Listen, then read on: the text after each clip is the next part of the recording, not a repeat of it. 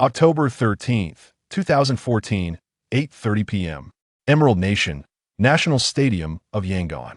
The facilities of the stadium were antiquated, and the adjacent fans buzzed, circulating nothing but hot air. Lu Zai sat on the bench, his right ankle bound in an ice pack, sweat beading from the pain. 3 days prior, he had transformed the defense of the Pickled Vegetable Nation into a Sevian accomplishment that should have been impossible. After all, he was merely a mascot for Sevilla's B team, a decorative young master who had infiltrated the squad thanks to his handsome visage and family sponsorship. Yet, unbeknownst to all, a new soul had taken residence within this shellless spirit from a parallel world, the golden boot of the Chinese Super League. Damn it, he muttered through gritted teeth, fixating on his bruised and swollen ankle, his thoughts drifting back to that surreal moment 3 days earlier. One moment celebrating his golden boot at the Super League Awards, and the next, awakening in the Blue Planet's Asian Youth Championship, burdened with the identity of this affluent heir. Ironically, this privileged youth was merely gilding his experience in Europe, unable to secure even a regular rotation in Spain's third division. He chuckled bitterly once the golden boot of the Super League, and now he found himself fretting over a mere mascot position. But his laughter was swiftly interrupted by pain. The team doctor had declared that the injury would require at least a week's rest. Yet now, he squinted at the scoreboard 0-2. The timer read 70 minutes. This was a do-or-die match for the national youth team. Another loss would spell disaster. As both the captain and offensive linchpin, Lu Zai had led the team through the first 2 group matches. In the first match against the South Vietnamese team, he had been disoriented upon his arrival in the second. Facing the Pickled Vegetable Nation, he gradually regained his shooting prowess, ultimately scoring a free kick that saved the entire team. This blue planet resembled his former Earth, yet with subtle differences. For instance, their current adversaries, the Cherry Blossom Nation, boasted a footballing prowess nearly indistinguishable from that of his former world, ranking as Asia's finest. His teammates, Tang Shi and Zhang Xiaoyi, bore striking resemblances to familiar faces from his past life, their personalities largely unchanged, albeit with different names. Now, confronted by the strongest team in the group, the Dragon Nation's youth squad teetered on the brink of collapse. The performances of his teammates on the field were as absurd as a dream. The midfield maestro, Zhang Xiaoyi, wore a grim expression, his mind seemingly adrift as he lost possession to the opposing players with ease. Striker Tang Shi was equally outrageous, squandering a clear shot on goal, inciting the coach to kick over a water bottle in frustration, drenching his own shoes as he muttered curses while returning to the bench. On the sidelines, the coaching staff of the Cherry Blossom Nation laughed, while the substitutes exhibited brazen arrogance, occasionally whistling and gesturing mockingly in their direction, clearly showing their disdain.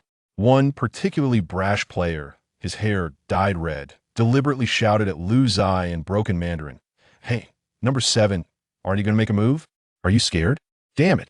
Lu Zai's clenched fists creaked, a fierce desire to charge into battle igniting within him. He stomped his right foot in frustration, wincing at the sharp pain his pampered body was far too delicate. In his previous life in the Super League, he could withstand 10 brutal tackles and still rise to charge forward now. A single blow left his skin bruised and swollen. The most vexing issue lies with his club, Sevilla, and its troubles. The original owner was merely a mascot, forced into the B team through family connections, and the coach had long harbored disdain for him. Just prior to the Asian Youth Championship, he received a stark warning. Poor performance would lead to demotion. The next time on the field could result in a 3-month injury.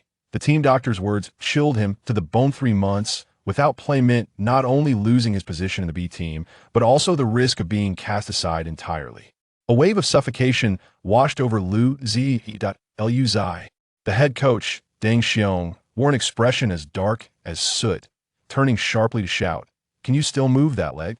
His voice brimmed with anger, yet beneath it lay a palpable sense of desperation. On the field, the young players from the land of cherry blossoms grew increasingly audacious, dribbling as if they were meandering through a market, leaving their own defense in tatters. A heavy silence enveloped the substitutes' bench. No one dared to utter a word. Lu Zai suddenly lifted his head. The pain in his right leg persisted, yet the frustration within him surged stronger than the agony. He rose abruptly, gritting his teeth, declaring, "I can go on. I must go on." The team doctor rushed over to intervene. Coach, if he pushes through this injury, he may require an extensive recovery period. Lu Zai forcefully brushed aside the doctor's hand, his gaze fixated on the group of Cherry Blossom Nation substitutes. Those scoundrels were laughing and gesturing 20, with some brazenly giving a thumbs up in mockery, their derision palpable even through the screen. Damn it, a rush of fervor surged through his mind. Coach, millions of fans from Dragon Country are watching. He yelled through clenched teeth, even if I have to sacrifice this leg, I will take down these little devils today. Deng Xiong scrutinized his eyes for a moment, then slapped his thigh decisively. All right, you got guts. He turned and shouted at the fourth official. Substitution. Lu Zai tore off his substitute vest. The stabbing pain in his right leg persisted, but he could no longer afford to dwell on it. No matter the cost of his leg, he could not allow those little devils to continue their arrogance today. He patted his right leg, a cold smile creeping onto his lips. Isn't it just a gamble? I've fought tooth and nail to reach this point in my life, and today I will fight you to the end. Damn, how wonderful it would be if my injury could miraculously heal right now, that he couldn't help but envision himself rejuvenated, dominating the field. If only that could happen.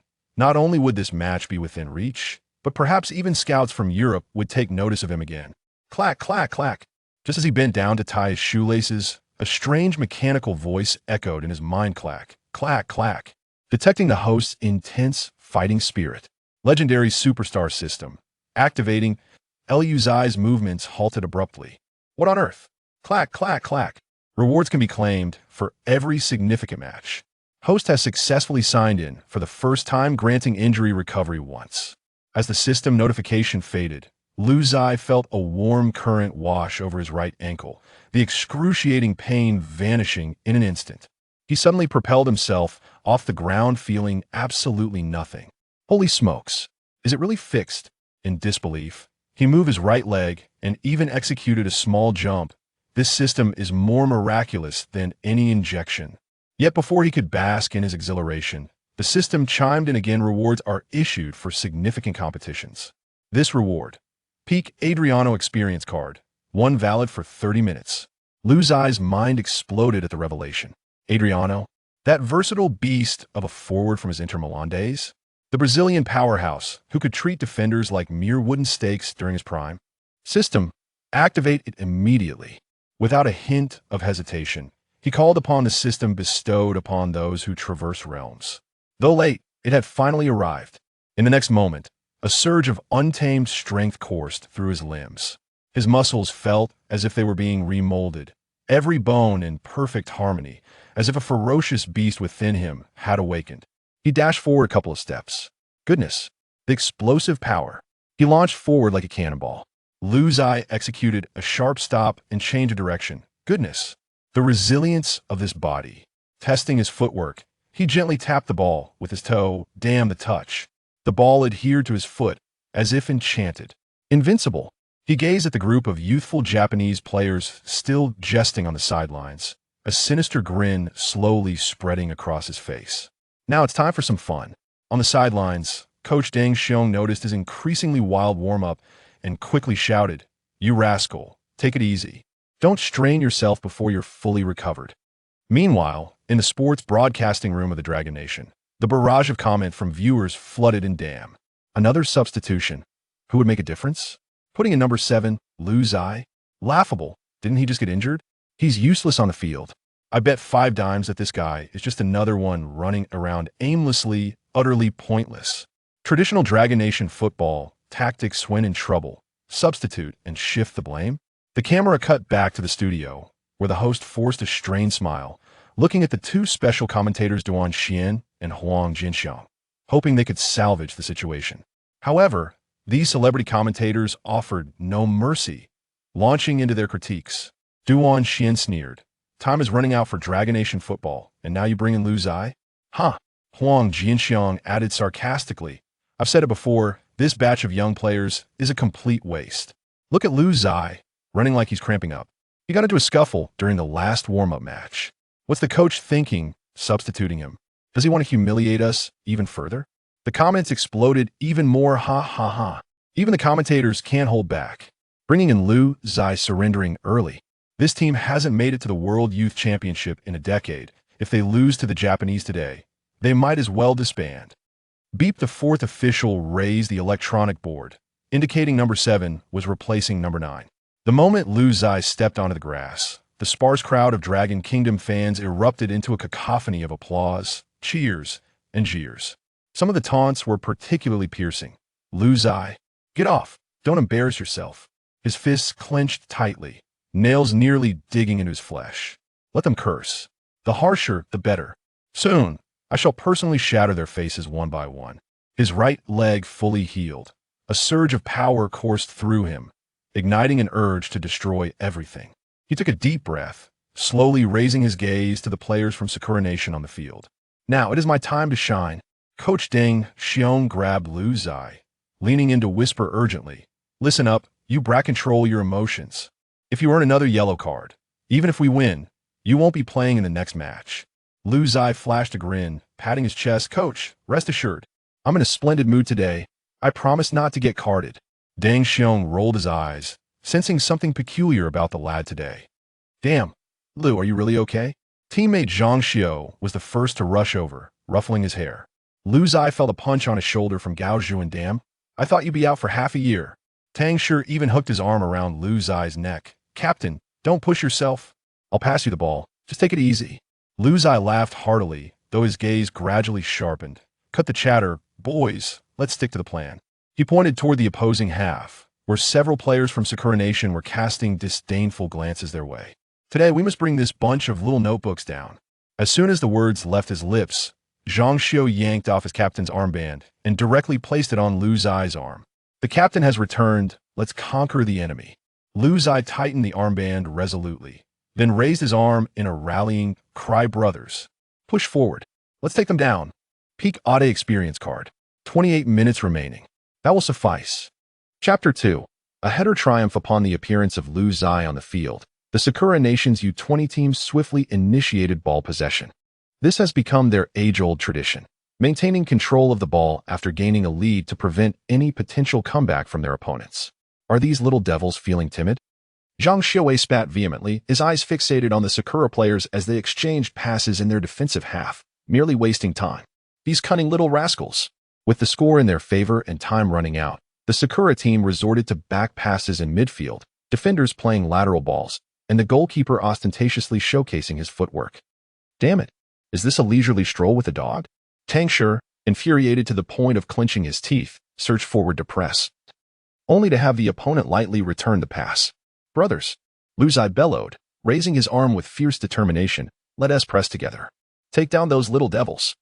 He led the charge, his legs moving as if powered by motors, swiftly closing in on the opposing midfielder. The Sakura player, leisurely preparing to pass, suddenly caught sight of a shadow racing towards him, nearly causing him to soil his trousers. Baka, how is he so fast? With a swift slide tackle, Lu Zai deftly poked the ball away from the opponent's feet. What a stunning play. The Dragon Nation's bench erupted in applause, with Coach Deng Xiong nearly leaping from his seat. However, in the next instant, all were left breathless. With Lu Zai poised to rise and sprint with the ball, a shadow leapt from behind. Sakura's number 3 defender executed a vicious scissor tackle, ensnaring Lu Zai's ankle with a brutal twist. Crack! Lu Zai was sent flying, crashing heavily to the ground, rolling twice before coming to a halt. An eerie silence enveloped the stadium for a second. Damn it! Zhang Xiaowei's eyes turned crimson as he charged forward, ready to fight. Gao Zhuani, Tang Shi, and several teammates were similarly incensed, rolling up their sleeves to confront the offender, while the referee hurriedly blew his whistle to restore order amidst the chaos. The Sakura number 3 feigned innocence, shrugging his shoulders and chattering in his native tongue, clearly playing the victim. The referee approached, hesitated for a moment, and ultimately brandished a yellow card. A yellow card? I curse your ancestors. The Dragon Nation coaching staff collectively erupted in fury, nearly storming the pitch. The camera panned to Lu Zai, who lay motionless on the grass. Concern gripped the hearts of all fans invested in Dragon Nation football. Could Lu Zai truly be incapacitated? In the next moment, wait, what? Lu Zai stood up. The spectators from Dragon Nation were left in disbelief. Tang Shi rushed over to support him, exclaiming, Boss, don't force it. Let the team doctor check you out. Check what? Lu Zai grinned, leaning toward Tang Shi's ear and whispering, "When we get a free kick later," ignoring the dead silence that enveloped the stadium.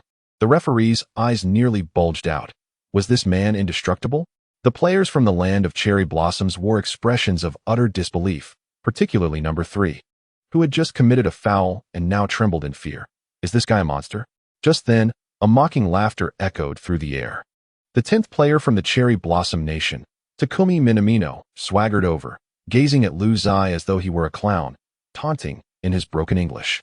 "Your diving technique is quite elegant, softy." This fellow, sporting a disheveled hairstyle, wore an expression that screamed, "I am the best in the world." It was no wonder, as he was currently the undisputed core of the Cherry Blossom team, the league's best newcomer, and a super talent recently signed by an Austrian powerhouse. This match's lead for the Cherry Blossom Nation was solely thanks to his contributions. In response to the provocation, Lu Zai simply grinned. He slowly raised his right hand and, with the universal gesture, retorted clearly, "Blind man, shut your mouth, you fool. Baka." Minamino was instantly rattled, rolling up his sleeves, ready to brawl. "Get lost." Zhang Xiaowei and Gao Zhuani swiftly transformed into his protectors, shoving Minamino 3 meters away with their chests. The referee hurriedly blew the whistle to restore order, creating a moment of chaos. Commentator Huang Jinxiang was thoroughly entertained. "Oh my, look at this tension. There's bound to be drama the moment Lu Zai steps onto the field." Duan Xin sinisterly added, "The score is still 2-0. Our players lack experience and need to catch up swiftly." As Minamino was pulled back by his teammates, he turned to make a throat-slitting gesture. The Cherry Blossom fans on the sidelines erupted in boos. Yet, these spectators had no idea that the prodigy they gazed upon was about to experience the terror of being dominated by a monster. Add experience card remaining time. 25 minutes. The match continued. Just moments ago, Lu Zai had won a free kick for the Dragon Nation team. Yet it was Zhang Xiaowei standing over the ball instead of the star player, Lu Zai. In the next instant, everyone expected Zhang to launch a long pass into the penalty area or take a powerful shot, but instead, he deftly executed a low, ground-hugging pass directly to the left flank, aimed at Tang Shi. What the hell? A surprise attack? The Cherry Blossom goalkeeper panicked. Tang Shi, receiving the ball, didn't even stop to control it. He lifted his head and sent a high, curved cross, perfectly directed towards the penalty area. "Defend. Mark Dragon Nation's number 7. Roared the Cherry Blossom coach, his voice nearly cracking. However, it was too late. Lu Zai had already surged forward. At that moment, his muscles were taut, and the explosive power of his legs resembled that of a beast awakening. 2 players from the Cherry Blossom Nation desperately clung to him, but the more they ran, the more they were astounded. Is this speed even human? Boom. Lu Zai leaped into the air in the penalty area, defiantly bearing the interference of 2 central defenders. With a powerful thrust of his core, he soared like a bomber. What the heck? He jumped that high. One of the defenders was unceremoniously knocked to the ground, while another was unable to restrain him despite his desperate attempts. Bang! Lu Zai's forehead collided forcefully with the ball as he executed a powerful header. The football soared like a cannonball, hurtling toward the upper left corner of the goal. The goalkeeper from Sakura Country barely had time to react, instinctively raising his hand just in time. Whoosh! The ball struck the underside of the crossbar and crashed into the net. The entire goal frame trembled, and the net billowed high. Longhua scored a goal. The crowd erupted in an uproar. "Oh my goodness!" Zhang Xiaowei dashed over, wrapping his arms around Lu Zai's neck, exclaiming, "Old Lu, did you just fly?" Tang Shi rushed over, shaking Lu Zai vigorously. "Incredible, boss." The Longhua bench ignited with excitement, the coaching staff leaping to their feet, with Deng Xiong shaking his fist and shouting, "Well done." In the stands, Longhua fans waved their national flags frantically, their cheers resonating like thunder. Longhua team. Amazing. The live broadcast exploded with comments. What the hell? That jump? That header? Top-tier striker level. An absolute dead angle. Oh wow. Those foolish defenders from Sakura Country are completely stunned. Huh? Commentator Huang Jinxiang's voice soared with excitement. Did you see that? This is the Longhua bomber. The Sakura Country goalkeeper didn't even have time to react. Duan Xin laughed uproariously, 2-1, who said Longhua had no chance. This goal is a direct slap in the face. He had forgotten that it was he who previously claimed Longhua had no hope. The camera panned to Takumi Minamino, the young prodigy from Sakura Country, celebrated as the most talented player of the new generation. At this moment, His face was ashen, his gaze fixed intensely on Lu Zai, filled with shock and resentment. Just moments ago, he had mocked Lu Zai as weak, only to be brutally silenced by his overwhelming performance. On the sidelines, the Sakura Country coach was beside himself with rage, bellowing at the defenders, "Mark him closely. How could you allow number 7 such an easy header?" The two central defenders from Sakura Country sat on the ground in bewilderment, thinking, "We were marking him, but this guy is like a human tank. We simply couldn't hold him back." Lu Zai patted the Longwa emblem on his chest, glanced at Takumi Minamino, and a cold smile crept across his lips. "Did you think a 2-goal lead was secure? I'm sorry, but soon you shall know what true despair feels like." In the next moment, Lu Zai retrieved the ball from the net and sprinted toward the center circle, eager to resume play without delay. With little time left in regular play, and only a maximum of 15 minutes including stoppage time, 2 more goals were necessary. He wiped the sweat from his face, a fierce grin spreading across his lips as he thought, now the match is truly getting interesting. Meanwhile, the Sakura Country coaching staff was in chaos. "Baka, who the hell can make that number 7 stop for a moment?" The coach kicked over a bottle of water, grabbing Takumi Minamino by the collar, shouting, "You, go mark him personally. If he scores again, I will commit seppuku." With a fierce glint in his eyes, Takumi Minamino declared, "Fear not, coach. I shall ensure this Chinese player comprehends the meaning of despair." He turned and shouted behind him, "Namamoto, Sato, mark him closely." The referee blew the whistle to commence the match. Amidst the chaotic skirmish, Tang Shi cursed vehemently, "What the hell? 3 of these fools are focused on our captain? Have they no shame?" Zhang Xiuwei spat vehemently, "They're afraid." Indeed, ever since the match resumed, as soon as Lu Zai received the ball, 3 aggressive opponents lunged at him. Minamino pressed closely against Lu Zai's back, while the other 2 flanked him, one on the left and one on the right. "Run, aren't you fast?" Minamino taunted in Japanese, while surreptitiously jabbing Lu Zai in the lower back. The referee, merely 3 meters away, feigned ignorance. The barrage of comments exploded. "What the hell? Isn't that a foul? Is the referee blind? Is this football or a brawl? Corrupt referee. He must be on the take." The second offensive was even more outrageous. As soon as Lu Zai received the ball, Sato's cleats viciously aimed at his ankle. "Damn!" Lu Zai stumbled, nearly falling, and the referee simply gestured for the match to continue. Thankfully, with the peak form of Ade providing protection, or else he might have been injured again. In the commentary booth, Huang Jinxiang slammed his hand on the table. "This is no longer a football match. This is murder. An outright act of murder." By the 3rd time Lu Zai was brought down, blood had already seeped from his knee. The assistant coach of Long was shouted furiously at the 4th official. "Is this not worth your attention? Have you referees been bribed?" As the clock ticked to 85 minutes, despite Lu Zai enduring repeated brutal fouls, the Longwa youth team had completely transformed into a formidable force. They were daring and tenacious, matching the Sakura youth team blow for blow.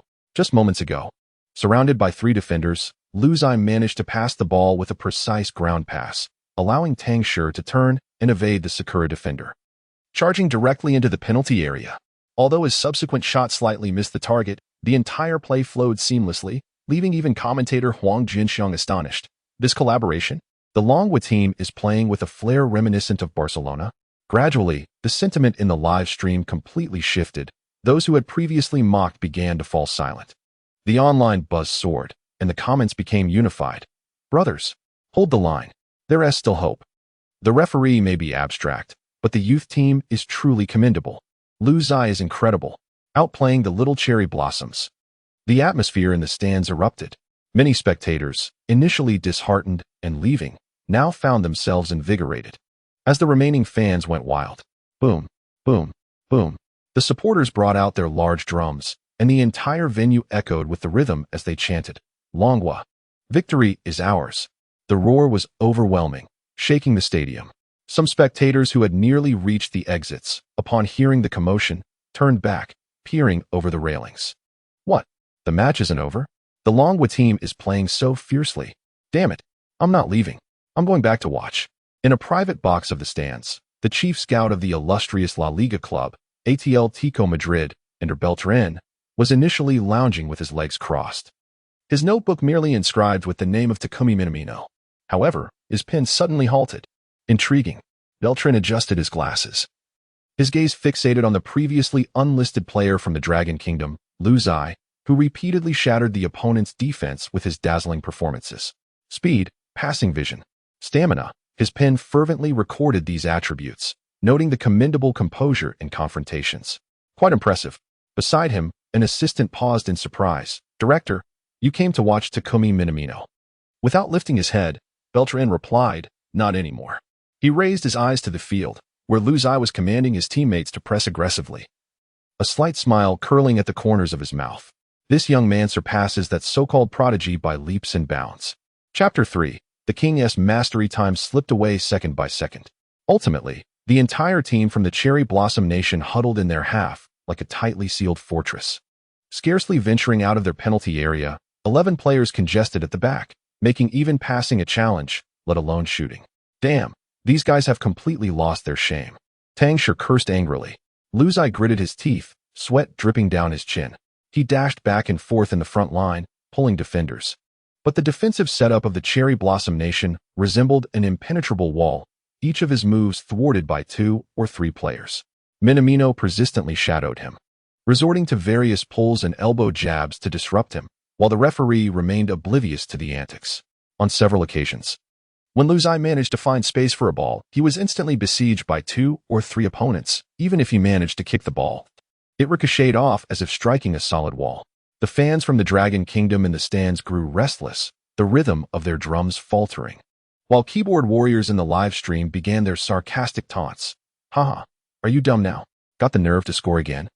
The defense of the Cherry Blossom Nation is as solid as a fortress. How can the Dragon Kingdom team possibly win?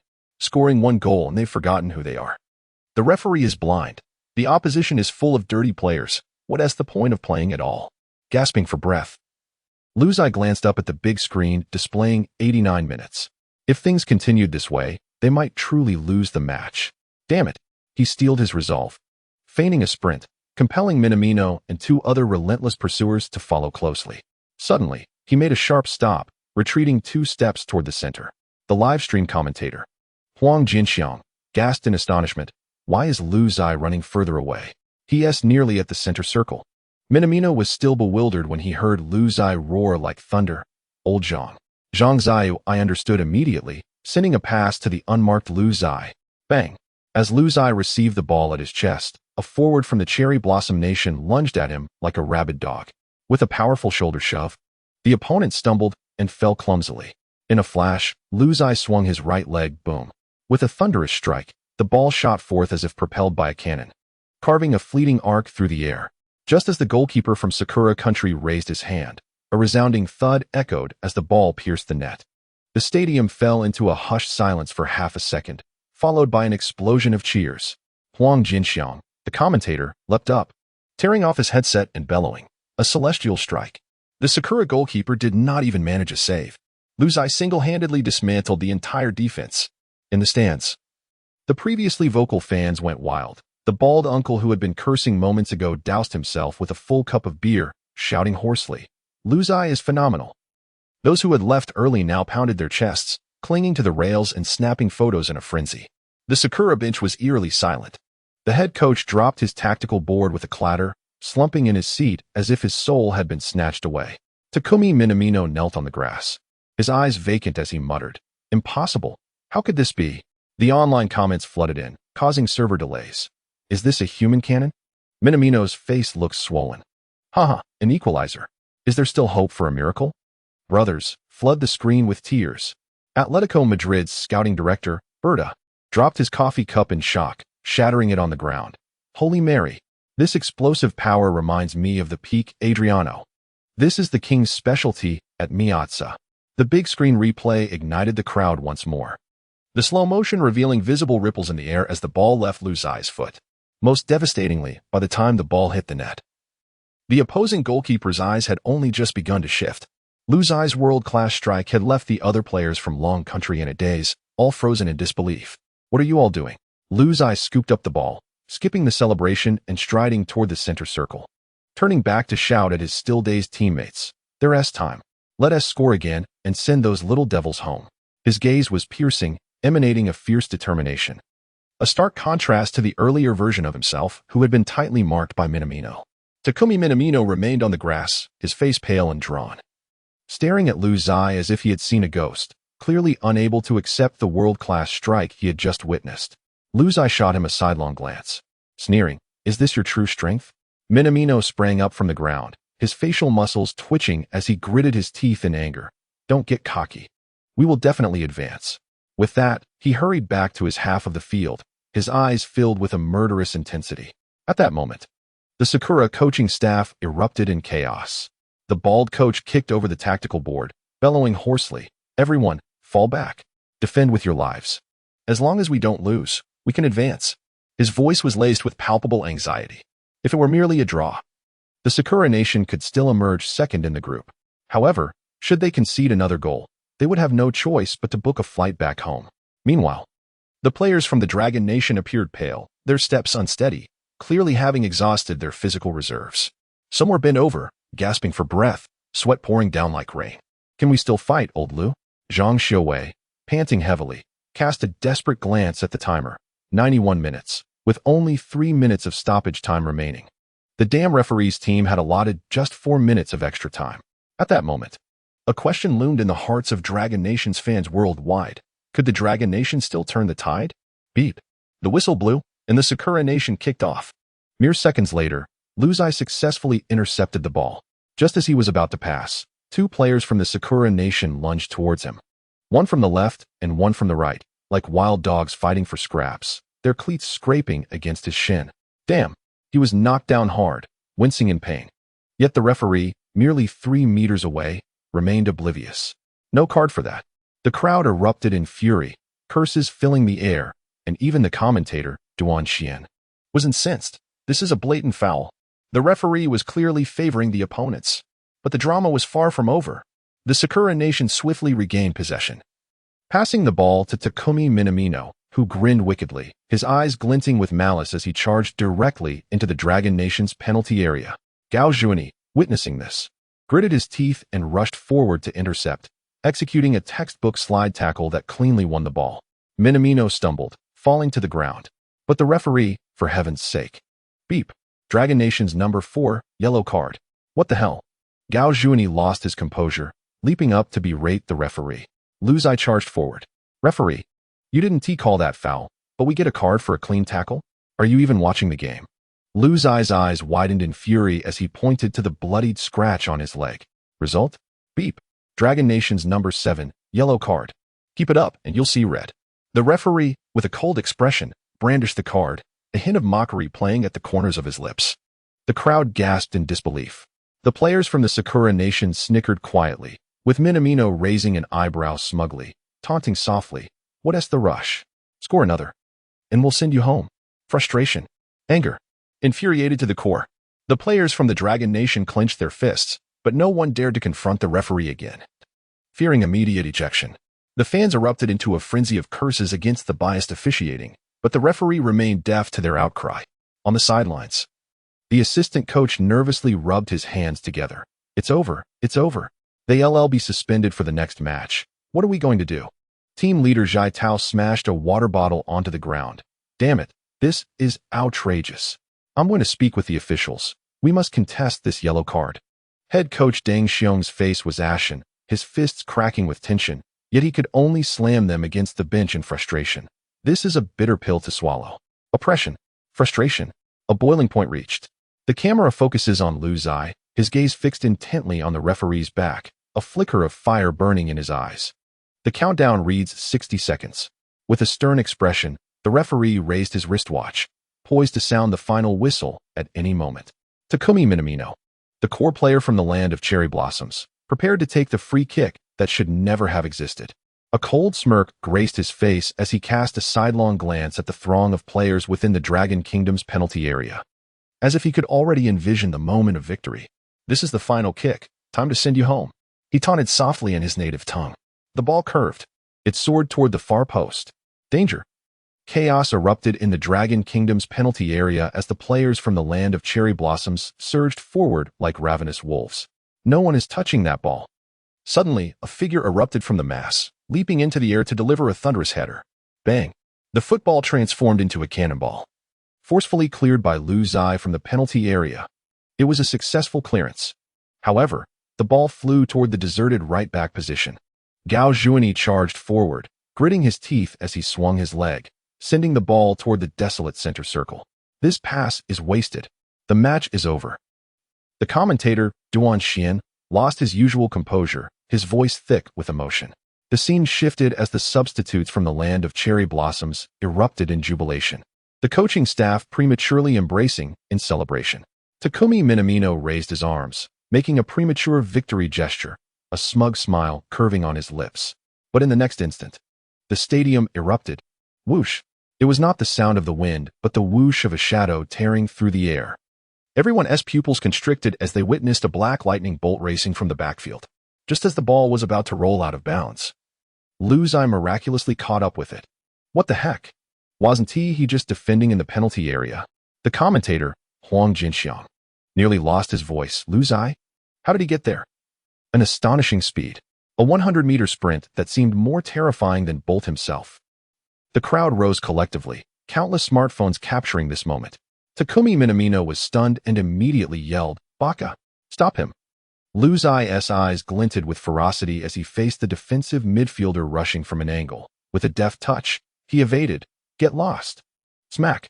A textbook example of a 1-2. The midfielder from the land of cherry blossoms was left off balance, stumbling and falling to the ground, tasting the grass. Ha ha ha ha. The Dragon Kingdom fans erupted in thunderous laughter, the atmosphere igniting. Awesome. Get back up, you fool. But there was more to come. A second defender roared as he lunged in, eager to tackle directly.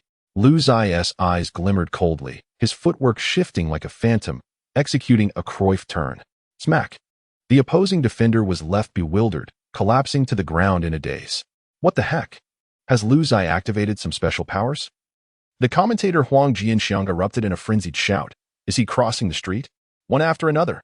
The third defender rushed in, utterly flustered, and executed a desperate sliding tackle to block him.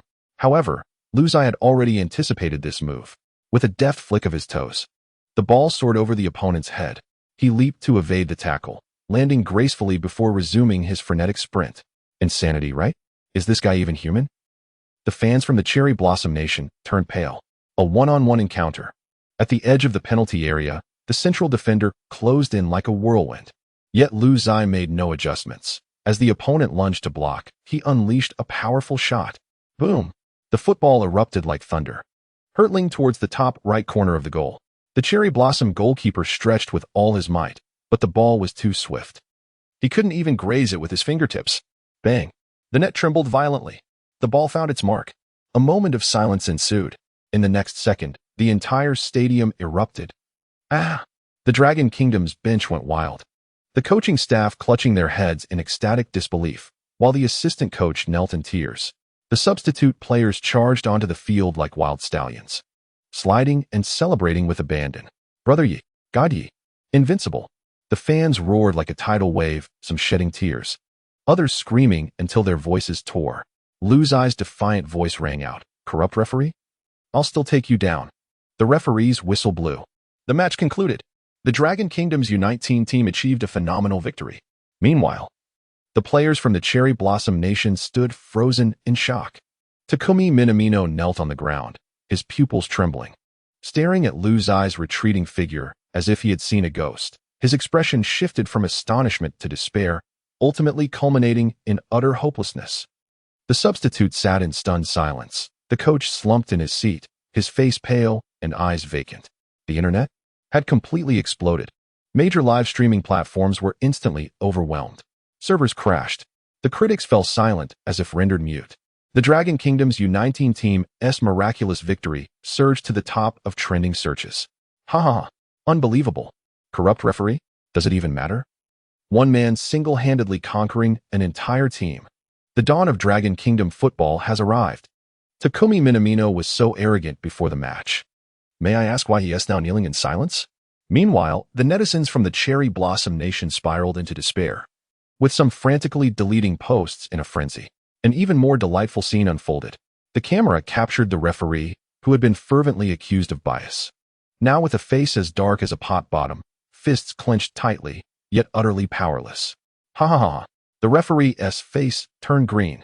Talent will ultimately triumph over injustice. What defines a stark contrast? The Dragon Kingdom rejoiced in ecstasy, while the Cherry Blossom Nation wallowed in humiliation. What does it mean to experience ultimate exhilaration? It is the sensation of knowing precisely where one has faltered, yet feeling utterly devoid of the right to complain. At the very moment when Lu Zai unleashed a breathtaking world-class strike, a sharply dressed European man in the VIP box sprang from his seat with fervor. It was he, the chief scout of Atletico Madrid, and Berta. His eyes widened in disbelief as the tactical board in his hand clattered to the ground. This is impossible. Trembling uncontrollably, he clutched his hair with one hand while vehemently pointing at Lu Zai on the field with the other, shouting at his assistant, "Can you see? Can you see? The explosive power, the agility, the shooting strength. How can a player under 20 possess such prowess?" The scout, equally frantic, feverishly recorded data on his tablet. His sprinting speed just now reached 37, rivaling that of Ronaldo. This is a monster. Berta fixated on Lu Zai's celebrating silhouette, breathless, his eyes reddened. "We must sign him immediately. Atletico cannot let him slip away, no matter the cost." Grabbing the scout by the collar, he rasped, "Contact his club at once.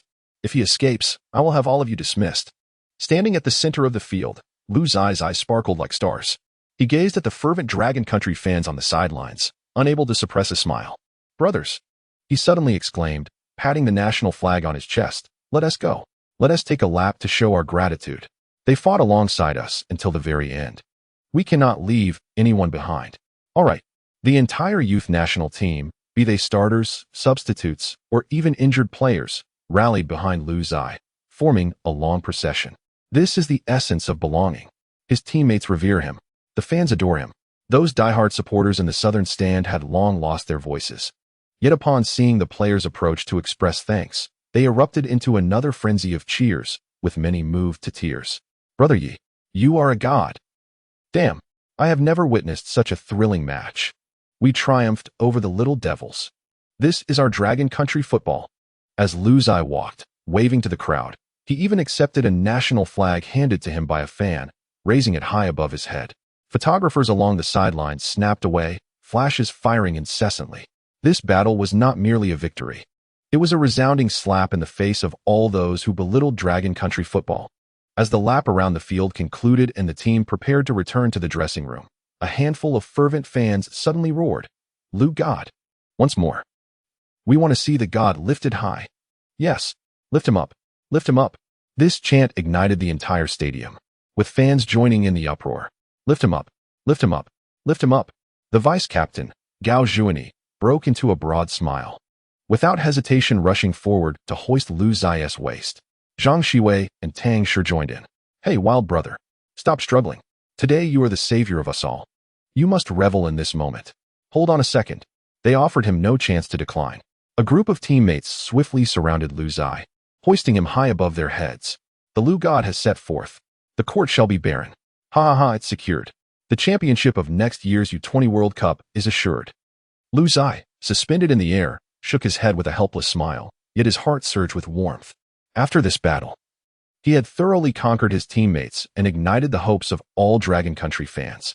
At the entrance of the locker room, the head coach had been waiting for a while, looking at the returning Lu Zai with pride, murmuring softly, "This little rascal has truly turned the tide." "Quiet down." Team leader Zhai Tao entered the locker room, banging the tactical board twice. "Silence. I will announce the latest battle report." All players immediately halted their actions, turning their eyes in unison. Zhai Tao grinned, slapping the tactical board. "Brothers, we have advanced. Second in the group. 1 win and 2 draws. 5 points to progress." The locker room erupted in chaos. Towels flew, water bottles crashed to the ground, and everyone roared and shouted, with several substitutes even joyfully embracing and jumping in celebration. "Incredible. I knew we could do it. Ha ha ha. The little ones have failed to advance. How delightful. They deserved it for being so cocky before the match." Once Zhai Tao allowed them to vent their excitement, he raised his hand to restore order, his expression turning serious. However, the moment those words left his lips, a chill ran through everyone's hearts. The locker room fell into an immediate silence. "In the next knockout match, we will face the group leaders, Qatar." The previously boisterous locker room became so quiet one could hear the water cooler dripping. "Qatar." The voice of forward El Chong trembled. The reigning champions of the last Asian U19 Championship, Qatar, the powerhouse of Asian youth training, a team characterized by technical prowess and formidable physicality. Last year's champions of the Asian U19 Championship and quarterfinalists in the U20 World Cup. Everyone's hearts sank. The upcoming match was a true battle for survival. Winning would grant them direct passage to the U20 World Cup, breaking a decade-long absence, while losing would condemn them to be the laughingstock of the sport for another 10 years. A dull thud echoed from the corner. The substitute goalkeeper, Chen Mo, dropped his water bottle to the floor. The atmosphere immediately thickened. Everyone instinctively turned to the young man sitting in the corner, Lu Zai, who was focused on tying his shoelaces, beads of sweat trailing down his spine. This hero, who had just scored a hat trick, would be suspended for the next match. Damn it! Goalkeeper Zhou Yuchen slammed his fist against the locker. How are we supposed to play? Those beasts from Qatar humiliated us last year by 4-0. The temperature in the locker room seemed to plummet by 10 degrees. Whispers filled the air. Shall we buy another ticket? After all, we are merely delivering vegetables. What nonsense! Shouted Deputy Captain Gao Zhuan, his eyes burning with intensity. 10 years ago, we were regulars at the World Youth Championship. Now we dare not even attend? The atmosphere thickened with tension as everyone's breaths grew heavy. A decade ago, they were mere elementary school students. The televised World Youth Championship for the under 85 age group ignited their passion for football. In 2005, the elder brothers like Chun Tao and Hao Junmin led the team to a glorious victory in the group stage, triumphing over Turkey, Ukraine, and Panama with 3 consecutive wins. However, they met a heartbreaking end in the round of 16, losing to Germany 2-3, thus halting their journey in the tournament. They scored a staggering 11 goals across 4 matches, showcasing a formidable attacking prowess that captivated the world, ultimately finishing in 10th place and making history for Dragon Country football. Now, they were merely a victory away from reclaiming that stage, yet at this critical juncture, the team had lost its sharpest blade.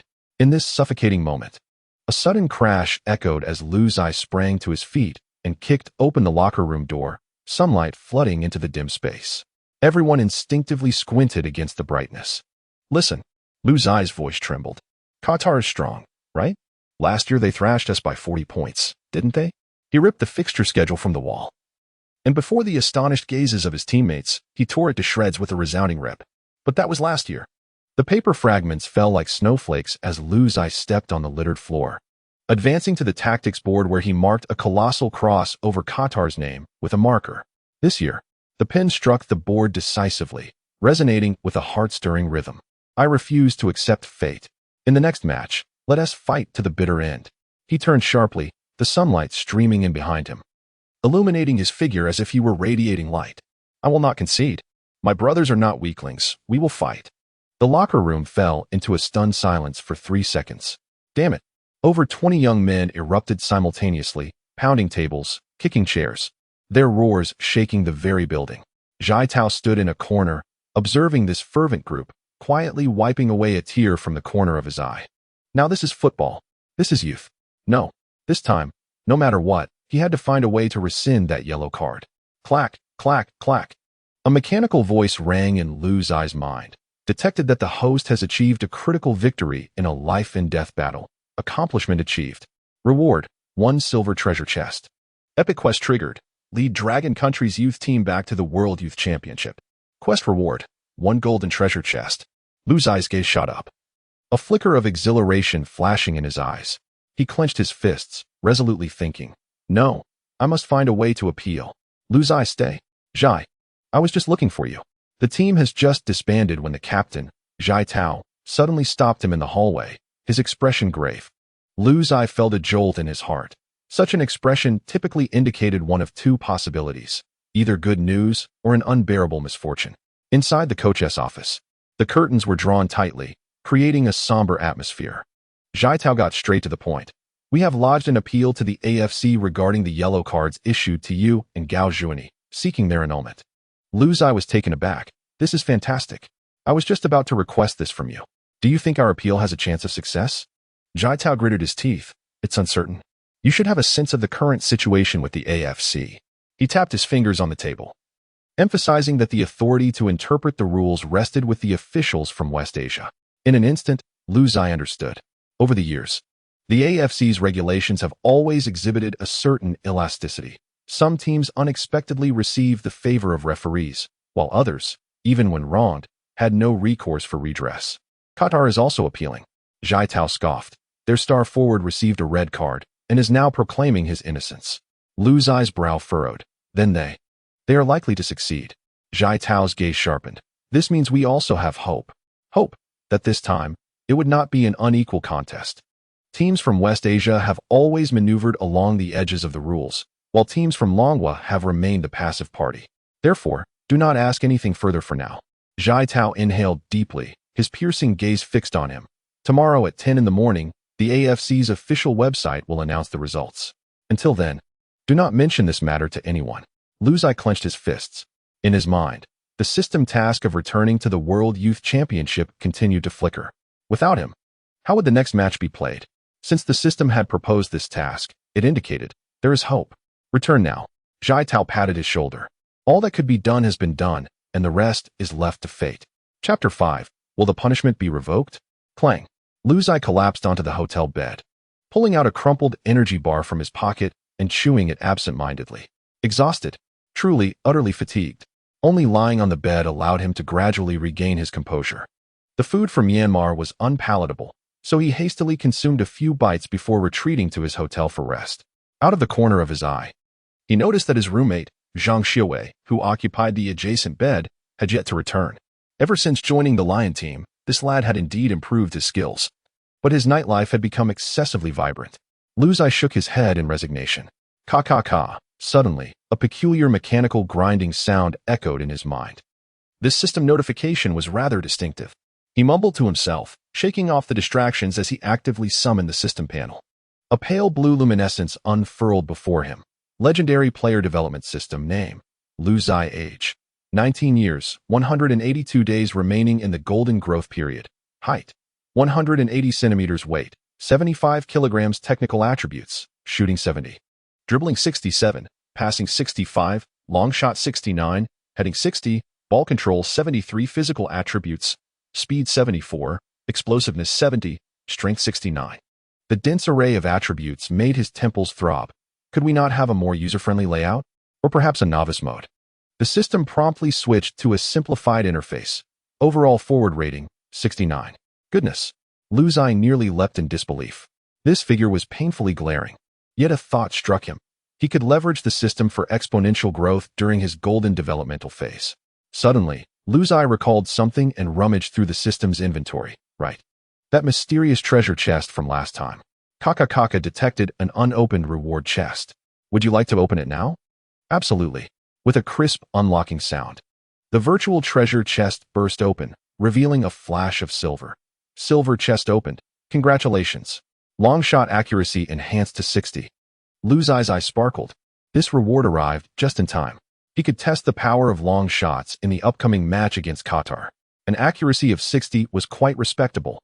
Just then, Kaka Kaka newbie gift pack received.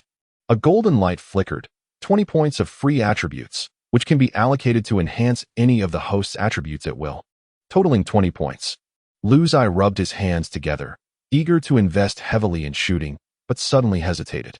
Wait, reserving them as a trump card would be more exhilarating. If the need arose, he could allocate all points to shooting, right?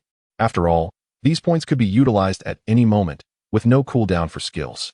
Ultimately, fatigue triumphed over the anticipation for new skills and the excitement for the next match, and he drifted into a deep slumber. However, unbeknownst to him, someone was tirelessly working to lift his suspension for the forthcoming match. The night was resplendent, filled with opulence. In the Emerald Nation, Yangon City, within the uppermost tier of a private club, Sheikh Salman, the current president of the Asian Football Confederation, languidly reclined on a premium Italian leather sofa, tapping his fingers lightly against a crystal glass.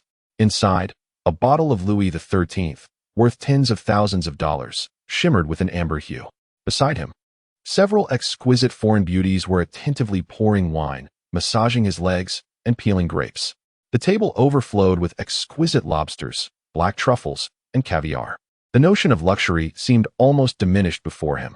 Tonight's lavish feast was a gesture of goodwill arranged by the Qatar Football Association. Why such fervent hospitality? Simply put, To curry favor with this influential figure who held the reins of Asian football meant securing favorable interests for the years to come. More importantly, the brilliant forward of Qatar, Akram Afif, often referred to as the Messi of West Asia, received a red card in the last match. In the upcoming crucial game against Longwa's youth team, if Afif is suspended, Qatar's strength would be significantly undermined. This red card must be overturned. However, rescinding a red card is no simple task. The AFC is not governed by Qatar, and even for Salman, a compelling reason must be presented to effectuate such a change. Thus, the Qatari officials resorted to their ultimate gambit, offering lavish rewards, exquisite wines, stunning companions, and bespoke luxurious dinners, all contingent upon Salman's approval. Suddenly, Salman's phone lit up with an incoming call from the director of scouting at Atletico Madrid, Andrea Berta. Salman's brow arched, and a smirk played at the corners of his mouth. Interesting. Why are so many prominent figures reaching out to me today? Hello, Andrea? Salman casually waved away the beauty beside him, his tone playful. On the other end, Berta was direct. Sheikh, you are in Yangon, correct? I need to discuss something with you in person. Salman chuckled lightly, maintaining a teasing demeanor. Old friend, after years of silence, you suddenly wish to discuss matters? You truly are a workaholic. Berta's voice was low yet imbued with an unyielding firmness. It concerns Lu Zai. Salman raised an eyebrow, his smile widening. Oh? That little prodigy from Longwa? He was well aware. Just hours prior, the young star had executed a miraculous hat trick, eliminating the top-tier team from Sakura country. Furthermore, mere moments ago, the Longwa Football Association had submitted an appeal to annul the yellow cards issued to Lu Zai and Gao Juni. According to regulations, such appeals were nearly impossible to overturn, and Salman had initially intended to merely go through the motions. However, if Atletico's upper management personally sought clemency, the situation would become intricate. A few minutes later, in the most private chamber of the club, Berta and Salman sat facing each other. Berta wasted no time. Speaking candidly, Sheikh, I need Lu Zai to play in the next match. Salman narrowed his eyes. Andrea, are you serious? You traveled all this way for a mere young talent from Longwa? Berta smiled slightly. Surely.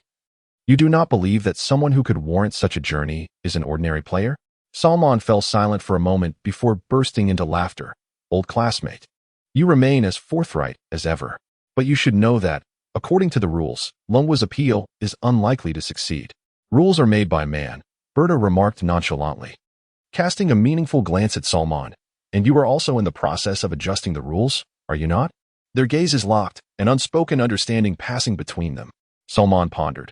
The Qatari officials have invested significantly to ensure their player can continue competing against Longwa. And now you wish for me to rescind the yellow cards of Longwa's players? This is indeed intriguing. Berta discerned his hesitation and promptly unleashed his trump card. If Asia had more talents like Lu Zia, Atletico Madrid could establish a long-term youth training partnership with the AFC. Hiss. Salman's pupils constricted. As one of the three giants in La Liga, Atletico Madrid possesses invaluable resources. What would it mean to collaborate closely with the AFC? The expansion of European elite resources into the Asian market. This transcends the value of a single Lu Zia. It embodies the commercial interests of Asian football as a whole.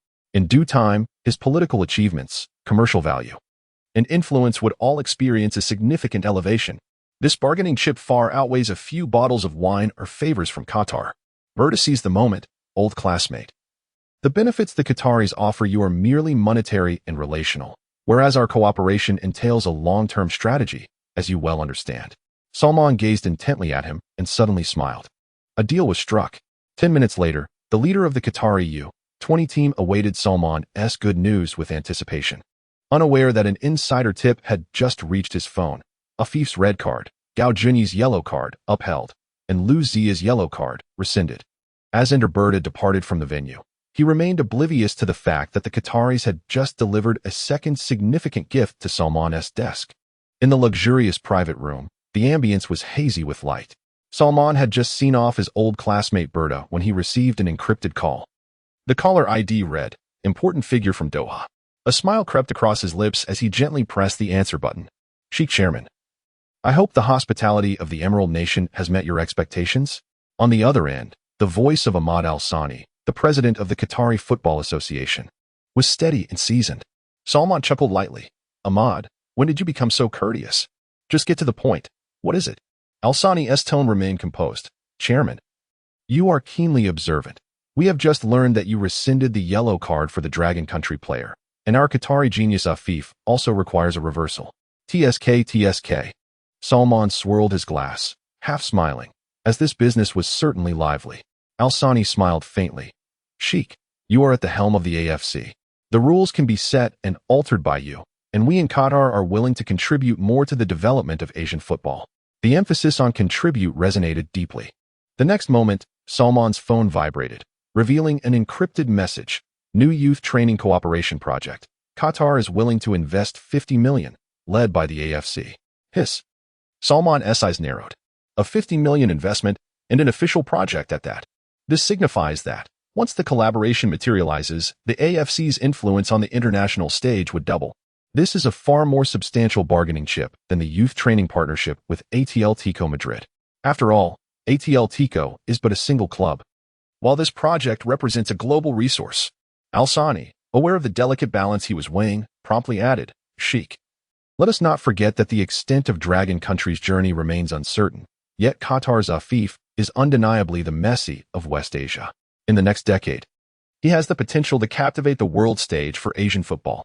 The stakes from both sides were clearly laid bare. How to choose? Belta represented the pinnacle of club resources, while Qatar embodied the essence of global football capital. Would one attempt to indulge in both? The answer lay in discerning the appetite of Salman. 10 minutes later, Salman slowly set down his phone, a shrewd smile glimmering in his eyes. A red card? Such an abundance of red cards is hardly plausible. The AFC, upon thorough verification, determined that Afif's actions constituted a normal contest for the ball, resulting in the erroneous decision being overturned. Although the actions of Lu Zai and his teammates sparked controversy, they did not reach the threshold for a yellow card, leading to a successful appeal. The double yellows transformed into no card at all. Both sides made concessions, yet each owed him an immense favor. The Qataris smiled in satisfaction, and Belta also achieved the desired outcome. However, the true victor was none other than Sheikh Salman, the astute strategist at the pinnacle of the football hierarchy. Chapter 6. Rivals and Allies on October 14, 2014, in the capital of the Emerald Nation. The Royal Sports Stadium of Nabiti stood under the blazing sun at 10 in the morning, so hot that even the dogs were too lethargic to bark. On the training ground of the Qatari youth team, a group of young men clad in white training attire were sweating profusely. Each lad was sun-kissed and muscular, clearly accustomed to the rigors of training. Yet, this team, meticulously nurtured over a decade by Spanish coach Felix Sanchez, wore expressions brimming with pride and ferocity. Run. If you can't outrun my dog, you'll have extra drills. Sanchez, cigar in mouth, stood at the sidelines, his years of training rendering the 50-something Spaniard darker than the locals, with wrinkles etched with scars around his eyes. The players pushed themselves harder, well aware that the old man was not jesting. He indeed had a retired police dog as a training companion. Suddenly, Sanchez's phone rang. Frowning, he retrieved his phone, glancing at the caller ID. His expression shifting rapidly from joy to concern. Hello? He moved to the shaded edge of the field to answer, occasionally murmuring affirmatives. A few minutes later, he hung up, a complex smile gracing his lips. Gather around. Everyone, come here. Sanchez blew his whistle, summoning the training players. The young Qataris, giggling and joking, converged, some still playfully tussling. Particularly, the team's goalkeeper, Muhammad Ali, stood at 199 centimeters, pouring water from a bottle over his teammates' heads, his flamboyant blonde hair reminiscent of a Nordic pirate. Silence. Sanchez's thunderous shout rendered the training ground utterly silent. Good news. He scanned the crowd, announcing that Afif's appeal against his red card had been successful. In the upcoming match against Longwa, our Messi of West Asia will be eligible to play. Astonishing. The players erupted in exuberance, with several of the younger members rushing forward to lift Afif and toss him into the air. Afif, laughing and struggling, exclaimed, "Put me down, you mad dogs." Once the commotion subsided, Sanchez clapped his hands. Now, I have some bad news to share. What bad news, coach? Muhammad Ali scoffed. It wouldn't be that our bonuses are being halved, would it? Laughter erupted among the team. Sanchez wore a mischievous grin. The number 7 from Longwa, Lu Zai, the one who scored a hat trick against Inghua Country, has also had his yellow card rescinded. He will be available for the next match as well. The training ground fell silent for a brief moment before bursting into even greater laughter. Is that it? Is that really it? The team's other jokester, Moise Ali, doubled over in laughter. Coach, you must be joking. That's what you call bad news? Moise Ali, the team's second striker, stood at 168 centimeters tall. His flexibility reminiscent of an acrobat, making him resemble a monkey as he leaped about. Last time against Longwa's youth team, we crushed them 40-0. And I barely touched the ball 3 times. This time, I'm bringing a sun chair to the sidelines. Haha. The players laughed uproariously, recalling their previous warm-up match victory. Come off it, old Mo. The dark-skinned, petite Ali suddenly sprang up from behind, nimbly leaping onto Muhammad's back. Be careful, or that number 7 from Longwa might make you cry. Get off me, you black monkey. Muhammad jumped in frustration. Sanchez shook his head at the antics of these lively characters. He had sensed a tumultuous journey ahead when he rescued 8-year-old Muhammad and 9-year-old Moise from the slums a decade ago. Now, observing the reckless exuberance of these young men, he couldn't help but shake his head in resignation. Yet, when his gaze fell upon Afif, he noticed the usually boisterous young man wearing a serious expression. Coach. Afif suddenly spoke, his voice deep. I've watched the match footage of Lu Zai against Inghua country. The mention of the Mohawk-haired Afif's name gradually quieted the training ground. His number 10 jersey was filthy, yet his eyes shone with clarity. He was the prodigious talent known as the Messi of West Asia, already courted by European giants at the tender age of 17. Midfielder Hartem also composed himself. The captain is right. We must take this opponent seriously. Hartem, the team's strategist, hailed from a family steeped in sports and had been trained rigorously by his father in a military fashion since childhood. Even under the blazing sun, his stance remained as straight as a javelin. The atmosphere grew hushed, encompassing even the most boisterous player, White Ali. Sanchez raised an eyebrow, finding this rather intriguing. After years of coaching the Qatar youth team, it was the first time he had witnessed Afif showing such earnest interest in other Asian players. Hey, Black Ali. Bouncing around like that. He glanced at the silent Afif, and then at the ashen-faced Hatem. Surely you don't take that kid seriously? Quiet, exclaimed Hatem, the agile midfielder sporting a buzz cut. Although he stood at only 175 centimeters, his deep voice carried an inherent authority, announcing that the coach was about to speak. All right. Since that's how you feel, Sanchez clapped his hands. Today we shall extend our defensive training by an hour, especially focusing on the characteristics of Lu Zai. Come on, coach. Not that. The players' lamentations echoed across the training ground. Only Afif quietly tightened his shoelaces, a flicker of excitement passing through his eyes. Lu Zai, was it? How intriguing, indeed. Meanwhile, the youth team of Longwa was aboard a bus en route to Nibi City. The tires rumbled over the bumpy road, causing the entire bus to sway like a pendulum. Several players in the back slumped awkwardly in their seats, snoring like tractors. Up front, a buzz-cut lad sprawled out in a manner reminiscent of Guyu, drooling and leaving a map-like outline on his jersey. Yet, in the first row by the window, a slender figure leaned forward, engrossed in a tablet. Lu Zai was intently watching slow-motion replays of Qatar's youth goalkeeper, Muhammad, making a save. His eyes scanning the screen with the precision of a scanner, as if wishing to analyze the color of the opposing defender's shorts. Suddenly, a ghostly face appeared beside Lu Zai. Zhang Xiaowai, sporting dark circles under his eyes as if drained by a specter, blurted out. So you really did pick up the serious attitude from those foreign devils after spending half a year studying in Spain? Lu Zai didn't even lift his eyelids. Tracing 3 lines on the screen with his finger, look at this right back. His defensive focus dropped significantly in the second half. This was a habit Lu Zai had cultivated before his time travel. Once a Golden Boot winner in the Chinese Super League, he may not have had a robust physique. But his exceptional football intelligence and ability to read the game allowed him to seize opportunities for breakaways. Such insights stemmed from his diligent study of opponents' defenses. Come on. Come on. Zhang Xiaowai swatted the tablet away, playfully mocking. Your old man runs a real estate company, and here you are playing the role of a passionate manga character? Let us do the math. After we shine in Europe, we return home to sign with Longchao for an annual salary in the 8 figures. Doesn't that sound more appealing than chasing after girls and racing cars? Longchao refers to the Longwa Super Football League, akin to the Chinese Super League before his time travel. At that moment, Longchao was experiencing a golden age of football wealth. Every team owner spares no expense in hiring top-tier foreign players, leading to a significant rise in the value and salaries of domestic athletes. At this remark, Lu Zai abruptly turned his head. Sunlight streamed through the car window, illuminating half of his face. When I went to Madrid to witness the Spanish National Derby, everyone stood up and applauded. My fist clenched with a crackling sound at that moment. I thought, now this is what football is all about. Zhang Xiaowai's expression resembled that of someone who had seen a ghost. Was this truly the same second-generation heir who once reserved nightclubs for him? It seemed as if he had been possessed by the football deity. Old Zhang.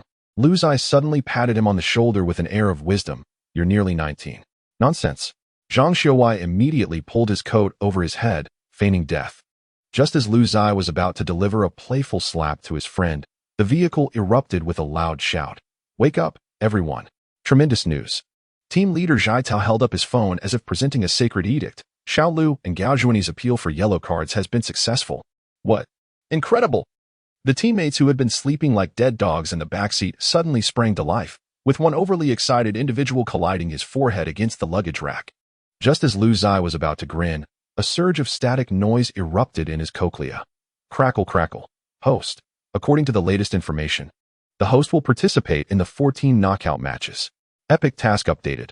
Lead the Dragon Kingdom youth team back to the World Youth Championship. Task reward. 1 golden treasure chest and an additional goal reward. Task penalty. Failure will result in a deduction of 5 attribute points.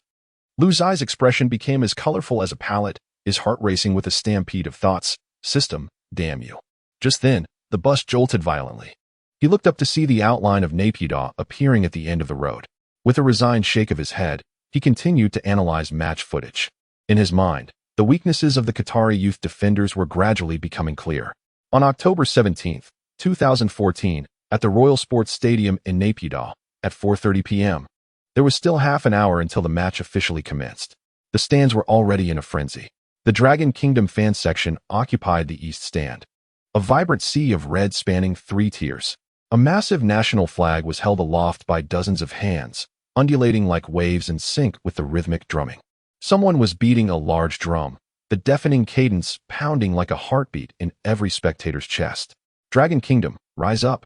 Dragon Kingdom, go. The chants surged in intensity, reverberating through the stadium and causing the roof to tremble slightly. Meanwhile, on the west stand, the Qatari fans matched this fervor. Clad in pristine white robes, the Qataris waved deep red flags, many of them with traditional golden whistles in their mouths, the sharp sounds echoing like a flock of falcons poised for flight. Even more dramatically, the south stand had nearly transformed into a battleground for the 2 factions of fans. The Dragon Kingdom supporters and the Qatari fans sat side by side, their cheers clashing in a fierce contest, the tension palpable enough to spark flames in the air. Suddenly, a frenzied cheer erupted from the Qatari fan section. Chapter 7. Physical Empowerment. What was the cause of their jubilation? Their star player, Akram Afif, had stepped onto the field to warm up. The Messi of West Asia flashed a smile and blew a kiss toward the stands, instantly inciting a chorus of screams. How could the Dragon Kingdom fans remain composed? In the next moment, the northern stands erupted with thunderous roars of Lu Zai. As Lu Zai took his first steps onto the pitch, he heard the shouts, looked up at the audience, and raised his fist to fiercely strike his chest twice over the Dragon Kingdom emblem. This gesture ignited the stadium like a powder keg, and the entire arena erupted. In the commentary booth, Duan Xian nearly leapt from his seat. It's madness. Absolute madness. The atmosphere here is even more insane than the World Cup. The barrage of comments flooded in. Wow. Is this really the Asian Youth Championship? One might think it's the Champions League final. The Qatari fans are ruthless. Did they buy half the stands? The oil tycoons must be loaded. The Dragon Kingdom fans are no pushovers. They confronted the challenge head-on. At this moment, the pre-match program on Zhuang Television Channel 5 reached a fever pitch. The director cleverly cut to the event poster, showcasing the striking image of Lu Zai executing a soaring kick, standing in stark contrast to Qatar's star player, Akram Afif. What is going on with Zhuang TV today? An undergraduate in a dormitory kicked over a half-full bucket of instant noodles, exclaiming, "Has it really been 10 years since a national youth match was broadcast?" In the studio, Huang Jinxiang passionately pointed at the tactical board, spitting words in excitement. Lu Zai averages 10 kilometers of running per match in the group stages. What does that even mean? That's a whole 30 more sprinting distance than other forwards. The comments exploded, laughing to death. It's just stat padding. The golden boy sits on the bench abroad, but returns to Asia to dominate? Waiting to see them eat their words. typical of Dragon football. Hold on. Look at this shot. Duan Xian suddenly raised his voice. The big screen replayed Lu Zai's astonishing goal against the Cherry Blossom Nation, the ball arcing in a bizarre trajectory, while the Japanese goalkeeper's attempt to save resembled a robotic dance. Damn, I nearly threw my remote at the screen during that live broadcast. At a barbecue stall, a shirtless man gulped down a beer. Meanwhile, the official livestream audience count soared past 5 million as the director frantically connected the live feed. The camera panned to a group of Dragon Kingdom fans performing a wave, when suddenly, someone unfurled a massive cartoon image of Lu Zai. Stepping on the Messi of West Asia, Akram Afif, adorned with fierce text, 10 years of ice drinking cannot extinguish this fiery passion. On the sidelines, both teams were warming up with palpable intensity. The Qatari players were clearly showing off their muscles, with several robust defenders deliberately launching violent shots in the direction of the Dragon Kingdom players, the ball crashing into the advertising boards with a thunderous boom. The Dragon Kingdom side did not back down. Lu Zai let out a cold laugh, suddenly accelerating with a fierce sprint, unleashing a powerful shot straight toward Qatar's open goal. Bang! The net quivered violently. Roar! The cheers of the Dragon Kingdom fans nearly lifted the stadium roof. Huang Jinxiang, from the commentary booth, pounded the table and laughed heartily. Did you see that? The pre-game momentum must not falter. Even before the match had commenced, a battleground atmosphere enveloped the venue, both inside and out. Ladies and gentlemen, Duan Xian's voice trembled with excitement as the camera panned over the packed stands. You are watching the quarterfinals of the 2014 AFCU 19 Championship, a do-or-die clash between the youth team of the Dragon Kingdom and Qatar. Before he could finish his sentence, the scene shifted to the players' tunnel. Lu Zai, tying his shoelaces, suddenly looked up, his gaze sharp as a drawn sword. The match was officially underway. Adorned with the captain's armband, Lu Zai stepped out of the players' tunnel. Sunlight cascaded down, elongating his silhouette into a tall and imposing figure. Outside the stadium, a tumultuous roar erupted as the Dragon Kingdom's red wave clashed against the white camp of the Qatari fans, the sound nearly toppling the roof. At that moment, a mechanical voice abruptly resonated in Lu Zai's mind, detected host entering the knockout stage of the AFCU 19 Championship. Reward this time. Peak Inzaghi Experience Card 1, valid for 30 minutes. Inzaghi. Lu Zai's pupils contracted suddenly, and he paused imperceptibly. The specter that lurked on the offside line, the master of dissecting defenses with the simplest of movements. The king of the penalty area whose lethal instincts instilled fear in his adversaries. Would you like to use it now? Lu Zai shook his head. System? Hold on for now. He intended to wait until the moment was truly necessary. It was far too early to expend such a valuable asset at the start of the match. A football game spans a full 90 minutes, sometimes extending to 120 minutes with extra time. Utilizing the experience card prematurely could leave him at a disadvantage when it was truly needed. With the referee's whistle, the match officially commenced. Lu Zai initiated the play, passing to Zhang Xiaowai in midfield. However, as Zhang received the ball, Qatari forward Ali surged forward like a cannonball, launching a fierce challenge that forced Zhang to hurriedly pass back. The Qatari team offered no respite, continuing to apply pressure, which led to the defenders hastily clearing the ball with a powerful kick. Bang! The ball soared high, and a chaotic struggle ensued at the edge of the penalty area. From the very start, the intensity of the contest surged to its peak. Both sides swiftly became embroiled in a grueling physical battle, where each aerial duel was accompanied by the clash of muscles, and every contested ground ball resembled a miniature brawl. As soon as the Qatari defensive midfielder received the ball, Dragon Kingdom's Zhang Xiaowai lunged in with a flying tackle, sending the ball soaring while his cleats scraped ominously against the opponent's shin guards. The referee's whistle briefly pierced the air, but no cards were issued, only a verbal warning. This was a brutal fight where the first to relent would face dire consequences. The Qatari players were equally determined, with their frontline core, Afif, immediately confronted by Gao Junyi, who closely marked him. The two collided fiercely, akin to two battle chariots vying for dominance on a narrow track. With a resounding thud, Gao Junyi's knee collided with Afif's calf, causing Afif to emit a muffled grunt and stagger for a moment, yet he resolutely maintained his balance and swiftly nudged the ball to a waiting teammate with his heel. It was madness, ferocity, an unwavering contest for every inch. In a desperate interception, a Qatari defender launched himself into a sliding tackle, sending Lu Zai's ball careening out of bounds. Fortunately, after rolling twice, Lu Zai sprang to his feet as if nothing had happened, signaling to his teammates that he was unharmed.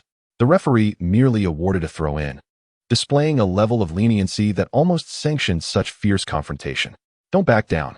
Get in there," roared the players on the Dragon Nation's bench, their frustration boiling over. Eager to join the fray, Coach Deng Xiong stood at the sidelines, fists clenched, veins bulging on his forehead. He knew that as long as no injuries occurred, they had to fight with every ounce of strength today. After several minutes of relentless battling on the pitch, Lu Zai's breaths began to come in quick gasps. Sweat dripped from his brow, stinging his eyes. He wiped his face with his hand, his chest heaving, a faint metallic taste lingering in his throat. Something was amiss. Lu Zai suddenly realized that with his current physical state, he could not endure the high-intensity confrontations of the entire match. 90 minutes? Perhaps even a grueling 120? At this rate, he would likely collapse from exhaustion before reaching 70 minutes. Indeed.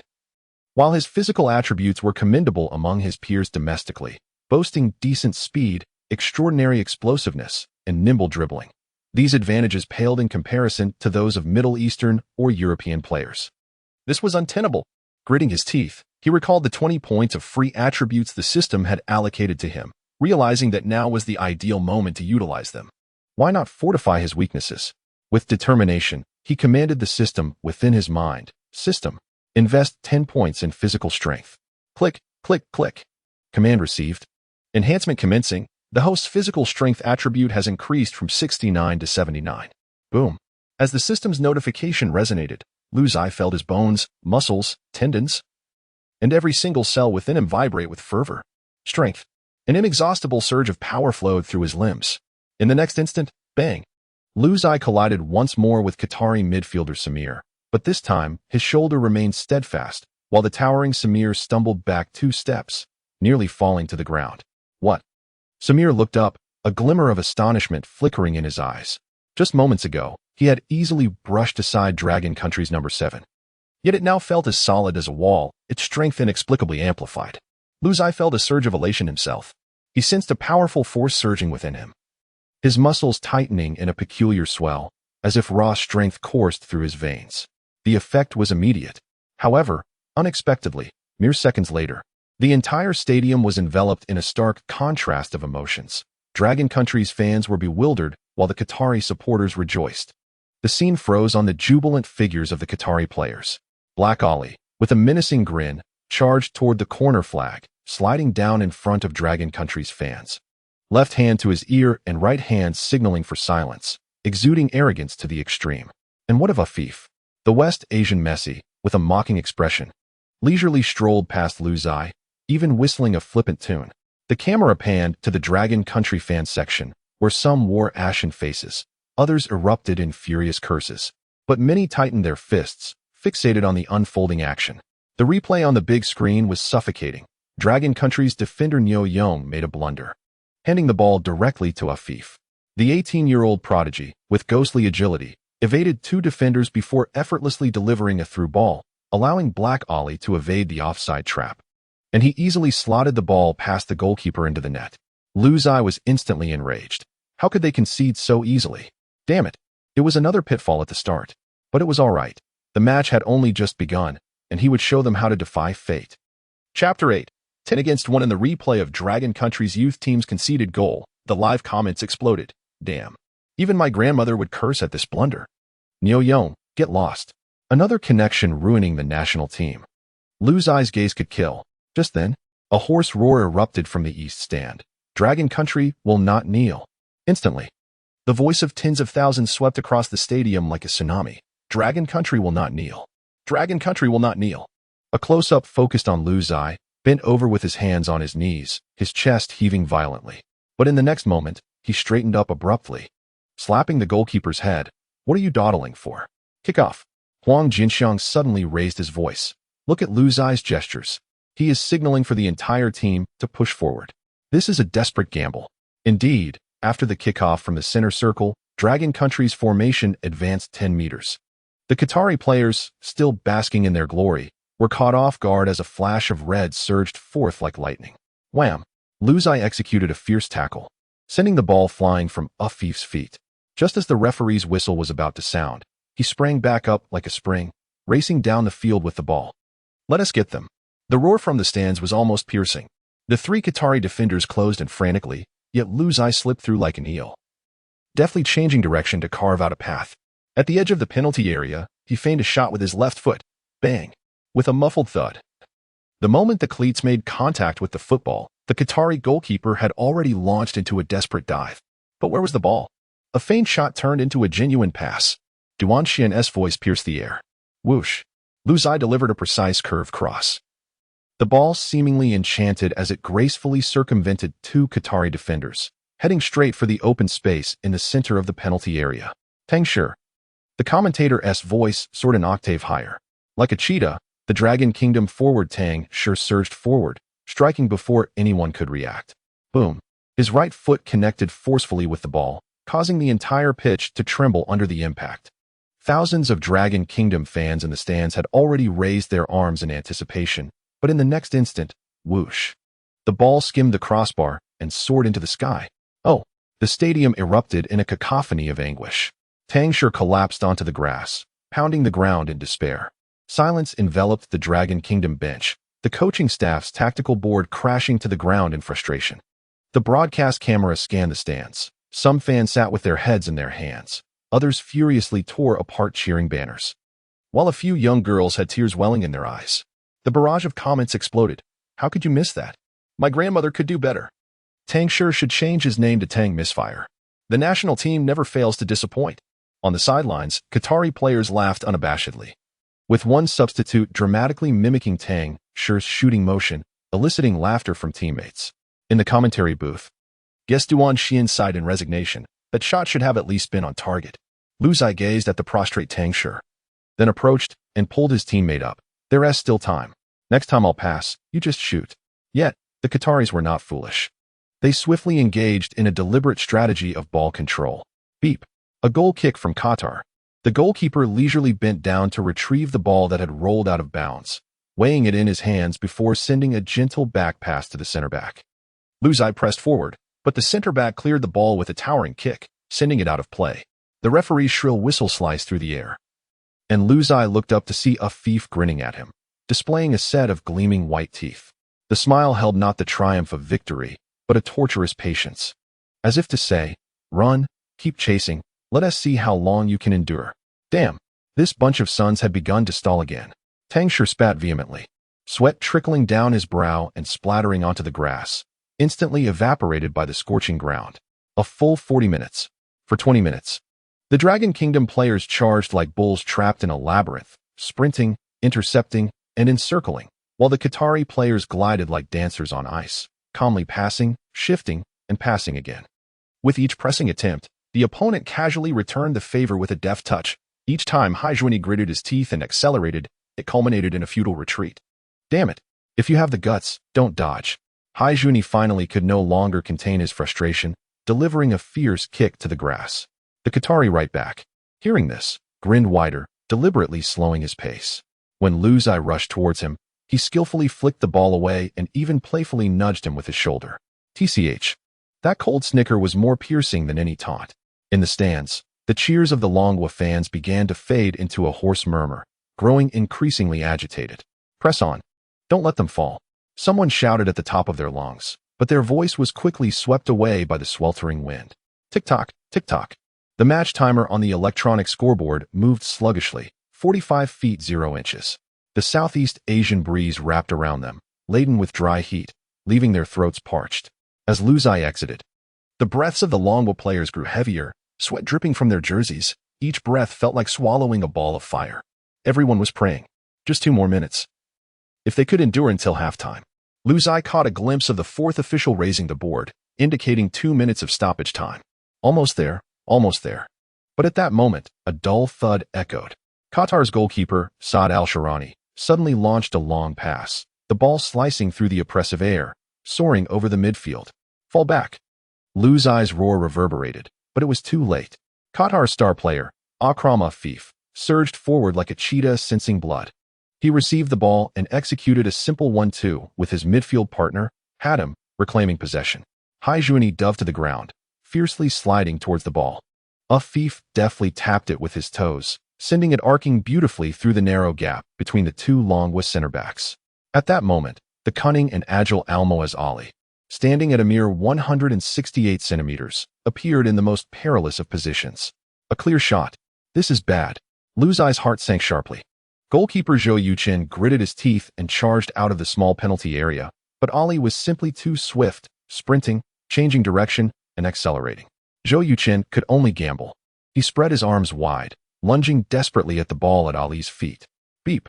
The sharp whistle instantly pierced through the stadium. The referee brandished a red card towards Zhou Yuchen. A foul in the penalty area, a direct ejection, immediately followed by a penalty kick.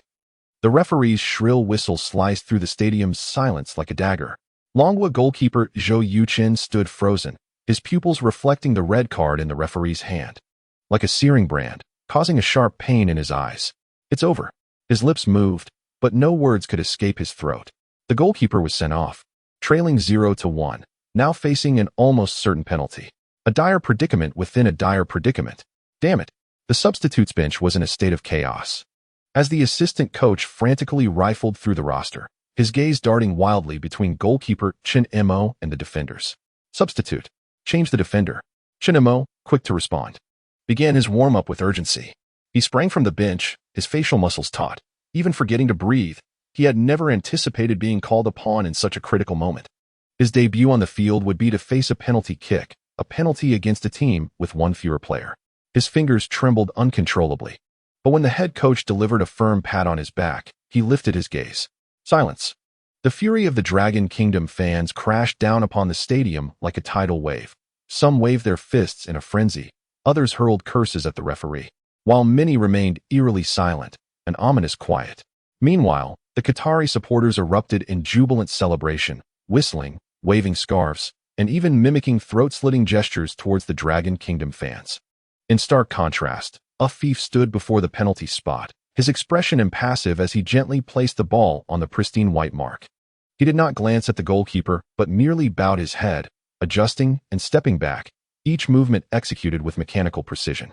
Chen Imo, on the goal line, fixated on the corner of Afif's eye, attempting to glean even the slightest hint of the ball's trajectory. With the sharp blast of the whistle, Afif sprang into action. His approach was leisurely, almost languorous, but in the final moments, his body halted abruptly. A feint. Chen Imo instinctively lunged to the left, but in midair, his heart plummeted. He had been deceived. Afif's right foot deftly flicked the ball, which soared in an elegant arc, effortlessly finding the center of the goal. A Panenka penalty. The sound of the net gently rippling resonated like thunder in the ears of the Dragon Kingdom supporters. Some slumped in their seats, covering their eyes. Others, with reddened eyes, pounded the railings, while still others stood frozen, their souls seemingly drained. On the contrary, the jubilant shouts of the Qatari fans nearly threatened to lift the roof off the stadium. This was football, a realm where paradise and perdition often lie merely 12 yards apart. In the locker room, an oppressive silence enveloped the air. There were no shouts of anger, no objects hurled in frustration, and even the sound of breathing was stifled to near suffocation. Zhou Yuchen hung his head low, his fists clenched until his knuckles turned white, the nails digging painfully into his palms, blood silently seeping out. It's my fault, he finally murmured. Luzai stood by the door, listening to the laughter and celebratory music of the Qataris outside, and slowly exhaled. It's not your fault. He raised his head to address everyone. It's our naivety that bears blame. Who decreed that the last 2 minutes of the first half were a safe time? The Qatari team had awaited this moment. Yet, he refused to concede. Just 2 goals, there is still time. Chapter 9. The Call to Counterattack. Clang. The plastic water bottle bounced twice on the ground, splashing droplets onto the worn floor of the changing room. Luzai licked the cracked corner of his mouth, the metallic taste of blood spreading across his tongue. He surveyed the changing room, observing that everyone's jerseys appeared as if they had just been pulled from a river. Look at your deplorable state.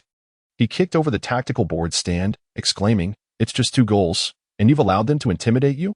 Shaolin, clutching his bleeding eye, was about to speak when Luzai threw him a bandage, smearing it across his face.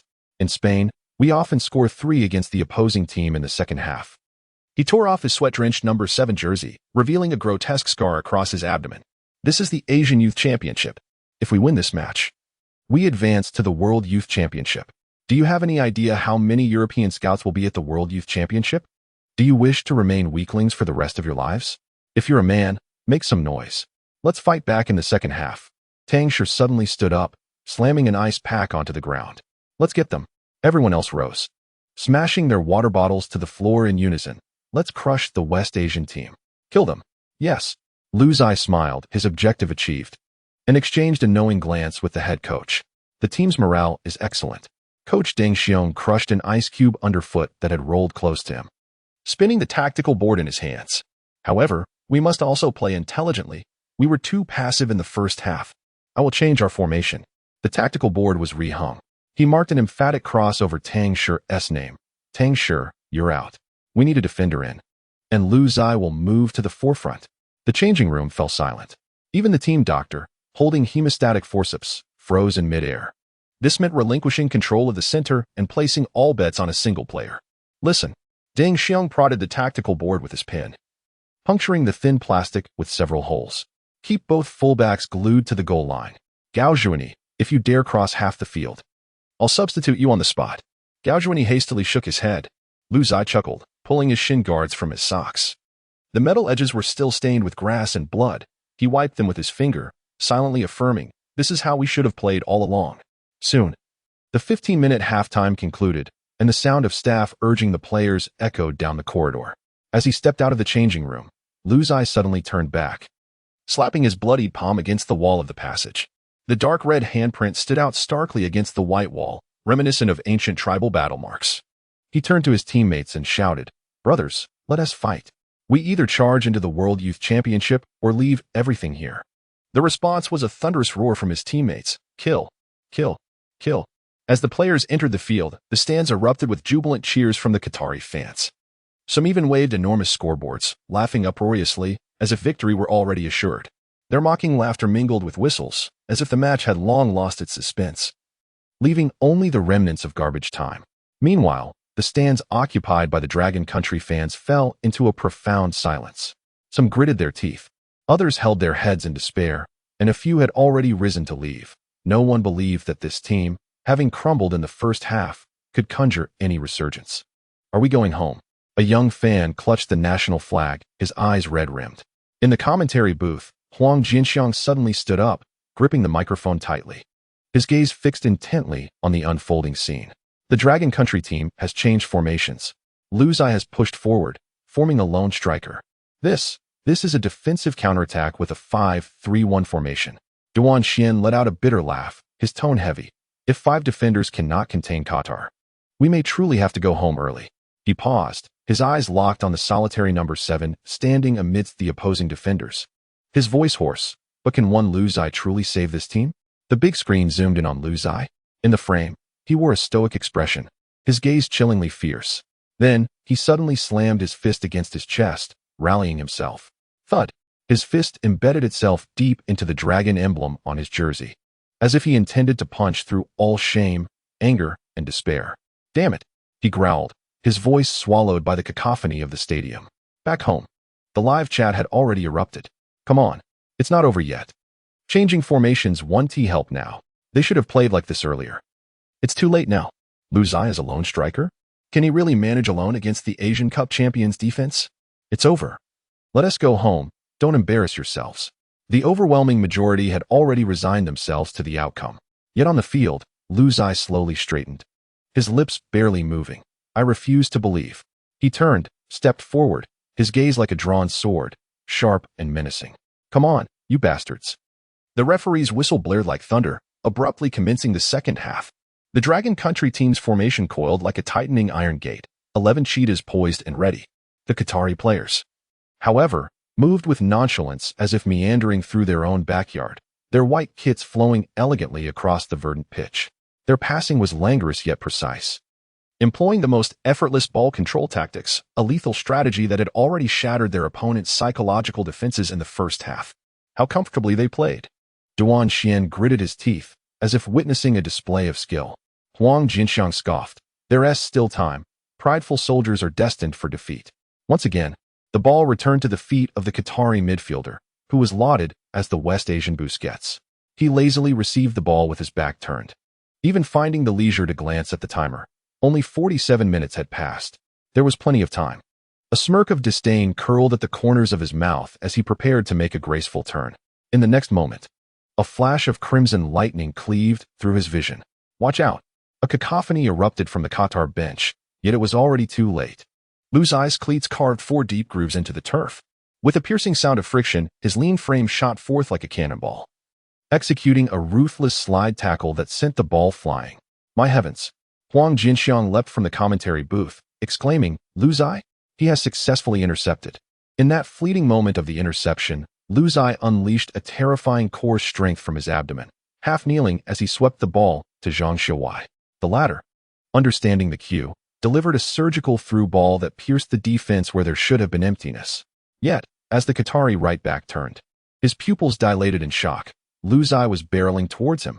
His sprint was almost frenzied, veins bulging on his neck, short hair standing on end, and the hem of his jersey billowing like a battle flag in the wind. 3 meters, 5 meters, 10 meters. Each stride accelerated, defying the laws of human biomechanics. Impossible. The Qatari coach overturned the tactical board. Hatem was the first to react. The genius, hailed as a midfield computer by European scouts, sprinted back at full speed.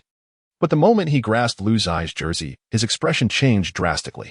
He was not holding fabric, but rather a frenzied beast. Boom. Their bodies collided in a fierce confrontation at high speed. The outcome?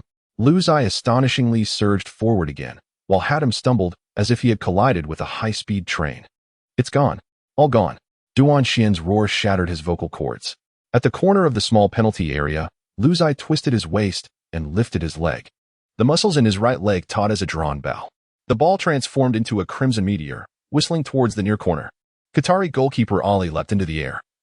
His nearly 2-meter-tall frame fully extended, fingertips barely grazing the ball. Ding! The goalpost trembled. The heart of the entire stadium stopped. The ball slammed against the post, but it did not go out. In the next instant, a ghostly figure surged towards the goal. Zhang Xiaowai's follow-up shot left no time for anyone to react, as the ball erupted into a white wave within the net. It's a goal. In that moment, the entire stadium descended into madness. Coach Deng Xiong smashed the tactical board to the ground, and the substitutes erupted like a burst of fireworks. In the stands, tens of thousands of red flags surged in a crimson tide. Fans who had left the stadium clawed at the railing to return. One bald man tearing his jersey to reveal a tattooed back that proclaimed never give up. Qatari coach Sanchez's fingers, clutching the tactical board, turned pale. He watched as the Dragon Kingdom's number 7 rapidly retrieved the ball from the net, racing back to the center circle with urgency. Lu Zai wiped the sweat from his face, the salt stinging the wound at the corner of his mouth. Before the match, his analysis on the bus had come to fruition. The Qatari team's defensive focus would intermittently wane in the second half. And indeed, it was so.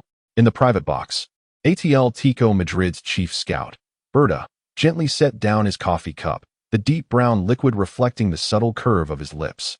The cheers from the field still reverberated, the roars of the Dragon Country fans causing the glass to hum. Yet these distractions were far from his focus. His gaze was fixated solely on one individual, Dragon Country's number 7, Lu Zai. Although the goal was scored by number 10, it was this number 7 who had truly breached the defense. Berta murmured, his fingertips lightly tapping the table as if calculating some intrinsic value. An assistant presented the latest data, excitement lacing his voice. Director, the speedometer indicates that Lu Zai reached a peak sprinting speed of 38.2. And his recent agility test surpassed even our top youth academy prospects by 10. Berta chuckled softly, his eyes sharp like a hawk locking onto its prey. This lad is no longer just a boy. He glanced down at the parameters meticulously listed in his notebook: acceleration, interception instinct, positional awareness, all overshadowed by Lu Zai's statistics, the margins marked with red ink. This was no longer mere evaluation. It was confirmation. Just as he prepared to close his notebook, the assistant lowered his voice, his expression peculiar as he gestured toward the adjacent box. Director, I just spotted what appears to be a scout from Borussia Dortmund also observing the number 7, and they have been diligently recording.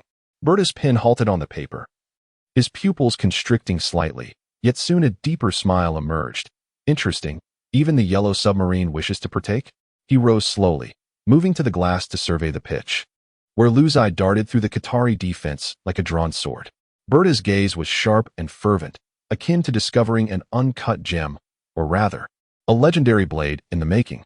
Notify headquarters. Berta's voice was low and resolute. This winter transfer window, I want his name at the very top of our recruitment list. The assistant hesitated. Director, we still have budget considerations. Berta raised his hand to interrupt, a knowing smile gracing his lips. Trust me, in 3 months, he will no longer be within our current price range.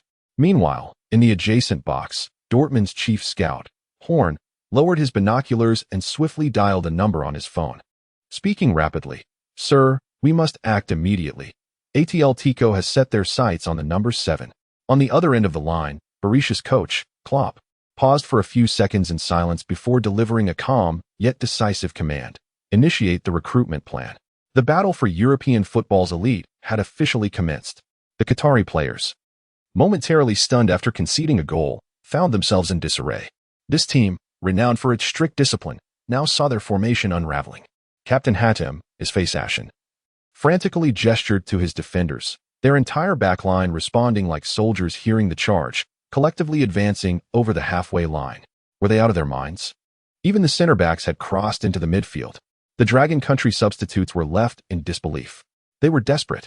The assistant coach of the Dragon Nation swung his fist fiercely, intent on instilling urgency in his team. The Arab fans in the stands erupted with a roar reminiscent of a tempest, while the Qatari players surged forward like a horde of enraged phantoms in white robes, recklessly charging into the Dragon Nation's half. Their offensive onslaught resembled the tumultuous waves of the Persian Gulf, each wave more ferocious than the last. The speedy left-winger Afif broke through with the ball, executing a sudden stop and turned to evade the Dragon Nation's fullback, unleashing a long-range shot that narrowly sailed over the crossbar. The midfield maestro, Hatem, received the ball and let loose a 30-meter ground strike, fortunately causing no harm. Forward Ali, like an elusive sprite, repeatedly breached the Dragon Nation's penalty area, prompting frantic alarms along the defensive line. Steady, everyone, hold your ground, roared Gao Junyi, the defensive linchpin, his voice nearly tearing through his throat. The defensive formation of the Dragon Nation was in disarray, with players desperately scrambling to retreat and cover. On the sidelines, Qatari head coach Sanchez, his face flushed, had cast aside his suit jacket, now bellowing in Arabic, laced with a heavy Spanish accent. High press.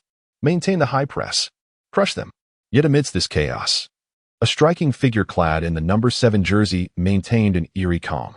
Luzai strolled slowly toward the halfway line, coldly observing the frantic movements of his opponents. His gaze locked onto the Qatari center back, Rawi, a towering presence who should have been anchored in defense, but had crossed the halfway line and continued to press toward the penalty area. Intriguing, Luzai thought. A penchant for offense? However, the rhythm had faltered. Duan Xian keenly detected the anomaly. The coordination between Qatar's forwards and defenders was faltering. Their midfielders were blindly charging forward, neglecting their defensive responsibilities. Huang Jinxiang squinted. An opportunity for the Dragon Nation was at hand. It was a matter of seizing it. Just then, Qatar's attack was intercepted once more, and the ball fortuitously rolled to Luzai's feet. Before the crowd could react, this figure in red had already darted forward like an arrow released from its bow. Before him lay an expanse of 40 meters, entirely unguarded as Qatar's defenders had all pushed beyond the halfway line. Retreat. Quickly retreat. Sanchez suddenly realized the gravity of the situation and shouted in terror. But it was too late. Luzai's figure, racing with the ball, left a crimson trail across the verdant field. The entire audience rose in unison, aware that the moment of the hunt had arrived. Luzai's explosive power was fully unleashed in that instant. His figure in red blazed like wildfire, surging through Qatar's half with relentless speed. The wind howled, and the air was filled with the escalating screams from the stands. 2 Qatari center backs frantically chased after him, but their strides appeared clumsy in the face of Luzai's sheer velocity. Block him! Block him! Roared Qatari goalkeeper Bayali, his sharp eagle eyes instantly locking onto Luzai's trajectory. The towering goalkeeper, nearly 2 meters tall, exhibited no hesitation as he summoned his strength. Launching his massive frame into action, the goalkeeper surged forth. Muhammad Ali's range of saves has always been formidable, but this time, he faced Luzai. The distance between them closed with lightning speed. 5 meters, 3 meters, 1 meter. Just as Ali was about to pounce at his feet, Luzai deftly lifted his right foot, skillfully flicking the ball. Whoosh! The football traced an exquisitely elegant parabola, brushing past Ali's desperate, outstretched gloves, soaring high above his head, and ultimately nestling into the empty net. 2-2. The score was equalized. The entire stadium erupted the moment the ball struck the net. The roar of the fans nearly lifted the roof off.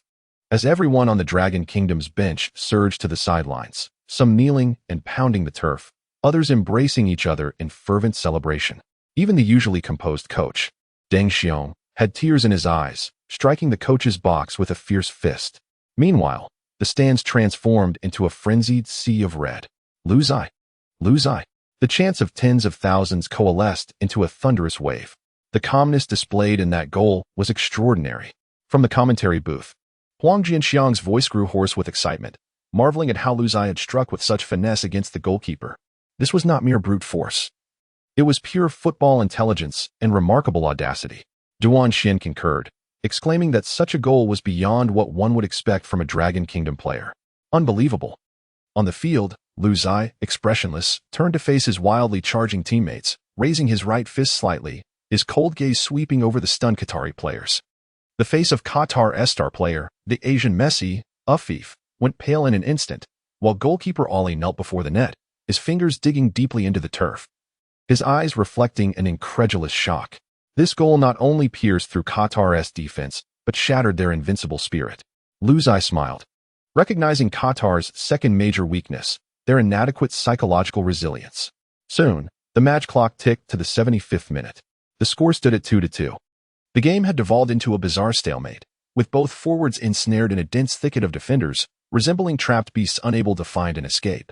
Lu Zai, licking his cracked lips, felt a fire ignite within his eyes and promptly activated his experience card for the match. Immediately using the Peak Inzaghi experience card, valid for 30 minutes. Inzaghi is recognized as one of the world's foremost opportunists in football, adept at navigating the fringes of the offside line, using off-the-ball movement to tear through defenses. His most famous remark encapsulates his prowess. He might remain invisible throughout the match, but in a split second, he can decide the outcome of the game. Boom. A mysterious surge of power washed over him in an instant. Muscle memory flooded back, and the field before him bizarrely transformed into a data visualization, with every gap in the defense and each inch of the opponent's blind spots appearing as clearly marked targets. He lowered his head, fixating on his trembling fingers, which quivered slightly with excitement. In that moment, he seemed to transform into a dagger concealed in the shadows, poised for the most opportune moment to strike. This system is simply extraordinary. But did you think Lu Zai would vanish into obscurity? Lu Zai has never played by the rules. Bang! Another long-range shot. The ball soared through the air like a cannonball, plummeting sharply at the edge of the penalty area. Qatar's goalkeeper, Ali, let out a furious roar, his massive frame resembling a moving fortress, as he forcefully deflected the ball away. That was the third attempt. On the sidelines, Coach Deng Xiong clenched his teeth and pounded the seat. Ali was an impenetrable wall, standing at 2 meters tall, with an impressive wingspan and astonishing leap. Ali managed to thwart Lu Zai's already clever long-range shots time and again. The closest attempt grazed the crossbar, sending a reverberating shudder through the goalpost. Damn, this tall opponent is quite formidable. Zhang Xiaowei wiped the sweat from his brow, muttering under his breath. Yet Lu Zai merely glared at Ali, a faint smirk curling at the corners of his mouth. What are you waiting for? Gao Zhuan approached, inquiring softly. Lu Zai did not respond, his gaze akin to a wolf locking onto its prey. 3 long-range shots had not been a mere display of brute force. He was testing the waters. The skill acquired from the previous match had elevated his long-range accuracy to 60. Was there a possibility of scoring? Although Ali was agile, his center of gravity exhibited a fatal flaw. There was still hope. Lu Zai uttered 3 words before turning to sprint towards the center circle. In the commentary booth, Huang Jianxiang keenly sensed an anomaly. Lu Zai's gaze was different. He was not filled with frustration, but rather seemed to be strategizing. Just then, Qatar surged forward once more, their winger breaking down the flank and delivering a cross aimed directly at the penalty area. However, a Dragon Nation center-back executed a header to clear it, sending the ball on an erratic trajectory straight towards Lu Zai near the center circle. It's coming. Lu Zai's pupils dilated sharply. He deftly cushioned the high ball with the tip of his left foot. In the next instant, his right foot struck the surface of the ball with force. This was not the posture of preparing for a long-range shot. It was to intercept him. Qatar's head coach, Sanchez, was furiously shouting. But it was too late. Chapter 11. Striking at the heart, Lu Zai launched himself forward in an instant, the ball seemingly glued to his foot, transforming him into a streak of crimson lightning, piercing through the heart of the Qatari defense. Boom! The entire stadium erupted in a frenzy. White Ali's eyes widened in shock. His position had just shifted 2 steps forward due to a defensive command, and those 2 steps had been the lure. He had assumed Lu Zai would take another long-range shot. That would have been a futile loss of possession. However, Lu Zai chose not to fire from afar. Instead, he charged in on goal. What is he doing? Huang Jinxiang's voice erupted. He was not attempting a long-range shot, but rather breaking through the goalkeeper.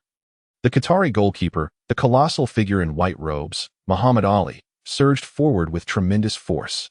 His towering frame of 199 meters loomed over Lu Zai like an enraged lion of the desert, intent on tearing apart its prey.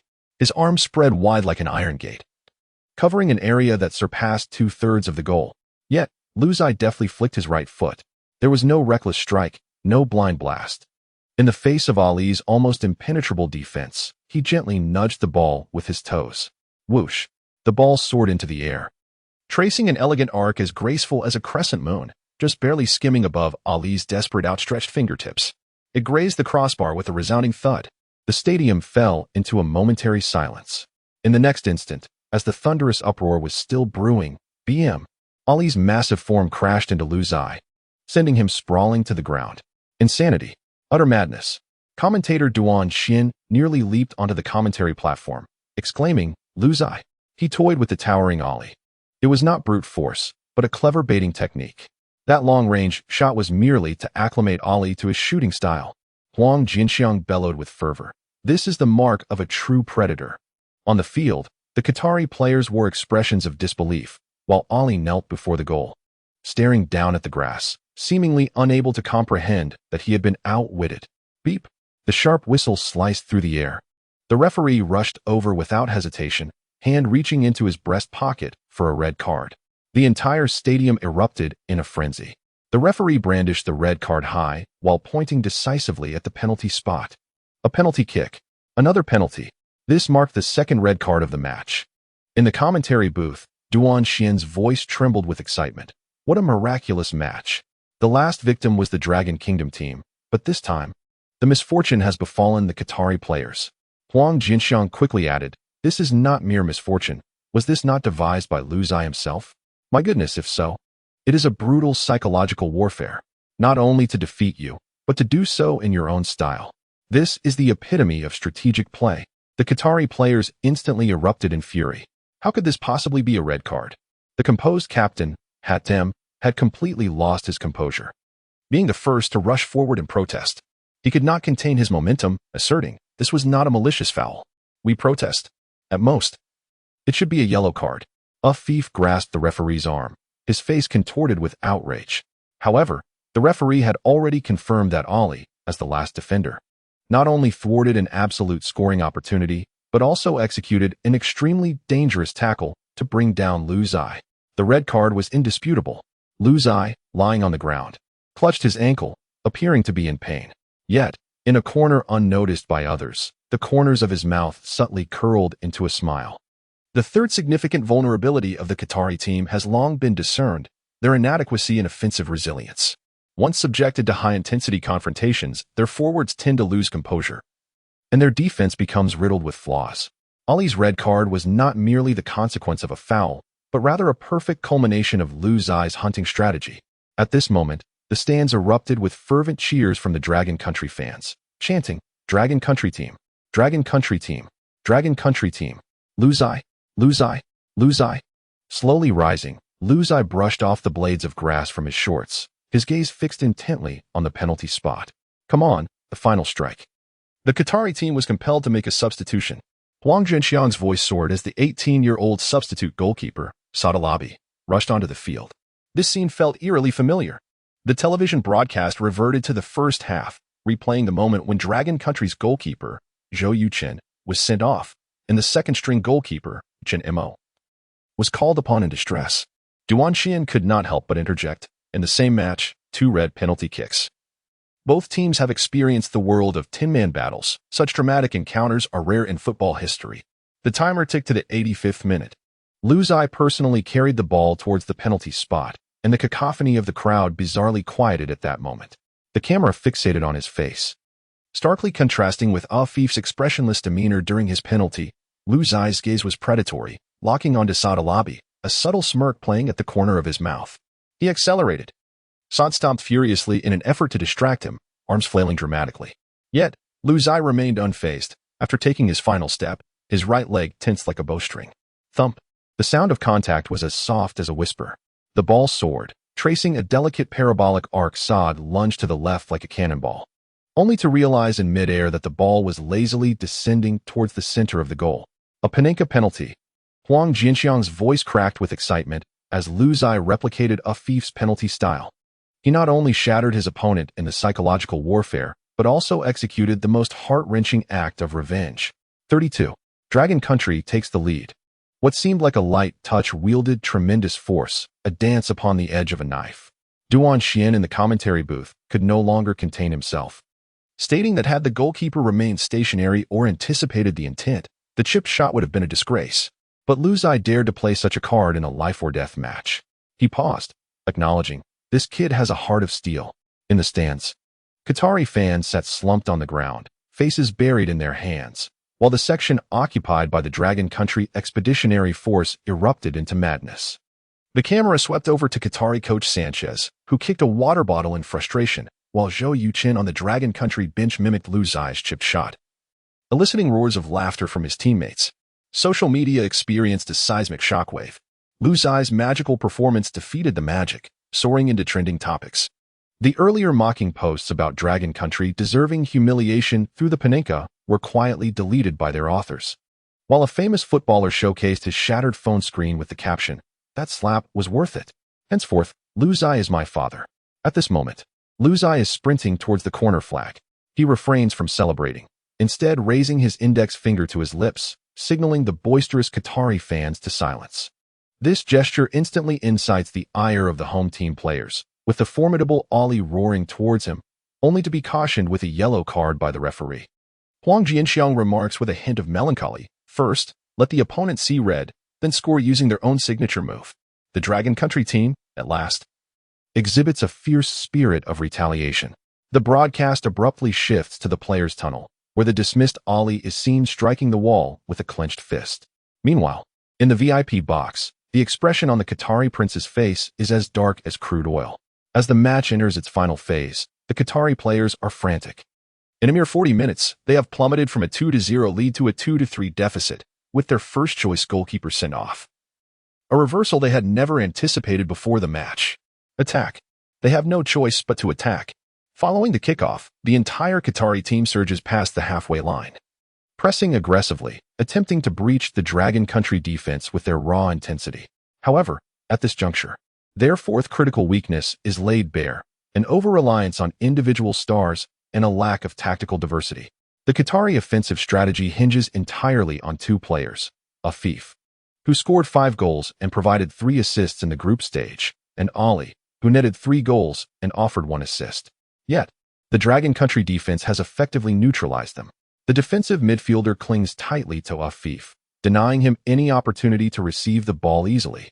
Gao Zhuani and another center-back have contracted their positions, thoroughly blocking any cross from the flanks. Ali attempts to break through repeatedly, but the center-backs stand like a moving wall, consistently thwarting his advances just outside the penalty area. Bang, bang, bang. His successive dribbles yield no results. Instead, the Dragon Country team seizes the opportunity to counterattack. In the commentary booth, Huang Jinxiang calmly analyzes, Qatar's offense remains too reliant on individual prowess. The crossing routes have been locked down, and their central penetrations lack finesse, resorting only to brute force at the edge of the penalty area. Duan Xian adds, most critically, their substitute goalkeeper is a 19-year-old novice. And now they hesitate to launch long passes from the back, fearing another quick counter from the Dragon Country. At this moment, one would expect a hidden ace to emerge, but none appear. In the 88th minute, Afif charges forward once more. Huang Jinxiang's voice escalates sharply, the entire broadcast room taut with anticipation. The Qatari star employs his familiar tactics, feigning with his left foot, seeking to exploit his signature cut-in to tear through the Dragon Country defense. Yet this time, he is met by the ironclad Gao Zhuani, who anticipates his move perfectly. A beautiful defensive play, just as Afif nudges the ball with his right foot. Gao Zhuani swiftly positions himself to intercept, using his shoulder to assertively reclaim possession. Afif stumbles backwards, incredulously looking towards the referee. But no whistle blows. This was an impeccably clean challenge. Counterattack. In an instant, Gao Zhuani raises his head to survey the field, launching a diagonal long pass that traverses half the pitch with his right foot. The football soared through the air like a hawk, heading straight for the flank of Qatar's penalty area. Lu Zai and Zhang Xiuwei, like two swift steeds, had already surged forward, forming a dual assault as the opposing defense sluggishly retreated. Chapter 12. Advancing to the final four, Saad Al-Abi was thrown into a panic. The camera panned to the 19-year-old substitute goalkeeper, his arms flailing wildly, his voice drowned out by the roaring crowd. Qatar center back, Ravi, desperately chased after them but slipped awkwardly during his sprint, relinquishing the area in front of the penalty box entirely to the duo from Longwa. 3 against 2. An absolute opportunity. Lu Zai, in full stride, calmly surveyed the scene and suddenly made a lateral pull to the left, drawing away the last defender. Meanwhile, Zhang Xiuwei penetrated the small box like a sharp sword. The pass. The football descended precisely before Zhang Xiuwei. Faced with the advancing Saad, he hardly adjusted. Bang! A low shot aimed at the near corner. It was saved. Saad Al-Abi instinctively lunged, his fingertips barely grazing the ball. The football veered off course, brushing against the post and rolling out of bounds. Zhang Xiuwei struck the grass with his fist, collapsing to the ground. He gasped for breath, his shirt soaked in sweat from the relentless high-intensity sprinting, pushing his stamina to the brink. The live chat erupted. What a chance to kill the game. If he had passed to Lu Zai, it would have been an open goal. Zhang Xiuwei is at fault. Where's your brain? Do you think you're Ronaldo? It's over if we don't capitalize on this. Qatar will counterattack. Even the usually composed Duan Xian could not help but sigh. Zhang Xiuwei was too hasty. Lu Zai had already found an absolute gap. If he had calmly passed it over, it would have sealed the victory at 4-2.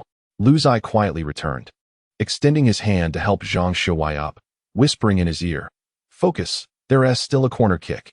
On the bench, Tang Shi waved a towel, shouting, "Let's score another one. Completely seal the game." Qatar's coach, Sanchez, wore a grim expression, no longer daring to yell, instead standing silently with his arms crossed. He knew better than anyone that his team had fallen into a dire situation. 10 minutes of stoppage time? Did they bribe the referee? Tang Shi kicked a mineral water bottle several meters away, causing an uproar on the bench. The fourth official's board displayed the blood-red numbers, piercing the eyes of everyone present.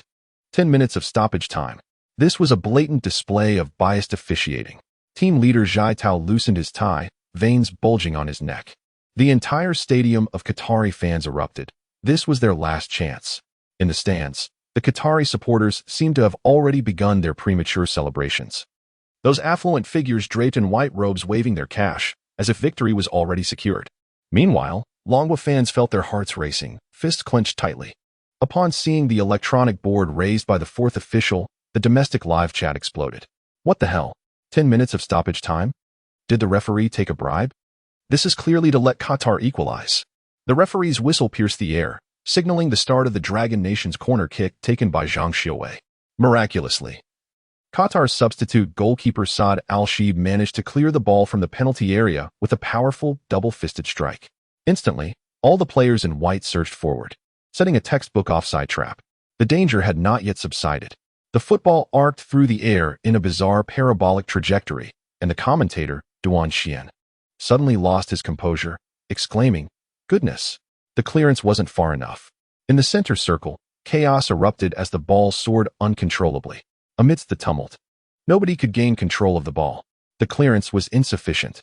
In an uncanny twist, the football curved back towards the small penalty area. The camera captured a flash of red amidst the chaos. It was Lu Zai. The Qatar defenders were still signaling for offside. But Lu Zai had already stealthily positioned himself at the far post. At that moment, he resembled a lone wolf scenting blood, and in the blink of an eye, he sprang into action. With his back to the goal, he executed a breathtaking scorpion kick with his left foot. The ball, defying the laws of physics, grazed the crossbar before finding the back of the net. Boom! The football carved an extraordinary path, diving into the near corner. Saad Al-Shi barely had time to react. The referee blew the whistle, and the goal was deemed valid. The ball had crossed the line. 42. It's in, it's in. It's in. Huang Jinxiang's voice cracked with excitement, and the water bottles in the broadcast studio vibrated with the fervor of the moment. Lu Zai. Once again. It was Lu Zai? This was indeed a born killer. Lu Zai sprinted towards the corner flag, executing a long-distance slide. The sidelines erupted in jubilation. Substitute players tossed water bottles into the air, creating a fountain of celebration, while Team Dr. Lao Zhang leaped into the throng of jubilant players. Most absurdly, Tang Shi ripped off his shirt, resembling a whirlwind as he charged towards the corner flag, brandishing the national flag. The entire Dragon Nation squad surged forward like a pack of ferocious tigers, overwhelming Lu Zai beneath a pile of bodies. Tang Shi even climbed to the top of the human mound, roaring and waving the national flag. On the other side, this was inconceivable. The Qatari players were in a frenzy. Captain Hatem rushed towards the assistant referee, vehemently protesting.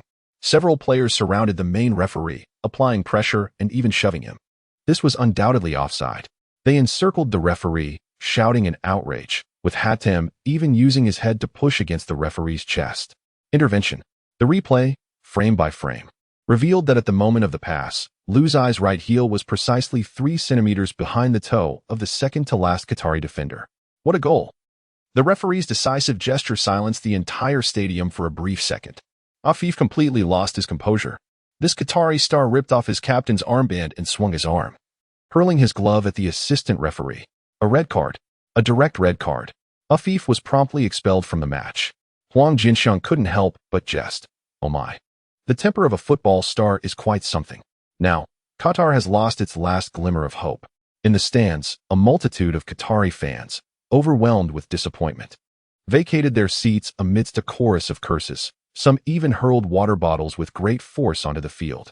The commentator, with a cold sneer, remarked, not only did they lose the match, but also their dignity.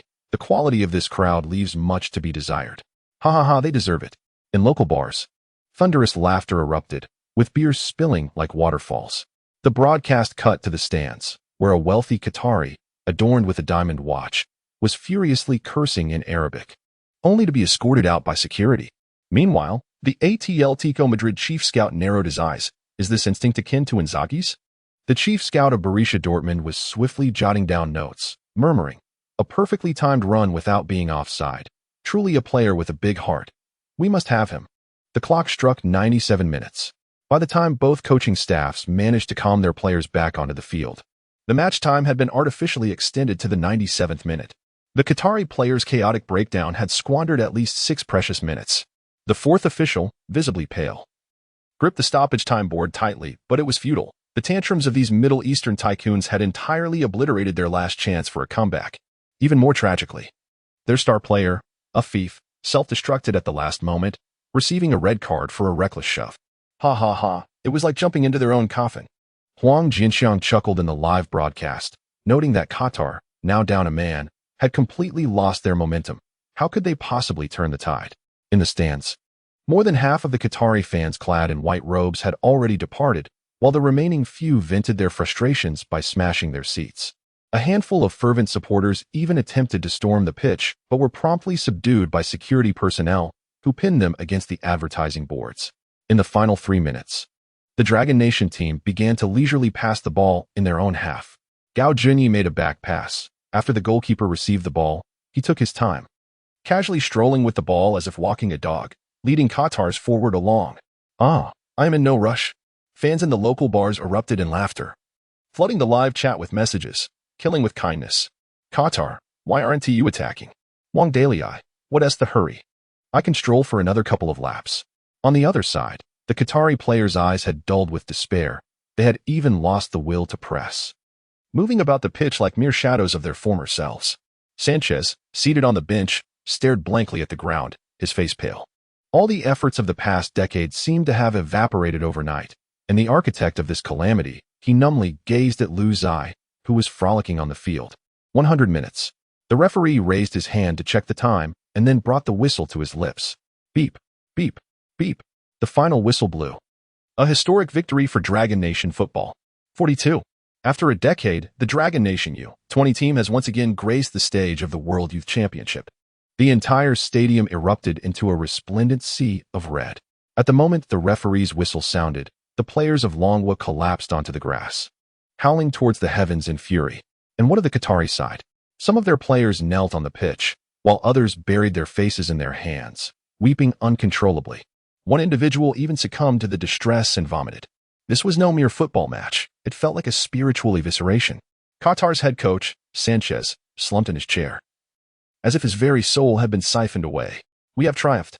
Huang Jinxiang's voice was hoarse and trembling. This Longwa team had etched their names in history. Meanwhile, on the substitutes bench, a voice exclaimed, "Who just touched my backside? I'm being crushed." Amidst the chaos, no one noticed Lu Zai stealthily approaching the sidelines, lifting his jersey to reveal a line of Chinese characters emblazoned across his abdomen.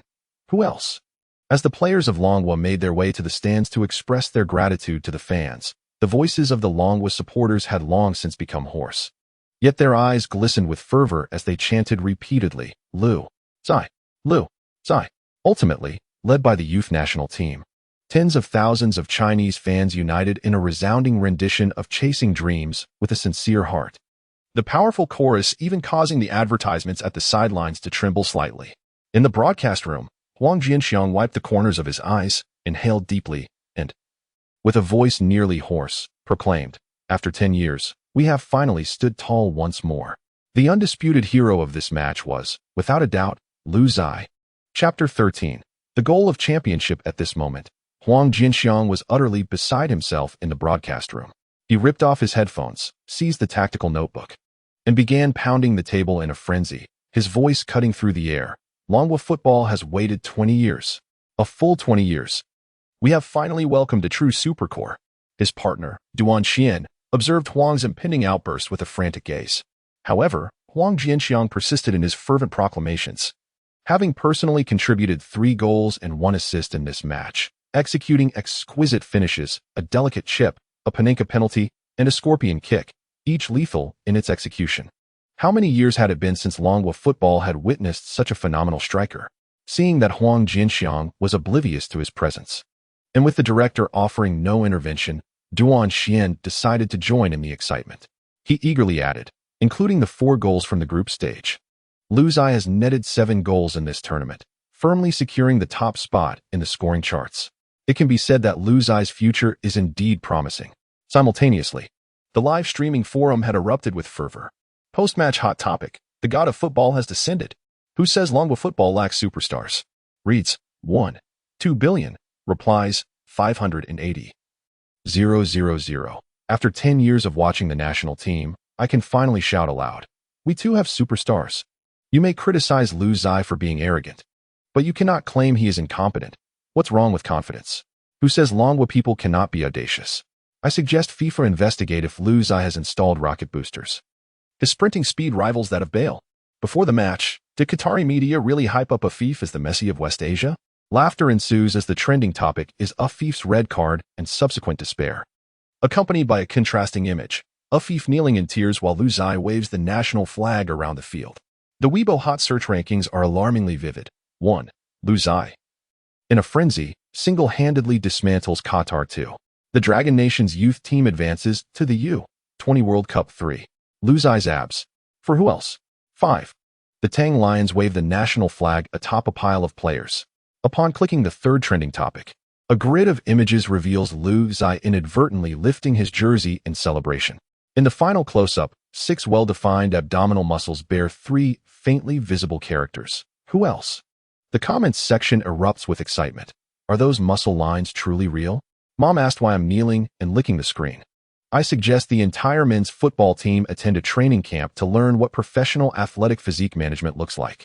The 5th trending topic features a viral 30-second video showcasing Tang Sure sprinting onto the field after Lu Zai scores, brandishing a red flag seemingly conjured from thin air. Teammates climb upon one another, with this brother leaping onto them, waving the flag. As the camera zooms out, the entire green field transforms into a sea of red. At this moment, the comment section of Qatar's Peninsula Sports website refreshes at a staggering speed, inundated with messages from fans worldwide. Request a rematch. Dragon Nation's number 7 must have taken performance-enhancing drugs. Replies flood in, before suggesting a rematch. Perhaps they should assign a psychologist to Afif. This brute force style of play shows a complete lack of understanding of the artistry of football. Laughing out loud, do you need the 30s artistry? Meanwhile, the undeniable core of the match, Lu Zai, finds himself in the mixed zone for interviews. A reporter calls out, Lu Zai, leading the team to the U20 World Cup. What do you want to say? He replies, thank you to the fans. It is you who created the atmosphere for our comeback. Background sound. Fans roaring. Dragon Nation is incredible. Dragon Nation rises. The reporter continues, Lu Zai, scoring 7 goals in the group stage and knockout rounds. You have made history for Dragon Nation football. How does it feel? In front of the camera, Lu Zai wipes the sweat from his forehead, flashes a characteristic cheeky grin, and declares, this is just the beginning. Brothers, don't rush. Our goal is the Asian Championship. The crowd gasps in astonishment. No one anticipated that this 19-year-old would boldly proclaim his ambition to conquer Asia on camera. The journalists go wild, their flashbulbs illuminating the air. Even the nearby Qatari players cannot help but glance over, their eyes wide with disbelief.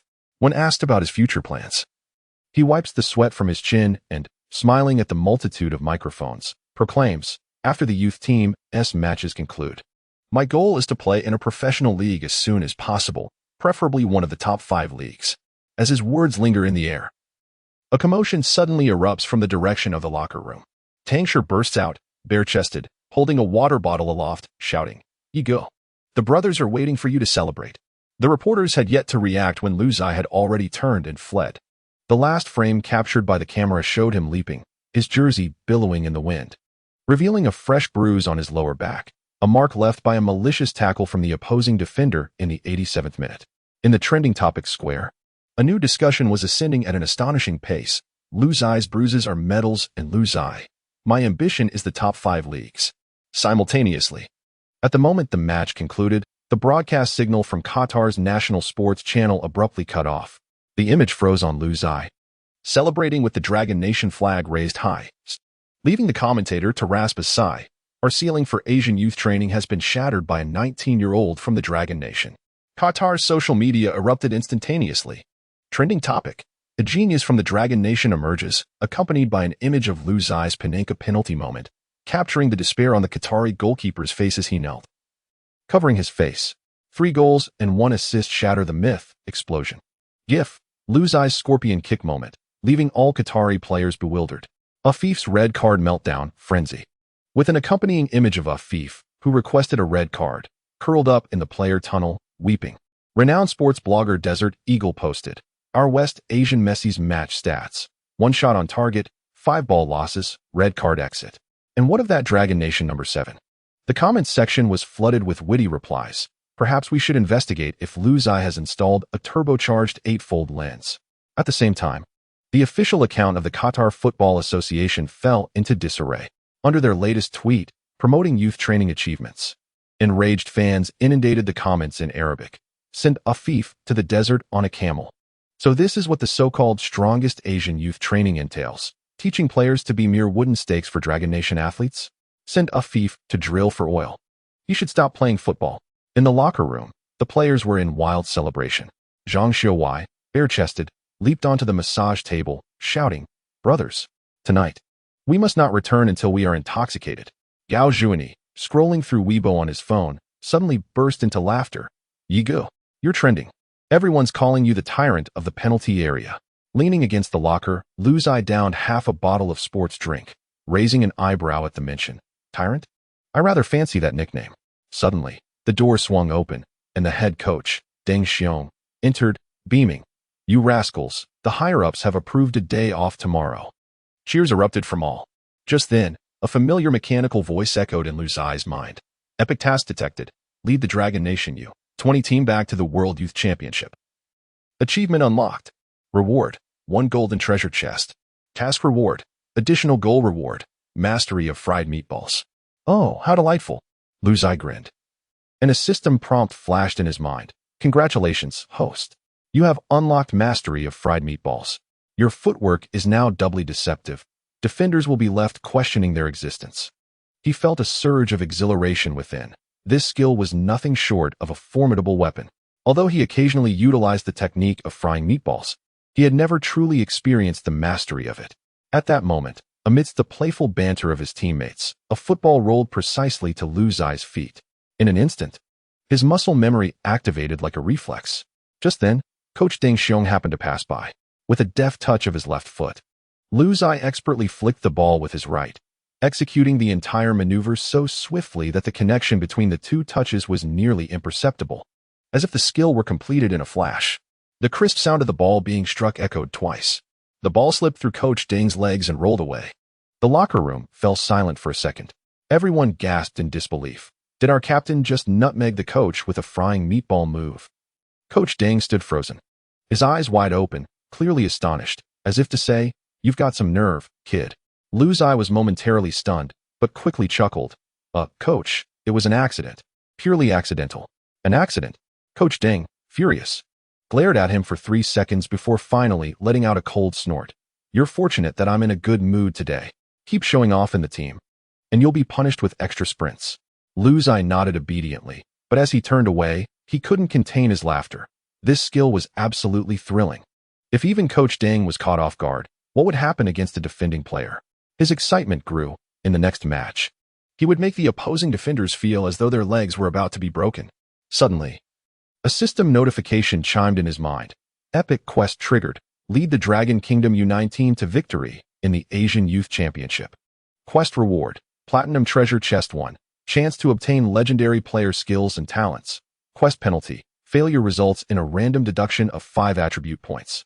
Lu Zai's expression sharpened, the smile on his lips transforming into a fierce determination. The championship of the Asian Youth Championship? Precisely what I desire. He clenched his fists, feeling a warmth radiate from his palms, as if he were already grasping the trophy that had never belonged to the Dragon Kingdom.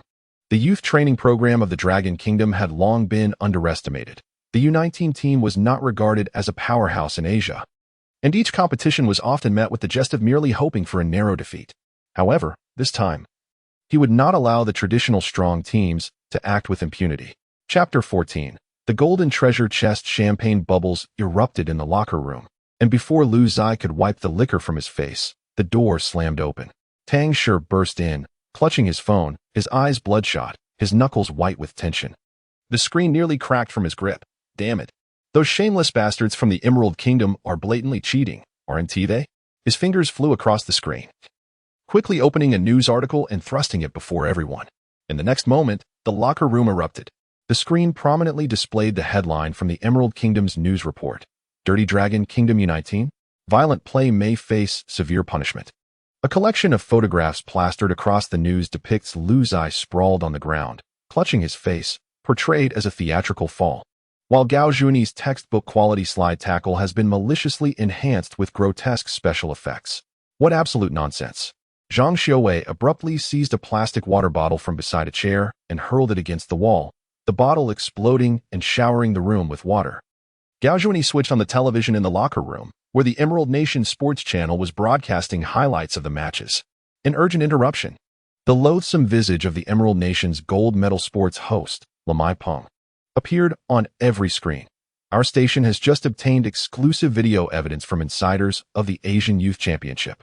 The footage cut to Lu Zai's winning goal against Qatar, deliberately freezing the moment of contact between him and the opposing goalkeeper by Ali, with a red circle marking a gap of less than 1 centimeter. Take note.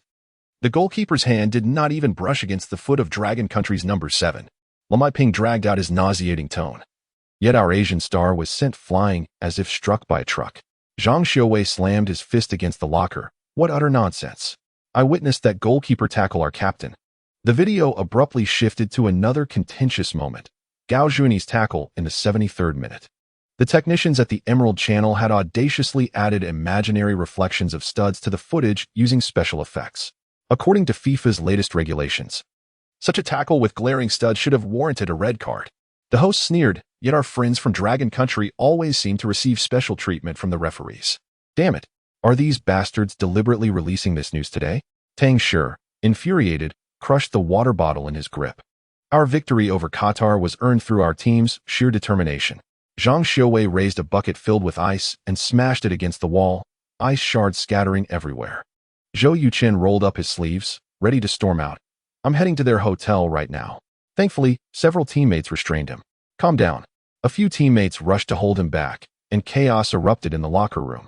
In the eye of the storm, however, Lu Zai remained fixated on the television screen, his fingers trembling slightly. Anger, of course, was present, yet more than that, he was engulfed by confusion. Why was the Emerald Nation making their move at this moment? What were they afraid of? As everyone simmered in outrage, the locker room door was suddenly flung open, and team leader Zhai Tao strode in briskly, followed closely by the coaching staff. His expression was darker than usual, and when he spoke, his voice was as cold as ice. Everyone, be quiet. Instinctively, all fell silent.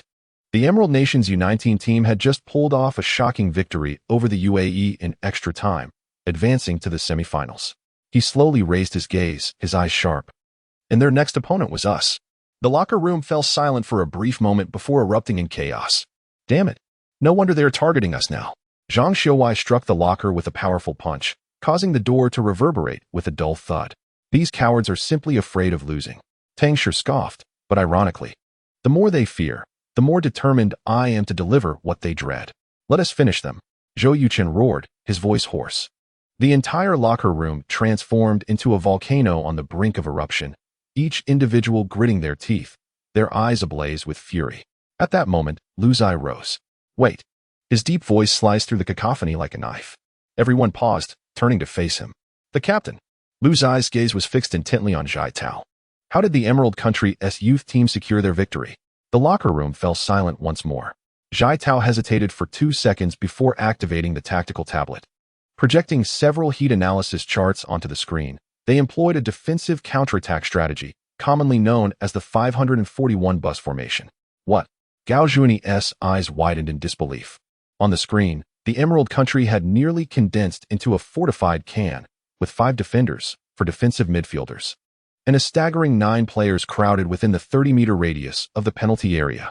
Their ball possession throughout the match was less than 30, Zhai Tao explained slowly. While the UAE managed 35 shots on goal, yet failed to score. The atmosphere in the locker room turned heavy. Mourinho secured the Champions League with this strategy. Gao Juni murmured. The most perplexing conundrum in modern football. Tang Shi clenched his jaw. The expressions of everyone shifted from rage to solemnity. The opponents had evidently employed the right tactics, demonstrating formidable combat effectiveness. Just as the locker room fell into a hushed silence, a chilling system notification echoed in Lu Zai's mind. Click, click, click. Detected that the host has an unopened golden treasure chest. Would you like to open it now? His pupils contracted slightly. Open it. He silently commanded in his mind. In the next instant, a golden light flashed, revealing 2 lines of text before him. Option, shooting accuracy 5, current 70-75. Option, free kick training card 1, effects doubled within 24 hours. Lu Zai's heart raced.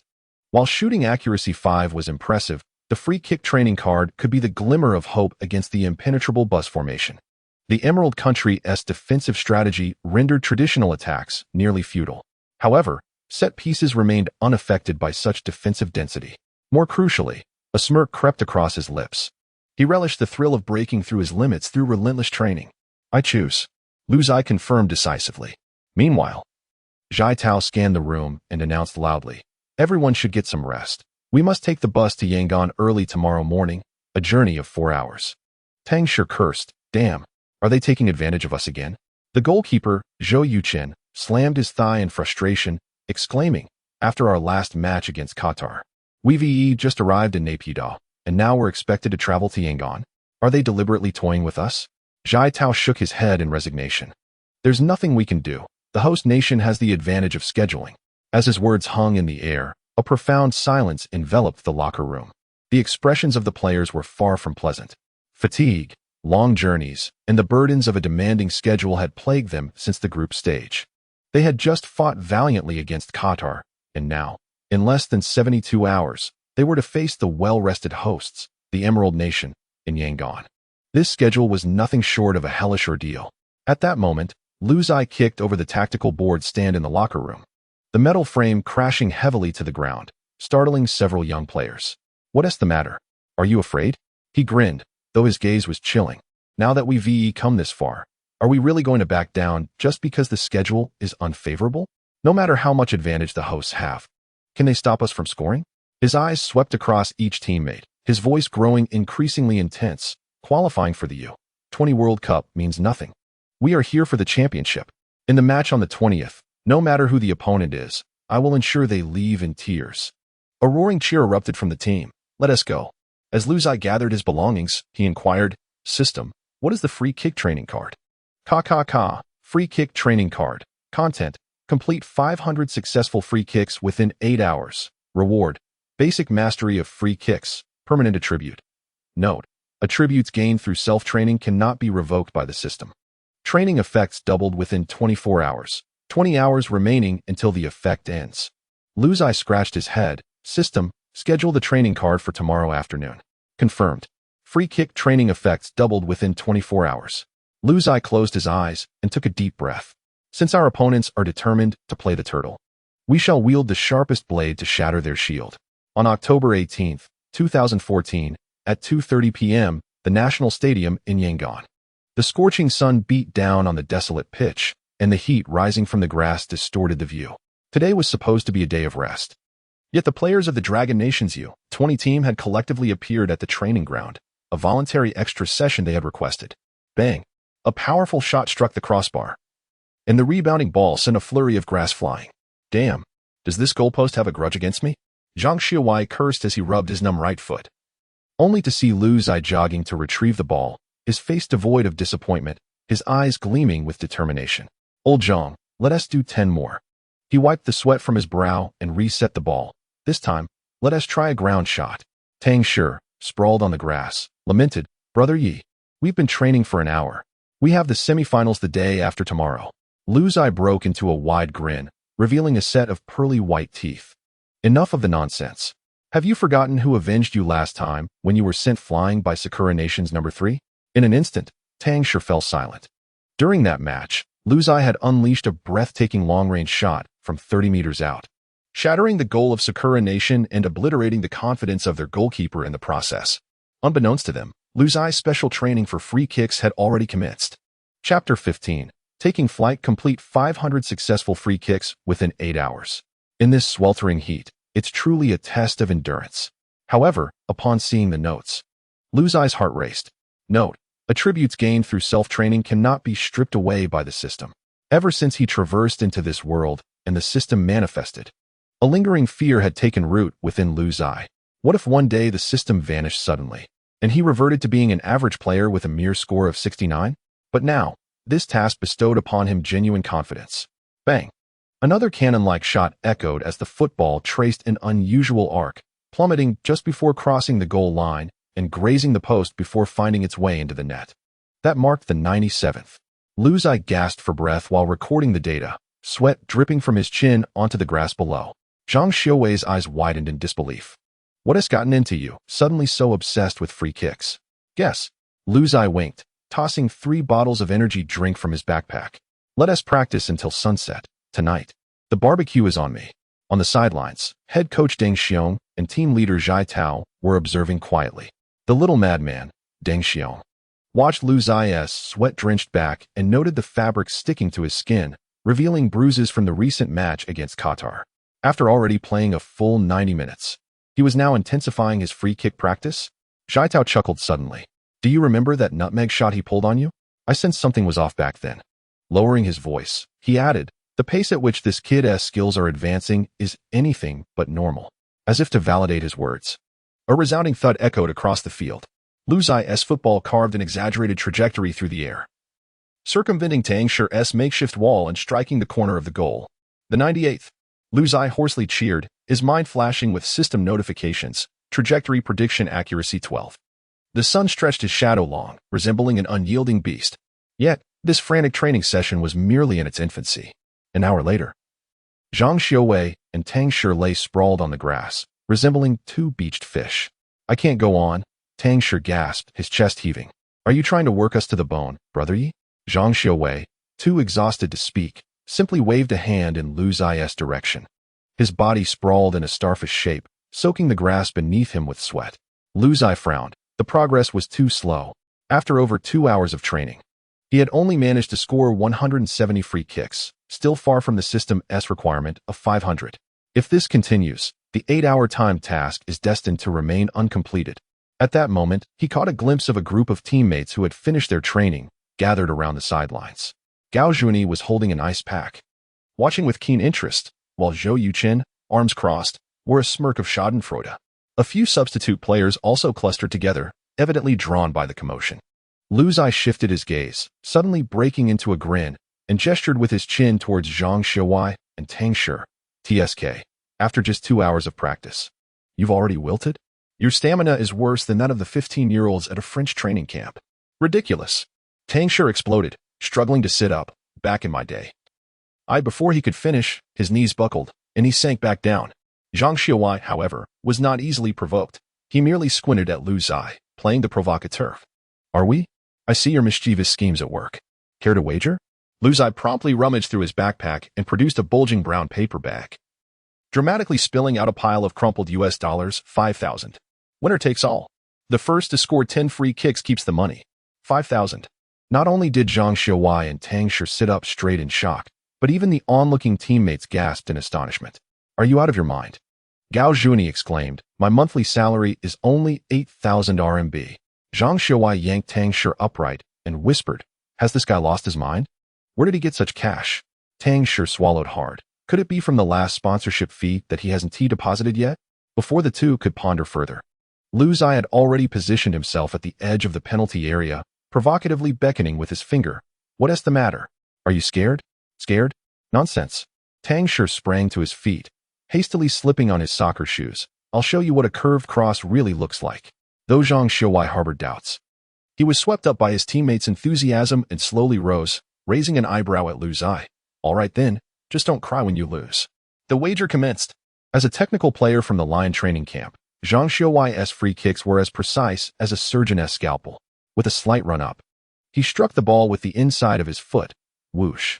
The soccer ball traced a peculiar arc, seemingly veering away from the post, only to curve dramatically at the last moment and plunge into the top right corner. 1-0. Zhang Xiuwei chuckled provocatively at Lu Zai. Learn from this, rookie. Lu Zai narrowed his eyes. Something was amiss with that kick. Activating his system view, he instantly noted that Zhang Xiuwei's ankle angle at the moment of contact was not the typical instep shot, but rather he had brushed the ball with the base of his toes, utilizing spin and air resistance to create a secondary curve. Understanding the technique, Lu Zai immediately attempted to replicate the motion, but his first attempt went awry, sending the ball soaring into the sky. Ha! Laughter erupted from his teammates. On his second attempt, the ball finally arced, but it fell too early, easily blocked by the wall. It wasn't until his third kick that, bang, he executed a perfect replication of Zhang Xiuwei's technique, sending the ball straight into the corner. Task progress. 171500 success in learning. Understanding curve change at 25. Although Tang Shi's footwork lacks the finesse of Zhang Xiuwei, he excels as a winger, proficient in delivering powerful low balls. Watch closely. He takes a couple of strides, striking the ball's lower half with the instep of his foot. Whoosh. The football rockets forward like a ground-hugging missile, suddenly rising 20 centimeters above the ground, piercing the net. Lu Zai's pupils constrict. This is not the conventional lofted shot. The system's slow-motion replay reveals that at the moment of contact, Tang Shi's instep is rigid, with his toes slightly elevated, imparting rapid spin and sudden lift to the ball, akin to the topspin effect seen in tennis. Can it be played this way? His eyes gleam with excitement, and he immediately attempts it. The first two kicks fail, but on the third, boom, the ball schemes the grass, bouncing sharply just before the penalty area, and swoosh, it's in. Task progress. 172500. The wager intensifies, with the score at 9-9. Each of the three has scored 9 free kicks. Zhang Xiuwei and Tang Shi finally realize something is amiss. Lu Zai's footwork is evolving at an astonishing rate. For the final kick, let us add some thrill. Lu Zai suddenly steps back to 30 meters. A full 10 meters beyond the standard free kick position. Are you out of your mind? Tang Shi's eyes widen. Even professional players struggle from this distance. Lu Zai smiles silently, his mind consolidating the techniques he just covertly learned. Zhang Xiuwei's curved shot combined with his own powerful long-range ability. He sprints, positions his leg, and strikes the ball. Bang! An arc defying the laws of physics is born. First phase, it streaks straight like a cannonball. Second phase, just as it nears the wall, it suddenly drops and curves. Swish. The net trembles. The entire field falls silent for 3 seconds. Then, holy cow! The teammates' exclamations nearly lift the roof off the stadium. Task progress. 180500 Zhang Xiuwei, dazed, turns his head.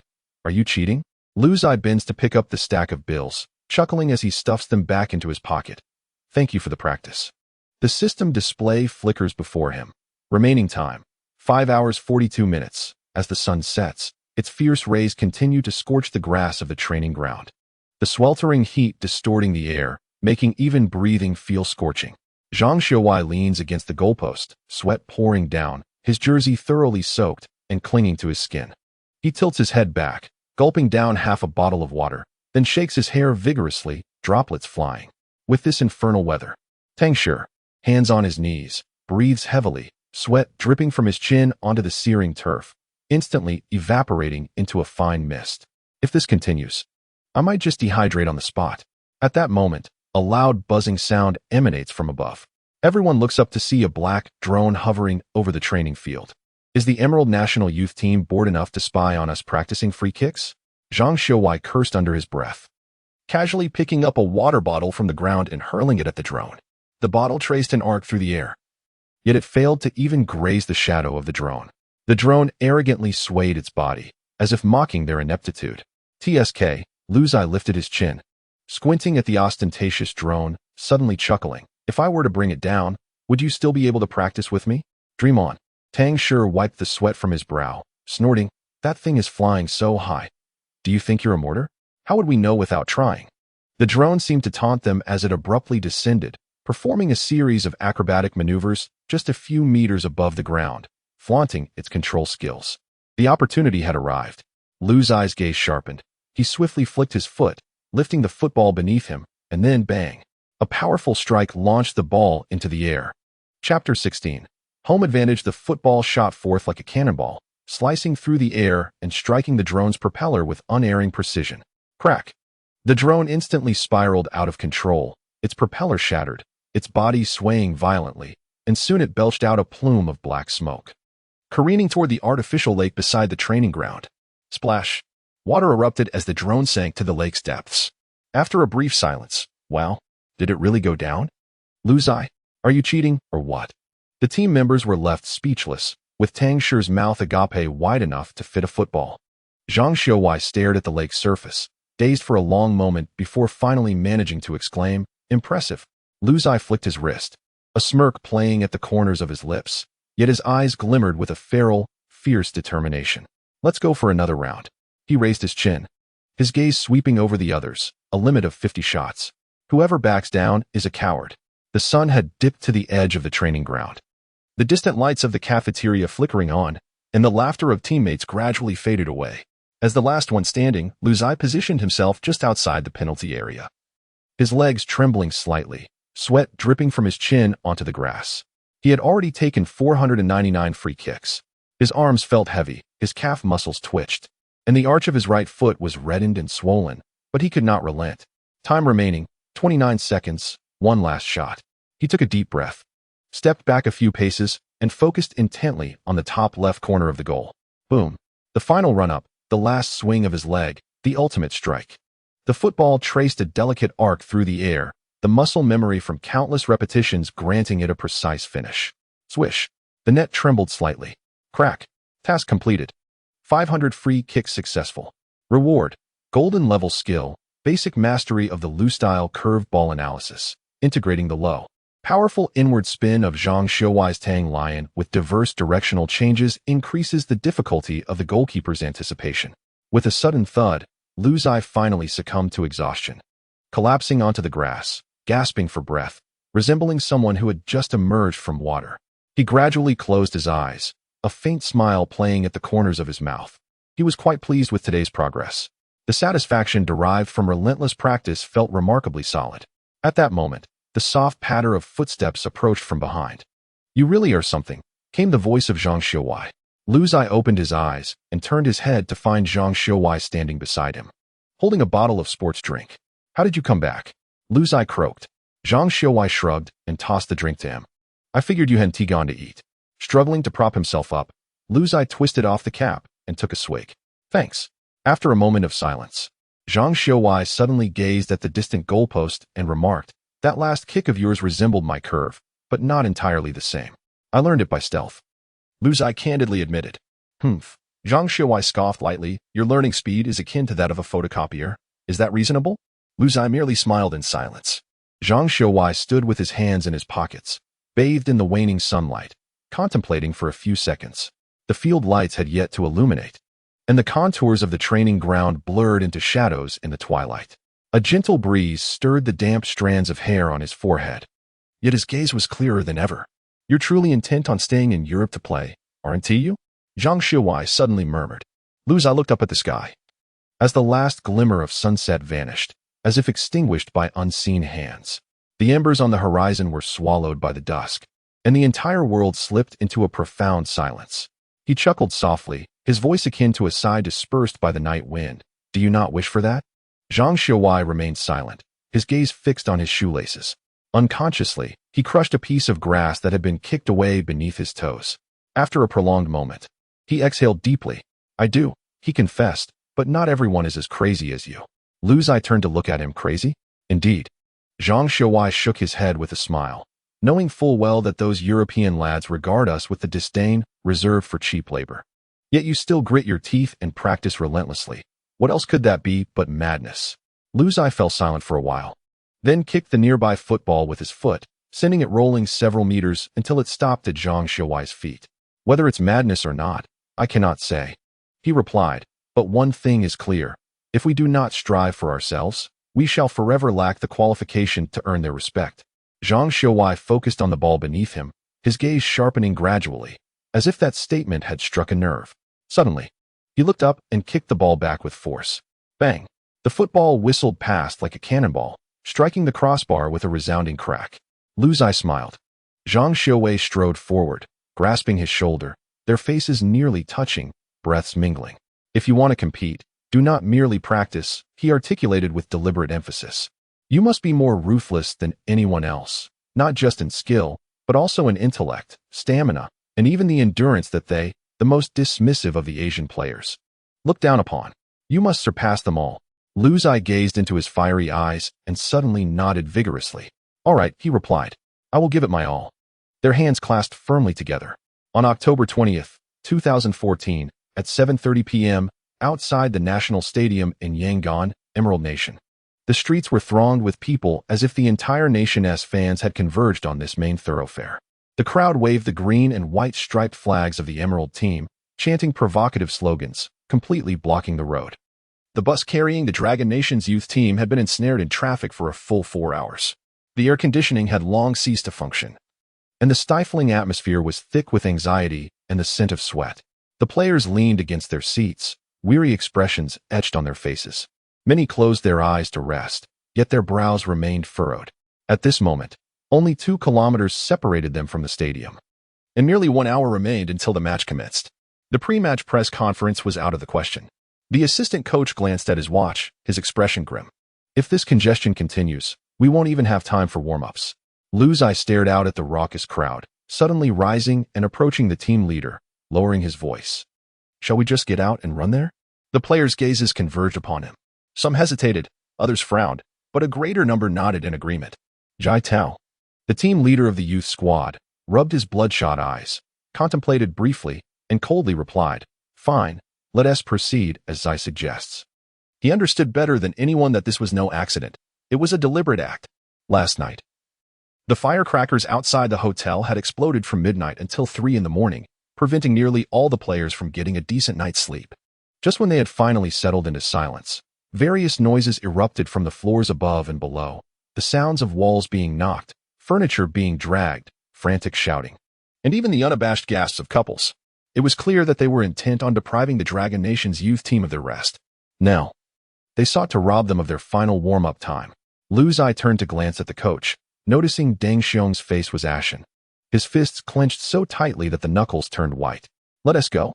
Deng Xiong suddenly stood up, slamming his fist against the back of the seat. Brothers, let us run in. As the bus door swung open, the players charged out, sprinting across the scorching asphalt towards the stadium. The crowd erupted into a cacophony of jeers, some even deliberately extending their legs to impede their path, while others hurled beverage bottles towards the team. Zhang Ziyu sidestepped a flying soda can, rage igniting in his eyes. Is this the host's welcome? Is this the opponent's tactic? Meanwhile, Lu Zai, trailing at the back of the team, suddenly heard a sharp taunt from the crowd. Run faster, Dragon Nation. If you go any slower, the match will be over. He whipped his head around and locked eyes with the fan who shouted. In the next moment, a slight smile tugged at Lu Zai's lips as he silently mouthed back, just wait and see. At last, the Dragon Nation's youth team burst into the stadium. The players gasped for breath as they rushed onto the pitch, immediately beginning their warm-up exercises. They had less than 30 minutes to acclimatize to the field, and as soon as they stepped onto the grass, everyone sensed something was amiss. This pitch was problematic. Lu Zai furrowed his brow, lowering his gaze to prod the turf with his toes. Too short. Typically, match grass is maintained at a certain length to enhance ball cushioning, ensuring more stable passing and control. Yet, this field had been cut exceedingly short, allowing the ball to roll almost without any cushioning, its speed outrageously fast. This type of surface favored the quick and agile play style of the Emerald Nation, who excelled in rapid short passes, while the Dragon Nation's long passes and wing breakthroughs would become increasingly difficult to control due to the excessive ball speed. It was deliberate. As Lu Zai looked up to survey the entire stadium, a glint of derision flickered in his eyes. The arrangement of the stands was unabashedly biased. The Dragon Nation's fans were relegated to the farthest corner in the north, their meager shouts from a few hundred voices barely reaching the field. Meanwhile, the home team's fans densely occupied the rest of the stands, waving green and white flags, their cacophony deafening. They had even begun to collectively chant provocative songs in the local language, with some fans making insulting gestures toward the Dragon Nation players. They displayed their ugliness with no attempt to conceal it. Chapter 17. Engaged in a grueling battle, however, this was not the end. Even more outrageous was the size of the pitch. Lu Zai squinted as he estimated the distance from sideline to sideline, unable to suppress a cold laugh. The width had undoubtedly been reduced. According to international standards, a football field should range from 64 to 75 meters in width, yet for this match, the Emerald Nation had adjusted it to about 65 meters, precisely hitting the lower limit of the standard. The intention was glaringly obvious. One of Lu Zai's signature skills was his rapid breakthroughs along the flanks, utilizing the spacious areas near the sidelines to tear through defenses. Now, the opponent had directly narrowed the field, nearly compressing his breakthrough space to its limits. Tangent sure chuckled as he approached. Are they afraid of us? Lu Zai cast a scornful glance toward the home team's bench, coincidentally meeting the gaze of the Emerald Nation's captain.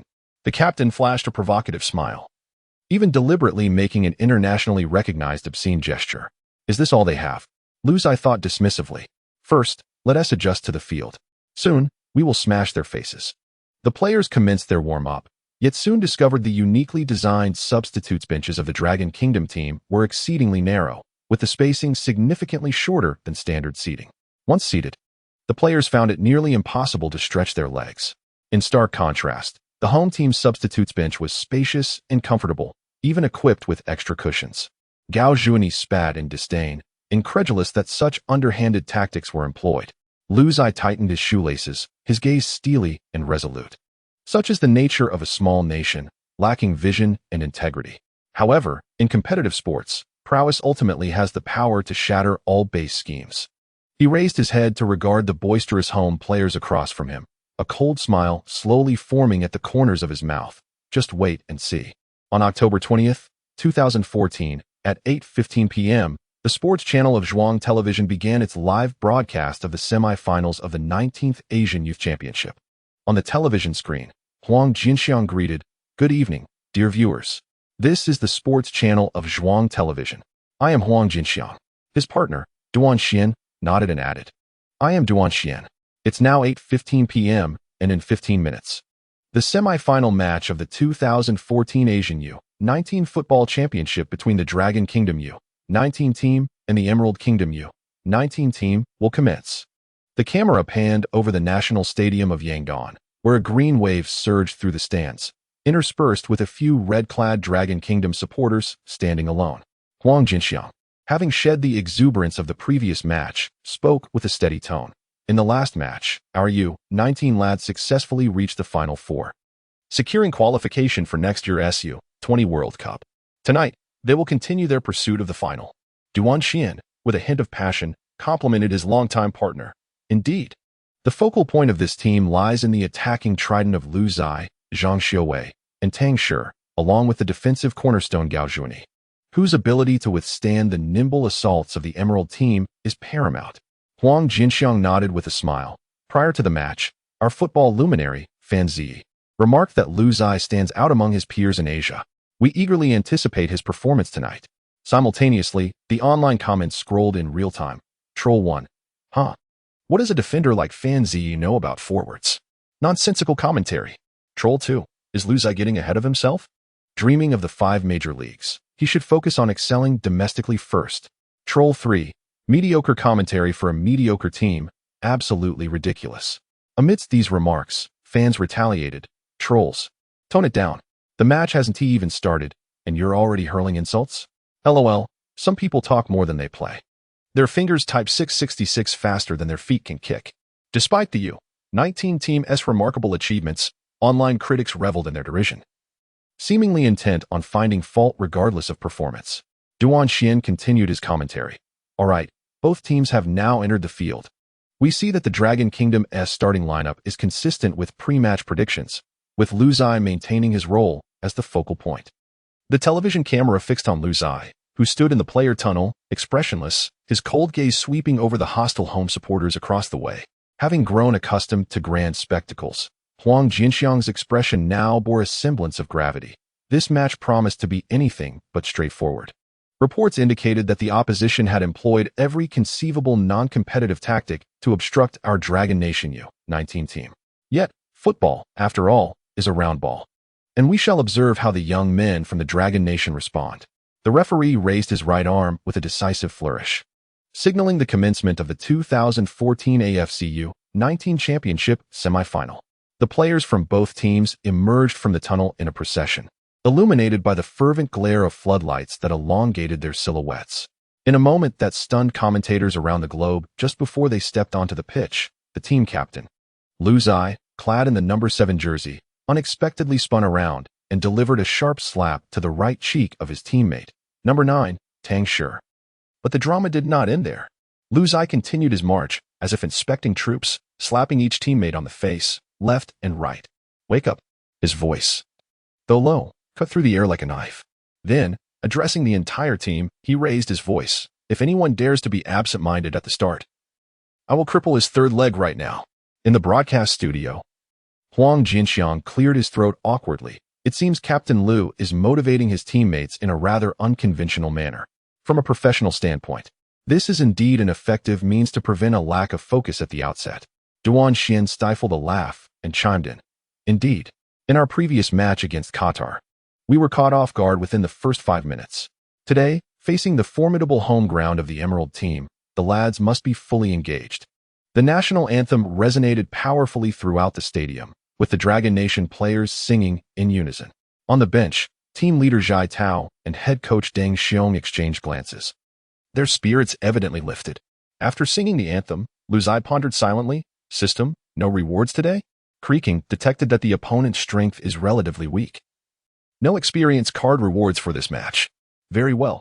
The referee's whistle signaled the official start of the match.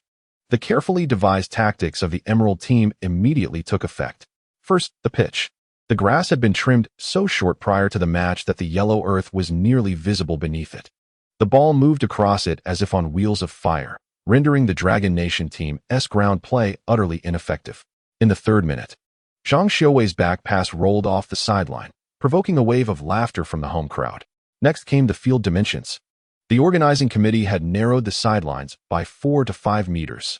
The players of the Dragon Nation, accustomed to expansive plays, frequently faltered, and in the 7th minute, as Lu Zai attempted a breakthrough down the left flank, he discovered he had inadvertently carried the ball out of bounds. This too elicited laughter. The constricted pitch severely stifled Lu Zai's explosive capability along the wing. The moment he advanced with the ball, he was immediately confronted by 2 aggressive defenders. Most perilous of all were the fans. 30,000 Emerald supporters, clad in glaring fluorescent green shirts, collectively waved reflective silver boards every time the Dragon Nation team gained possession. In the 4th minute, goalkeeper Zhou Yuqing was left dizzy after a feint, launching a long kick that went awry. Dangerous, accompanied by the commentator's exclamations. Number 7 from the Emerald team, like a ghost, intercepted the ball and surged forward. Gao Juni desperately chased back, only to be deceived by an abrupt stop and turn at the edge of the penalty area, tumbling to the ground. The coaching staff on the bench collectively covered their faces in despair. Yet, at that critical moment, a flash of red darted in like lightning. Lu Zai. He had sprinted back from 20 meters away and, just as the opponent was about to shoot, executed a sliding tackle. Thud. The ball struck Lu Zai's taut calf and ricocheted out of bounds. The entire stadium erupted in deafening boos, while the Emerald team's coach angrily hurled a water bottle off the field. Excellent play. Huang Jianxiang's voice trembled with excitement. This was the essence of a captain. Lu Zai had executed a textbook defensive maneuver that saved his team. However, when the camera panned to Lu Zai, who was slowly rising, it became evident that something was amiss. His right leg's protective sock was already stained with blood, clearly a price paid for that fierce contest. Yet, chillingly, this barely 19-year-old boy was smiling. Fascinating. Lu Zai licked his cracked lips, a terrifying glint igniting in his eyes. He bellowed at his shaken teammates. Warm-up's over. Get your act together. However, within 3 minutes, a midfielder from the Emerald team intercepted the ball during an aggressive press and swiftly passed it back to the holding midfielder, who executed a direct through ball, forward charging in. The Dragon Country's defense was caught off guard. The Emerald fans erupted into a frenzy, their roars crashing against the players' eardrums like a tidal wave. Cursing, Gao Juni gritted his teeth and rushed to block, but the Emerald forward was exceedingly agile, feinting past him effortlessly. One-on-one. Facing the goalkeeper. Bang. A low shot. Whoosh. The ball barely grazed the post before rolling out of bounds. The entire Dragon Country youth team broke out in a cold sweat. The commentator's voice tightened. Danger. Not even 10 minutes into the match, and the Emerald team almost scored again. Adapting to the field and environment is truly a formidable challenge for the Dragon Country team. Chapter 18. As clever as I am. As the match progressed, the Dragon Country youth team, initially pressed by the Emerald team, began to stabilize their formation. With the short grass affecting ball speed, the players abandoned the pursuit of long passes and quick plays, opting instead for a more prudent passing game. Lu Zai frequently dropped back to the midfield to receive the ball, utilizing his ball control to maintain rhythm, while Zhang Ziyuai transformed into a sweeping defensive midfielder, intercepting every attacking advance from the Emerald team like a moving wall. The narrowness of the pitch was tactically addressed by the Dragon Country team. The two wingbacks no longer solely focused on overlapping runs, but instead tucked in to form temporary holding midfielders, collaborating with Lu Zai to create a triangular passing network in the center. The flanking assault of the Emerald team suddenly lost its target, leaving them helpless as the Dragon Country team's central players repeatedly penetrated and tore apart their defense. In the commentary booth, Huang Jinxiang's tone finally lightened. The Dragon Country team has begun to find their rhythm in the match. This 15-minute adjustment has been crucial, and Lu Zai's guidance has been indispensable. Duan Xin glanced at the data board in agreement. The Dragon Country team's ball possession rate has surged from 37 at the start to 51, with their passing accuracy improving by nearly 20 percentage points. The Emerald team's underhanded tactics are proving ineffective. As the players of the Dragon Country team gradually regained their competitive pace due to Lu Zai's tactical adjustments, the referee from West Asia, Muhammad Abdul, suddenly seemed oblivious. This referee, known for his leniency in the AFC, began to dictate the script of the match with his whistle. In the 21st minute, as the Dragon Country team organized an offensive in the front, Zhang Xiaowei was making a lateral run to receive the ball.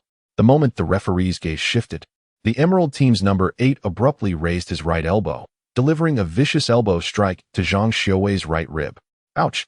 Zhang Xiaowei instantly bent over in agony, clutching his ribs as he fell to the ground, beads of cold sweat rolling down his forehead. The team doctor rushed onto the field, lifting his jersey to reveal a horrifying purple bruise that elicited gasps from the crowd. Yet, the referee merely strolled over at a leisurely pace, issuing a first warning to the grinning number 8 of the Emerald team, even too lazy to brandish a yellow card. 3 minutes later, a more severe incident erupted. The Dragon Country team launched a rapid counterattack, and as Tang Shi dribbled past the halfway line, the Emerald team's number 6 executed a reckless tackle from 3 meters away. His mud-stained cleats violently struck Tang Shi's shin. The sickening crack of a shattered shin guard echoed throughout the stadium via the sideline microphone. Tang Shi writhed on the grass, clutching his deformed shin guard and screaming in agony, while the referee astonishingly raised his arms, signaling for the game to continue. Was this football or a bloodbath? Assistant coach Chen Tai on the bench smashed the tactical board in frustration, plastic shards flying everywhere. Team Dr. Lao Zhang was ready to rush onto the field with a first aid kit. If his tibia is broken, this kid's career will be over. The players of the Emerald team exchanged knowing glances. The referee's indulgence was the most blatant encouragement.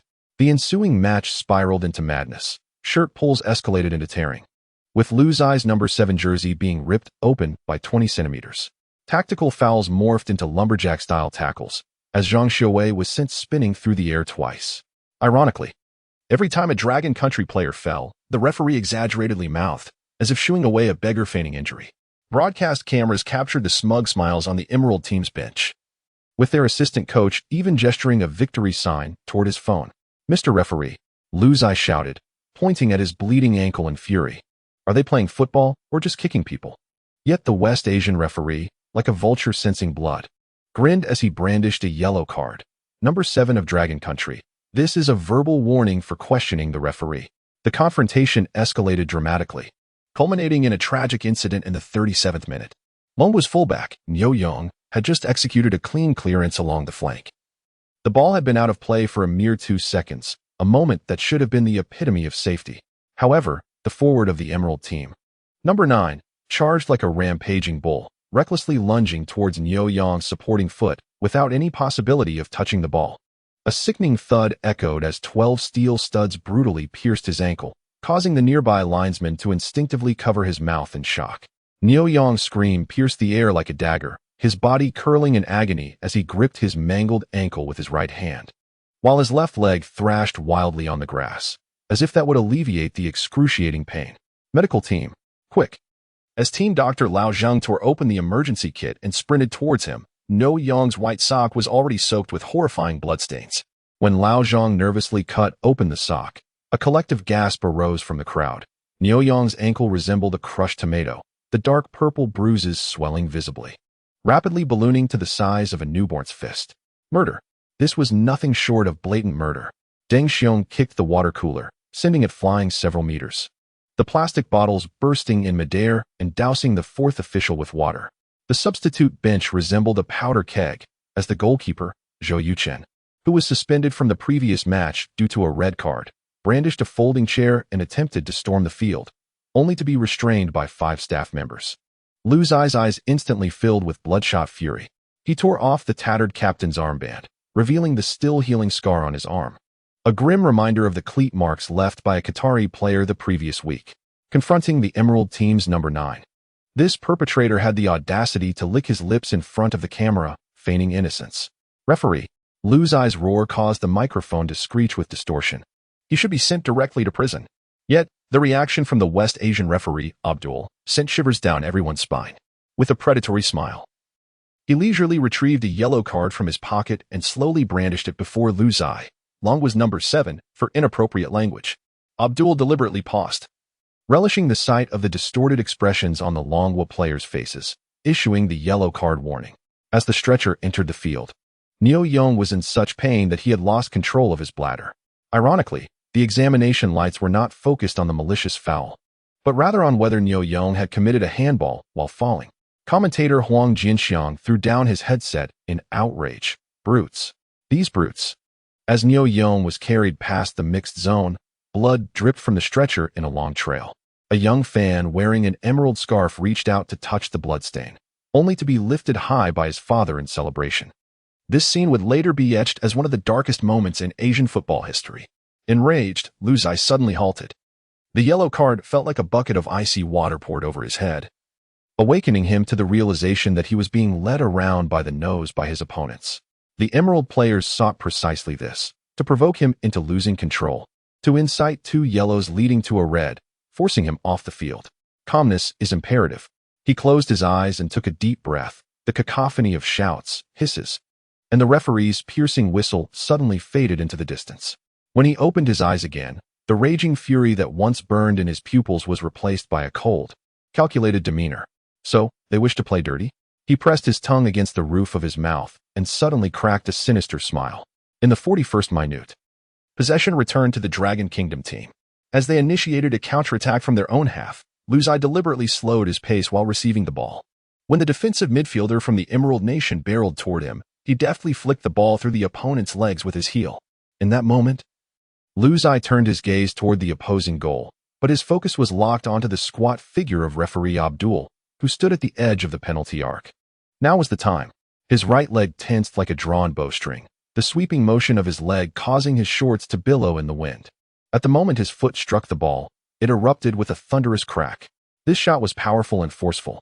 The football transformed into a blur, slicing through the air at a terrifying speed of nearly 140 kilometers per hour, heading straight for Abdul's unguarded groin.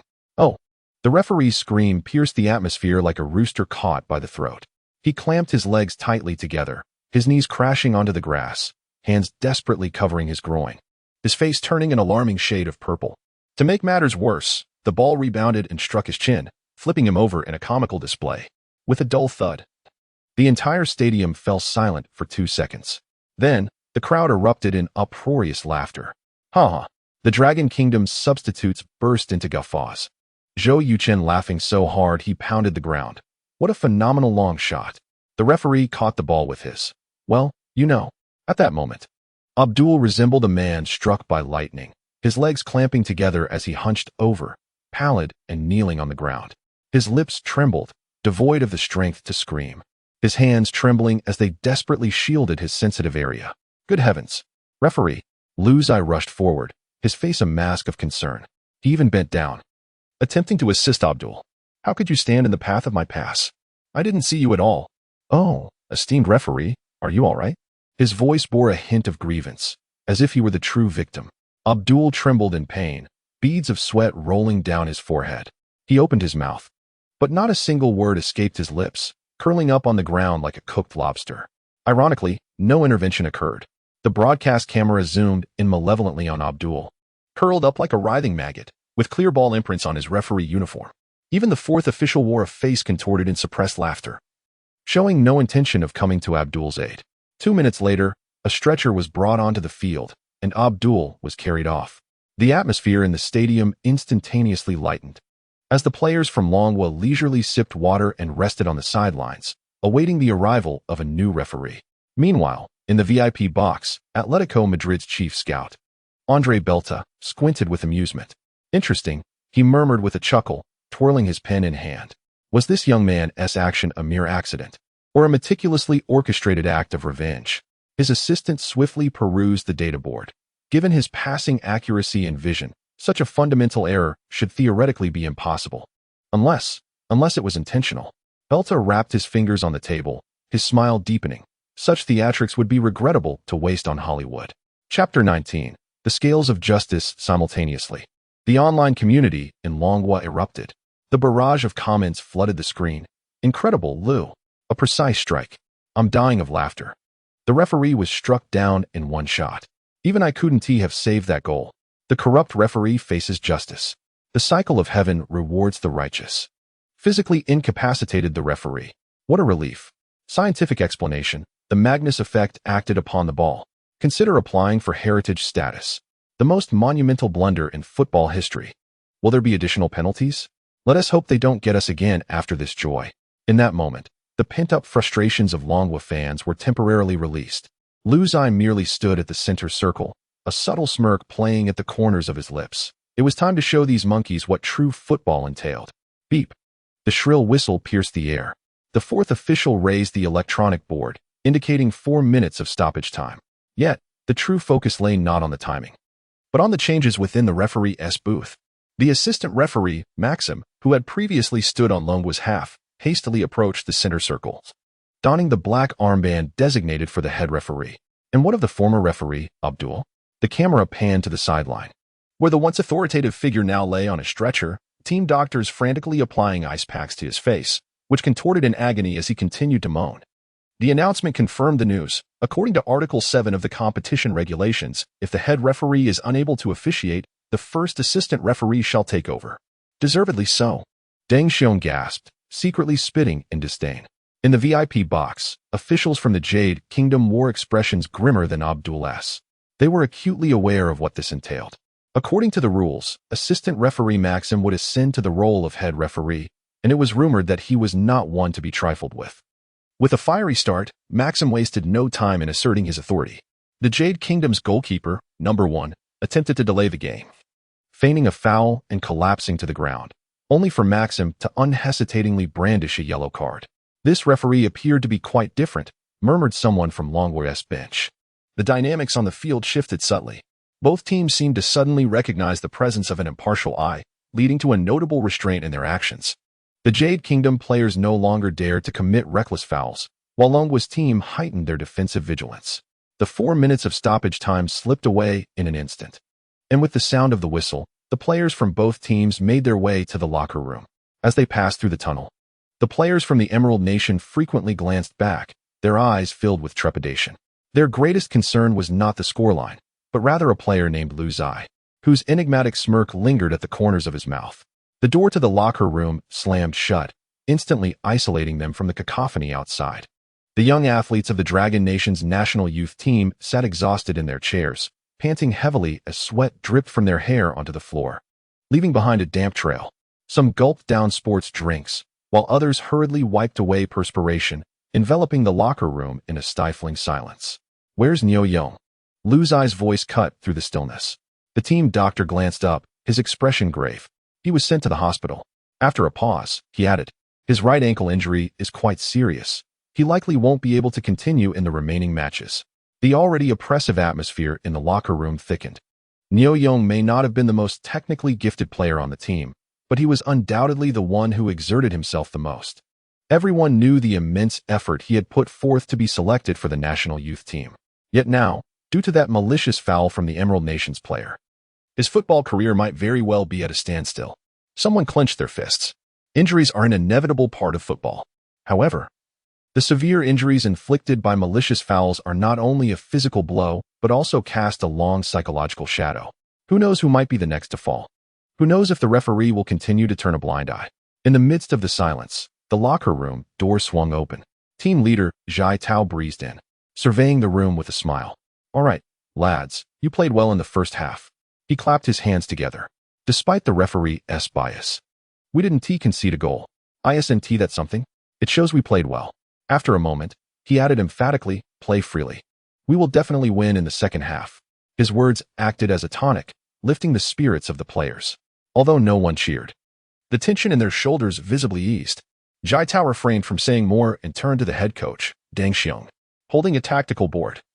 Deng Xiong stepped to the center of the locker room, his gaze sweeping over each player's face. "Our ancestors had a saying, 'The king of hell is easy to provoke, but the little ghosts are troublesome.' Today, what we face is indeed the little ghost." His words elicited nods from several players. The dubious officiating, the opponent's malicious fouls, the inexplicable decisions. This was hardly a match. It felt more like a horror film. Deng Xiong took a deep breath, his tone resolute. "But that is the nature of football. It is not always the stronger team that prevails. The key lies in who can endure. In the first half, you stood your ground, proving you were stronger than them. Now, in the second half, continue to endure, and victory will follow." The players lifted their heads, their eyes sharpening with determination. Lu Zai reclined in his chair, his right hand resting upon his knee, a subtle smile gracing his lips. Suddenly, he spoke with a relaxed tone. "As the captain, I must say a few words. The referee for the first half has been replaced." Before he could finish, an uproar of laughter erupted in the locker room. Zhou Yuchen shouted, "Brother Yi, you're amazing." Zhang Xiuwei, with a pained expression while clutching his groin, exclaimed, "That was a genuine nutcracker." Tang Shi pounded the table, laughing uncontrollably. I could laugh for a year at the sight of that referee clutching his groin. The players recalled Abdul's pitiful, curled-up form, and laughter poured forth, dispelling the heaviness that had lingered in their hearts. Even the previously stern-faced substitutes could not contain their mirth, and the oppressive atmosphere in the locker room was instantly shattered. Lu Zai raised his hand to calm the crowd, and their laughter gradually subsided. Standing tall, he cast his gaze over everyone, a smirk playing at the corners of his mouth, his tone calm, yet imbued with undeniable authority. In the second half, let us annihilate the Emerald Nation. And we shall reach the finals. In an instant, the locker room erupted. Let us crush them. To the finals. I'll grind them into the ground. Damn it. If the referee pulls any more tricks, I'll deal with him too. The players roared, fists pounding on chairs and lockers. The metallic clang reverberating in the cramped space like a battle hymn. They no longer feared the injustices on the field, nor were they troubled by malicious fouls. At this moment, they had but one goal: to win. To win in the most ruthless manner possible. The cold light of the locker room illuminated their shadows, casting a formidable barrier, and this team was prepared to tear apart any obstacle in their path. As the referee's whistle signaled the start of the second half, the match commenced. Boom. The explosive sound of the kickoff tore through the air as the Dragon Nation's youth team surged forward like a released arrow, brimming with momentum and fervor. A swift, slicing pass from the backline suddenly breached the midfield defense, precisely finding the speeding winger, Tang Shi. Damn, so fast. The right back of the Emerald Nation's complexion shifted drastically as he scrambled to position himself, only to be deftly outmaneuvered by Tang Shi's agile change of direction. Smack! The ball sliced into the penalty area like a blade, instantly ripping apart the Emerald Nation's defense. Lu Zai stood firm in the midfield, his eyes sharp as a hawk, as if he were controlling the entire field with invisible strings. With 3 consecutive pinpoint passes, each struck with the precision of a guided missile, he pierced through the opponent's most vulnerable points. Damn it! The Dragon Nation's players were utterly unstoppable. Cold sweat dripped from the forehead of the Emerald Nation's defenders, no matter how they tightened their formation. The Dragon Nation's assault could always find a way to cut through. Finally, clang. The Emerald Nation's center back was easily shaken off by Lu Zai, who charged toward the penalty area, only to be met with a furious tackle. Toot! The referee's whistle blared. A yellow card. The crowd gasped in astonishment. In just a few fleeting minutes, the mindset of the Emerald Kingdom players shattered completely. In the 65th minute, the Dragon Kingdom launched another counterattack. Boom! Lu Zai executed a stunning 40-meter ground pass, and Zhang Xiuwei surged forward like a gust of wind, leaving the Emerald Kingdom's defensive midfielder trailing hopelessly behind. Bang! He executed a brutal collision, sending his opponent flying. The referee furiously pointed to the foul position, unhesitatingly brandishing a card. The second yellow card. The entire stadium erupted in chaos. Damn it! Do these incompetent players from the Emerald Kingdom only know how to kick? If they continue to play like this, someone will definitely be sent off. The commentator roared with excitement, and the crowd's uproar reached a fever pitch.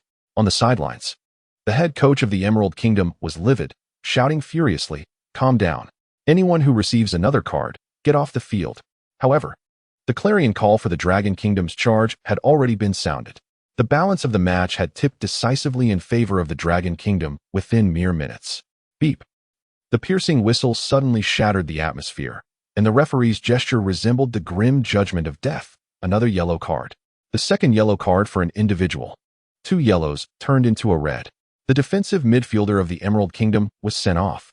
The commentator Huang Jianxiang's voice exploded in the live stream. He should have been sent off ages ago. The crowd gasped in shock. In the stands, the supporters of the Emerald Kingdom were instantly enraged, a torrent of curses and boos crashing down upon the referee. Corrupt officiating. Is this really a foul? The shouts of anger surged as if the savage tackle aimed at Lu Zai's ankle had been merely a trivial matter. Yet suddenly, the big screen lit up with a slow-motion replay. The footage revealed the Emerald Kingdom's midfielder, his face twisted in rage, brutally kicking at Lu Zai's calf, even deliberately exerting force to lift his foot at the moment of impact. Hiss! The once boisterous fans of the Emerald Kingdom fell silent, while the live-stream chat erupted. This isn't a red card. The referee has shown mercy. Dirty team, get out of the Asian Youth Championship. I have a premonition. A goal is imminent. Chapter 20. Into the finals, Lu Zai slowly rose from the grass, brushing off the bloodied shin guards, and cast a cold smile towards the sidelines where the head coach of the Emerald Kingdom was furiously smashing a water cooler. The player who had been sent off angrily stripped off his jersey and threw it to the ground, swearing as he walked into the player's tunnel. The Dragon Kingdom was awarded a free kick in the attacking zone. The position was excellent, 25 meters from the goal, slightly to the left, ideal for a right-footed player. At this moment, all eyes were focused on the Emerald Kingdom's penalty area. Who would take this potentially decisive shot? Tang Shi picked up the ball, But his gaze turned to Lu Zai. "Boss, do you want to take it?" Zhang Xiaowai wiped the sweat from his brow and chimed in. "Let brother Yi take it. Let's blast them." Lu Zai squinted at the opposing goalkeeper, who was nervously adjusting the wall, and slowly nodded. His fingers pressed firmly against the surface of the ball. Brass clippings cascading away. Now is the moment. The memories of 500 training sessions exploded in his mind. As the setting sun cast its glow, every last effort.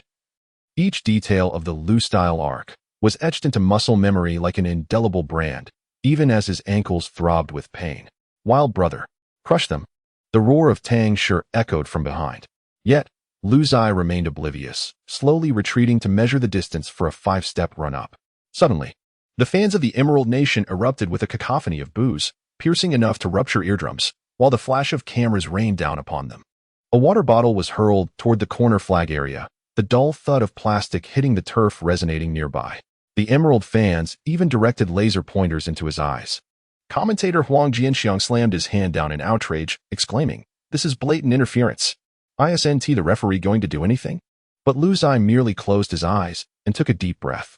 When he opened them again, the fire in his pupils was no longer that of fierce determination, but of primal instinct for slaughter. The run-up began. The first step was like a tiger leaping from its den, yet the final step was as graceful as a cat. The secret of the Lu-style arc lay not in strength, but in the devilish twist of the ankle. Boom.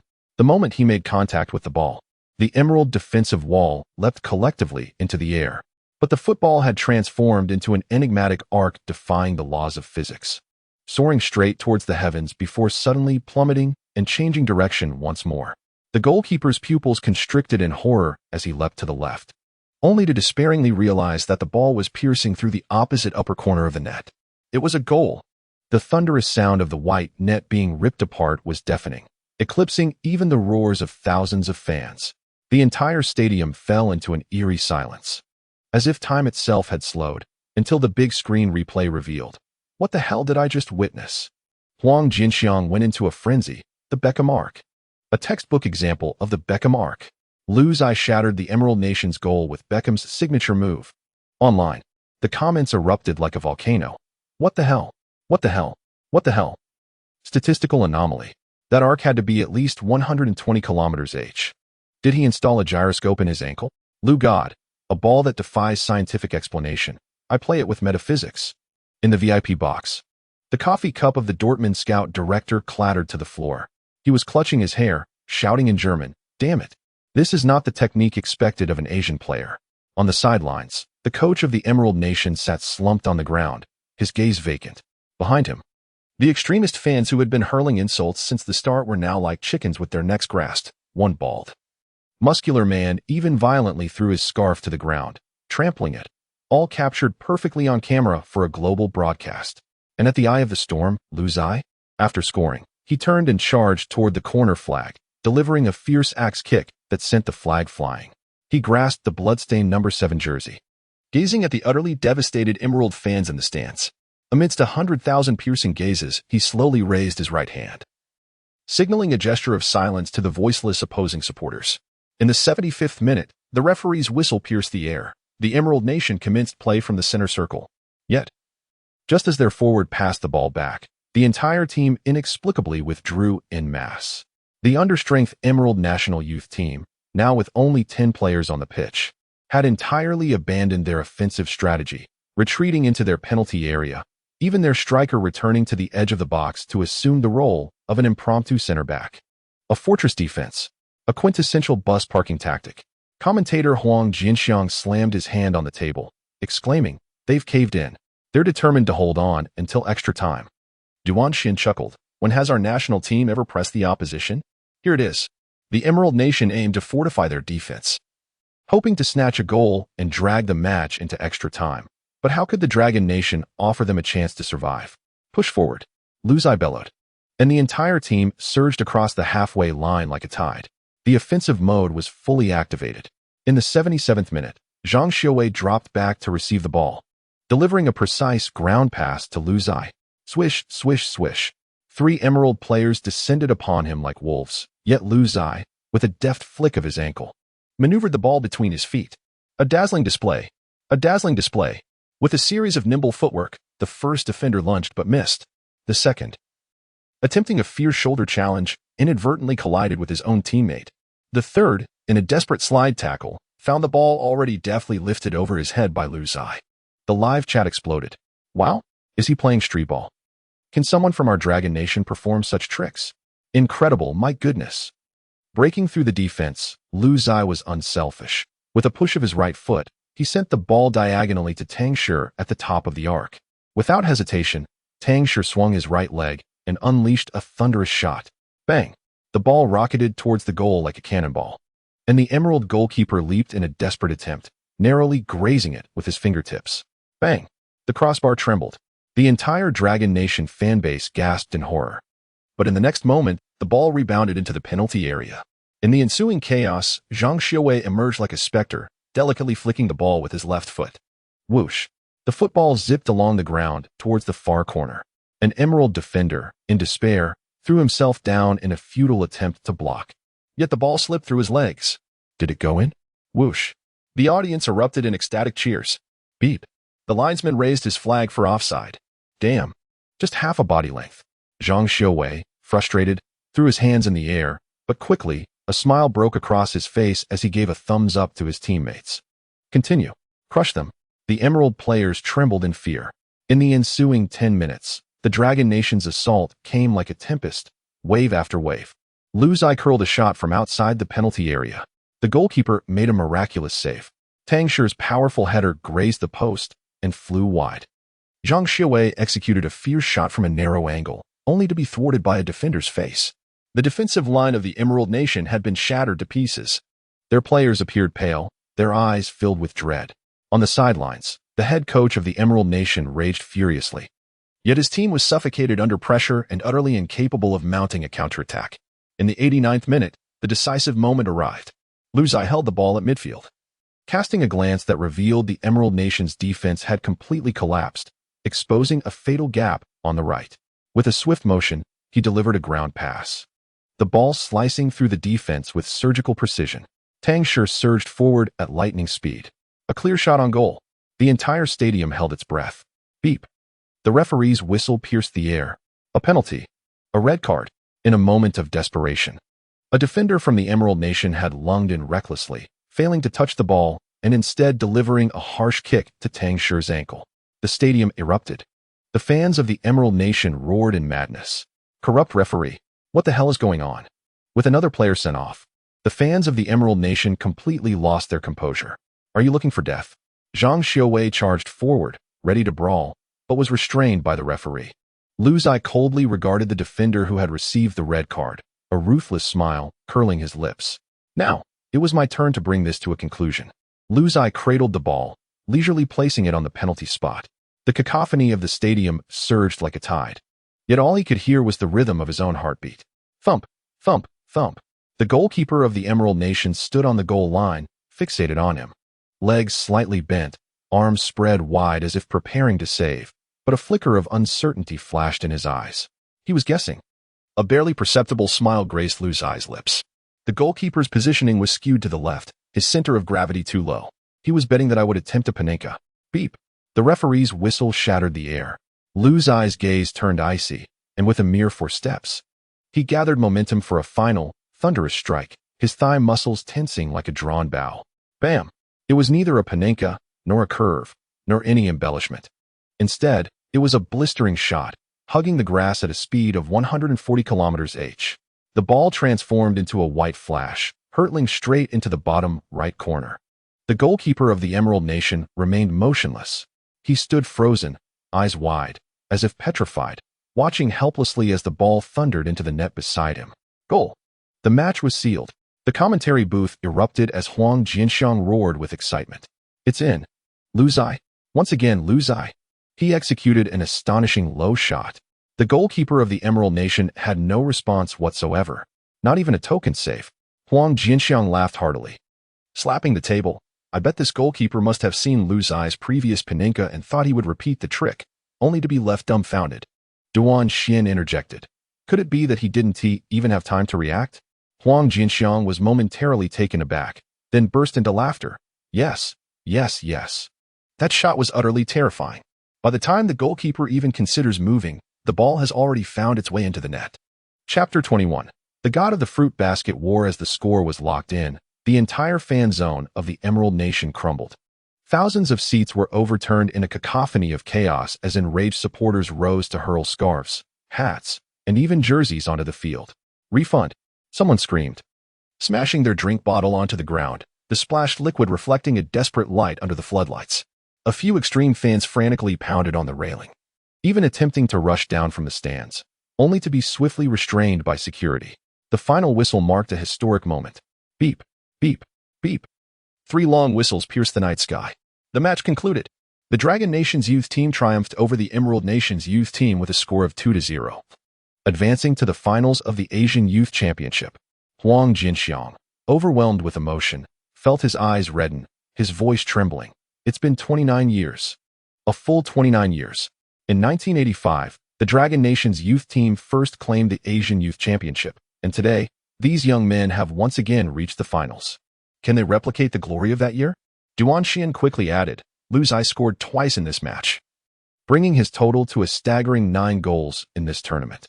He leads the scoring chart, surpassing Huang Shizan of the Pickled Vegetable Nation, who has 8 goals. He is truly a relentless goal-scoring machine. More importantly, this night belonged to Dragon Nation football. Zhang Xiaowai was the first to leap forward, jumping onto Lu Zai's back and shouting at the top of his lungs, I knew it. I knew you would score. Tang Shi laughed heartily, flipping Lu Zai over and playfully ruffling his hair. God Lu, you are indeed a god. The other players went wild, rushing towards them, piling on top of one another in a joyous display of camaraderie by the goal. Coach Deng Xiong stood at the sidelines, initially intending to maintain a stern demeanor, but the corners of his mouth could not help but curve upward. Ultimately, he waved his hand dismissively, allowing this group of exuberant youths to revel in their triumph. At the sound of the final whistle, the players of the Emerald Nation's youth team could scarcely muster the courtesy to shake hands. With heads bowed and silence enveloping them, they departed the pitch like soulless shells, hastily making their way to the players' tunnel. There was no bitterness, no anger, and certainly no tears, for they had long since accepted the reality of their defeat. Damn it, with a performance like this, how could we expect to win? Spat the captain of the Emerald Nation, tearing off his captain's armband in frustration. Making it to the semifinals was already a stroke of luck. Originally, they had planned to advance through underhanded tactics, but before Lu Zai, all their schemes turned to mere folly. He didn't even bother to shout back at them, nor did he pay heed to their petty antics. Instead, with a cold gaze and even wilder goals, he conveyed to everyone, your calculations are worthless beneath my feet. Fortunately, we harbor no regrets. Upon returning to the changing room, the coach of the Emerald Nation closed the door, exhaling a deep breath, loosening his tie, and even revealing a trace of a bitter smile. What is there to lament when defeated by such a behemoth? He addressed the silence of the locker room, stating that they had merely relied on luck to reach this point. The Dragon Nation had triumphed with sheer strength. One player, filled with discontent, slammed his locker. But aren't they reliant on that number 7?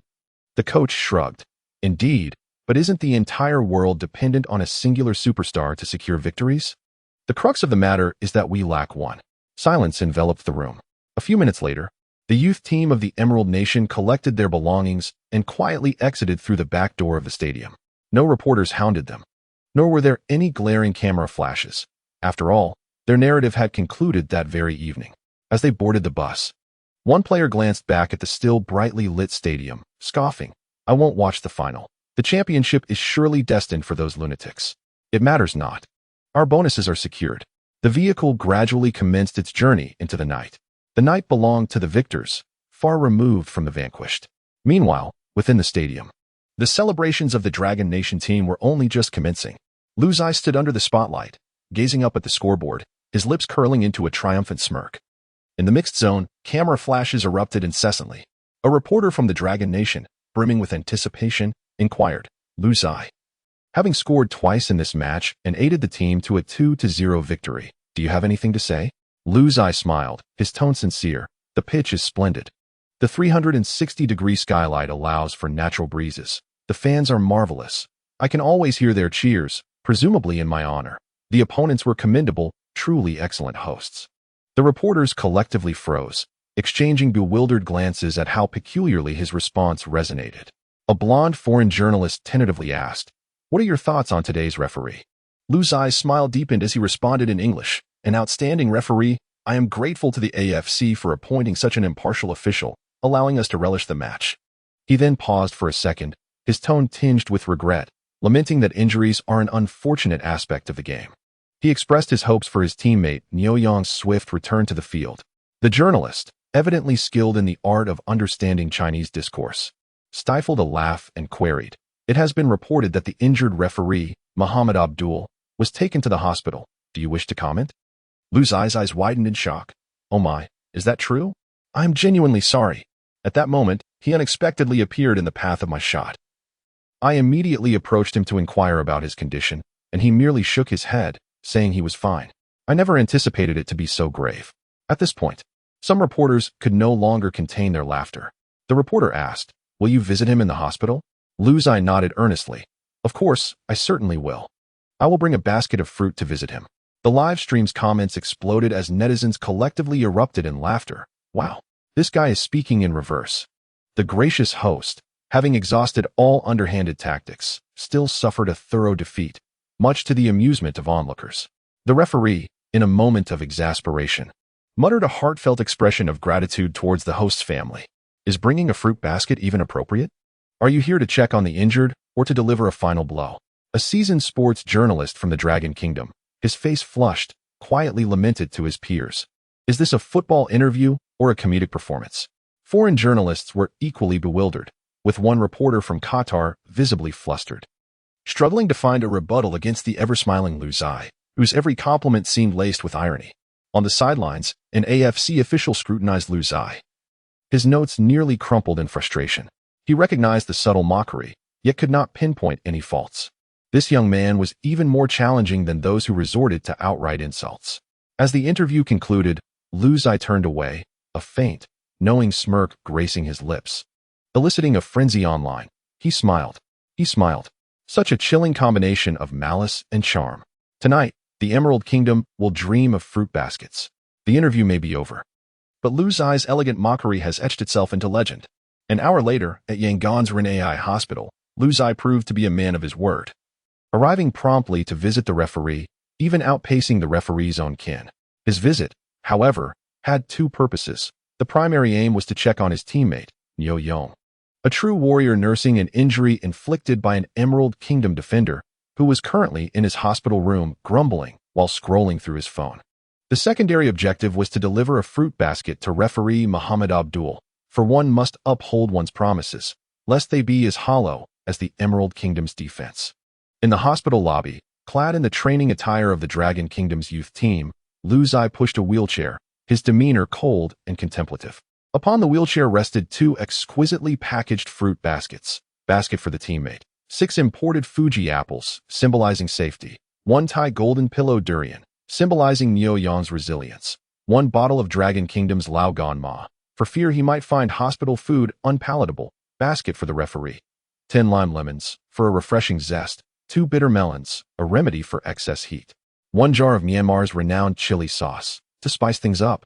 Perhaps, Lu Zai stood in the hospital lobby like a covert operative poised for a secret mission, stoic and silent. Yet the fruit baskets in his hands imbued the scene with a dark humor. At that moment, an unscrupulous Emerald Kingdom fan stealthily captured the scene and posted it online. Dragon Kingdom Captain Lu Zai fulfills his promise, bringing a fruit basket to the hospital for a showdown. This post rapidly went viral, spreading across Asia in moments. Dragon Kingdom netizens reacted. Wow, he actually brought it. And he's pushing a wheelchair. Does he intend to carry both the person and the fruit basket away? Durian and Lao Gan Ma. Neo Yong. Lu Zai? Do you wish for my demise? The referee's combination of bitter melon and lemon had me in stitches. How delightfully sinister. A netizen from the Emerald Nation remarked. Why does that fruit basket resemble a weapon of sorts? Another pondered, what would Abdul's reaction be upon seeing this fruit basket? Would he draw his knife to strike at Lu Zai? On the International Football Forum, someone commented, is the post-match etiquette of the Dragon Nation players to present fruit baskets? How civilized. To which another replied, no, you misunderstand. It's not merely a fruit basket. It's a psychological assault. As Lu Zai wheeled in a cart laden with fruit baskets into the elevator, he fortuitously encountered the referee, Muhammad Abdul, who was preparing to be discharged. The doctor had advised him to rest well and to refrain from intimate relations with his wife for the next 3 months. Abdul regretted his past decisions immensely. Upon seeing Lu Zai, the two exchanged a glance. Abdul, weak yet wary, inquired, "What are you here for?" Lu Zai replied, unflinchingly, "I mentioned I was bringing a fruit basket to visit you." Abdul, gazing at the basket filled with bitter melons and lemons, turned pale and said, "No need. You keep it." Lu Zai obediently nodded. "Very well. I shall leave it at your ward's entrance shortly. I must prepare for the next elimination match." Abdul was nearly in tears. "I truly do not need it. I beg you." Upon leaving the hospital, Lu Zai sighed with relief. Finally, he stood on the brink of the finals. Who would be our opponent? Chapter 22. A luxurious lineup as the excitement of the Dragon Nation's U19 team reaching the finals gradually subsided the following day. Discussions about the final match commenced across the internet. Just half an hour after the Dragon Nation U19 team triumphed over the Emerald Nation U19 with a score of 2-0, the Kimchi Nation U19 team decisively defeated the so-called Wolves of West Asia, the Uzbekistan U19 team, with a staggering score of 5-1. This score could hardly be termed a victory. It resembled more a unilateral humiliation. The post-match statistics for the Kimchi Nation were startling. Possession, 77, shots, 24, pass completion rate, 91, fouls, 5. This Kimchi Nation U19 team operated like a finely tuned football machine, while the Dragon Nation team appeared as a dilapidated war chariot driven solely by Lu Zai's efforts. If the Dragon Nation team consisted of 10 aides to Lu Zai, then the Kimchi Nation represented a true all-star lineup. Consider the central axis configuration of the Kimchi Nation U19 team. To clarify, the central axis in football comprises the striker, the midfield maestro, the central defenders, and the goalkeeper. For instance, the Italian team that won the 2006 World Cup featured a central axis of striker Totti, midfield maestro Pirlo, central defender Cannavaro, and goalkeeper Buffon. Similarly, the Spanish team that claimed victory in the 2010 World Cup had a central axis of strikers Villa and Ral, midfield brains Xavi and Iniesta, central defenders Puyol and Piqué, and goalkeeper Casillas. On the football field, a formidable central axis is essential for a stable defense, a midfield that can seize control, a powerful offense, and even adaptability. The luxurious central axis of the current South Korean U20 team is composed as follows. Forward, Hwang Hee-chan, 18 years old. A product of RB Leipzig's youth academy in the Bundesliga, has scored an impressive 10 goals in this tournament, surpassing Lu Zai's 9 goals to top the scoring chart.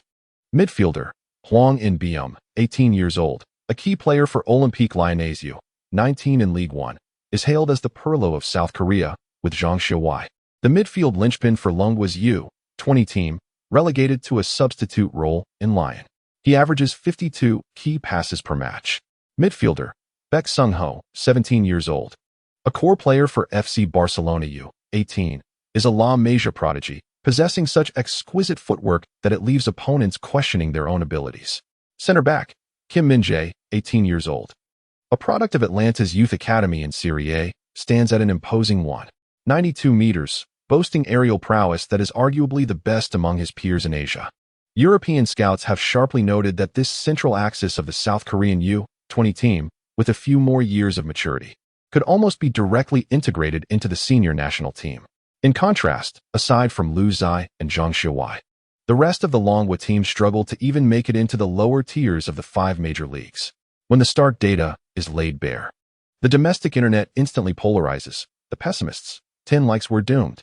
We only have Lu Zai, while they possess an entire luxurious central axis. Lu Zai is a substitute for Sevilla in La Liga, while Baek Sung-ho is a core player at Barcelona U18. What a disparity.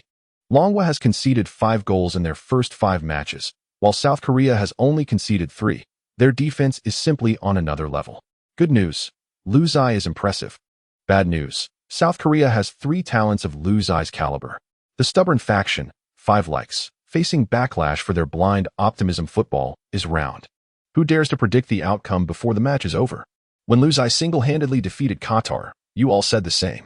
No matter how strong South Korea is, can they surpass the influence of the referees from the Emerald Nation? We will still win. Even professional media have begun to engage in rational analysis, data comparison. The path of Longwa's U20 team to qualification lacks substance. The final may result in a bloodbath. The article concludes with the comforting note of the odds. South Korea is favored by 15 goals, with a victory payout of 1.25, indicating the bookmakers consider a 2-goal win for South Korea a basic expectation. On October 21, 2014, at precisely 10 a.m., within the locker room of the National Stadium in Yangon, the cold air from the air conditioning mingled with the unique humidity of Southeast Asia, causing everyone's jerseys to cling uncomfortably to their backs. Head coach Deng Xiong stood before the tactical board, his hand gripping the marker slightly trembling, not from nerves, but from a peculiar sense of confidence. In the final, we will play 5-3-2. He emphatically inscribed this number on the board, the pen even puncturing the paper, Lu Zai and Tang Shi as dual forwards, with Zhang Xiuwei orchestrating from the center. He paused, his gaze sweeping across the faces in the locker room. Everyone, retreat and defend. The locker room fell into an eerie silence. The 5-32 formation struck Lu Zai like a blunt instrument, landing a heavy blow to his temples. Perhaps 703 would be more fitting. He gazed at the hastily drawn arrows and circles on the tactical board, suddenly recalling the words of Sevilla's head coach, Pepe Mellon. From their first tactical lesson, the essence of football tactics lies in enabling mediocre players to perform at a higher level, rather than forcing exceptional players to adapt to mediocre tactics. Yet, what on earth is this 532? It merely relegates the ball to 3 players up front, while the remaining 7 form a defensive blockade. Coach Lu Zai opened his mouth to speak, but ultimately swallowed his words. To question the tactics now? The locker room would erupt. Morale would shatter. Furthermore, as he surveyed his teammates, their faces blank and devoid of expression, a wave of helplessness washed over him. Aside from Zhang Xiuwei, Tang Shi, and Gao Zhuani, the skill levels of the others were indeed inadequate. Some on the bench couldn't even secure a starting position in the domestic youth leagues. Deng Xiong seemed oblivious to the players' expressions, continuing his impassioned speech. The Kimchi nation excels in possession? Let them have it. We will play defensively and counterattack. They are fierce in their offense. Let them attack. We shall fortify our numbers. They possess great stamina. Then let them run themselves to exhaustion. At the height of his fervor, Deng Xiong pounded his fist on the tactical board, causing the plastic stand to vibrate ominously. Lu Zai felt his eyelids twitch in response. What kind of tactic is this? Isn't it merely waiting idly for death? Yet, even more alarming was the fact that after Deng Xiong finished, team leader Zhai Tao chimed in. Exactly. What is the tradition of our Dragon Nation football? Ironclad defense. Ironclad my foot. Lu Zai nearly lost his composure. When has Dragon Nation football ever triumphed over formidable teams through defense? The 1997 Asian qualifiers, where they were overturned 4-2 by Iran. The 2002 World Cup, where they suffered 3 defeats and conceded 9 goals. The 2007 Asian Cup group stage, where they were thrashed 3-0 by Uzbekistan. Now, facing a squad from the Kimchi nation that is both physically adept and technically skilled, we resort to parking the bus? Isn't it imperative to practice counterattacks? Is this not courting disaster? However, as captain, he had no choice but to grit his teeth and endure. On the training ground, Lu Zai completed the recovery training assigned by the coaching staff, essentially a slow jog to regain positional awareness. Meanwhile, on the other side, through the wire fence of the stadium, he could clearly observe the opposing team practicing high-pressure pressing, penetrating through the flanks, and combining wide and central play. Every movement, every pass exuded a professional-level synergy. This was merely pre-match warm-up. Lu Zai turned to glance at his own coaching staff. Deng Xiong was jotting down notes, while Zhai Tao was explaining to the substitute goalkeeper the tactical essence of kicking the ball towards the wings. A sense of absurdity surged within him. This is 2014. European football has already embraced high-pressing and multidimensional attacking play. Although Atletico Madrid, under the stewardship of Simeone, does not belong to the elite clubs, they have triumphed this year in La Liga, surpassing both Real Madrid and Barcelona, thanks to an average of 24 interceptions per match and cohesive teamwork. Meanwhile, Klopp's Borussia Dortmund has already ignited a youthful storm of high pressing in the Bundesliga, clinching the championship title over Bayern Munich for 2 consecutive years. This combative style of football has demonstrated the feasibility for non-elite teams to achieve success through tactical discipline and relentless effort. Yet, our national youth team is still contemplating how to kick the ball further. Taking a deep breath, he approached Zhang Xiuwei, who was practicing crosses. Old Zhang, he said in a lowered voice, we may have to rely on ourselves tomorrow. Zhang Xiuwei kicked the ball out of bounds. shaking his head with a wry smile. What a revelation. Who else can we rely on but you? The coaching staff's 5-3-2 formation? The fine tradition of ironclad defense? Lu Zai remained silent, merely patting his shoulder. In the distance, the coach of the Korean team, Jin Taeyang, surveyed the training of the Dragon Kingdom team with a look of derision. After the morning's recovery session, the team was granted a half-day off in the afternoon, following the manager's reminder to refrain from wandering about. During the rest period at a hotel in Yangon, the air conditioning hummed a chilly breeze. Yet Lu Zai tossed and turned on the bed like a fish out of water, his shirt drenched in sweat. Suddenly, he sat up and struck the pillow with his fist. Damn it. Zhang Xiaowei was roused by Lu Zai's outburst, grumbling, "Old Lu, if you're not going to sleep, then what else with the fuss?" Lu Zai retorted, "If we play the final using the coaching staff as turtle-like long ball tactics, our team will undoubtedly be crushed by the Korean team." Zhang Xiaowei buried his head under the blanket. "Let fate decide. I'm going to sleep." However, sleep eluded Lu Zai as his mind replayed the data from the previous night's analysis of the Korean team's matches. 5 games without conceding in open play. Their defense as solid as a fortress, granting the opposition no significant scoring opportunities. All 3 goals conceded were from set pieces, 2 corners, and 1 direct free kick. Their physical conditioning overwhelmed the opponents, as their sprinting frequency in the second half exceeded that of the first. By the 90th minute of the match, the trio of star players in the midfield could still outpace the defenders of Central Asian Wolves. Relying on a penalty shootout? Lu Zai scoffed. Without a physical advantage, it would be purely a game of chance. He inhaled deeply, closed his eyes, and delved into the depths of his cerebral football system. For now, he could only leverage the system to analyze the weaknesses of his opponents. If the analysis provided by the system proved effective, he would devise counter-tactics accordingly. Chapter 23. Opponent's weakness. Lu Zai silently intoned in his mind. System. Analyze the defensive weaknesses of the Korean U19 team. Analyzing. Korean U19 defensive weakness report. Their aerial ability is relatively weak. Although center back Jin Min-jae is tall, he turns slowly and is prone to being caught off guard by high arching crosses. The goalkeeper's reaction time is sluggish when faced with ground shots, resulting in a save success rate of less than 75 for strikes aimed at the near corner. The left back, Lee Ji-tae, frequently makes overlapping runs to support the attack, often leaving significant gaps behind him. Lu Zai's eyes sparkled with excitement. System. Display my latest attribute panel. With a swift motion, a shimmering blue interface unfolded before him. Lu Zai, current overall rating, 72. His eyes widened as his overall rating increased by 3 points. For an adult football player, technical attributes are largely established, and enhancing overall ability is quite a challenge. He continued to examine the details. Core attributes. Speed, 79, previously 74. A surge in explosiveness due to intensive sprint training. Shooting accuracy, 72, previously 70. The cumulative effect of training for free kicks and long-range shots. Dribbling, 70, previously 67. Beginning mastery of the fried meatball, resulting in improved success rate for consecutive dribbles. Free kicks, 75, previously 71. Evolution of curve kicks following specialized training. Strength, 79, previously 69. Attribute enhancement. Defense, 38. Laziness and training. Free attribute points, 10. Available for allocation at any time, 10 free points. Lu Zai stared at the panel, licking his parched lips. He had initially intended to reserve these points for pivotal moments in his career, such as trials for the top 5 leagues or his debut with the national team. However, with his current inability to even secure victory in the Asian Youth Championship finals, what future could he possibly contemplate? He clenched his fists tightly. System. Recommend the optimal attribute allocation for the finals. Recommended allocation. Increased by 5 points. Distributed as follows. Shooting accuracy 3, from 72 to 75, targeting the goalkeeper's weak side. Free kicks 2, from 75 to 77, as set pieces are the only opportunity to breach defenses.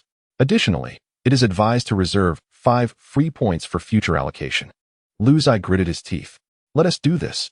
Without hesitation, he allocated the 5 points according to the system's recommendations. A warm sensation surged through his body. As if his muscle fibers were being rewoven, his vision sharpened, and the sensations in his feet became more acute. It was still insufficient. He suddenly opened his eyes wide, leapt out of bed, and retrieved a tablet from the bottom of his suitcase. If the coaching staff could not be relied upon, he would devise the decisive tactics himself. Subsequently, he began editing a compilation of the defensive vulnerabilities of the Korean team based on the system's analysis. Lee Ji-tae's overlapping runs left gaps, and the goalkeeper's sluggish response to close-range shots became evident.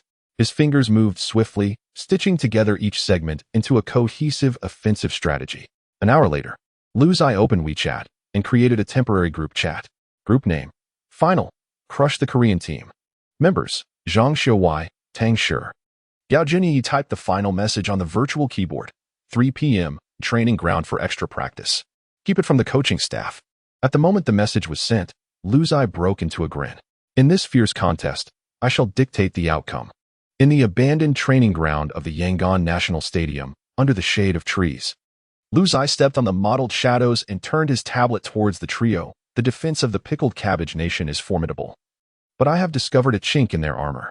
The screen repeatedly showcased the vast gap left by left-back Lee Ji-tae when he surged forward, and the clumsy turning motion of center-back Jin Wenzai when confronted with high balls. Tang Shi, chewing on gum, scoffed. Is this their level? They boast as if they are a European giant. Do not underestimate them. Liu Zai paused the video, freezing the frame on the goalkeeper's sluggish reaction during a save. Indeed, they have managed to keep a clean sheet in open play, but he suddenly punched the virtual projection, exclaiming, all 3 goals conceded were from set pieces. This is our breakthrough point. The Pickled Cabbage Nation is fond of employing an offside trap. Liu Zai played a segment showcasing their defenders pushing up collectively. We shall take a different approach. He instructed Gao Junyi to mimic the defensive midfielder of the Pickled Cabbage Nation, while he himself would unexpectedly drop back for support. When Gao Junyi rushed into press, Liu Zai flicked the ball with his heel, coordinating with Tang Shi or Zhang Xiaowai to dart into the space behind Lee Ji-tae. After countless drills, the success rate of this tactic of luring the enemy into a deeper run astonishingly reached 80. Subsequently, they practiced several free kicks. Gao Junyi, Tang Shi, and Zhang Xiaowai lined up, while Liu Hao placed the ball at a distance of 9 to 15 meters, maximizing the potential of the free kick with a rating of 77. With a run-up, he swung his leg, and the ball traced an exceptionally cunning arc, bypassing the wall before plummeting swiftly into the upper right corner of the net. This marked the 21st successful strike. Tang Shi slammed against the goalpost. When did you secretly hone this skill? Liu Zai wiped the sweat from his brow, smiling without a word, the muscle memory from the system's task of 500 free kick trainings igniting the fire in his calf muscles. At 9:17 p.m., the 4 of them collapsed on the grass. Tang Shi suddenly laughed aloud. If the coaching staff knew we were altering tactics thus, we must win.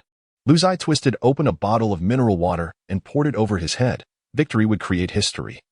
While defeat, he glanced towards the distant hotel of the Pickled Cabbage Nation, where lights began to illuminate, a fierce glint flashing in his eyes. Losing is not in my dictionary. Beneath the night sky, the system's blood-red notification quietly appeared. Remaining free points, 5. Warning: failure to complete the task will deduct 5 attribute points. Liu Zai grinned, crushing the empty bottle into a twisted parabola. This gamble is worth it. On October 22, 2014, at 2 p.m., the news center of the Yangon National Stadium was packed with journalists, flashes raining down upon the faces of those on the podium at the press conference. The head coach of the Pickled Cabbage Nation, Jin Taehang, sat impeccably in his suit on the left. Beside him was their star forward Huang Shitzan, both radiating arrogance with faint smirks at the corners of their mouths. In the Dragon Nation's camp, the head coach Deng Xiong maintained a composed demeanor, while Liu Zai sat upright beside him, his gaze sharp as a blade, fingers lightly tapping the table like a poised cheetah ready to spring. The atmosphere was charged with animosity as the press conference commenced. Jin Taehang seized the opportunity to speak first, his tone dripping with disdain. To be frank, our youth team in Kimchi Nation is solely focused on our own condition. Regardless of the opponent or their style of play, our singular objective is the championship. He raised his chin slightly, continuing his tirade. Dragon Nation football has stagnated over the years, while we in Kimchi Nation have long surpassed our Asian counterparts in youth training and achievements. A hush fell over the room as all journalists turned their attention to the Dragon Nation coaching staff, eagerly awaiting a rebuttal. However, before Deng Xiong could respond, Huang Shitzan eagerly added fuel to the fire. In our last match against Uzbekistan, we triumphed with a score of 5-1. Their overall strength is considerably superior to that of the Dragon Nation's youth team. He shrugged nonchalantly, casting a taunting glance at Liu Zai.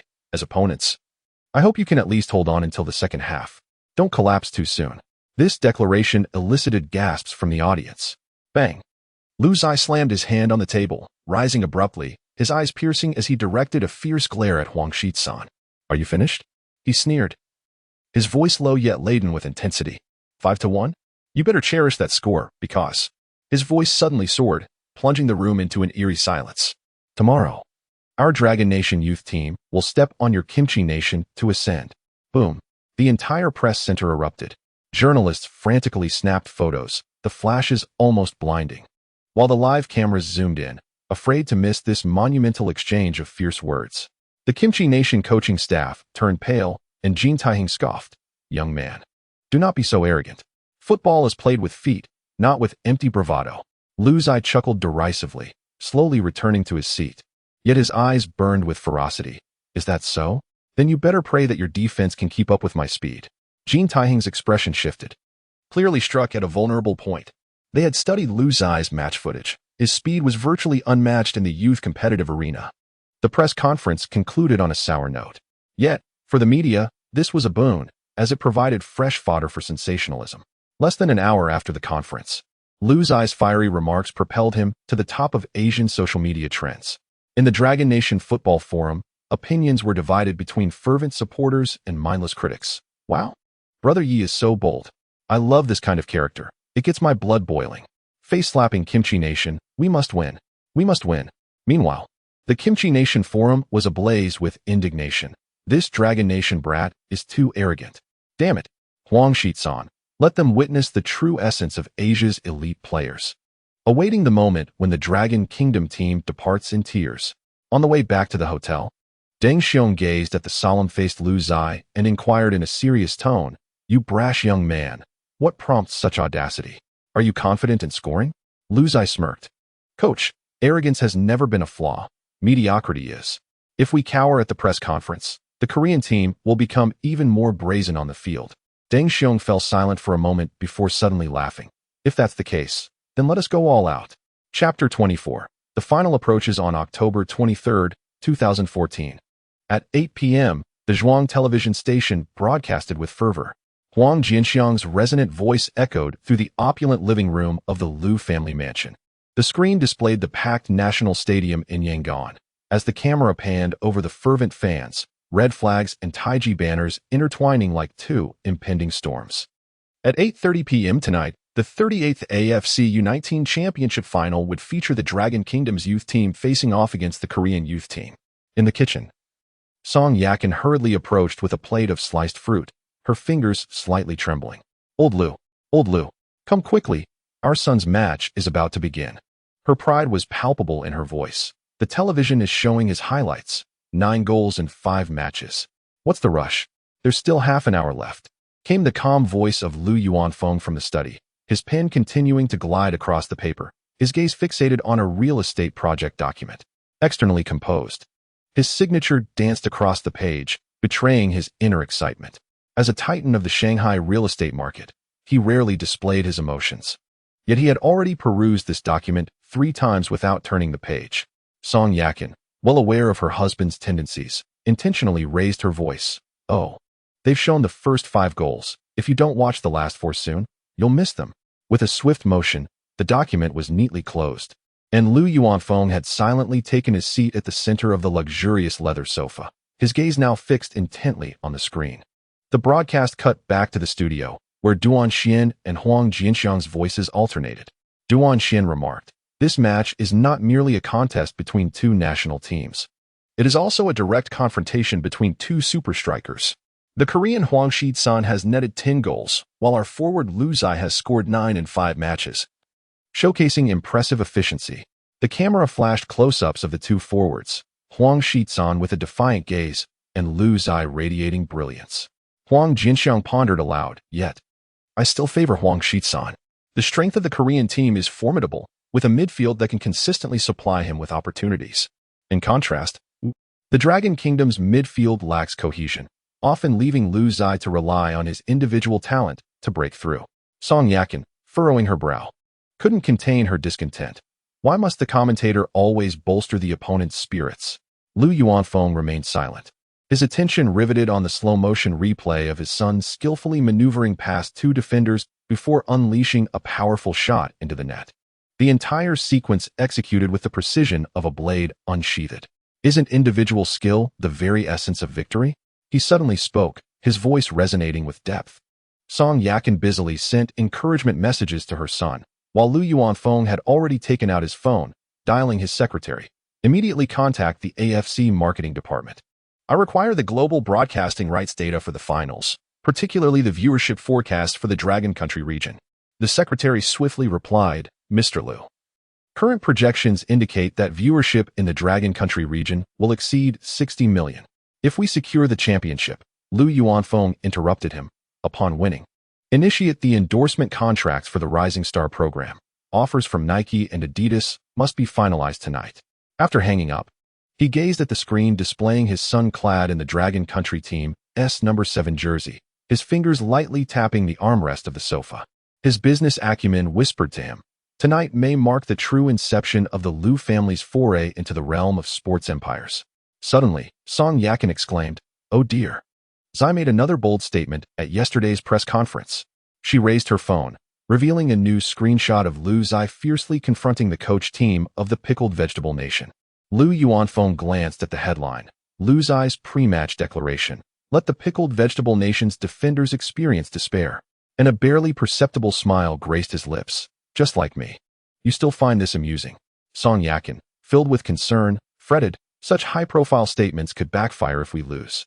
Just then, the television broadcast offered commentary from Huang Jianxiang. It is noteworthy that Lu Zai has played nearly the entirety of the previous 5 matches. His stamina may pose a risk. Lu Yuanfeng suddenly rose, startling his wife. He approached the liquor cabinet, retrieving a treasured Macallan 25-year-old, slowly pouring 2 glasses. Old Lu, the doctor said you shouldn't drink. Tonight is an exception. He pushed 1 glass toward the empty space on the coffee table as though a distinguished guest were seated there. If we win, I shall toast with him in celebration. If we lose, I will drink this in his stead. Song Yakin froze, her eyes welling with tears. She understood the significance of her husband's gesture. The television's preview program reached its conclusion, transitioning to the scene outside the stadium, where tens of thousands of Dragon Country fans brandished national flags, their cheers resonating loudly. Duan Xian's voice suddenly rose with fervor. Dear viewers, a historic showdown is about to commence. Will the Dragon Country Football Youth Guard avenge past grievances, or will the Pickled Vegetable Nation maintain its hegemony? The answer lies in this moment, at the National Stadium in Yangon, Emerald Country. The evening's humidity lingered, and the lights of the National Stadium pierced the Southeast Asian night sky. This arena was not grand, even slightly antiquated, yet at this moment, it bore the aspirations of Asian football. The stands were already packed to the brim, a sea of red and white flags waving rhythmically, the drumbeats resounding like thunder. Dragon Country fans sang Descendants of the Dragon, their red flags swirling with fervent passion. Opposite them, the Pickled Vegetable Nation's white faction shouted in unison, their rhythmic cheers pressing down like a battle cry. At the boundary between the 2 fan bases, several security personnel watched anxiously, fearful that even a spark could ignite this powder keg. Yet tonight, no one would retreat. This was the battlefield, and football was the sole holy war. Lu Zai. Lu Zai. On the northern side of the stands, the fervent supporters of Longhua passionately chanted the names, Huang Shizan, Bai Xinghao, Huang Renfan. The southern contingent of fans from Paokai Country stood their ground, the 2 waves of sound clashing violently, akin to colossal waves crashing against cliffs, resounding through the air.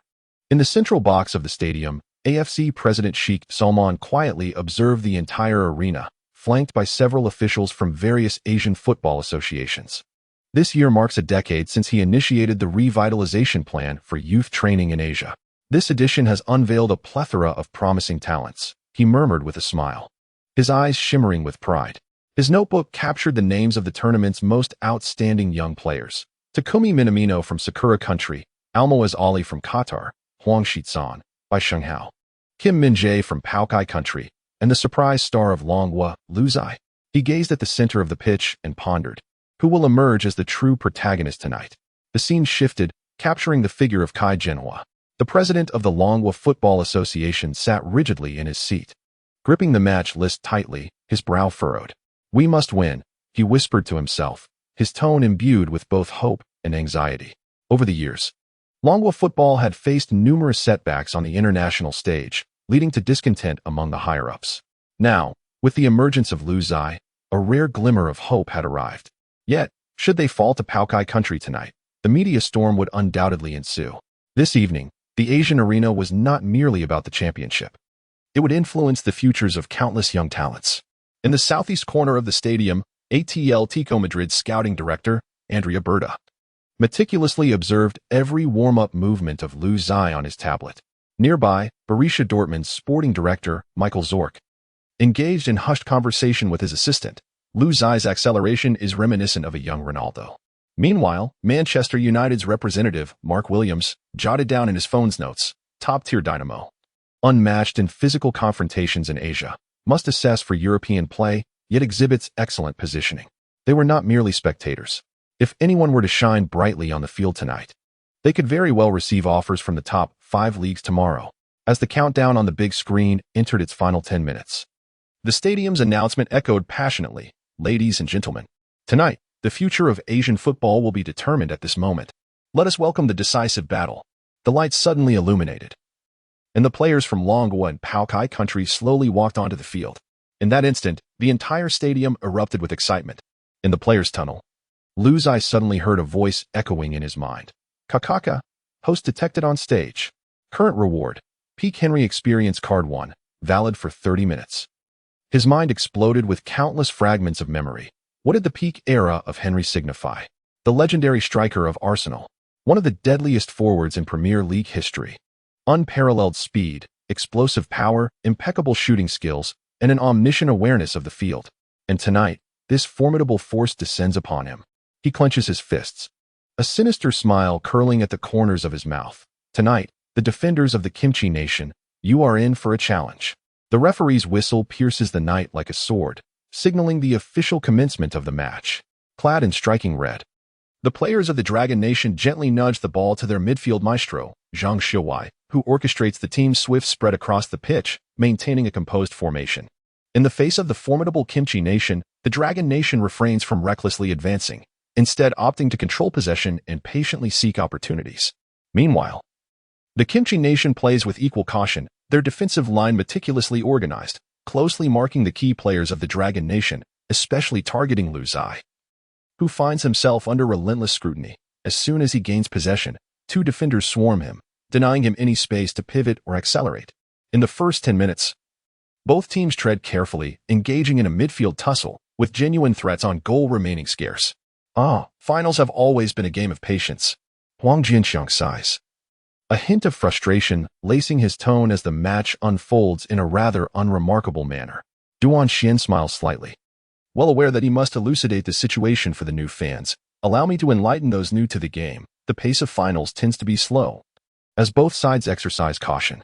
A single misstep could lead to conceding a goal, which might shift the tide of the match entirely. Indeed, Huang Jinxiang nods, particularly in the context of Asian competitions, where the first team to lose their composure could pay dearly for it. Chapter 25. The first penalty awaits. Lu Xi makes several attempts to break through in the attacking third, yet the scrutiny from the Kimchi Nation's defenders is relentless. Each time he receives the ball, 2 defenders swiftly close in on him. Despite his exceptional skills, he finds it challenging to pose a threat in such confined spaces. Lu Xi is being closely marked today. Duan Xian analyzes. The Kimchi Nation has clearly devised a targeted strategy against him. Huang Jinxiang adds, moreover, we observe a lack of midfield support from the Dragon Nation, failing to provide sufficient ammunition for him, which makes it easier for the defenders to encircle him even when he gains possession. However, despite the slow rhythm of the game, the underlying battle never ceases. Huang Renfan, the midfield linchpin for the Kimchi Nation, orchestrates another offensive maneuver, executing a brilliant 1-2 with Bai Shenghao, who has returned from the youth ranks of Barcelona. At the edge of the penalty area, Bai Shenghao suddenly flicks the ball with his heel. Danger! Huang Jinxiang in the commentary booth leaps to his feet.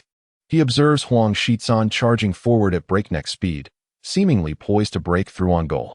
Suddenly, with a resounding thud, Dragon Nation defender Gao Zhuani executes a textbook-perfect slide tackle, the ball crashing against the advertising boards with a deafening sound.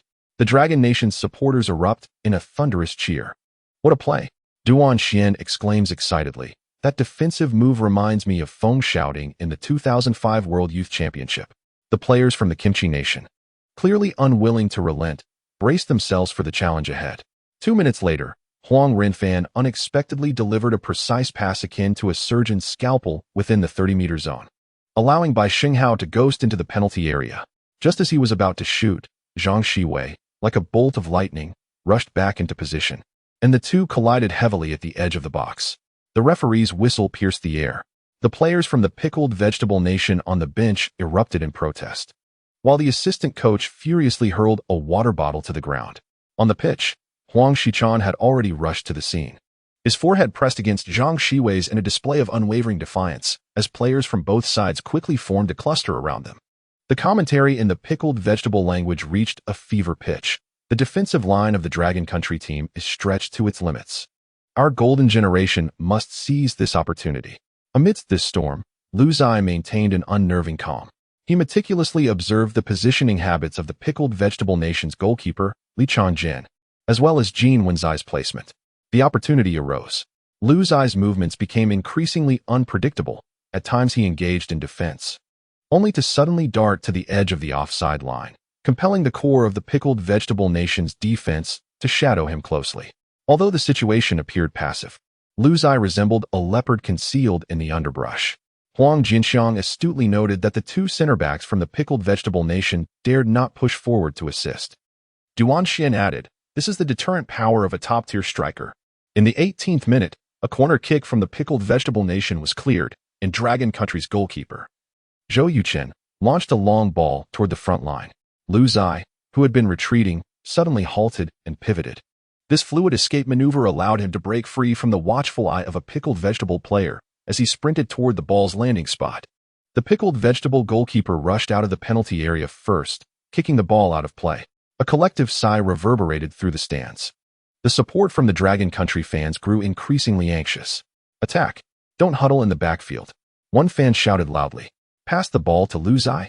In contrast, the Pickled Vegetable fans maintained a synchronized chant, though a hint of unease crept into their voices. "This is not looking good," murmured a fan in the stands. "If the Dragon Country team concedes one, we'll be in trouble." Suddenly, the referee's whistle blared, and the stadium fell silent for a brief moment. "This is bad news," exclaimed a fan, old Li, as he crushed his beer can, foam mingling with blood dripping from his fingers. Beside him, a middle-aged man wearing a cap turned pale, his lips trembling nervously. "Lu Peng, that kid. How could it be possible?" All eyes focused on the Dragon Country team's penalty area, where Bai Xinghao lay on the ground, clutching his leg and rolling in agony, while the right back Lu Peng stood with arms outstretched, a look of disbelief on his face. The referee pointed to the penalty spot. Huang Jinxiang's voice immediately escalated, filled with incredulity. In the 20th minute, the Pickled Vegetable Nation has been awarded a penalty kick. The replay on the large screen vividly showcased the entire sequence. Huang Renfan delivered a cross from the edge of the penalty area to the left, whereby Xinghao received the ball and swiftly cut inside. Lu Peng, in hot pursuit, executed a sliding tackle within the box, bringing him down, prompting the referee to deem it a foul. "That decision seems a bit harsh," Duan Xian remarked, analyzing the situation. Indeed, Lu Peng had touched the ball, yet he also took down the player. The referee's interpretation dictated this ruling. Subsequently, the screen replayed the incident in slow motion. Lu Peng's tackle initially grazed the ball, but Bai Xinghao, after a deft touch, took an additional step forward, intentionally colliding his right knee with Lu Peng's raised ankle, resulting in a dramatic fall akin to being struck by a truck. The commentary team from Paokai Nation erupted in excitement, a genius at drawing a penalty.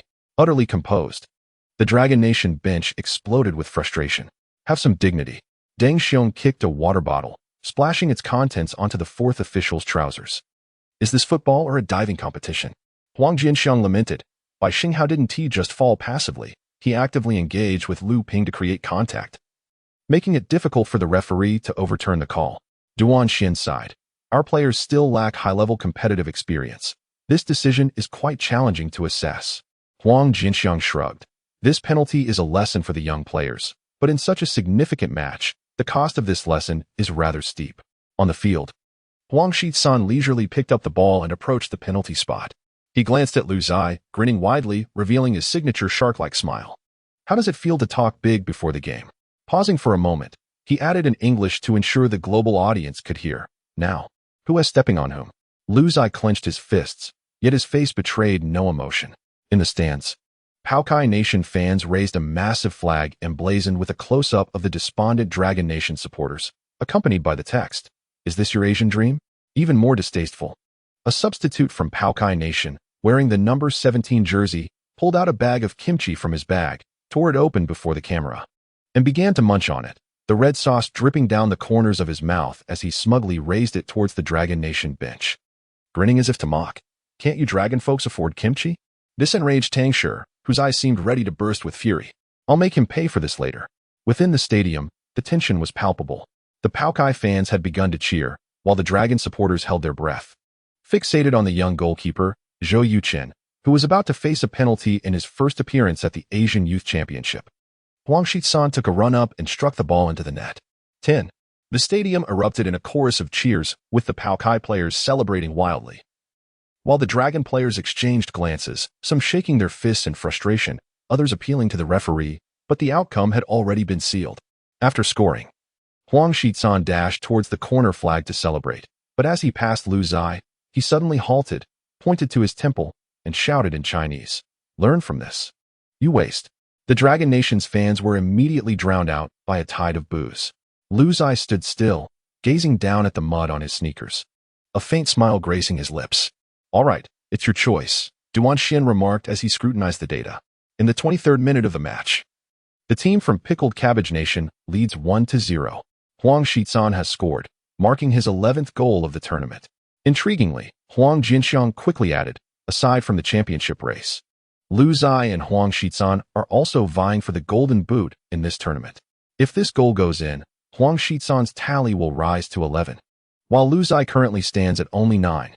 Duan Xin confirmed. Indeed, Huang Shisan is ahead by 2 goals. In front of the television, Song Yakin was anxiously stamping her feet.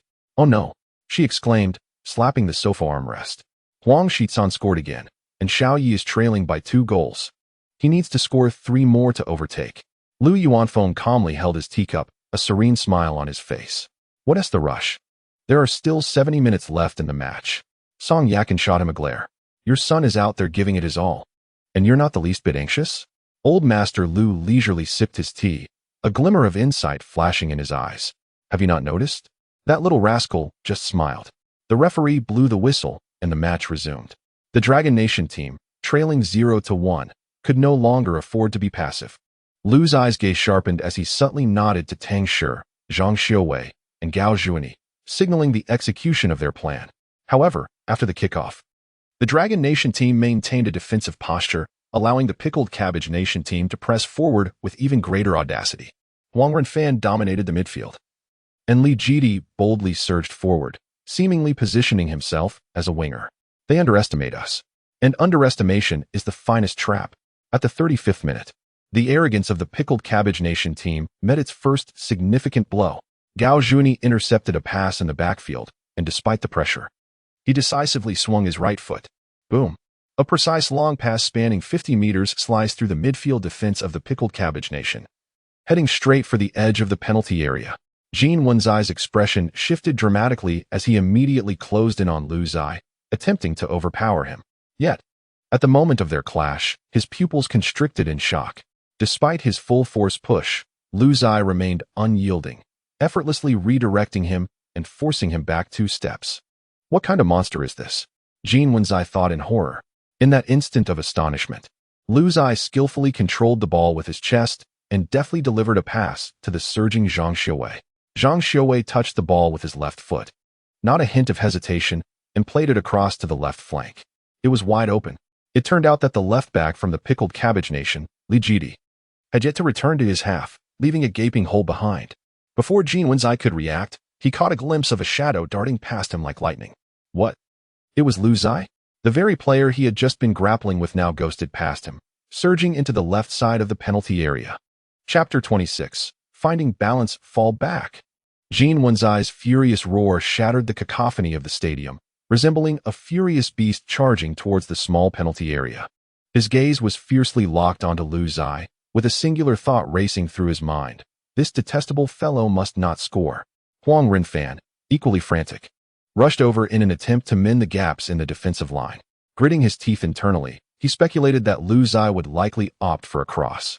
However, Lu Zai's actions caught him completely off guard. The core player from Longhua chose not to cross. Instead, he executed a sudden stop at the corner of the small box, deftly flicking the ball with his left foot and cutting inward. This is bad. Huang Renfan's pupils constricted sharply. The advancing Longhua forward had yet to penetrate the penalty area, and only the goalkeeper stood before the goal. He intended to take matters into his own hands. Huang Renfan forcefully adjusted his balance, making a desperate lateral move to block. But in that fleeting moment, smack, smack, Lu Zai's footwork transformed in an instant. With a gentle nudge from his left foot, his right foot swiftly followed, executing a rapid double touch. This technique, known as the fried meatball, is not uncommon in top-tier leagues, yet Lu Zai's execution was alarmingly swift. As Huang Renfan turned his body, he lost all sense of balance. Thud! A dull thump echoed as Huang Renfan collapsed to the ground, awkwardly sliding across the grass. This is disastrous. Jin Wenzai's pupils dilated in shock, as if all the blood in his body surged to the top of his head. Lu Zai had adjusted his position, his right foot raised high, ready to shoot. I cannot allow you to score. Without a moment's hesitation, Jin Wenzai charged forward like a capsizing aircraft carrier, delivering a vicious sliding tackle aimed directly at Lu Zai's feet. Was that a strike towards the ball? No. It was aimed at his ankle. If I can't take you out, I will ensure you never dare to attack me again. At the critical moment, Lu Zai's expression hardened as he altered his foot's movement, deftly flicking the ball to the left, narrowly evading Jin Wenzai's flying tackle.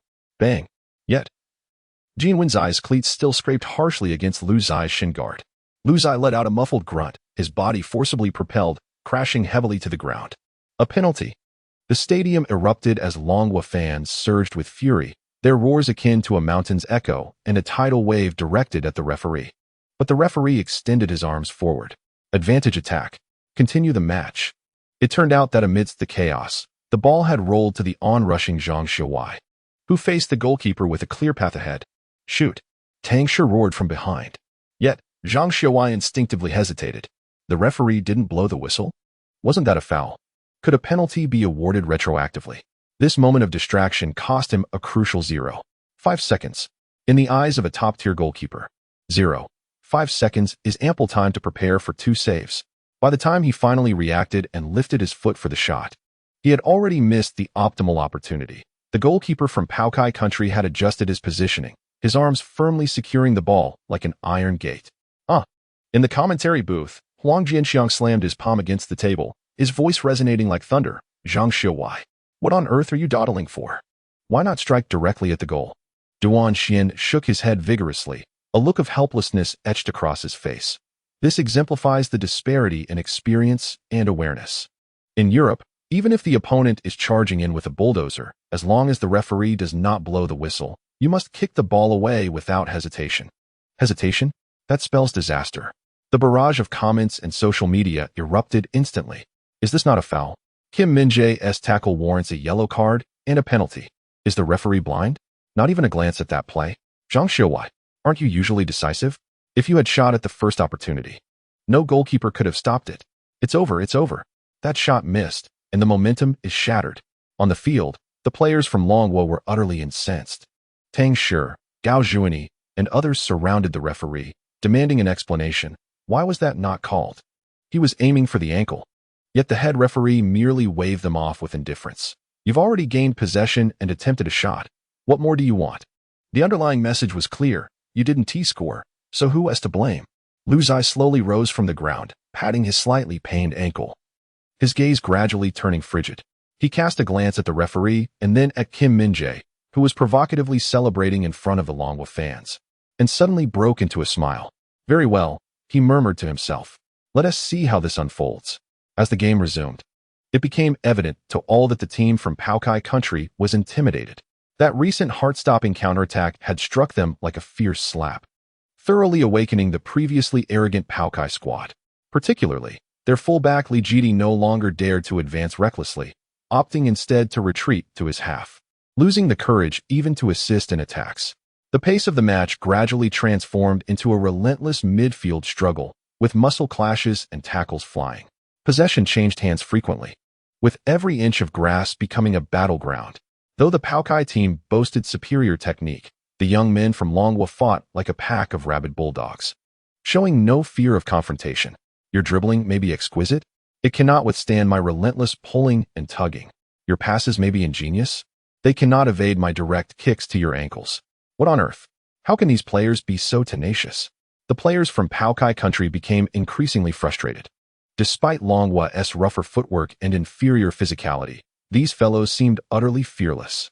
In one clash, Kim Min-jae was forcibly yanked back by Tang Shi, stumbling a few steps before furiously glaring at the referee, who merely glanced over and waved his hand dismissively.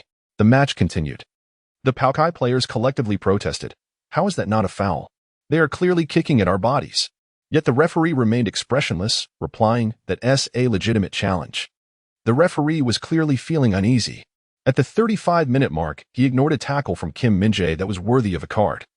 Now forced to strike a balance by turning a blind eye to the actions of the Longwa team. The referee is favoring us today. The players of the Dragon Nation swiftly discerned the shift in officiating standards, leading to a more audacious contest for possession. Gao Zhuani charged towards the core player of the Pickled Vegetable Nation, Huang Inbium, threateningly proclaiming, "If you dare to dribble again, I shall render your leg useless." Huang, unable to comprehend Chinese, immediately grasped the menace in his opponent's gaze, prompting him to hastily pass the ball. The team from the Pickled Vegetable Nation, plagued by frustration, found themselves utterly helpless against the Dragon Nation's aggressive defense. Each pass was fraught with trepidation, each breakthrough accompanied by muffled groans and exclamations of pain as players fell to the ground, clutching their legs in agony. Yet, the referee? At most, he offered a couple of warnings, too lethargic to even brandish a yellow card. The commentator from the Pickled Vegetable Nation seethed with indignation. Is this football? This is nothing short of assault. How much corruption has the referee accepted? However, the fans of the Dragon Nation were unconcerned, their cheers crescendoing in exuberance. Well done. Let them experience the taste of being tackled. Meanwhile, the players of the Pickled Vegetable Nation endured their pain, gritting their teeth, suppressing their anger. Resembling pitiful creatures being relentlessly pursued by rabid dogs, struggling to maintain their composure on the field. The match had descended into a quagmire. The halftime whistle finally blew. With the score remaining at 1-0, both teams trudged off the field, laden with grievances. The young players of the Dragon Nation gasped for breath, their jerseys drenched in sweat, some appearing almost unsteady on their feet. Conversely, the players from the Pickled Vegetable Nation wore grim expressions, never anticipating that this seemingly weak team from the Dragon Nation could contest them so fiercely. Was the referees officiating biased? Had their tactics been countered? Or had they genuinely improved their performance? No one was willing to acknowledge this. Yet the atmosphere in the locker room of the Pickled Vegetable Nation had turned oppressive and irate. In the Dragon Nation's locker room, the mood was markedly different. We played well in the first half, especially in the final 10 minutes, showcasing our fighting spirit. Coach Deng Xiong clapped his hands vigorously, his eyes gleaming with satisfaction. However, apart from Lu Zai, who remained upright, nearly all the other players were slumped in their chairs, gasping for air, some too exhausted even to drink water. This intensity of competition was unprecedented for them. Even Gao Zhuani, typically the fittest, appeared pale at this moment. They were accustomed to the slower pace of domestic youth leagues. Little did they expect the ferocity of international play to be so intense. Observing this, Deng Xiong promptly adjusted his tone. You've all worked hard. However, the second half will be even more grueling. If anyone feels they cannot keep up, please speak up. We have ample substitutions available. We cannot endure this blindly. Before he could finish, Lu Zai had already risen to his feet. Coach, may I say a few words? All eyes immediately turned to him. Lu Zai surveyed the room, his tone calm yet authoritative. In the second half, we must be mindful of our tackling. The referee, in the latter part of the first half, refrained from issuing cards out of apprehension, but that does not imply he will continue to overlook our actions. Especially in the first 15 minutes of the second half, he might officiate even more strictly.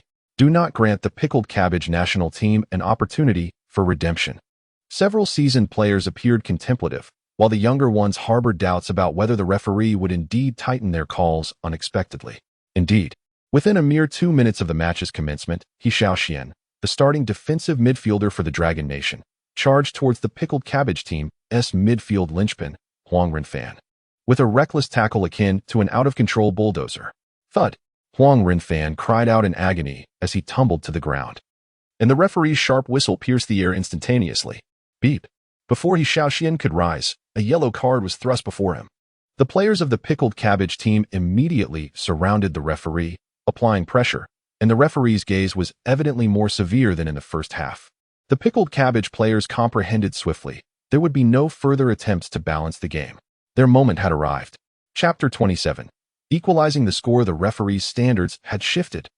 Huang Jianxiang furrowed his brow. He Xiaoxuan's challenge was indeed reckless, yet a similar action would not have warranted a card in the latter part of the first half. Duan Xian nodded in agreement. There may have been an inclination towards balance in the first half, but ultimately, it is the pickled cabbage youth team that stands to gain. The previously timid pickled cabbage fullbacks surged forward, and the pace of their attack escalated dramatically. After receiving the yellow card, He Xiaoxian found himself constrained, and the quality of his defense plummeted. The pickled cabbage team seized the opportunity, crafting 2 threatening shots on goal within a mere 5 minutes. On the sidelines, Deng Xiong's face turned ashen, yet he was at a loss for a solution. Football is a brutal game when one commits fully to offense.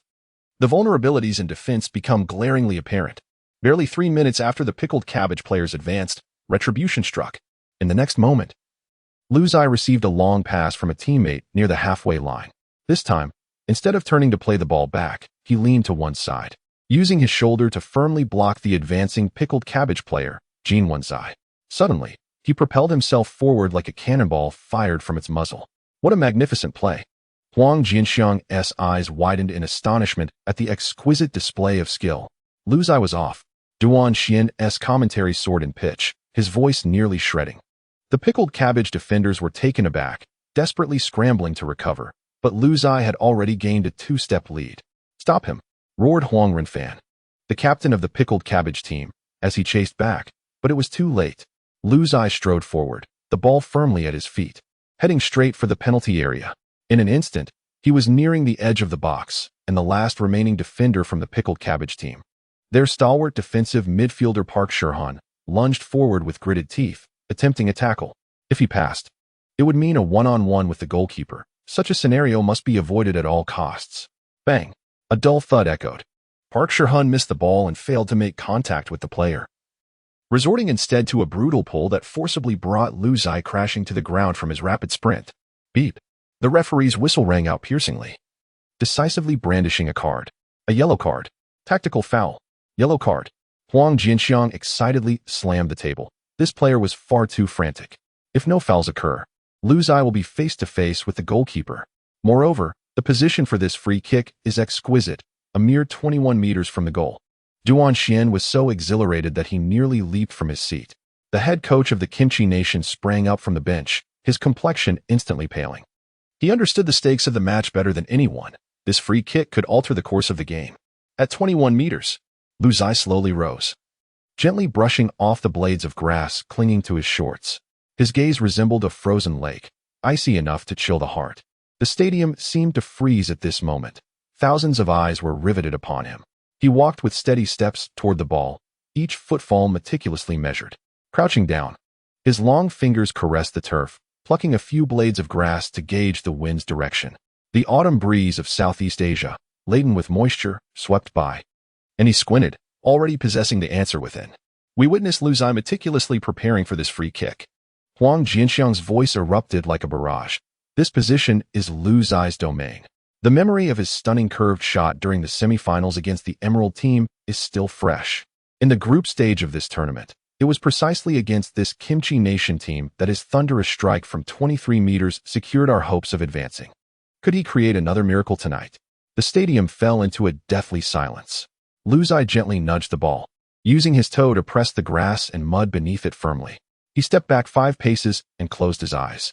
The cacophony of cheers gradually faded, replaced by the systematic voice from his training. Lower the point of contact by another centimeter, tighten the ankle, engage the core. Beep! As the referee's whistle pierced the air, he abruptly opened his eyes. Each step of his approach accumulated power, his left foot positioned just inches from the ball's side.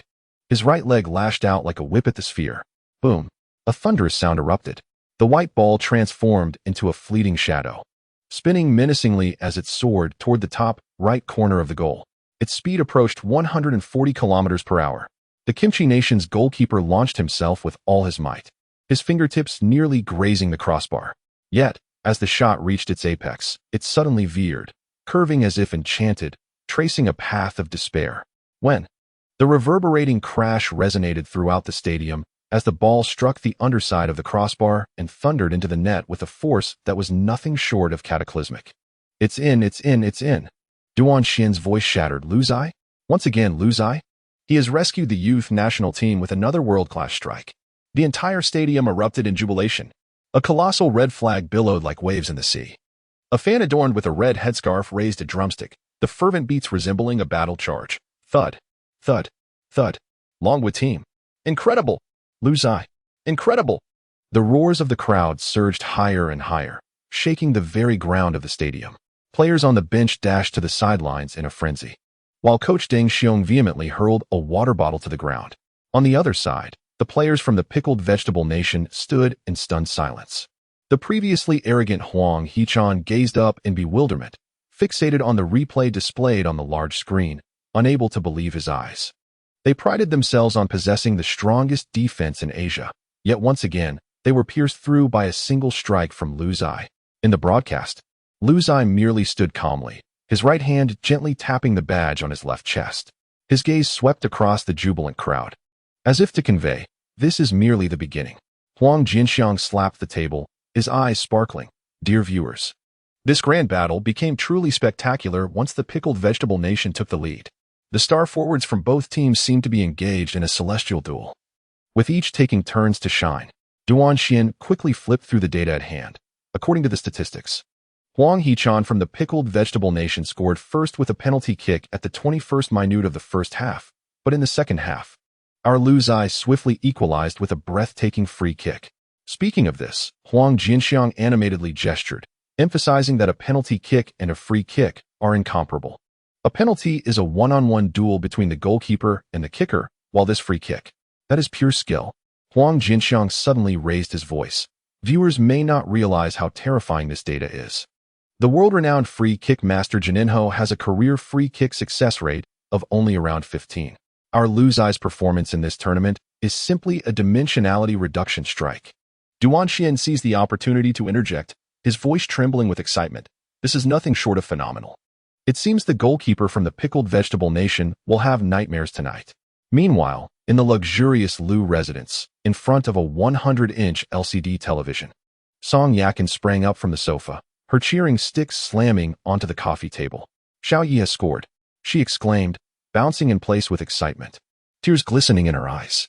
Beside her, Lu Yuanfeng feigned calmness as he adjusted his robe, yet could not suppress the upward curve of his lips. Ahem. One should consider whose offspring this is.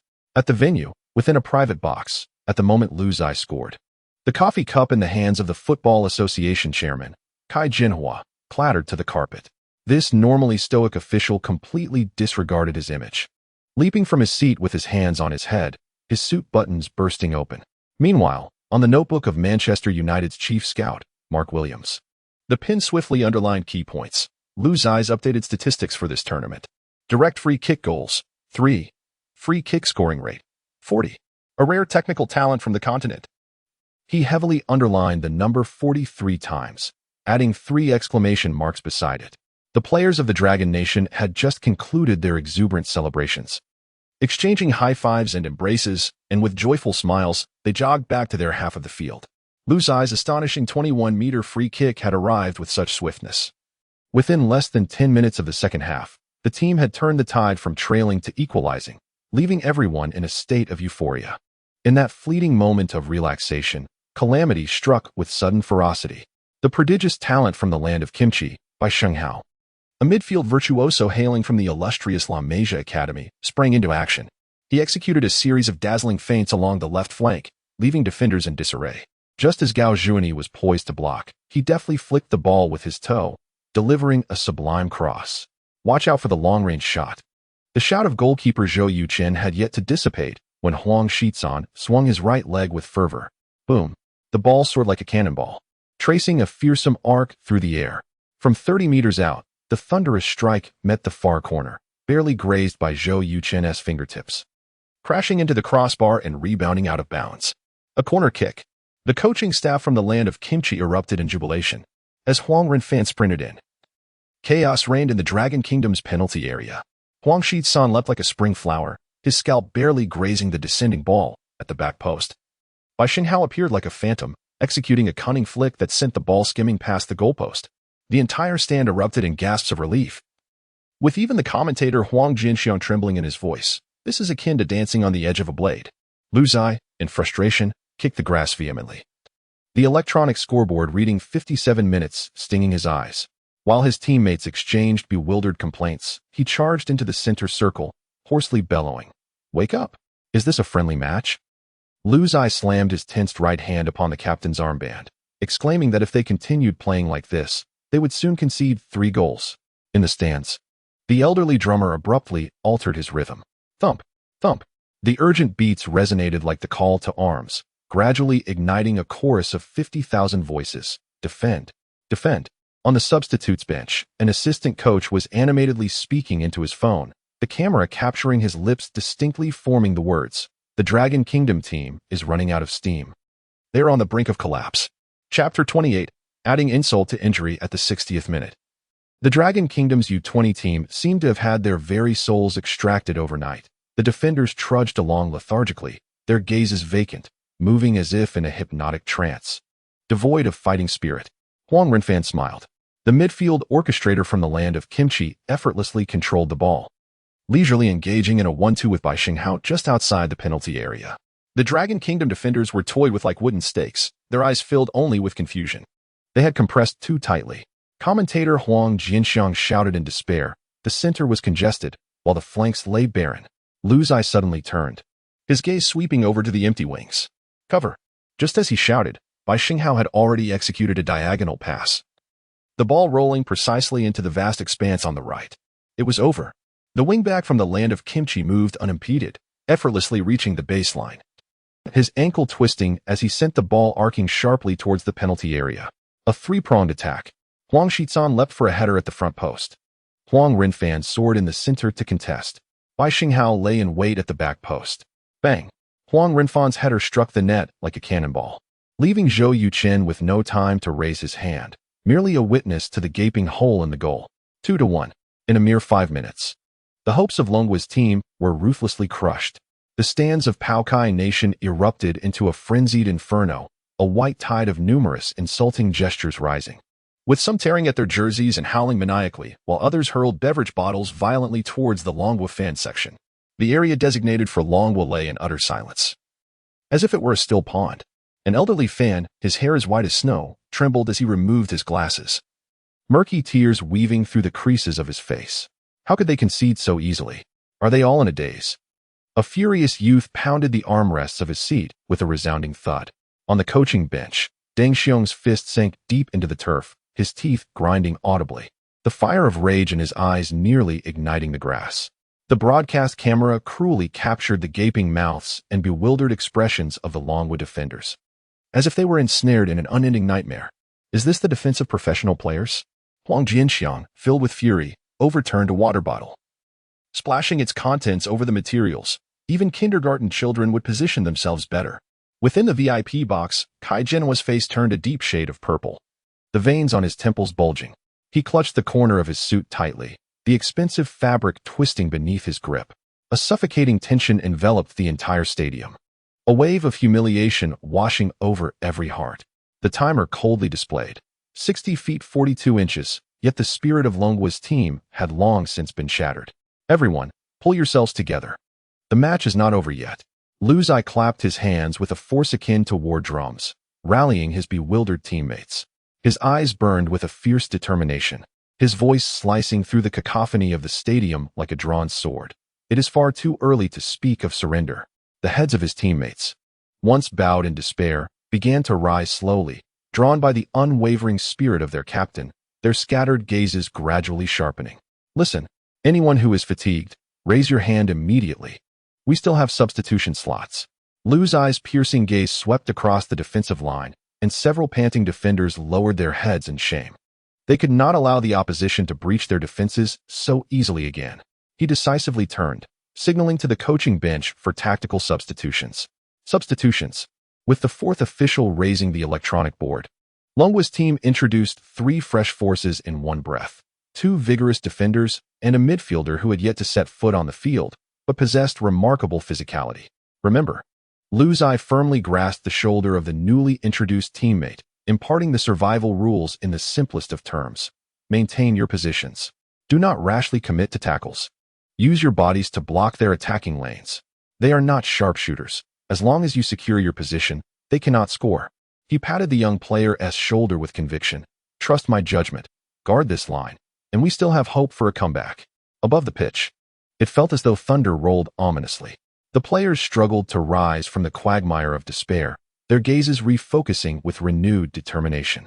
The ensuing 10 minutes unfolded into an epic battle, drenched in valor. Lu Zai relinquished the offensive banner, taking his post as the stalwart of the midfield stronghold. His presence was ubiquitous. Once, he leapt to block a shot, absorbing the force of the opponent's strike against his chest. At another moment, he executed a precise interception. Thwarting the adversary's lethal through ball, he tirelessly sprinted across the field, his hoarse voice commanding the defensive line. The left flank is exposed. Cover it. Do not chase out. Secure the penalty area. Each defensive maneuver was akin to dancing on the edge of a blade. The relentless waves of the opposing team's assault surged forth, yet the Dragon Nation's defense emerged reborn from the flames, erecting a formidable bulwark of flesh and blood. The numbers on the clock ticked agonizingly slow, each minute stretching into a century of torment. The Dragon Nation supporters clenched their fists, silently praying for their warriors on the field.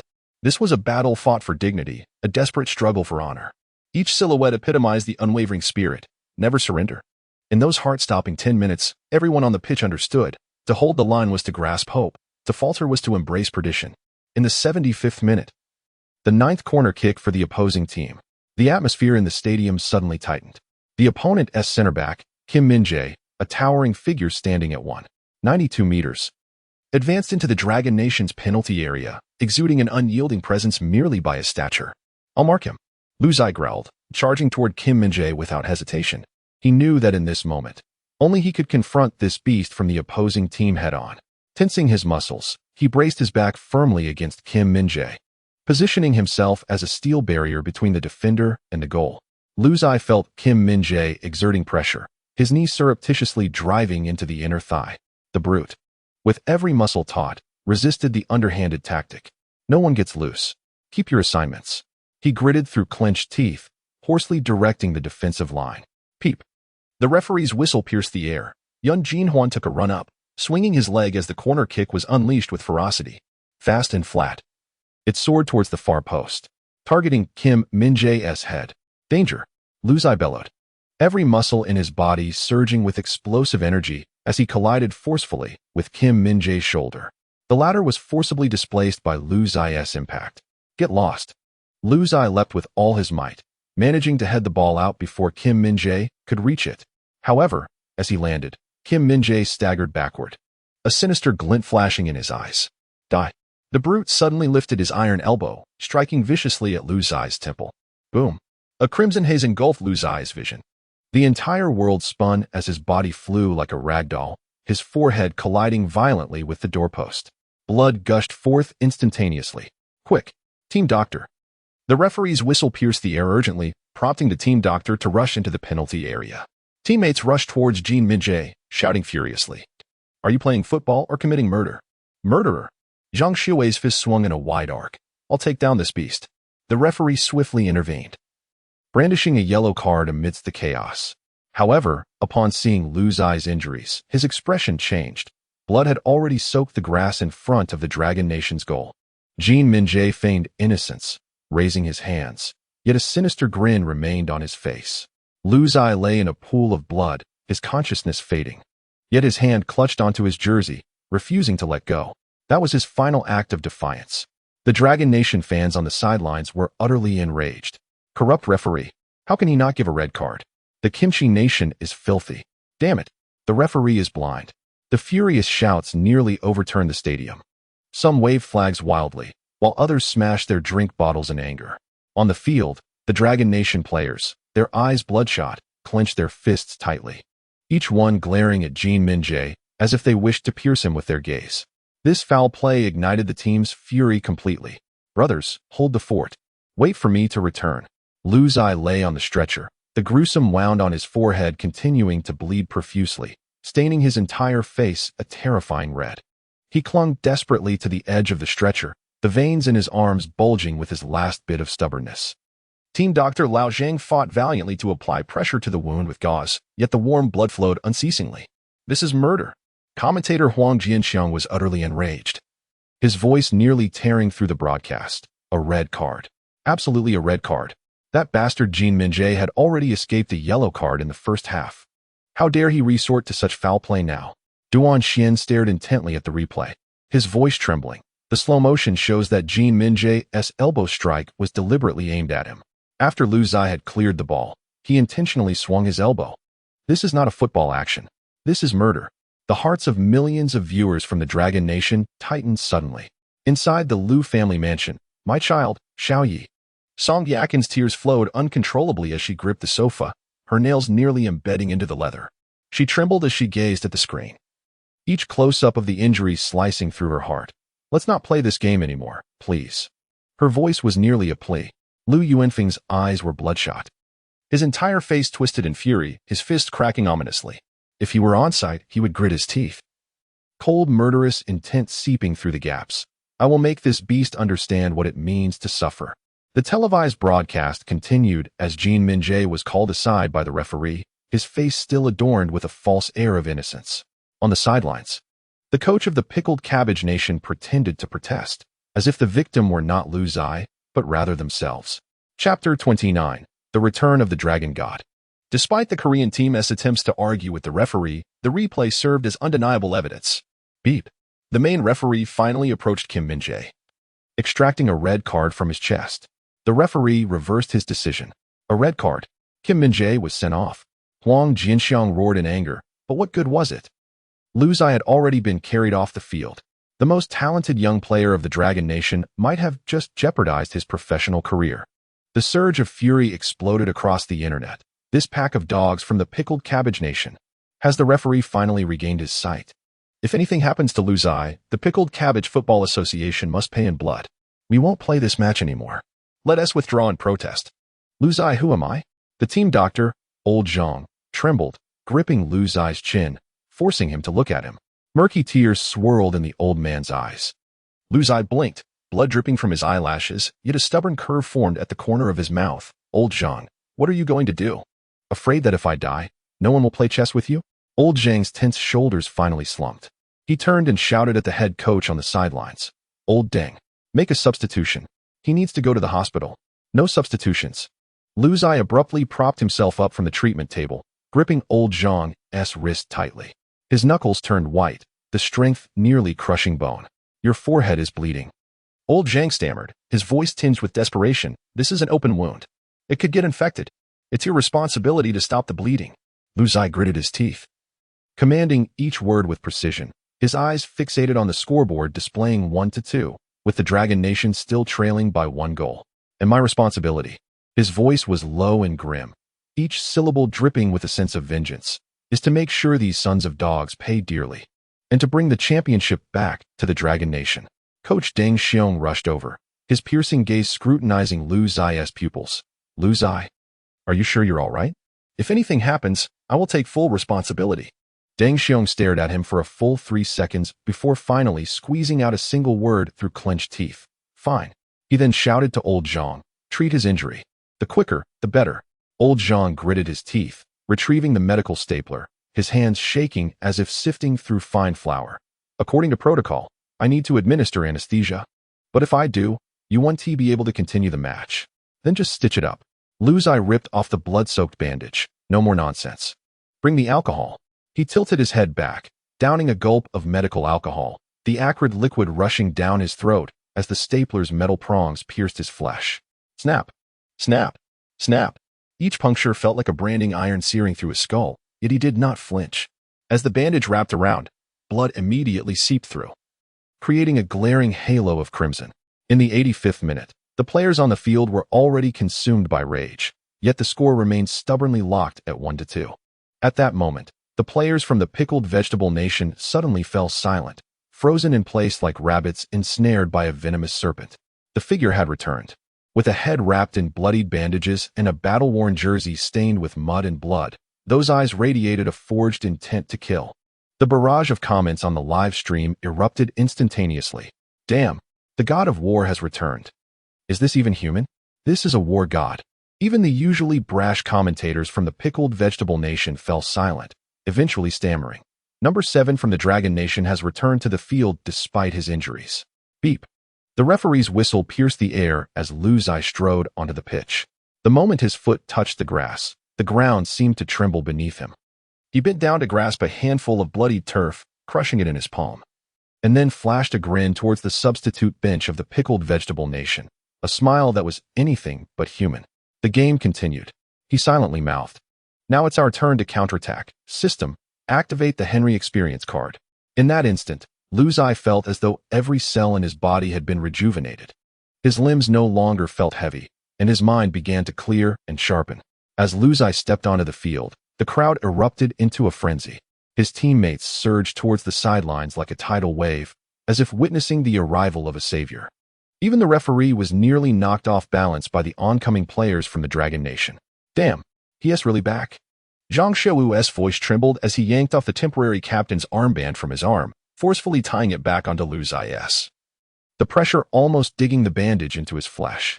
Gao Zhuan raised his fist, intending to celebrate by thumping Lu Zai on the shoulder, but halted midair, his eyes reddening as he could only roar, "Brother, you are truly insane." Tang Shi's nostrils flared, a quivering sound escaping his throat as he took a deep breath to stifle his tears. "Brother Yi," Lu Zai grinned, the scabs at the edges of his bandages cracking, yet his gaze was sharper than any blade. "What are you crying about? We all share the same burden. Who the hell is afraid of whom?" He ripped open his bloodied jersey, revealing a chest marred by bruises, and bellowed at all the players from the Dragon Nation. "It's just 2 goals, right? Hold the line.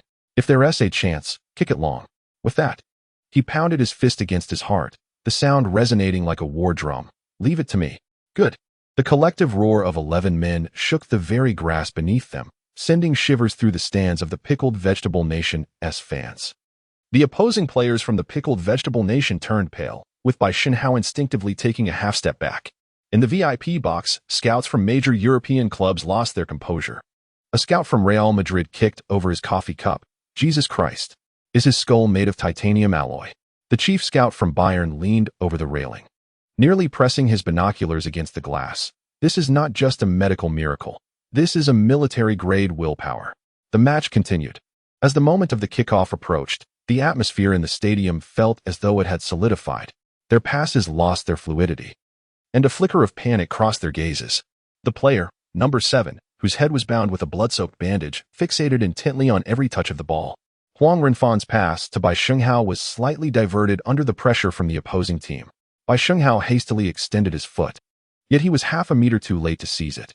Gao Junyi charged forth like a furious bull, breaking through the defenders with sheer force, desperately nudging the ball towards Zhang Xiaowei. The usually graceful midfield commander now bore a fierce countenance. As he swung his right leg, the muscles beneath his jersey bulged.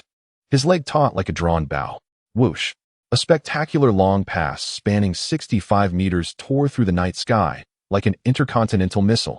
The football carved a lethal arc through the air, heading straight for the half of the opposing team. Huang Jinxiang's voice suddenly rose in pitch. The camera swiftly shifted focus to Lu Zai, who transformed into a crimson streak of lightning. The wind lifted his bandage, blood scattering in the breeze. Yet his sprint rendered the defenders of the opposing team utterly helpless, causing them to stumble. Bang! In a flash, Lu Zai crashed into the last defender with his shoulder, his right leg poised in midair. Huang Jinxiang nearly lost his voice. What? He is going to shoot without adjusting. The football rocketed off like a cannonball, a ferocious strike at a speed of 143 km/h, piercing through the defense. The goalkeeper of the opposing team, Li Changjin, barely initiated his save when the ball exploded into the net. 22. A miraculous equalizer. At that moment, the entire nation erupted in fervor. Huang Jinxiang's roar reverberated through satellite signals, shaking the eardrums of 1.4 billion people. Did you see that? This is the backbone of Dragon Country football. Bones may be mended, blood may be shed, but the backbone shall never be broken. Huang Shisan collapsed onto the grass, his eyes unfocused. As if his soul had been extracted, Bai Shenghao knelt with his hands covering his face, mourning the bitter consequences of his grievous error. Huang Renfan's complexion turned pale as a ghost, resembling a lost child, bewildered and searching. Meanwhile, their head coach, Jin Taiying, was utterly deranged on the sidelines. He tore at his suit and tie, bellowing like a beast at the players, yet none dared to meet his gaze. The broadcast camera focused on Lu Zai, who was cradling the ball as he jogged back to the center circle, his bloody bandage glistening under the spotlight like a crown. Huang Jinxiang's voice grew hoarse, nearly breaking. Lu Zai. He has scored twice in this match. His total in the Youth Asian Championship reaches 11 goals. He has once again leveled with Huang Shisan. Duan Xian passionately interjected.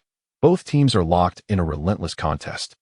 And the rivalry between the number 7 and number 9 players is equally fierce. In this match alone, Lu Zai is undoubtedly the sovereign. However, we certainly hope for a fair contest. Duan Xian raised his voice sharply. And to speak of fairness with the opposing team based on empty gestures, Huang Jinxiang abruptly interrupted, recalling the memories of the 2002 World Cup involving Italy and Spain. The Dragon Kingdom's barrage of comments surged. The Kimchi nation's traditional skill, when unable to win, resort to violence. The Italians are collectively losing their composure. Lu Zai, beware. After the match, the Kimchi nation will claim you possess 1/8 Kimchi blood. On the Dragon Kingdom's bench, Team Dr. Lao Zhang struggled to conceal his tears. He was intimately aware of each child's injuries, with Lu Zai bearing the most. Yet he never spoke of them. In the grand residence of the Lu family, Song Yakin nestled closely in her husband's embrace, tears streaming down her face. Her nails dug deeply into his arm. As the camera zoomed in on Lu Zai, blood clinging to his eyelashes, this usually poised pianist finally broke down in tears. Lu Yuanfeng tightly embraced his wife, fixating on the screen, speaking each word with deliberate intensity. Xiao Yi. Let these scoundrels witness what it means to be a member of the Lu family. Chapter 30.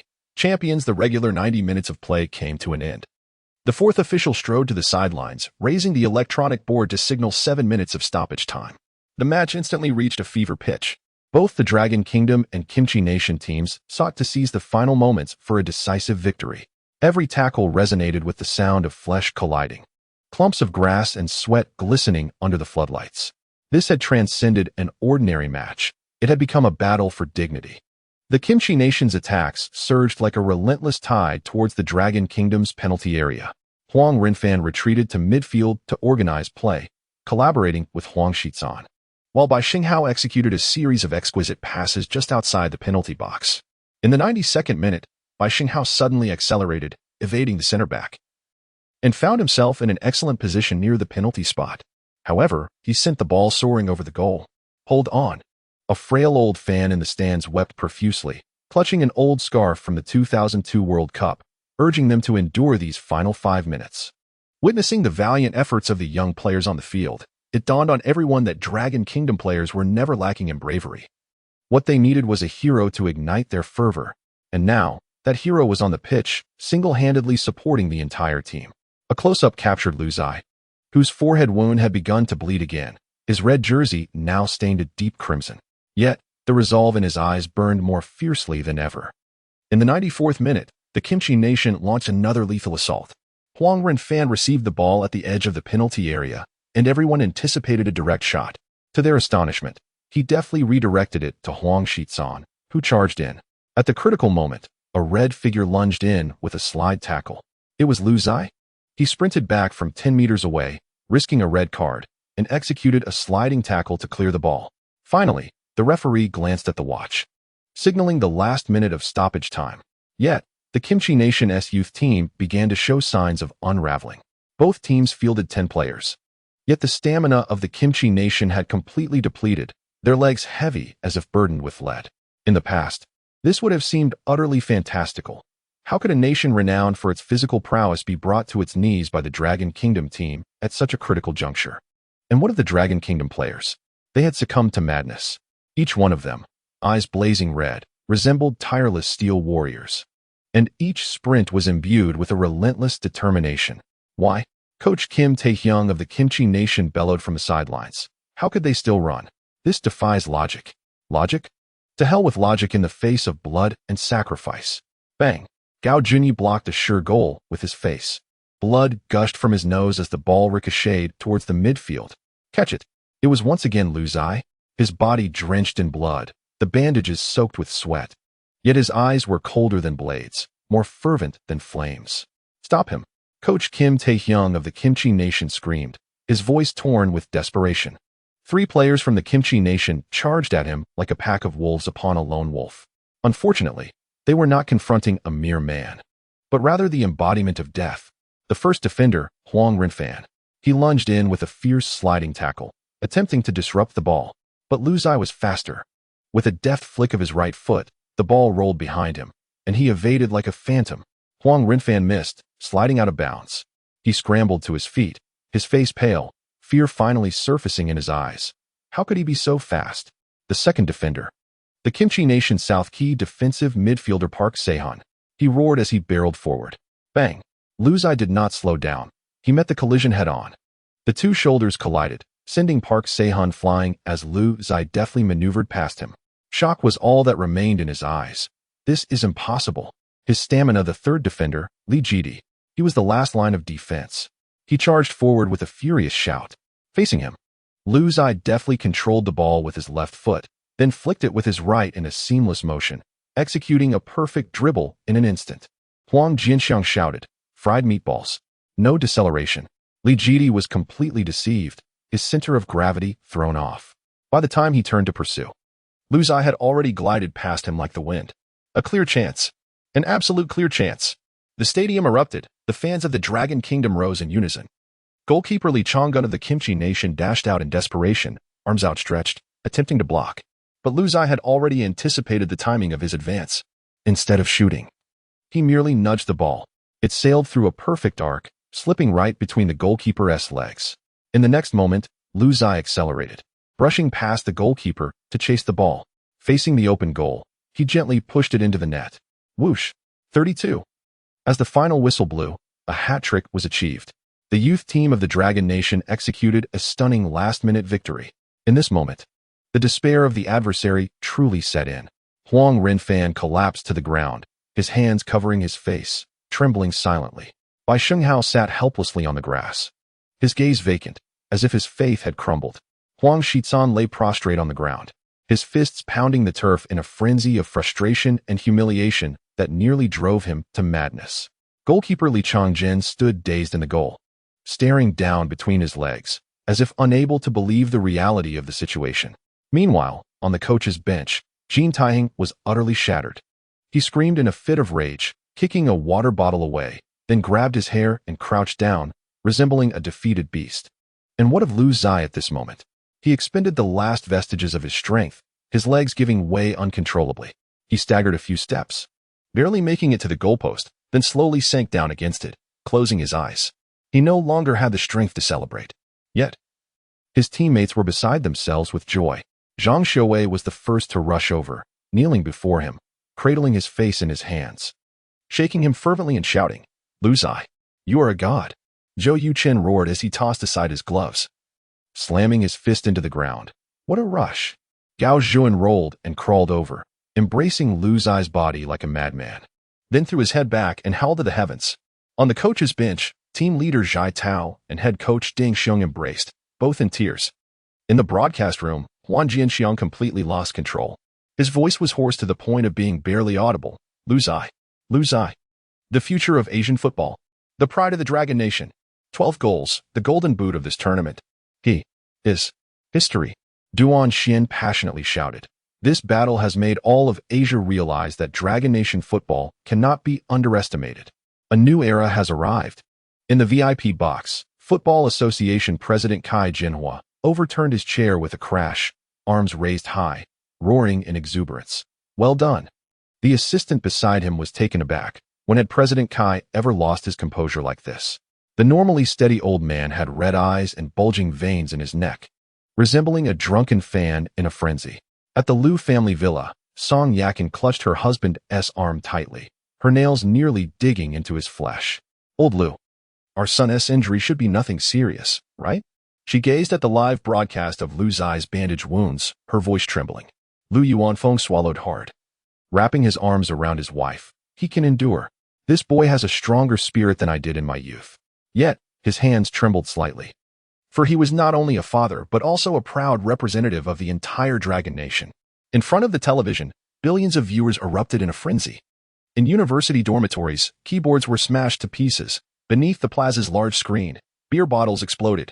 Even elderly fans in hospitals struggled to raise their phones, summoning the last of their strength to shout. It was worth it. And in the center of the field, Lu Zai was hoisted aloft by his teammates. He slightly opened his eyes, gazing at the roaring stands filled with 80,000 spectators, and a faint smile finally graced his lips.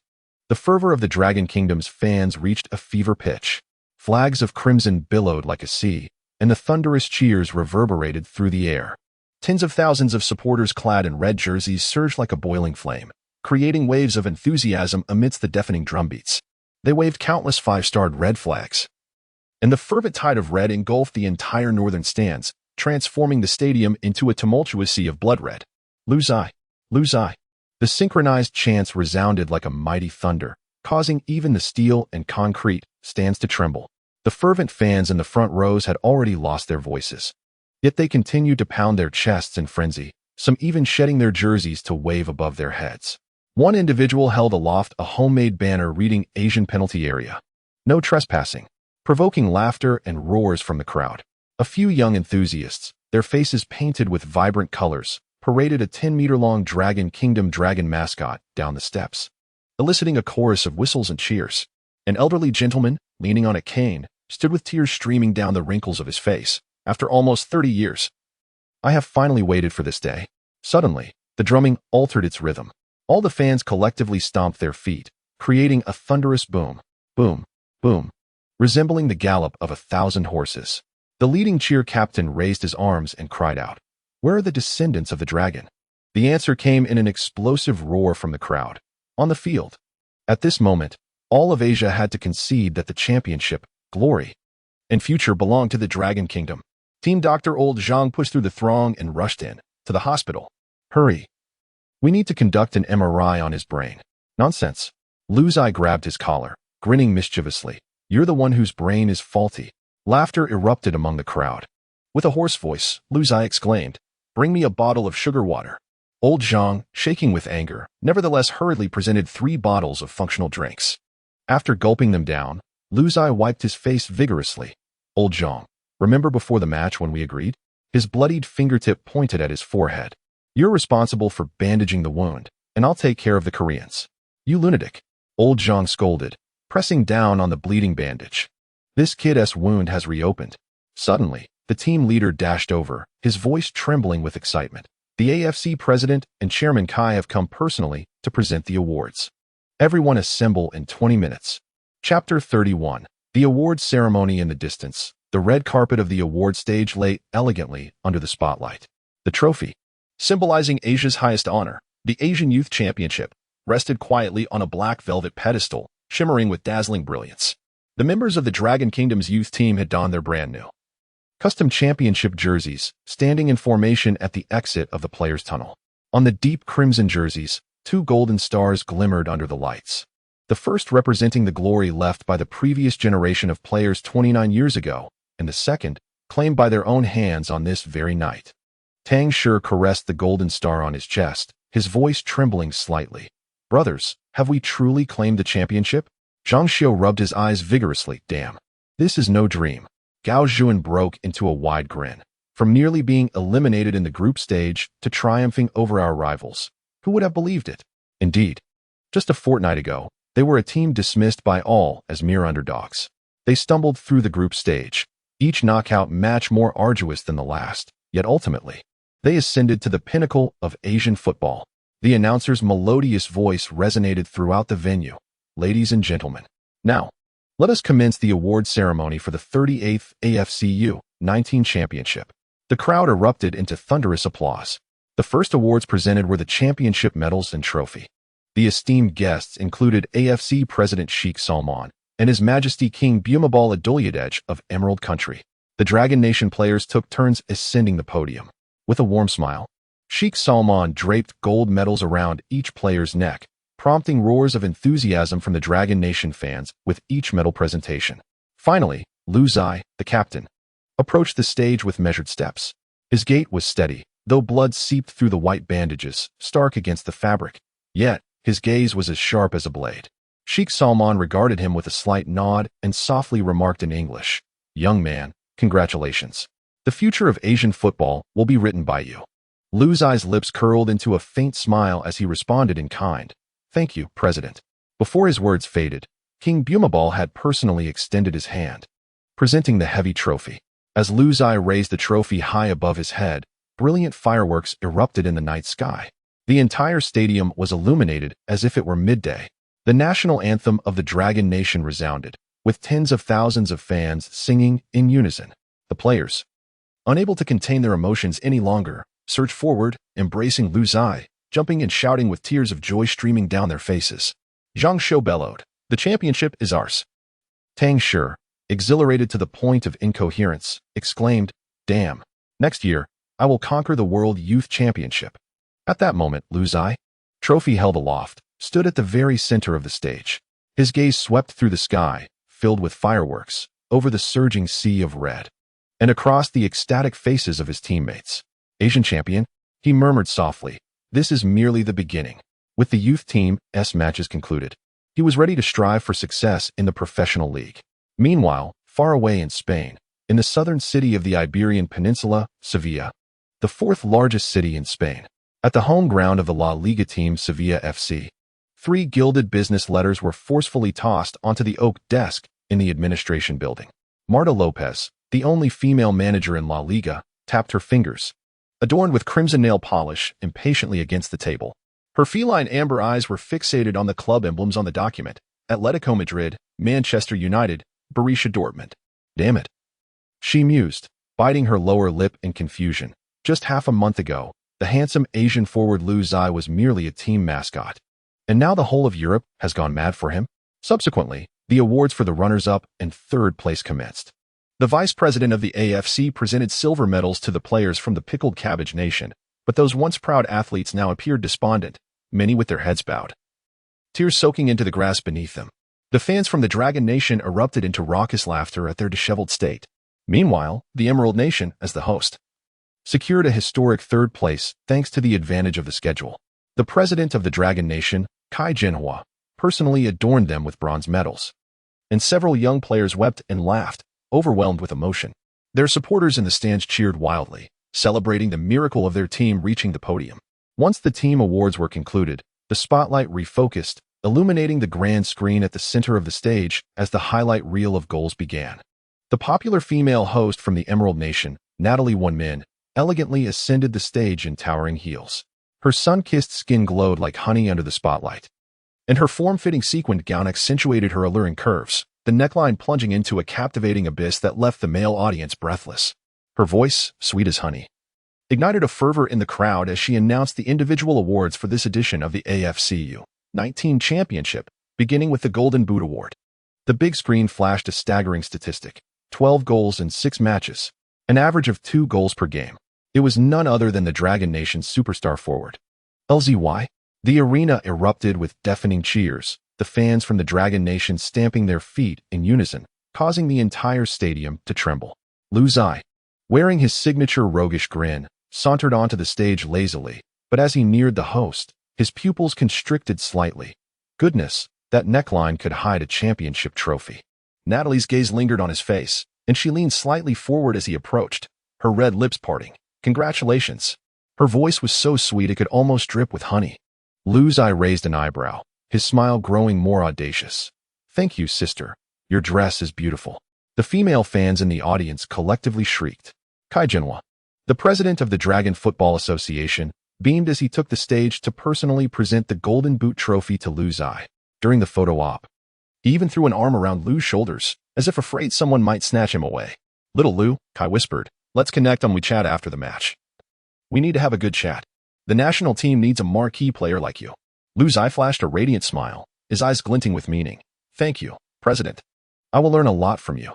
Hearing that, Kai's smile widened even further. as Natalie's sweet voice resonated once more. The large screen showcased the statistics of the goalkeeper from the Pickled Cabbage Nation, Lee Chong-gun. Next, the award for the best goalkeeper of this tournament will be presented. Congratulations to Lee Chong-gun. A meager applause arose from the audience, while the Dragon Nation's fan section erupted in boos. After all, this individual conceded 6 goals throughout the tournament, 4 of which were netted by Lu Zai.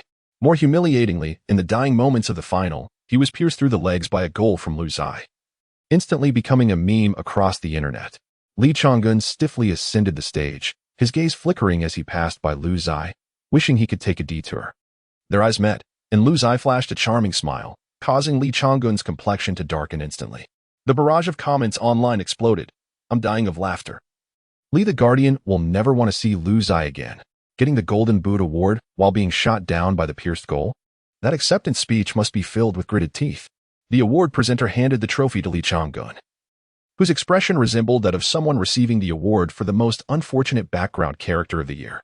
After a mechanical handshake with the presenter, he managed to smile for the photograph, though it resembled more of a grimace than a grin. As Lu Zai descended the stage, Natalie subtly approached, her fiery red lips near his ear, whispering in a mango-scented English, "I followed your Twitter." This statement was laden with implications. 1. She had taken the initiative to search for Lu Zai's social media account. 2. Not only did she search, but she also made a point to tell him. 3. This was undeniably a public flirtation. Lu Zai's eyes sparkled with mischief as he smirked, deliberately slowing his descent to allow her to gaze at his retreating figure a moment longer. Meanwhile, Kai Jinhua followed closely behind, almost hovering protectively like a parent afraid their child might wander off. The grand finale was the Ballon d'Or, best player of the tournament, and Natalie passionately announced, "The best player of the Asian Youth Championship is Huang Renfan from the Pickled Cabbage Nation." In that instant, the venue plunged into an eerie silence, which was soon shattered by deafening boos. Even the fans from the Pickled Cabbage Nation believed the Ballon d'Or should have gone to Lu Zai. Lu Zai raised an eyebrow, a hint of a smirk playing at his lips. The Dragon Nation's fan section erupted in protest. Corruption. How can someone with 12 goals in 6 matches not win the Ballon d'Or? This is absurd. The online debate reached explosive proportions. Poo-poo football. Is the AFC balancing awards? Lu Zai scores 12 goals with no Ballon d'Or? Top comment. After being thoroughly dominated by Lu Zai in the final, how can he dare accept the Ballon d'Or? Don Quidi, Huang Renfan's 9 assists in 6 matches are the essence. The Ballon d'Or is justified. Top comment rebuttal. Assists can be inflated. He was invisible in crucial matches. Why should he overshadow Lu Zai? Weibo trending. Ballon d'Or corruption. The AFC, in an effort to balance, forcibly awarded a prize to the Pickled Cabbage Nation. Lastly, all awards for the 19th Asian Youth Championship were presented. The Best Newcomer award went to a 17-year-old defender from the Emerald Nation, who demonstrated remarkable resilience during the semi-final against the Dragon Nation.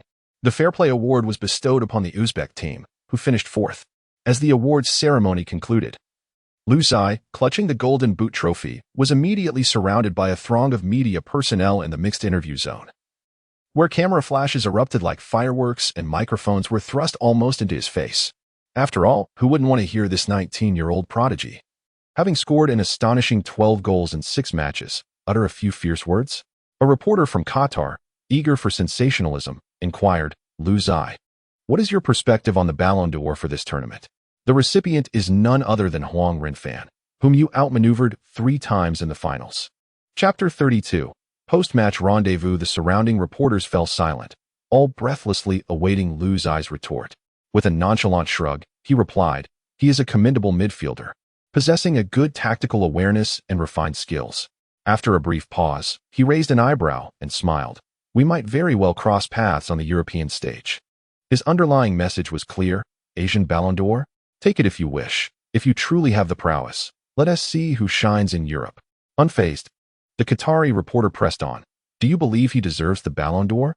Before the cameras, Lu Zai's mischievous grin grew more audacious. "Of course. How could the AFC's judgment be anything but fair? What do you think?" His eyes, glinting with playful sarcasm, locked onto the questioning journalist, rendering the reporter momentarily speechless. The collective sentiment among the reporters was one of astonishment. Wow, that was brilliantly sarcastic. The Qatari reporter's face turned pale, unable to respond, while a nearby journalist from the Dragon country stifled laughter. shaking with suppressed mirth. As it appeared Lu Zai was about to continue his banter, team leader Zhai Tao swiftly wove through the crowd, placing a firm hand on his shoulder and forcibly redirected the conversation. All right. Next question. The live comments during the post-match broadcast erupted in a frenzy. Zhai Tao, I can't believe we can't rein in this rascal. Laughing hysterically. Lu Zai's mouth will surely get him blacklisted by the AFC. Lu Zai winked at the camera, his smile devilishly charming, and refrained from giving the reporters any further opportunities for sensationalism. Yet, it was evident that his remark about the AFC's fairness would undoubtedly trend on social media the following day. A journalist from the Dragon Country, with a warm smile, asked, Lu Zai, I've gathered 3 pressing questions from the fans. She gestured to her forehead, indicating, the first question, how is your injury from the collision with the goalpost during the finals? It was quite alarming to witness, and everyone is concerned for you. Lu Zai touched the bandaged area on his forehead and replied with a raised eyebrow and a smile. Thank you for the concern, Dragon Country fans. You are the best 12th player on the field. The wound has been treated, and I will visit the hospital for further examination shortly. Nodding in acknowledgement, the Dragon Country journalist suddenly switched to a more personal tone. The second question, which must be asked for the female fans, is, do you currently have a girlfriend? A chorus of whistles erupted from the crowd, and several female journalists in the back immediately stood on their toes, recording the moment. Amused, Lu Zai shook his head. No, not at the moment. Football is my girlfriend right now. After a brief pause, he added with a mischievous grin. Unless she can accept that our dates will forever be at the training ground. Live commentary on the internet erupted with excitement. Sisters, let us go. I'm taking the football referee exam tomorrow. He said at this stage. Sisters, we need to hurry. What happened to that Russian translator from the airport last time? They seem to be having a great chat. A reporter from Longhua continued. One final crucial question. According to reports from the Football Daily, Alan Perrin watched your final from the VIP box, and the national team coaching staff is currently evaluating the possibility of an extraordinary call-up. All cameras zoomed in for a close-up. Lu Zia's expression suddenly turned serious. I have not yet received formal notification. However, serving the nation is every player's dream. And I am always ready whenever the national team needs me. Zhai Tao rushed over, waving his hand to block microphones that were dangerously close to Lu Zia's face. His tone urgent yet polite. All right, that's enough for today's interview. Lu Zia needs to go to the hospital for a follow-up on his injury. We cannot delay. The reporters sighed in disappointment, but the cameras remained active, adjusting their focus to capture the white bandage on Lu Zia's forehead, beneath which lay the wound inflicted by Kim Min-jae when he collided with the goalpost. Although the blood had been cleaned, dried clots could still be faintly seen beneath the bandage. Just as Zhai Tao was about to pull Lu Zia away, Lu Zia unexpectedly halted, his eyes brightening as if he had recalled something of great importance. Wait. He raised his hand to signal and turned back to face the camera. Let me say one last thing. The entire venue fell silent, everyone holding their breath. Lu Zia took a deep breath, his gaze resolutely fixed on the lens. His voice slightly heavy. I dedicate today's goal to my parents. As his words hung in the air, the flashbulbs erupted, illuminating the scene like a burst of stars. The reporters furiously pressed their shutters, eager not to miss this sudden moment of emotion. No one noticed that Lu Zia's eyes had also reddened at that very moment. Meanwhile, in the Lu family's living room, Song Yakin stared at her son's exhausted yet proud face on the television screen, tears streaming down her cheeks. This child. She choked out, her fingers trembling as they gripped her husband's arm. Lu Yuanfeng maintained his usual stern demeanor, but upon hearing his son's dedication, his breath hitched, and he rarely raised a hand to cover his eyes, fearing that others would see the moisture pooling there. Years ago, it was his relentless opposition to his son's football dreams that nearly drove them to a breaking point. Yet today, his son, in front of thousands of fans, dedicated the most significant goal of his professional career to him and his wife. Has he finally stopped blaming me? His voice was hoarse and low, as if he were speaking to himself or perhaps conversing with his son, who was far away in another city. In Yangon, at the hospital late at night, the emergency department of the largest comprehensive hospital was quieter than one would expect. Lu Zai sat on the cold metal bench, the wound on his forehead pulsating with sharp pain as the doctor meticulously cleaned the blood, preparing to stitch it anew. It may hurt a bit. Bear with it. The masked female doctor murmured in English, her hands remaining deft and steady. The cool sensation of the sutures piercing his skin caused Lu Zai to flinch slightly. Instinctively, He clenched his fists, but he quickly relaxed. He had endured far worse injuries on the court, especially considering this minor ordeal. All done, the doctor announced, applying antiseptic ointment and carefully dressing the wound. Remember to keep it dry and change the dressing in 2 days. He received a tetanus shot, leaving his arm feeling sore and fatigued, as if he had just completed an intense strength training session. When he finally exited the hospital, it was already late at night, and the warm, humid breeze of Yangon brushed against his face. As he returned to the hotel where the team was staying, he could hear laughter and the clinking of glasses echoing from the end of the corridor. His teammates were already celebrating. The championship bonus has arrived. We must revel tonight, someone exclaimed in the group chat, tagging everyone excitedly. The coaching staff and management had also relaxed their usual restrictions. With the championship secured, the team would disband for a vacation the next day. Some would report back to their domestic clubs, while the others would return to their youth teams. Tang Shi was heading back to Lyon in France, while Lu Zai would return to Sevilla, and Tang Shi was off to Botafogo in Brazil. As Lu Zai pushed open the door, he was immediately greeted with a cold bottle of beer thrust into his hands. Come on, Yiga. No returning until we're drunk. He smiled, lifting the beer bottle, but as his lips approached the mouth of the bottle, he recalled the doctor's warning and reluctantly set it down. I just received a tetanus shot. I can't drink. What a shame. His teammates clapped him on the shoulder, laughing heartily. You'll just have to watch us drink. Lu Zai chuckled, settling onto a nearby sofa and pulling out his phone. The notifications in his Twitter direct messages were skyrocketing. Natalie, the stunning host from the Emerald Nation television, had been flirting with him throughout the awards ceremony and had just sent a group invitation. The night is beautiful. Would you like to join me for a drink? An hour ago. He smirked and quickly typed a response. I just got a tetanus shot. I can't drink.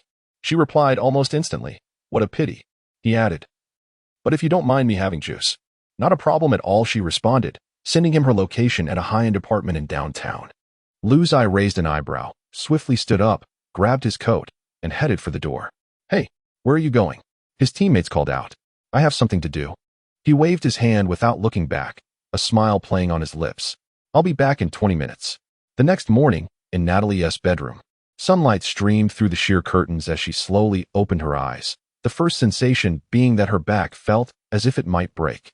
She struggled to turn over and caught sight of the sleeping Lu Zai beside her, unable to suppress a smile as she bit her lip.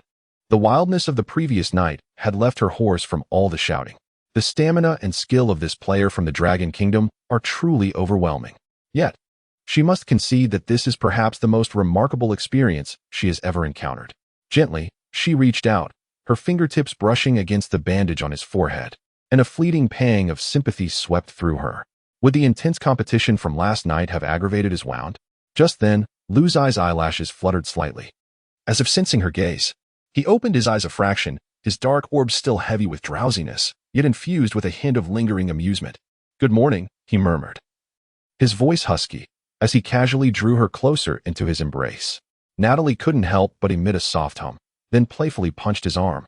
Do you Dragon Kingdom players always compete this fiercely on the field?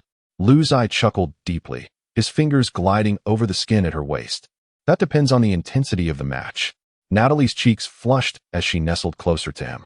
Her mind already devising ways to keep this handsome player in Yangon a few days longer, she was not about to let him slip away easily. Cocooned in Lu Zai's arms, she traced gentle circles on his chest with her fingertips, contemplating how to prolong his stay when her phone suddenly rang. Lu Zai frowned, reaching for the phone on the bedside table, the screen flashing with the name Marta Lopez. Club personnel? Natalie lifted her head slightly. Chapter 33. The finals reward club personnel? Natalie inquired, her curiosity piqued. Yes, Lu Zai rubbed his temples, a vague premonition stirring within him. A sudden call from the club could not bode well. He pressed the answer button, and in the next moment, Marta Lopez's voice flowed through the receiver, laced with a languid Spanish accent yet tinged with authority. Lu, I apologize for disturbing you at this hour, her tone reminiscent of a cat in the stillness of night, languorous yet enticing. But I've discovered that you've concluded the Asian Youth Championship. Congratulations on your victory. However, you need to return promptly. Lu Zai raised an eyebrow. What is going on? On the other end, Marta's light laughter morphed into a more formal tone. I fear Sevilla may not be able to retain you any longer. Lu Zai's heart raced. What do you mean? You have piqued the interest of 3 prestigious clubs. Marta's voice brimmed with excitement. two of which have presented us with offers that are simply irresistible. Yet, ultimately, the decision lies with you. Prestigious clubs. Liu Zai's breath hitched, the names of several top-tier clubs flashing through his mind: Premier League, Bundesliga, Serie A. Marta seemed to sense his hesitation, even through the phone, and added with a teasing laugh, "I've already arranged for your flight. It departs in 5 hours. We will meet to discuss the details." She paused momentarily, lowering her voice to a sultry whisper, "Of course. This is contingent on your ability to extricate yourself from this tender embrace." How did she know? Liu Zai instinctively glanced at Natalie, who was resting her chin on her hand, evidently having overheard quite a bit. Therefore, Marta's voice carried a teasing lilt. "Is your waist still holding up, Liu?" Liu Zai let out a soft click of his tongue and replied succinctly, "All right, I understand." After hanging up the phone, Natalie blinked and a playful smile graced her crimson lips. "I suppose I must let you go then?" With a hint of regret, Liu Zai sighed. "There's an urgent matter at the club. Is it a call from a prestigious club?" She teased lightly. "Which one? Real Madrid? Bayern Munich? Manchester City?" "I haven't the slightest idea." Liu Zai clenched his fists tightly. This was a golden opportunity. He needed to swiftly ascend to professional leagues. For only by elevating his skills in professional matches could he hope to serve his country. He swung his legs off the bed and began to gather the scattered garments strewn across the floor. Natalie made no attempts to retain him. Instead, she languidly leaned against the headboard, her eyes sparkling with joy as she watched him dress. Just as he was about to leave, she gently called out, "Liu." He turned back. She arched an enticing smile, her gaze laced with playful intrigue. "Next time we meet, I must ensure you stay at least 3 days." Liu Zai's lips curled into a smile as he waved lightly. "Then I must first hone my physical fitness." By the time Liu Zai returned to the hotel, it was already past 10 in the morning. The corridor was eerily quiet, save for a few hotel staff members tidying up the aftermath of his teammates' revelries from the previous night. Empty bottles and food wrappers littered the doorsteps, clearly indicating that the group had indulged in a spirited celebration. He swiped his card to enter his room, which was astonishingly still. On the bed, Tang Shi and Gao Zhuani lay sprawled, evidently roused by the sound of his movements. They sat up in a daze, gazing at him as he packed his belongings. "Brother Yi, what are you doing?" Tang Shi rubbed his eyes, his voice still thick with sleep. "Weren't you supposed to leave on the evening flight?" "Something urgent has come up. I need to return to the club." In such a hurry?" Tang Shi looked bewildered, recalling that Lao Zhang and the others had gone to a nightclub last night and had yet to return. "No time to wait. Please inform them," Liu Zai urged. Tang Shi scratched his head, sensing something was amiss. "Brother Liu, is something wrong?" Liu Zai paused briefly, a subtle smile playing at the corners of his mouth. "Perhaps it's a good thing." 20 minutes later, he embraced Tang Shi and Gao Zhuani in farewell, offering words of encouragement before heading straight for Yangon International Airport. To his astonishment, the club had booked him a seat in business class. This signified that he would not have to endure the cramped confines of economy class during the long flight, and he could breeze through the fast track at customs and security with ease. This situation seemed rather significant, he mused, for Sevilla was not known for its lavish spending. Being granted business class surely indicated substantial developments. Once seated in the lounge, Liu Zai finally had a moment to breathe. He took several sips from a bottle of mineral water, feeling waves of fatigue wash over him after enduring high-intensity activity the previous night, and now a relentless schedule. Just as he contemplated closing his eyes for a brief respite, a familiar voice echoed in his mind. Crack, crack, crack. The system detects the host has won the championship at the U-19 Asian Cup and has secured the Golden Boot Award. Rewards are as follows: 1 platinum treasure chest and additional honorary rewards. Liu Zai's eyes flew open, a surge of excitement coursing through him. Are there additional honorary rewards? He was somewhat taken aback. In other words, as long as he achieved personal honors, the system would grant extra rewards? Well then, he must strive for the Golden Boot. This system is even more motivating than capitalists. Host, would you like to open the platinum chest and claim the additional honorary rewards? Open. Liu Zai responded without hesitation. A flash of platinum light appeared. Legendary football star skill, Klinsmann's header skill, unlock condition, 1000 header training, jumping ability 85, per strength 80. What the? The Golden Bomber? Liu Zai nearly leaped off the sofa. Klinsmann. He is the most formidable aerial assassin in German football history, a legendary striker from the 1990s. His heading ability is unparalleled. If he could fully master this skill, wouldn't he become the foremost header in Asia? However, His exhilaration was soon tempered. System notification, current physical condition not up to standard. Jumping ability, 72-85, not qualified. Core strength, 75-80. Close but not qualified. It seemed he must first enhance his physical attributes. He frowned. Moreover, he had to complete 1,000 header trainings. Was this to train his headers to the point of concussion? But soon, a fighting spirit ignited within his eyes. Fine, since it can be unlocked, then he shall practice. System, open the additional honorary rewards again. A flash of golden light. 5 injury recovery potions. 5 full stamina potions. What is this? Lu's eye was momentarily stunned. Then the system provided a detailed explanation. Injury recovery potion. Upon use, any minor muscle, joint, or ligament injuries, not fractures or surgical level injuries, within the host's body will be immediately healed. Full stamina potion. Upon use, the host fatigue level will reset to 0, and physical focus will instantaneously return to 100. Lu's eyes instantly brightened. Incredible. This is a divine item. It is well known that a professional athlete's greatest adversaries are injuries and fatigue. Now he essentially possesses 5 opportunities for instant recovery and 5 chances for a full stamina revival. This reward is extraordinarily practical. Throughout the long season, these potions are akin to cheat codes, especially suitable for use before critical matches. Just as he was reveling in his excitement, an announcement echoed through the waiting lounge. Passengers in business class on Emirates flights, please proceed to the boarding gate. Lu's eye stood up and took a deep breath. What awaited him at his next destination? His steps were resolute, his gaze sharp, and a confident smile played at the corners of his mouth.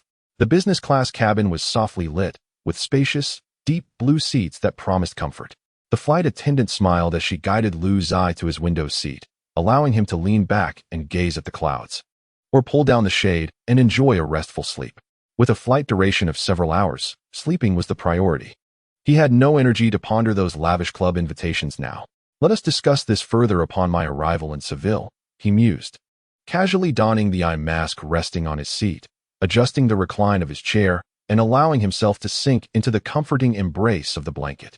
15 hours later. While the Emirates Airlines business class seat indeed offered comfort, even celestial beings would find themselves marinated in the experience after such a lengthy flight. As Lu's eye stepped out of Seville Airport, he was greeted by a night breeze imbued with the fragrance of orange blossoms.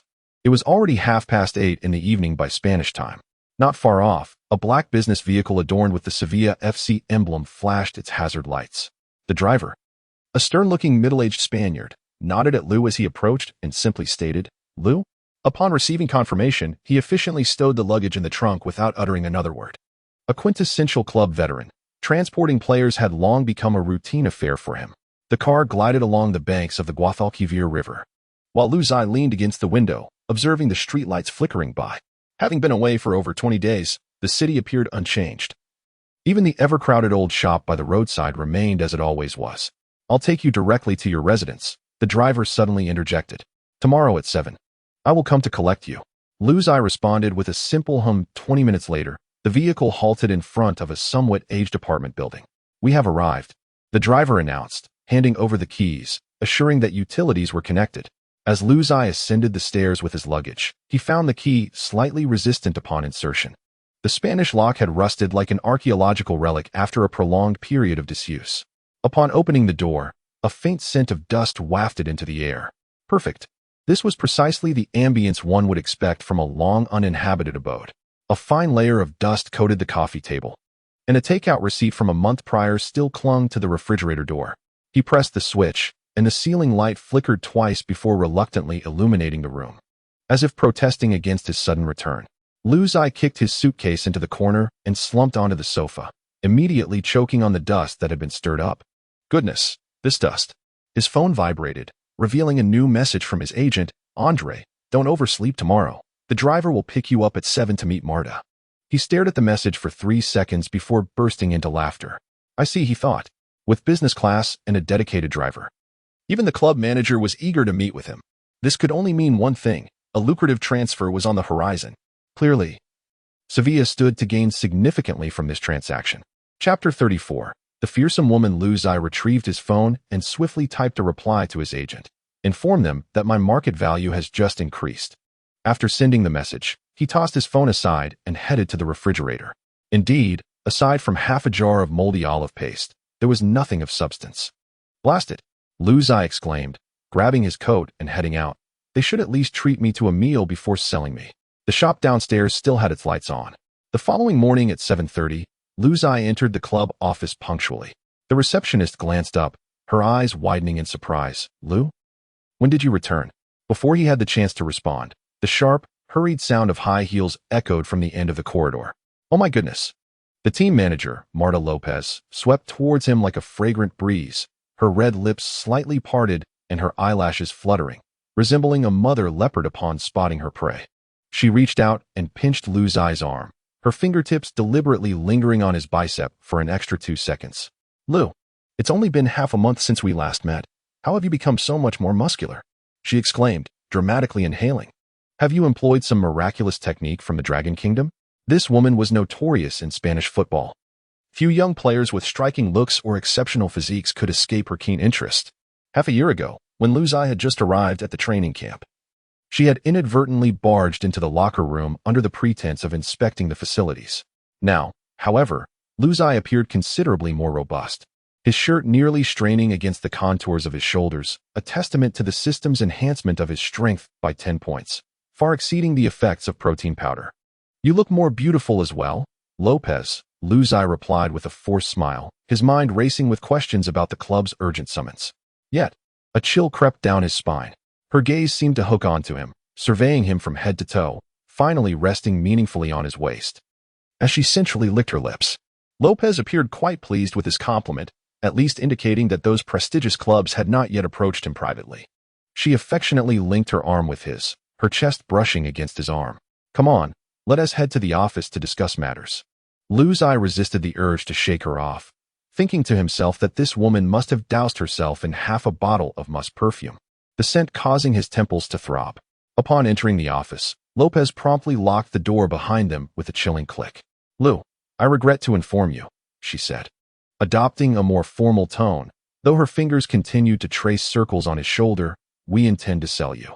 Lu Zai raised an eyebrow, feigning surprise. Oh, which unfortunate club is it? Lopez disregarded his slip of the tongue, swaying to the desk and picking up 2 documents. Manchester United and Borussia Dortmund have both offered us prices we cannot refuse. She chuckled lightly, but the final decision lies with you. She deliberately enunciated the last few words in a slow, teasing manner, like a serpent ready to strike. Actually, the first to approach us was Atletico Madrid, but they did not yield on the price. Lu Zai focused on the 2 documents and suddenly laughed. So, you summoned me back from the Dragon Kingdom overnight, just for this? Lopez blinked, a playful curve gracing her red lips. Of course, darling, but before that, we have many details to discuss. She reached out, leisurely unbuttoning the first button of her blazer. Lu Zai thought, oh no, this woman is serious.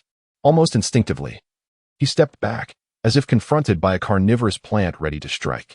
Lopez froze. Her charming smile momentarily stiffened before she quickly donned an expression of wounded grievance. What is the matter, Lu? I merely wish to assist you in discerning the details of the contract. She deliberately emphasized the word details, inching closer with each syllable. Lu Zai, however, had no desire to allow this fiery general manager to delve deeper into the discussion, promptly raising his hand to block her advance. Thank you, but I prefer to review it myself. It was absurd. Even with the backing of a system, he would never stoop to sacrificing his dignity for a contract.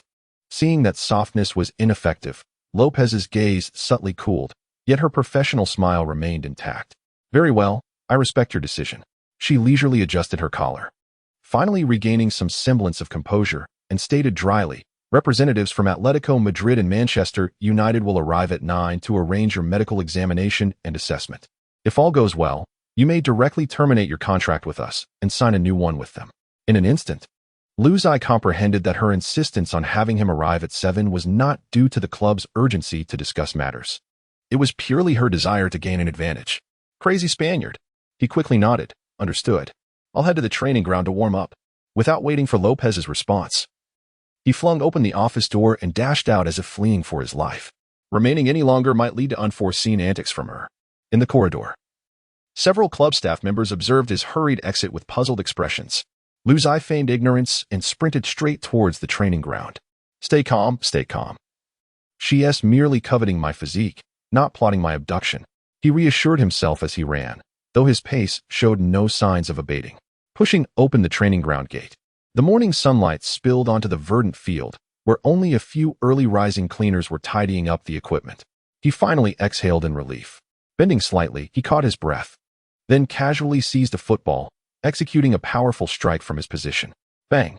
The ball sliced through the air in a fierce arc, crashing into the far corner of the goal 30 meters away. The force was markedly greater than it had been just 2 weeks prior. The distant cleaners jumped in surprise, turning towards the goal with astonished expressions. Good heavens! Luzai smirked with satisfaction.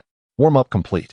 Now, he awaited the arrival of Atletico Madrid and Manchester United's representatives. However, before that, he needed to ensure he would not be summoned for another discussion with Lopez. That woman was more troublesome than defenders on the field, he muttered to himself. Deciding to remain in crowded areas, he jogged into the club cafeteria, anxious that a moment's delay would allow Lopez to drag him back to the office under the pretense of discussing the contract. It was just past 8, and most Sevilla players were still indulging in their slumber, leaving only a few staff members preparing breakfast. The air was infused with the aromas of coffee and toasted bread, which finally diluted the overpowering scent of Lopez's perfume. He casually grabbed 2 slices of ham, a fried egg, and a plate of fruit, seeking refuge in the farthest corner of the cafeteria. After settling down, he retrieved his phone and decisively dialed his agent, Andre. The phone rang 3 times before being answered. Andre's voice thick with sleepiness. Lou? So soon? Has Lopez already finished discussing with you? The emphasis was not on the completion of the discussion, but rather on the swiftness of it. Luzai narrowed his eyes, tapping his fingers on the table. You wrapped up with Lopez already? He deliberately mimicked Andre's tone, elongating the word soon with precision. Andre coughed on the other end of the line, evidently realizing he had inadvertently revealed something. Damn, this guy definitely knows what Lopez is like. Lou, let me explain about the contract. I have details to discuss. Luzai interrupted directly, his voice as cold as iron. Now, immediately, to the club cafeteria. But the call ended abruptly, leaving no room for negotiation. It was time to consider a new agent. He cut a small piece of ham and chewed it angrily, contemplating whether to reach out to Raiola or Mendez. Although both were known to be ruthless, at least they wouldn't push him into the jaws of his female superior. Just then, a commotion erupted at the entrance of the cafeteria. Oh, look who it is. Javier Rodriguez's distinctive sardonic voice echoed through the room. He held a cup of coffee, his suit jacket draped over his shoulder, exuding the demeanor of a team leader, flanked by 2 younger players evidently loyal to him. I was wondering who it could be. Javier sauntered over, squinting as he appraised Luzai. So it's our mysterious, sickly genius recruit? He deliberately emphasized the word genius, prompting a low chuckle from his 2 lackeys. Luzai swallowed his food, maintaining an impassive expression as he regarded him. Javier was the locker room's alpha, leveraging his Sevilla youth training background to make life difficult for new foreign players, particularly for someone with Lou's enigmatic connections. I heard you've been under training lately? Javier feigned concern as he patted Lou's shoulder. Oh dear, if your body can't handle it, don't push yourself. What if you fail the physical? How embarrassing that would be. Physical? This guy seems quite well informed. Luzai raised an eyebrow. You seem to know quite a bit. Are you so invested in the club's arrangements for the physical? Javier scoffed. Of course I care, after all. I wouldn't want to be dragged down by some fragile player. He flexed his arm, showcasing his robust biceps with a hint of pride. Luzai nearly laughed out loud. Is this a comparison to his system-enhanced physique? He leisurely sliced his fried egg, his tone calm. Is that so? Well, let us compare during the physical later, shall we? Chapter 35. Contract and physical. Javier paused momentarily, then burst into laughter, glancing back at his 2 companions. Did you hear that? He wants to compete with me in the physical. Do you know where I ranked in the 100-meter sprint last month? First. My younger companions immediately showered me with praise. Javier, brimming with pride, leaned closer to Luzai. Kid, don't blame me for not warning you. Our physical assessments in Spain are far more rigorous than your youth training in Longwa, where one can easily coast through. The implication being that you are merely an opportunist who slipped in through connections. Before Luzai could respond, his agent, Andre, hurriedly arrived. Observing the situation, he swiftly intervened. Javier, Lou has an important negotiation today. Let us discuss this another time. Javier interrupted directly. Important negotiation? Surely it isn't that Lopez intends to offer him a special contract again. Andre's expression shifted, casting a furtive glance at Lu Zai. Realizing that Javier was not only aware of Lopez's preferences but was intentionally stoking the flames, Lu Zai set down his fork and stood, towering over Javier. "Well, since you're so confident," he said with a slight smile, "let us allow the data to speak for itself during the physical assessment, shall we?" Javier dismissively waved his hand. "Fine, but the loser will be responsible for polishing the entire team's shoes on training days." The two young companions behind him immediately joined in the ruckus. "Wow. Shoe polishing. Shoe polishing." Lu Zai nodded. "It's a deal." When the scouts from Manchester United and Borussia Dortmund arrive later, he would ensure this arrogant core player witnesses firsthand what it means to face a dimensionality reduction. He resumed his seat, calmly continuing his breakfast, while Javier, filled with self-satisfaction, departed with his companions. Not forgetting to call back loudly, "Don't forget to prepare the shoe polish, genius." Andre, wiping the cold sweat from his brow, sat down. "Lu, you don't need to engage in this bet." "No, it is quite necessary," Lu Zai replied, sipping the last of his orange juice, a cold smile gracing his lips. "Otherwise, some might mistakenly believe the team is his personal domain." The upcoming physical assessment would undoubtedly mark the most desperate 5 minutes of Javier's professional career. After discussing the contract details with Andre, Lu Zai narrowed his eyes, scrutinizing the middle-aged Spanish man for a moment, ultimately deciding against changing agents for the time being. Though he yearned to find a sack to put over this old fellow's head and give him a beating, he had to admit that despite Andre's unreliability, his ability to generate income was indeed exceptional. "I have negotiated the terms with both Dortmund and Manchester United. They are quite similar," Andre said, wiping the sweat from his forehead as he handed over 2 documents. "Take a look for yourself." Lu Zai glanced at the papers, and indeed, the base salaries offered by both sides were nearly identical, with Manchester United even slightly higher. However, salary figures are not solely about the numbers. He lifted his gaze to Andre. Manchester United's weekly wage is 10,000, while Borussia Dortmund's is 10,000. Given the exchange rate, isn't Manchester's offer actually better?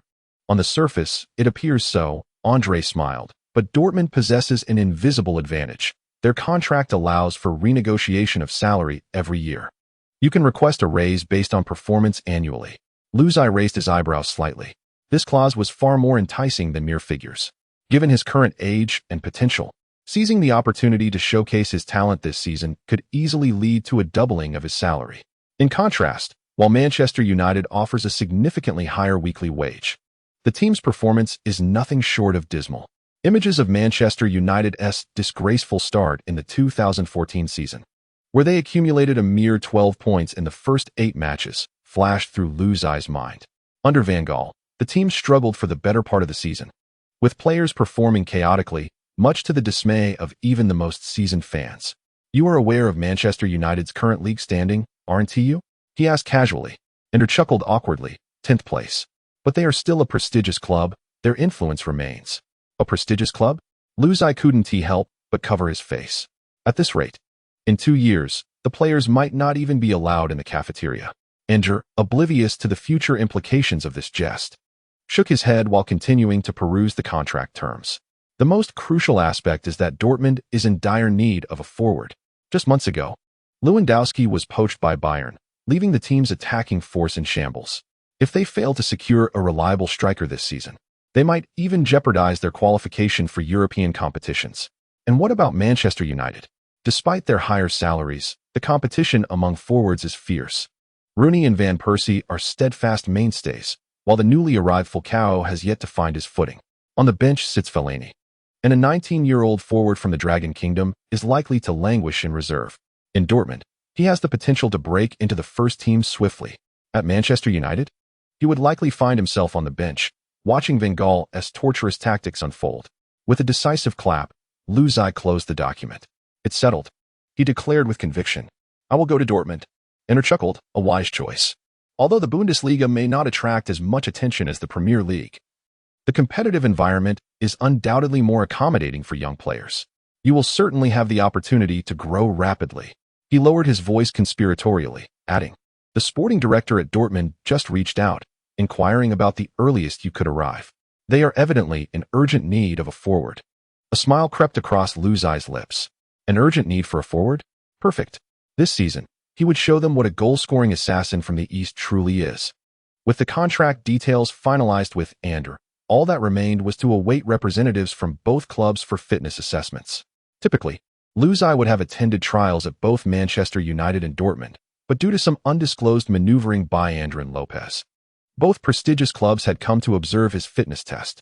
At 8:59 a.m., Sevilla's training facility. Could it be? Were the Germans genuinely punctual? Manchester United's chief scout, Max, tugged at his tie, his gaze frequently darting toward the entrance. He had deliberately arrived 15 minutes early to gain an advantage. Meanwhile, Agent Ander calmly swirled his coffee cup. Mr. Zorc is always before he could finish. The electronic clock at the training facility struck 9 o'clock, and the door swung open. The athletic director of Borussia Dortmund, clad in a fitted suit, strode in with 3 assistants, the ticking of the second hand seemingly keeping tempo with their footsteps. Punctuality is a virtue among the Germans. Michel Zorc's handshake was accompanied by a gaze as sharp as that of a hawk. We hope that today's testing data will be as precise as our sense of time. After the 3 parties convened, they agreed upon the specific subjects for the physical assessment, a 100-meter sprint, strength testing, and overall fitness evaluation. The first event was the 100-meter dash. With a swift motion, Luzai shed his sports jacket, revealing muscles taut as steel cables. Sweat glimmered under the morning sun, the rushing blood within his veins visible in its fervor. Suddenly, a cacophony of jeers erupted from the sidelines. Glass man! Glass man! Javier leaned against the railing, flanked by a few teammates who rhythmically clapped and mocked him, smirking as they chanted, "Don't forget to warm up before you shatter." A Manchester United scout frowned and inquired quietly of his assistant, "Is this the quality of Sevilla's youth training?" Luzai paid no heed. He merely bent down slowly to stretch his ligaments, his movements calm and poised like a panther ready to pounce. But the next moment, he abruptly lifted his head, his gaze sharp as a blade, piercing directly at Javier. Dare to step up and compete? All eyes in the arena instantly converged upon them. Javier, momentarily taken aback, quickly recovered with a smirk. "You think you can take me on?"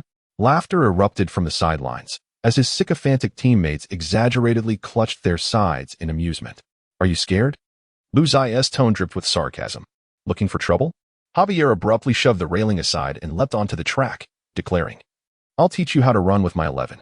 47 seconds, you novice." He strode confidently to the starting line, glancing back at the Manchester United and Borussia Dortmund scouts, clearly relishing the opportunity to showcase his prowess. Both competitors crouched at the starting line. The entire training facility fell silent. No one had anticipated that this physical assessment would devolve into a showdown. Bang! At the sound of the starting gun, Luzai exploded into action. What the heck?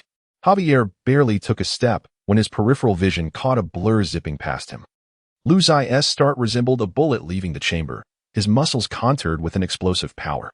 His strides were immense, his frequency so rapid that it seemed as though his feet were flickering unrealistically upon the track. What kind of creature is this? The Manchester United scout nearly dropped his stopwatch. 10:95 seconds. With a flourish, Luzai crossed the finish line and turned around, barely breaking a sweat. Meanwhile, Javier clocked in at 11:69 seconds. The smiles of his teammates froze, their amusement extinguished. Javier gazed down at his legs as if he no longer recognized them. His personal best was 11:47 seconds. Today he couldn't even break 11:5 seconds. Who was it that called him a glass man? Luzai placed one hand on his hip, his chest rising and falling slightly, yet his smile was chillingly cold. Even the ball boys could run faster than your 11:69 seconds.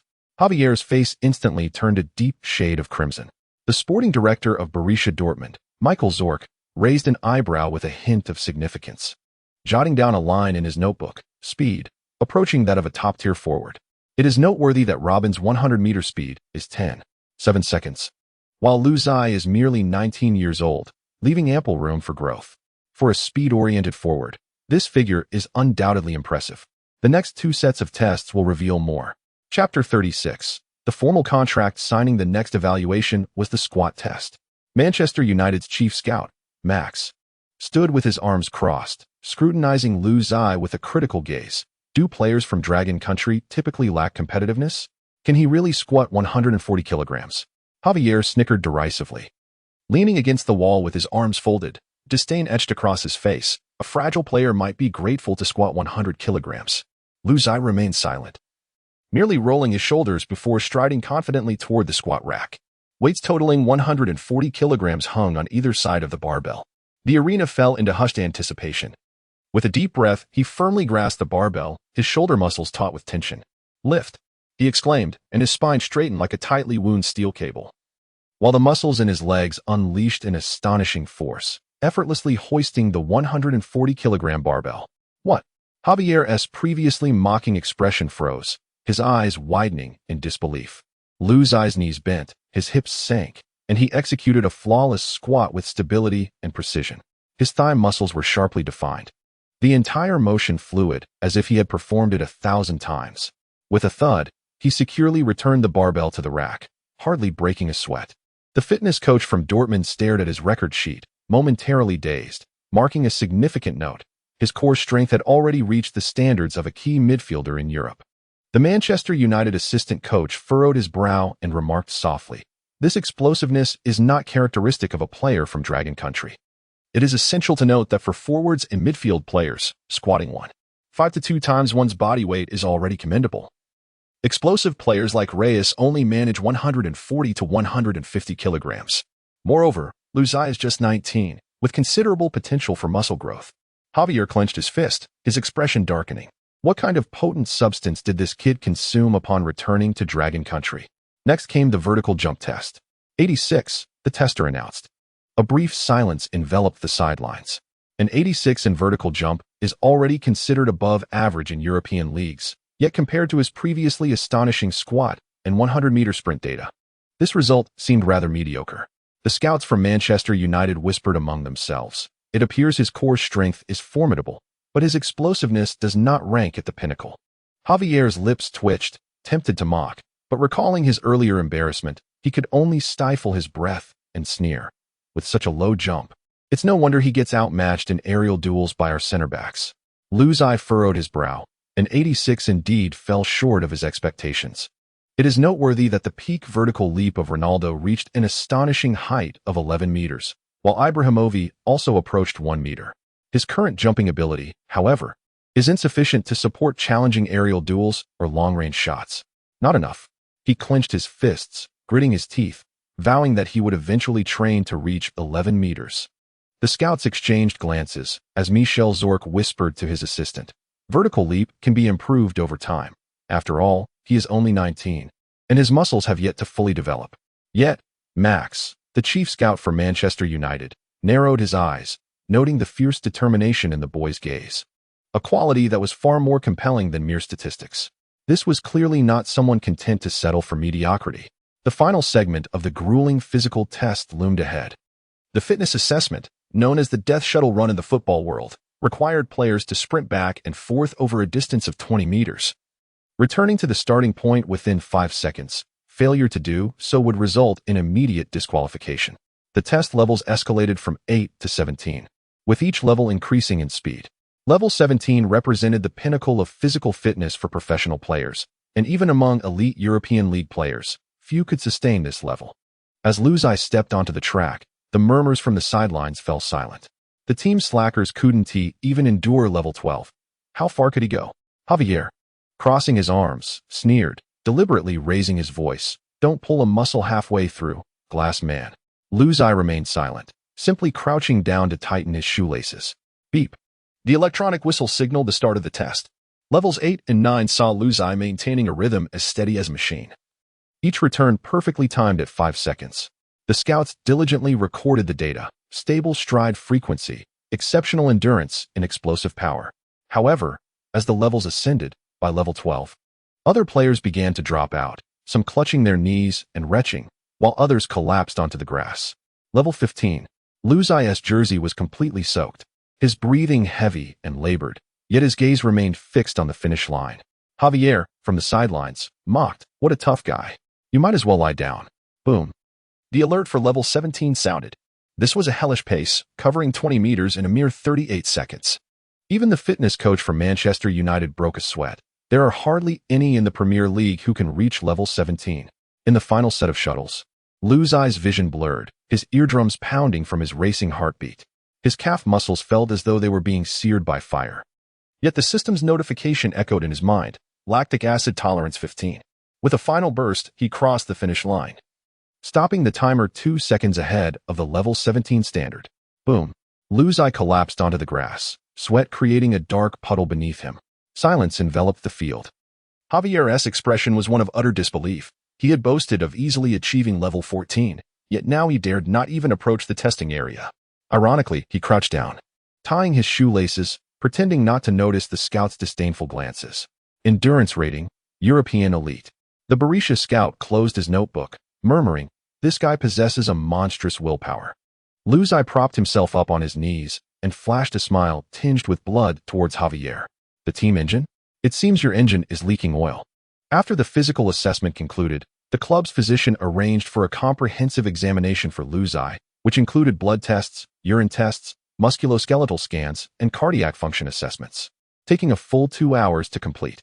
His cardiopulmonary function showed no issues. The strength of his muscle fibers was exceptional, and even his creatine kinase levels were lower than those of an average player, indicating a remarkably swift recovery. The physician perused the data, a glimmer of surprise in his eyes. He turned to Michael Zorc and whispered, "This lad is a fine prospect for professional leagues." At noon, everyone gathered for a simple meal in Sevilla's player canteen.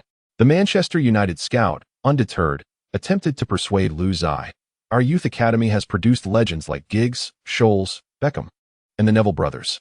Lu Zai smiled slightly and replied, "Ah, indeed." At 4 in the afternoon, the medical report was released punctually, revealing no hidden ailments, no old injury risks, and not even mild muscle fatigue. Perfect. Michael Zorc, satisfied with the report, slapped the table, confident that the contract signing would proceed without a hitch. At 4:30, in the conference room, executives from Manchester United and Borussia Dortmund took their seats, the atmosphere charged with tension. The Manchester United director made the first offer. "We are willing to raise the salary to 120,000 per week, a 5-year contract, with an option to loan him to the Belgian league for a year to adapt." Michael Zorc promptly closed the folder, casually interrupting, "We will increase the weekly salary to 120,000. Assign him the number 23 jersey in the first team, and he will certainly be part of the starting rotation next season. Of course, if he performs well this season, a spot in the first team is also a possibility." He then cast a meaningful glance at the Manchester United team, adding, "Unless Mr. Lu prefers to experience the role of a water cooler attendant in the Premier League." The Manchester United director's expression darkened. Lu Zai had evidently made up his mind, swiftly picking up the stack of documents emblazoned with yellow and black and signing his name with a flourish. "I choose Dortmund." The signing was successful. Michael Zorc smiled and patted Lu Zai's shoulder, exclaiming, "Lu, we look forward to seeing you soon." He glanced at his watch. Tomorrow evening, the team would face Hannover 96 at home, and he hoped Lu Zai could experience the atmosphere of Westfalen Stadion live. "Absolutely." Lu Zai nodded without hesitation. The following evening, he would stand beneath the fervent South Stand as a new signing in Europe's most passionate arena. Minutes later, Borussia Dortmund's official Twitter account released a photo of Lu Zai holding a yellow and black jersey, captioned with emojis, "Hey, Mom, I signed." At the moment the call connected, Lu Zai's voice trembled with excitement, his lips curving into an uncontrollable smile. "Dortmund, a 3-year contract. Your son is finally becoming a professional player." "What?" On the other end, Song Yakin's voice shot up an octave, and after a brief silence, she erupted into a tearful, nasal cry. "Really? Xiao Yi, is it true?"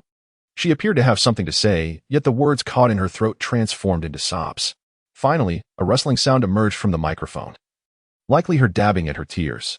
Soon, the sound of hurried footsteps echoed as she called out, "Yuan Feng. Yuan Feng. Our son has signed with Dortmund." In the next moment, a muffled thud resonated through the phone, as if the device had been abruptly snatched away. Then came Lu Yuanfeng's deep, furious voice, startling Lu Zai to nearly pull the phone away. "What? You made such a significant decision on your own. Dortmund is a team from Germany, right? You haven't even played in European professional leagues, and now you're off to be a substitute? Have you been misled by someone?" Beep, beep, beep. Before Lu Zai could defend himself, the call was abruptly terminated. He stood there, stunned for a moment, unable to suppress a click of his tongue, still the same, unchanged in the slightest.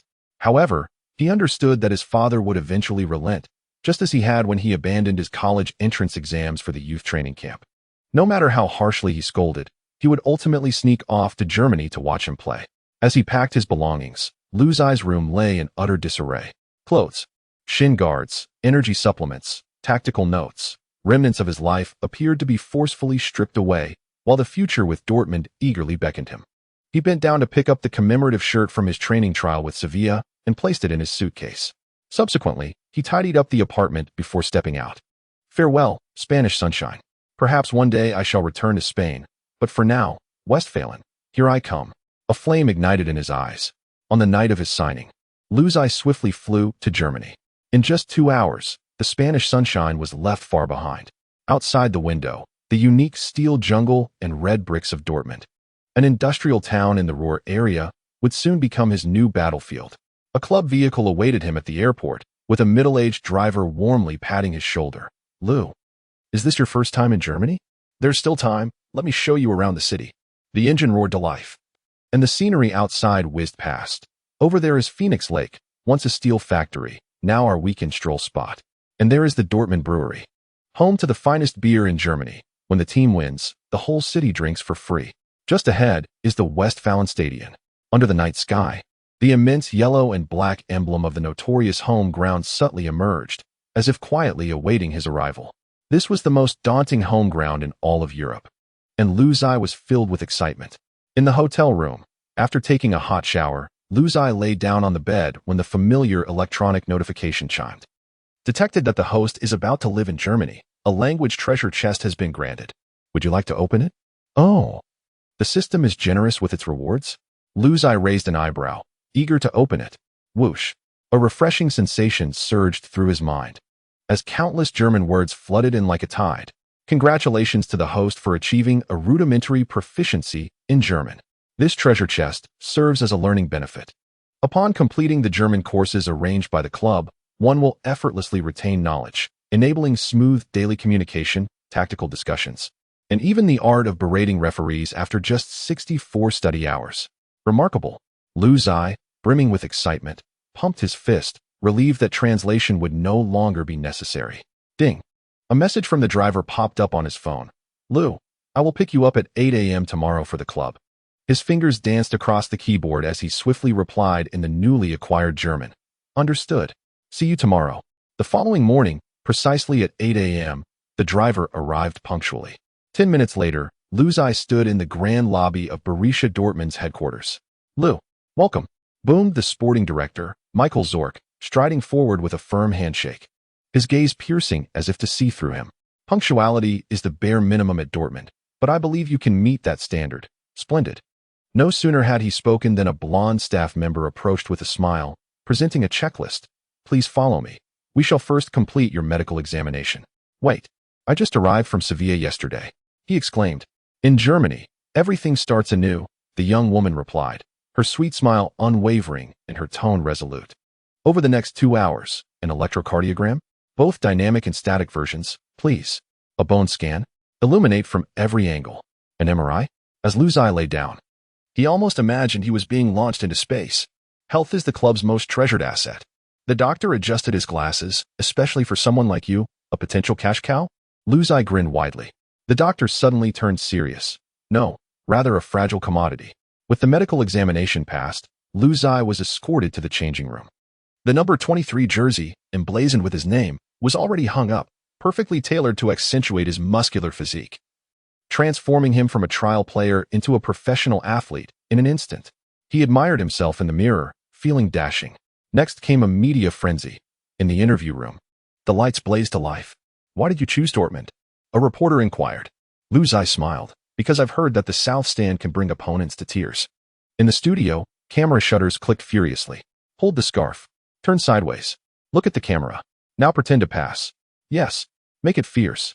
The photographer suddenly shouted, imagine you're playing against Bayern. In an instant, Lu Zai's eyes exuded a fierce determination. While touring the training facility, he couldn't help but ask, will I get to meet Klopp today? The blonde staff member glanced at her watch. Of course, at 10:50. He is always precise to the minute. Before she finished speaking, a familiar hoarse voice echoed from afar. Lu, you finally made it. The unmistakable figure of the charismatic Klopp, with his glasses reflecting the light, approached with outstretched arms, resembling a wild brown bear. Luzai had witnessed countless moments of Klopp's exuberant celebrations on screen, his raucous shouts at referees, and the joyful embraces with players. However, when the real Jurgen Klopp stood before him, Luzai's mind briefly succumbed to a blank state. At this moment, the genuine middle-aged man stood before him. His eyes, bloodshot behind glasses, and his stubble appeared as though he had not shaved in days. He wore that familiar black hoodie, the cuff stained with either coffee or ink from a tactical pen. More striking was the strength of his embrace. Klopp nearly enveloped him, forcefully patting his back. "Welcome to Dortmund, lad." His voice was hoarse, thick with a Ruhr dialect, sounding gruffer than on television. Luzai instinctively straightened up. "Thank you, coach. I will strive to prove myself." Klopp flashed a broad smile, revealing his signature gums. "Follow me to my office." If one could still call it an office. It resembled more the storage room of a tactical enthusiast. Narrow and cluttered, the walls were plastered with opponent analysis reports, and the tactical board bore layers of marker stains. The desk was piled high with player data, and the computer screen displayed footage from Bayern's latest match analysis. At least 4 or 5 coffee cups lay scattered in various corners, 2 of which had begun to sprout mold. "Take a seat." Klopp casually pulled over a chair, sinking into a well-worn office chair with a long sigh. Up close, his condition was worse than anticipated. Deep circles under his eyes, red veins coursing through his sclera, and his beard in disarray. Seeing his fatigued visage, Luzai recalled that a year ago, Jidzu, whom Klopp had regarded as a surrogate son, had left for their bitter rivals Bayern, and this year Lewandowski had followed suit. Unable to restrain himself, Luzai quietly inquired, "Coach, have you been sleeping poorly lately?" Klopp chuckled, his laughter tinged with self-deprecation. "This season, the team has lost 5 out of 8 matches. Do you really think I can sleep well?" As he spoke, a flicker of exhaustion crossed his eyes, quickly replaced by a fervent passion. He picked up the remote and played a video highlighting Luzai's performances in the U-19 Asian Championship. "Your positioning is excellent, and your shooting skills are commendable. Your performance in winning the championship was fantastic." Then he switched off the video, gazing intently into Luzai's eyes. "However, the U-19 Championship is merely a child's game. The Bundesliga is where men battle." His voice suddenly rose, causing the tactical board to tremble slightly. "My plan is for you to train with the first team. But on match days, you will play for the U-19 squad in the Youth League. Adapt to the rhythm of German football, learn to handle the ball under high-intensity challenges. And if all goes well by the end of the season, I will have you debut in the Bundesliga. What do you think?" Luzai hardly hesitated, standing tall. "Coach, I will fully comply with the arrangements. I will meet the first team's requirements as swiftly as possible."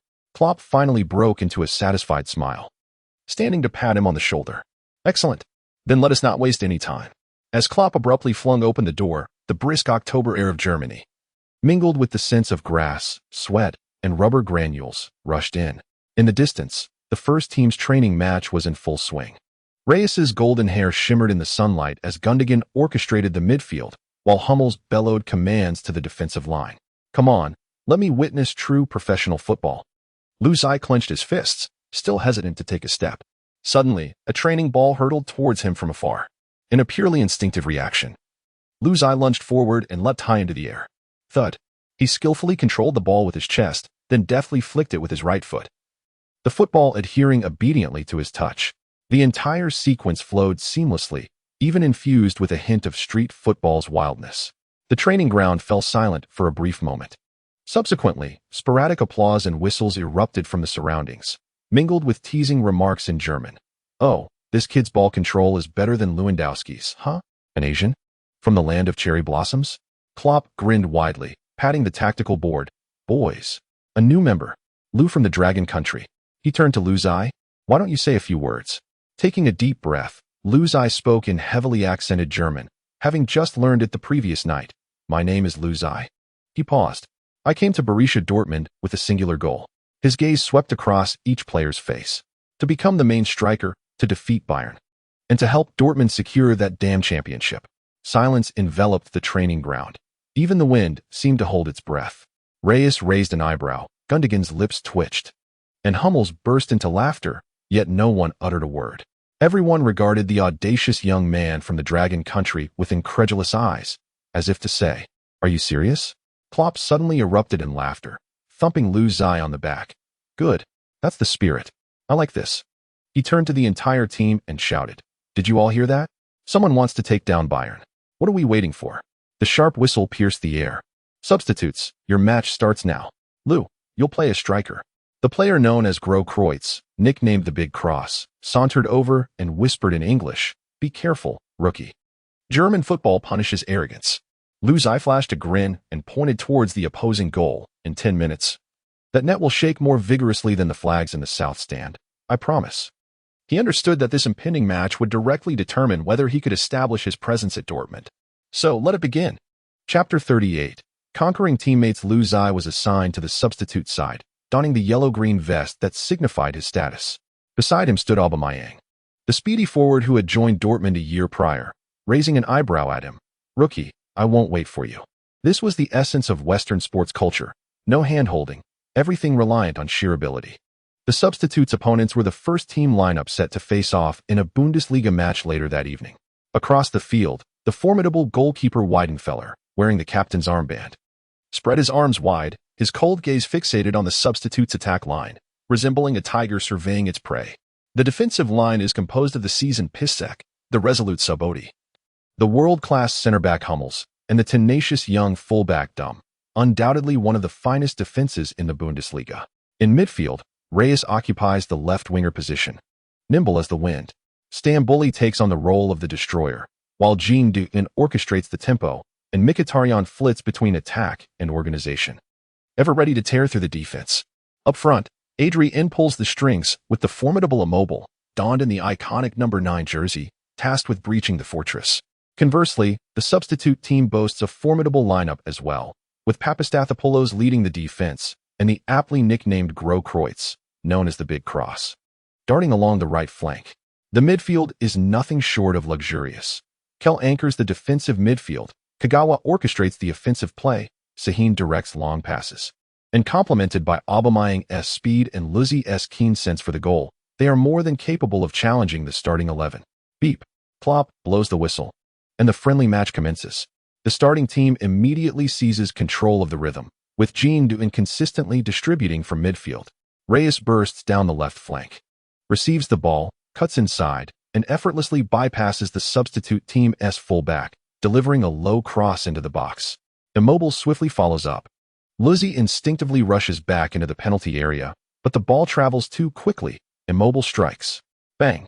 The substitute goalkeeper, Langerak, leaps with all his might. The ball ricochets off the crossbar, landing perfectly at Luzzi's feet. A counterattack opportunity. He glances up, and Kagawa is already surging forward, reaching out for the ball.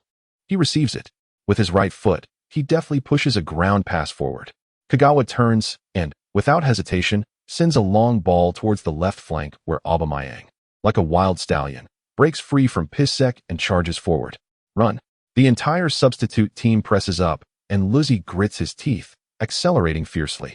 Aubameyang reaches the byline and delivers a cross, but the starting team's center-back Hummels anticipates the ball's trajectory and heads it away with ease. TSK. Luzzi grumbles in frustration. What a pity. However, just as Hummels prepares to chase back, snap. The ball is intercepted by Sahin, who swiftly shifts it to the advancing Kell. Kell seizes the opening and delivers a precise through ball. Luzzi makes a clever run, successfully avoiding the offside trap. One-on-one against Weidenfeller. All eyes in the stadium are suddenly riveted upon him.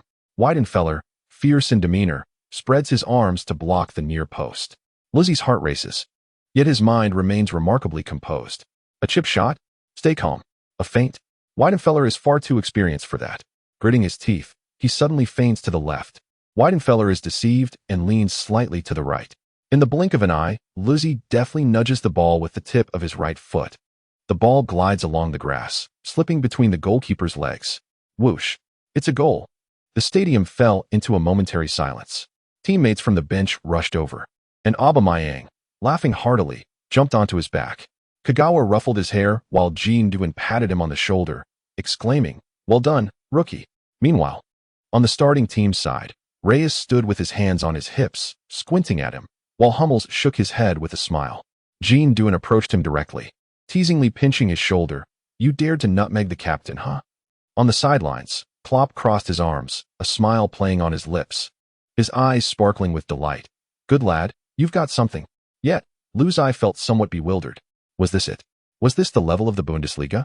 He glanced down at his feet, still in disbelief from that nutmeg goal. Weidenfeller was the second-choice goalkeeper for Germany, a member of the World Cup winning team. Did he truly possess the capability to compete in the Bundesliga? At that moment, Hummels strode over. Beneath his thick beard, a subtle smile lingered at the corners of his mouth. He spoke in a deep voice. "Rookie, the warm-up is over. Now, let me show you the true intensity of Bundesliga defense." A surge of determination ignited within Löw's eye. He nodded vigorously. He was eager to test the prowess of Hummels. The World Cup-winning center-back, renowned as the world's premier defensive stalwart. Beep. Klopp's whistle pierced the air, signaling the start of the match. The starting team took possession, and the substitutes were immediately overwhelmed. Reyes danced along the flanks with ghostly agility. Mkhitaryan's passes sliced through the air with surgical precision, and Jean orchestrated the midfield, leaving the substitute defense in tatters. For a full 3 minutes, Löw didn't touch the ball. He continuously dropped back for support, only to find that each time he made a move, Hummels or Sabodi had already anticipated his positioning, while Stamboli and Nduin's midfield interceptions were impenetrable. The sense of pressure from Bundesliga starters was utterly incomparable to the third-tier leagues he had played in Spain. Yet, what astonished him even more was that in his confrontations with these stars, his physique did not suffer as he had anticipated. In one tussle, he collided shoulders with Jean Degan, and both staggered slightly but remained upright. On another occasion, when Mkhitaryan attempted to use his body to overpower him, Löw managed to hold his ground, pushing him back half a body length, prompting a look of surprise from his opponent. "Wow, Asians are pretty strong," Mkhitaryan murmured under his breath. Löw's excitement intensified. Indeed, his strength and speed were not without merit when contending with Bundesliga-level midfielders. Just as his confidence surged, thud, a long pass from the back line soared toward the space behind the starting defense. Löw sprang into action. His explosive speed allowed him to shake off Stamboli in just a few strides as he chased the ball. Hummels was now only 7 or 8 meters ahead of him. Slowly retreating, an opportunity was at hand. The distance between the two players diminished at a visible pace. 5 meters, 3 meters. 1 meter. Löw was almost neck and neck with Hummels. Just as he was about to make contact with the ball, bang. Hummels abruptly thrust his shoulder. With no extraneous movements, he purely capitalized on the moment of physical confrontation and balance control. Löw felt an immense force strike him from the side, causing him to lose balance instantly, his feet leaving the ground as he tumbled out of bounds. Thud.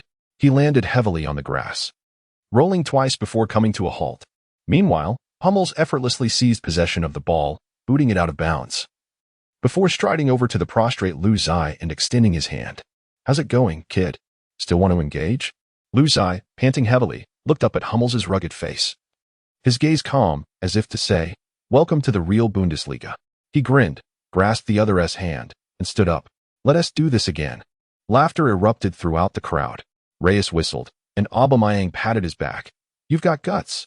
Meanwhile, Klopp, standing on the sidelines, gazed intently at Löw, murmuring softly, "Interesting. Very interesting." Löw had already devised a strategy. He must avoid direct physical confrontation. Weidenfeller launched a goal kick, the ball tracing an arc high in the air before landing in the fray at midfield. Bang, bang, bang. The ball was volleyed back and forth like a table tennis ball between the two teams until it finally settled at the feet of Shinji Kagawa. The maestro from the land of the cherry blossoms did not rush to pass. Instead, he calmly controlled the ball under pressure from Stamboli and Jean Dogan, suddenly executing a nimble feint and darting through the gap between the two. What a splendid play. Cheers erupted from the sidelines. Observing this, Löw and Aubameyang instinctively pulled to the sides, tearing apart the width of the main team's defense to grant Kagawa room to maneuver. Kagawa surged forward with the ball. Sahin quickly closed in, and the two executed a series of 3 quick wall passes in motion, flowing seamlessly as if they had practiced it 1,000 times. Hummels sensed the impending threat and immediately instructed the defense to tighten their lines, but it was already too late. Whoosh! Kagawa delivered a low, flat through ball, splitting the defense. Löw sprang into action. He initially pretended to sprint in the opposite direction, feigning an attempt to slip behind Hummels, forcing the latter to hastily retrace his steps. Yet, just as Hummels turned, Löw abruptly halted and changed direction. Swish! He deftly used his right foot to hook the ball back, while his left foot gently nudged it away, successfully intercepting it a step ahead of Hummels. Hummels was caught off guard. Before he could regain his balance, wham! Luzai elegantly flicked the ball with the outside of his left foot, separating himself from the ball. Gasps of astonishment filled the sidelines. Even Klopp widened his eyes in surprise. After all, Hummels was a top-tier center back. Despite being deceived, he quickly pivoted to chase back, aiming to use his robust physique to tightly mark Luzai, pushing him toward the sideline. However, Luzai seemed to possess an uncanny awareness, as if his back had eyes. With a deft maneuver of his heel, he concealed the ball, allowing it to glide past Hummels with precision, rolling towards the penalty spot. Aubameyang surged forward. With a thunderous strike, the ball rocketed into the net like a cannonball. 20. The substitute team scored again. The crowd fell silent for 2 seconds before erupting into a frenzy. Aubameyang, laughing wildly, rushed over to embrace Luzai, exclaiming, "That pass was phenomenal." Yet, on the other side, Weidenfeller was utterly furious. "What are you doing?" he bellowed, striking the goalpost with a fist, humiliated by a rookie. Reyes frowned. Mkhitaryan sighed, while Hummels gazed intently at Luzai, slowly nodding in approval. "Good lad, quite intriguing." Luzai could sense the change in the first team's demeanor. They were serious now. On the sidelines, Klopp stroked his chin, his eyes shining with excitement. "Now, this is getting thrilling." Chapter 39. Training intensity. The game resumed. The pace escalated to its utmost limit. Weidenfeller roared as he took the goal kick, and Jean Douin, positioned as a defensive midfielder, met the ball with a volleyed-through pass. The ball sliced through the midfield like a scalpel, directly locating Reyes, who was making a forward run. With a flurry of passes, bang, bang, bang, the ball reached the edge of the substitute team's penalty area in no time. It was astonishingly swift. Luzai hadn't even crossed half the field when he saw Reyes unleash a low strike with his left foot. Although the substitute goalkeeper, Langerak, managed to deflect the ball, Mkhitaryan appeared like a wraith in the 6-yard box, effortlessly slotting the rebound into the net. 10. Weidenfeller pounded the goalpost, the sound echoing. As he shouted at the defenders, "Keep an eye on their movement. Get your act together." The following 15 minutes were nothing short of hellish. Press. Press. The first team began an all-out high-pressure assault. This was the renowned high-pressing tactic of Borussia Dortmund. Whenever a substitute player received the ball, they were instantly encircled by 2 or 3 opponents. As soon as Luzai received a back pass, Sabatic and Mkhitaryan would converge on him. In a flurry of panic, he attempted to pass back, only for Reyes, lurking along the passing lane, to intercept it directly. A counterattack. Within 10 seconds, the ball had found its way into the substitute team's goal. 20. After conceding for the third time, even the usually composed Shinji Kagawa could not help but bend over. Gasping for breath, Luzai's shirt was completely soaked, and he felt as if his heart would leap from his throat. This was an intensity that surpassed even his matches in the Asian Youth Championships. Just when everyone seemed on the brink of collapse, Luzai suddenly heard the roar of blood surging within him. Over here.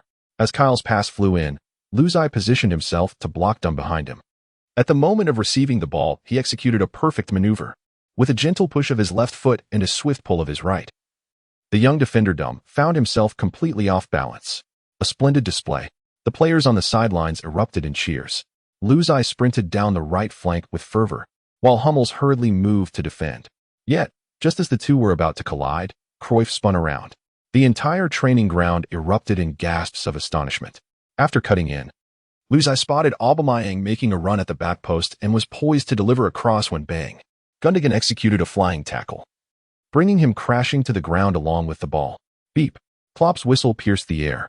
"Are you all right?" The first to rush over was Shinji Kagawa, only to discover Luzai was smiling. "I'm fine," Luzai replied as he struggled to his feet, suddenly asking in English, "Can I take the free kick?" A hush fell over the field for a few seconds. Kagawa was momentarily taken aback before breaking into an enigmatic smile. "Are you sure?" Weidenfeller is. It was because of him. Luzai fixed his gaze on the goal, his eyes ablaze with determination. "Give it a try?" Kagawa, also of Asian descent, acquiesced. The first team formed a wall of Champions League caliber, with Hummels and Sabatic, both towering over 6 feet tall, blocking the near post. While Weidenfeller fixed his steely gaze on the young Oriental, a smirk playing on his lips, Luzai retreated 5 paces, closing his eyes. In an instant, vivid images of countless free kick practices flooded his mind. The sun setting over the training ground, sweat-drenched shoes, the frustration of repeatedly hitting the wall, and the ecstasy of finally finding his rhythm. He opened his eyes. A powerful run-up. His left leg cracked like a whip. Bang! The ball soared, initially veering sharply off target, only to inexplicably curve mid-flight. Weidenfeller, who had anticipated the direction, was left bewildered as the ball, as if enchanted, brushed the intersection of the crossbar and post, finding the most unreachable corner of the net. Swish! The net trembled violently, echoing like thunder. The entire training complex fell silent, from the coaching staff to the ball boys, all staring in awe at the still-spinning ball. This was Weidenfeller. This was one of Europe's elite goalkeepers. How could he be breached by a mere 19-year-old rookie? Astonishing. Aubameyang was the first to rush over, lifting Lu Xi in celebration. You certainly kept that hidden well.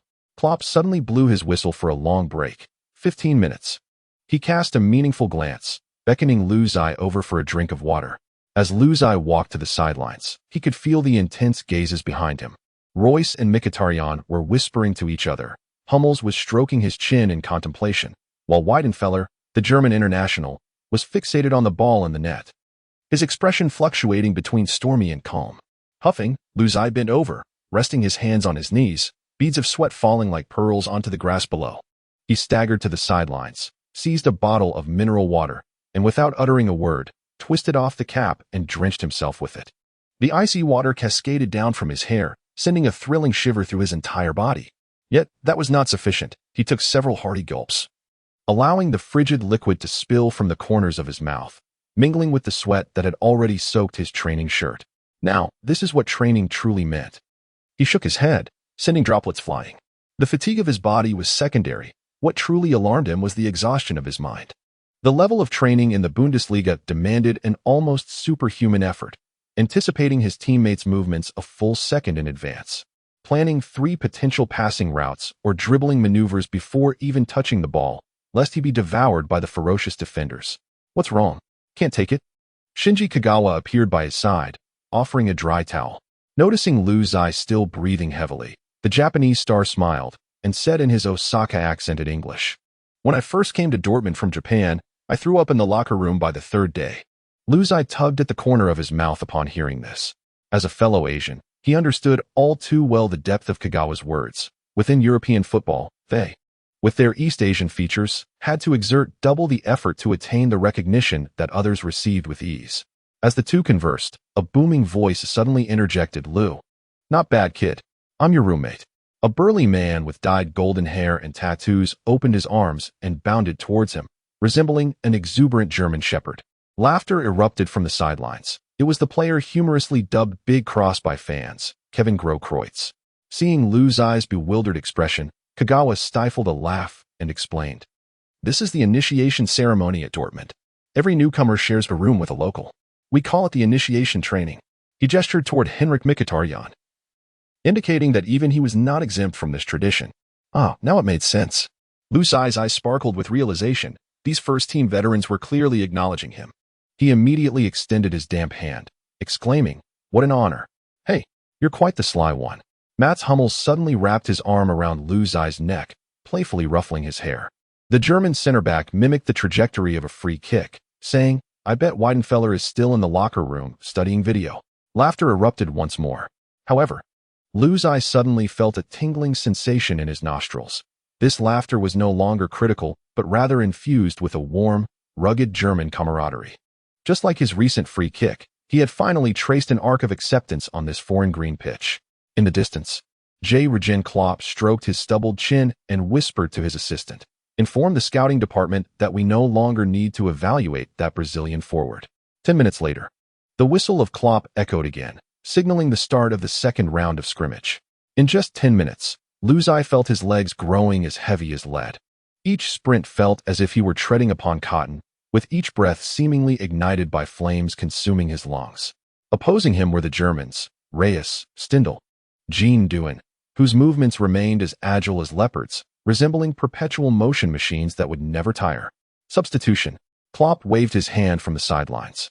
And as Lu Xi was replaced, he staggered, struggling to maintain his equilibrium. He bent over, supporting himself on his knees, gasping for air, sweat cascading from his chin. These athletes truly possessed an extraordinary endurance. The team physician promptly approached, pressing his hands against Lu's thigh muscles, and in heavily accented English, inquired, "I hear you're from the Spanish Youth Academy?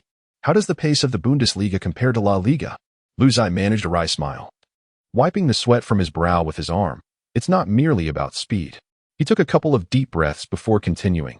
"In Spain, I played in the third division, where it felt more like executing tactical formations. Here, it's akin to warfare."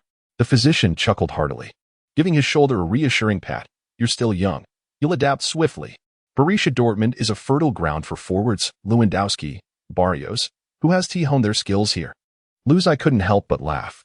Indeed, everyone here, coaches, teammates, medical staff, cared solely about one thing: football. There were no insincere pleasantries, no convoluted office politics. Just clarity as refreshing as the air after a torrential downpour. He relished this environment. The final score of the scrimmage concluded at 6-4, with the first team continuing to dominate. "Well done." After the final whistle, Aubameyang deliberately approached Luzai to high-five him for the recent practice match, having scored yet another goal for the substitutes, and this fellow even had the energy to perform a somersault in celebration. In stark contrast was Immobile, the former Serie A Golden Boot, who approached the sidelines with a scowl, engaging with no one. It was no surprise, since joining Borussia Dortmund, his performance had plummeted. With only 2 goals in 8 league matches, and today's training yielded merely 1 goal, his efficiency even lagging behind that of the newly integrated Luzai. The pressure was mounting, my friend. Chapter 40. The Yellow and Black Soul. Klopp, with his hands in his pockets, stood at the center of the pitch, succinctly summarizing the training session before clapping his hands. "Dismissed." Aubameyang wrapped his arm around Luzai's neck, lowering his voice with a mischievous grin. "Kid, you were lucky today." Lucky? There was still a Bundesliga match that evening. Otherwise, this training session would have extended to 4 rounds, a full 120 minutes. Luzai's eyes widened in disbelief. 120 minutes. Observing his expression, Aubameyang burst into laughter, ruffling his hair. "Welcome to the Bundesliga, rookie." Luzai took a deep breath. So this was the reality of the top 5 leagues, and his challenges had only just begun. A hefty slap landed on Luzai's shoulder as Deshizi grinned broadly. "Lou, what are you dawdling for? Come with me. Allow me to introduce you to the finest club in the world." Without hesitation, he embraced Luzai's neck, pulling him towards the training ground. Stumbling a couple of steps, Luzai couldn't help but exclaim, "Brother, your stamina is simply extraordinary. After an intense 60-minute training session, you appear unfazed." "This is merely the beginning." Deshizi laughed heartily, casually wiping non-existent sweat from his forehead. "If you had witnessed Klopp's fervent shouts on the sidelines, you would comprehend the essence of true hellish training." He guided Luzai through the corridor, where staff members greeted him along the way. This native Dortmund player resembled a living tour guide, recounting tales from the historical photographs adorning the walls to the graffiti on the lockers in the changing room. "Look at this." He suddenly flung open an oak door, and in an instant, the light cascaded down like a waterfall. In the honor room, the silver salad bowl sparkled under the spotlight, with the Champions League trophy from 1997 standing proudly at the center. This is the pinnacle of achievement for any club, the champion of the UEFA Champions League. Even a formidable club like Dortmund has only claimed it once. At that moment, Deshizi's gaze turned profoundly reverent. Beside the Champions League trophy stood the silver salad bowl for the Bundesliga championship, a total of 4 in number. "My family has been Dortmund supporters since my great-grandfather's time," he murmured. "At 6 years old, my father took me to the South Stand, and I witnessed Dortmund triumph over Hamburg at home, overtaking Werder Bremen to seize the Bundesliga title." His fingertips gently traced the champion's wall. "In that moment, I realized I was destined to don the yellow and black jersey." Luzai noticed the glimmer of tears in the eyes of this young man. Yet, reality is seldom so idyllic. Deshizi suddenly chuckled self-deprecatingly. "When I was eliminated from the youth training camp at 14, the coach told me I would never play professional football." He lifted his shirt to reveal a grotesque scar on his abdomen. "Later, I worked on construction sites, played in amateur leagues until my legs ached, all for the chance." His voice faltered momentarily. "All for the chance to once again step onto the pitch at Westfalenstadion." The corridor's giraffe tousled their hair. Luzai suddenly recalled his solitary nights in Spain. He understood all too well the bitterness of being rejected by the world. "Until Klopp took me back," Deshizi abruptly turned, the yellow and black stripes of his shirt fluttering in the sunlight. "Now, every time I step onto the grass, I can hear the South Stand chanting." He suddenly shouted a string of words in the local dialect, then translated for himself. This fool will never know how to give up. Dashitsi patted Lu Zai's shoulder. I can see that you possess more talent than I do, but if you wish to wear the yellow and black armor, mere talent will not suffice. His voice grew solemn as he released his hold on Lu Zai's neck and turned to point towards the towering structure outside the training facility. The outline of the Westfalen Stadion looms under the radiance like a slumbering giant. Have you seen the South Stand? There stand 25,000 fervent souls, whose grandfathers once roared in miner's garb, and whose fathers bellowed with bandaged wounds. His fingers trembled slightly, and now, the sons and daughters of those men shall pour their very souls for every warrior donning this jersey. Lu Zai suddenly realized that the eyes of the Iron Man before him had turned red. In this city, football is not mere entertainment, it is a faith. Lu Zai's breath caught in his throat. As they silently returned to the dormitory, Da Zhang paused with his keys. I have a wife and children to accompany. This room is yours for tonight. What? Lu Zai exclaimed. Brother, I still wish to train with you. Da Zhang laughed heartily at Lu Zai's bewildered expression. Don't worry. I'll take you for a morning run starting tomorrow. 5:30? 4:30. Da Zhang winked. The true Borussia Dortmund welcome will leave you without the strength to question your existence. Lu Zai nodded vigorously. All right. Da Zhang instantly reverted to his carefree demeanor, ruffling Lu Zai's hair. So, rookie, up at 4 tomorrow. I'll make you understand. He abruptly flung open the dormitory window, the October chill entwining with the distant roars of fans.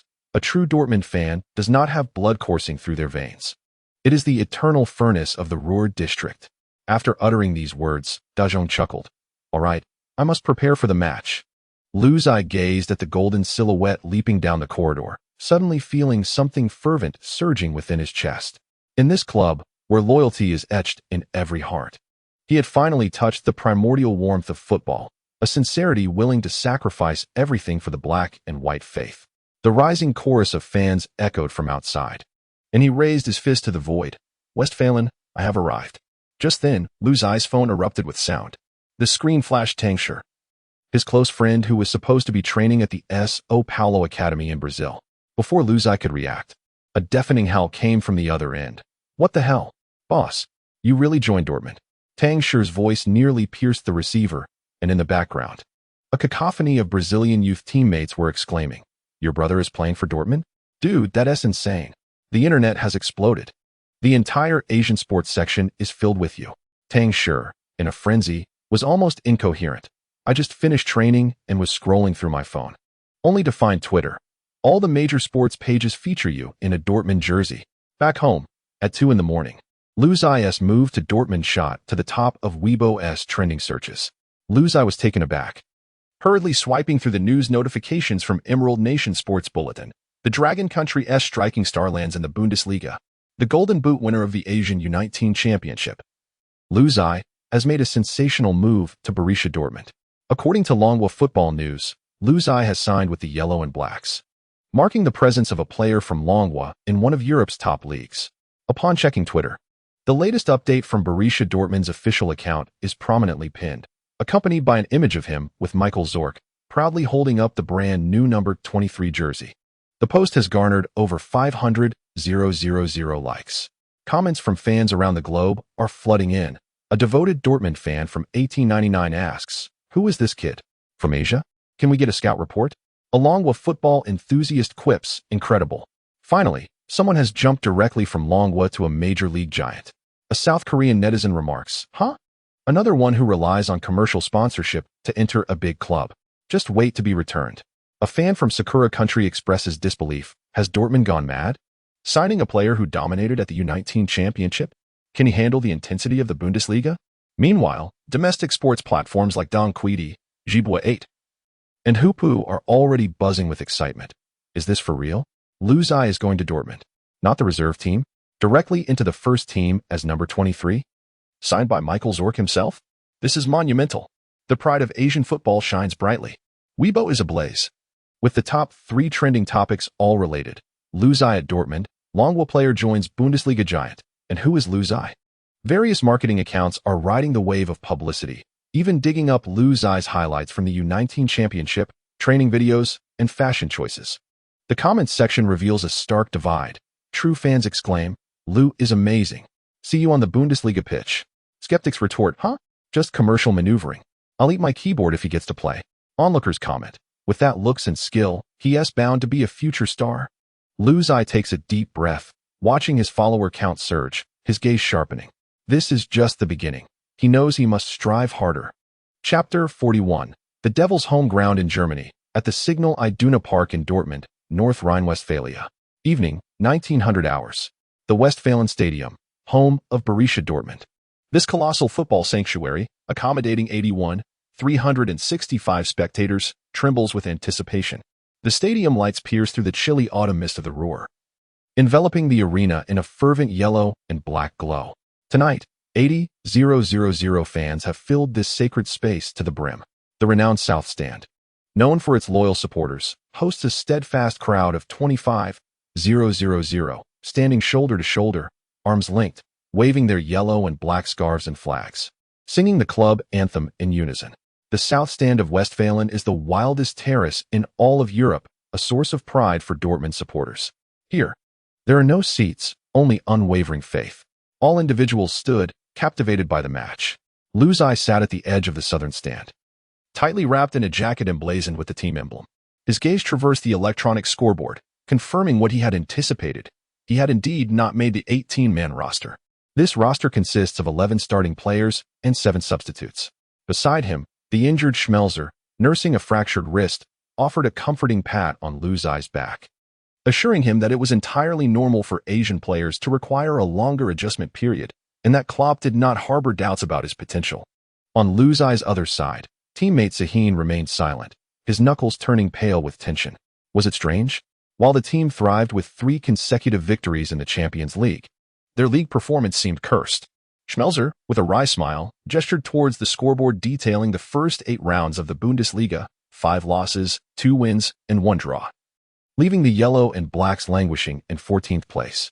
Lu Zai followed his gaze to the bench, where Gundogan was massaging Mkhitaryan's shoulders, while Klopp, in a fit of frustration, kicked a water bottle away.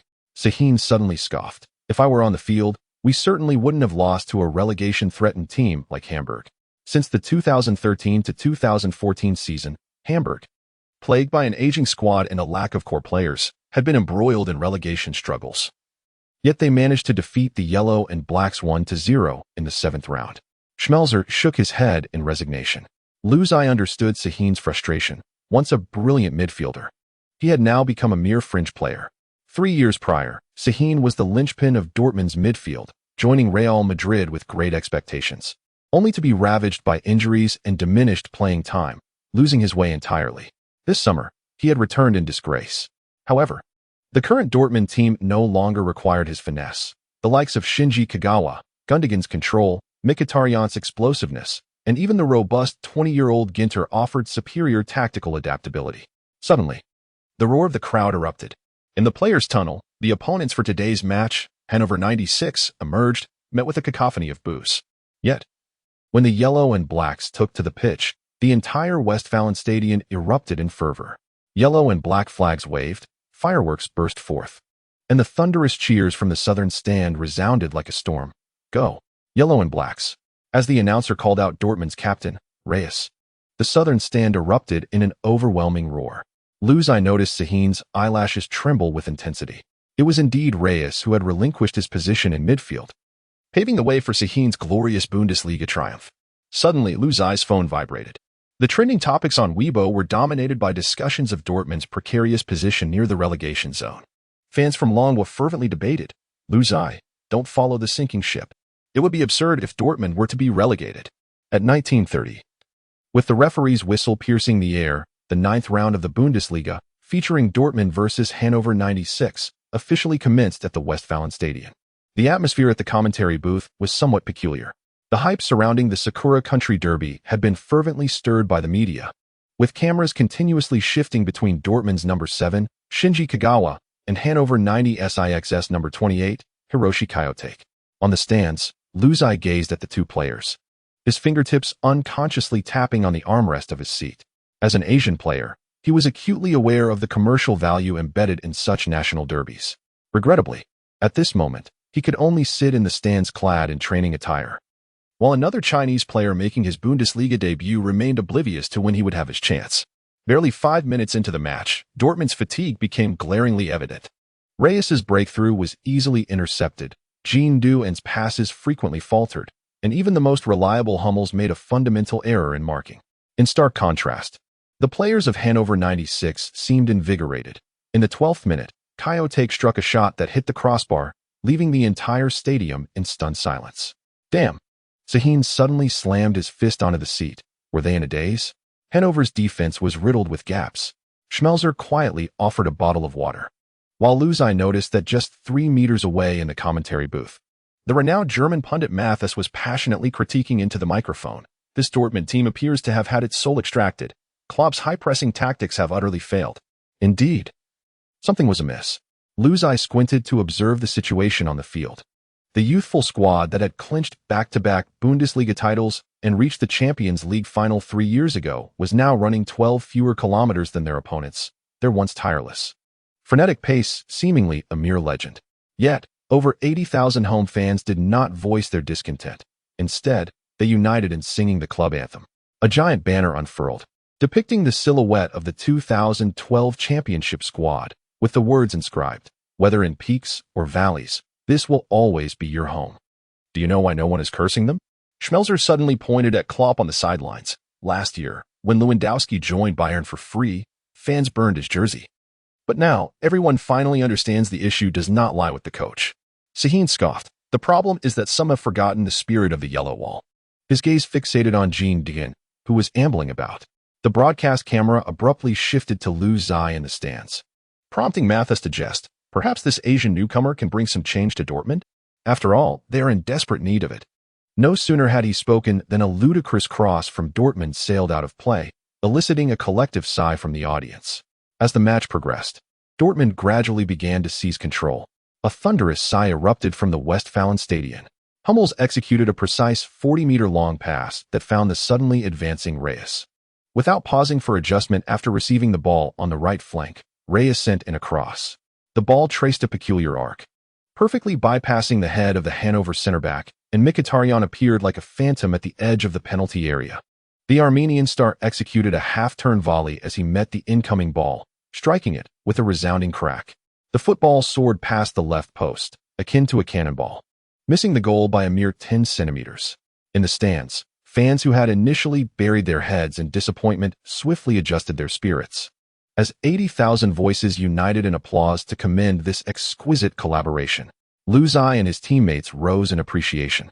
Klopp, chewing gum, appeared composed as he clapped, yet a slight twitch at the corner of his mouth betrayed his inner turmoil. Nearby, Mathis analyzed gravely. Dortmund's defense this season resembles a ticking time bomb. In the last 8 matches, there have been 6 elementary mistakes directly leading to goals, essentially gifting the opposition every match.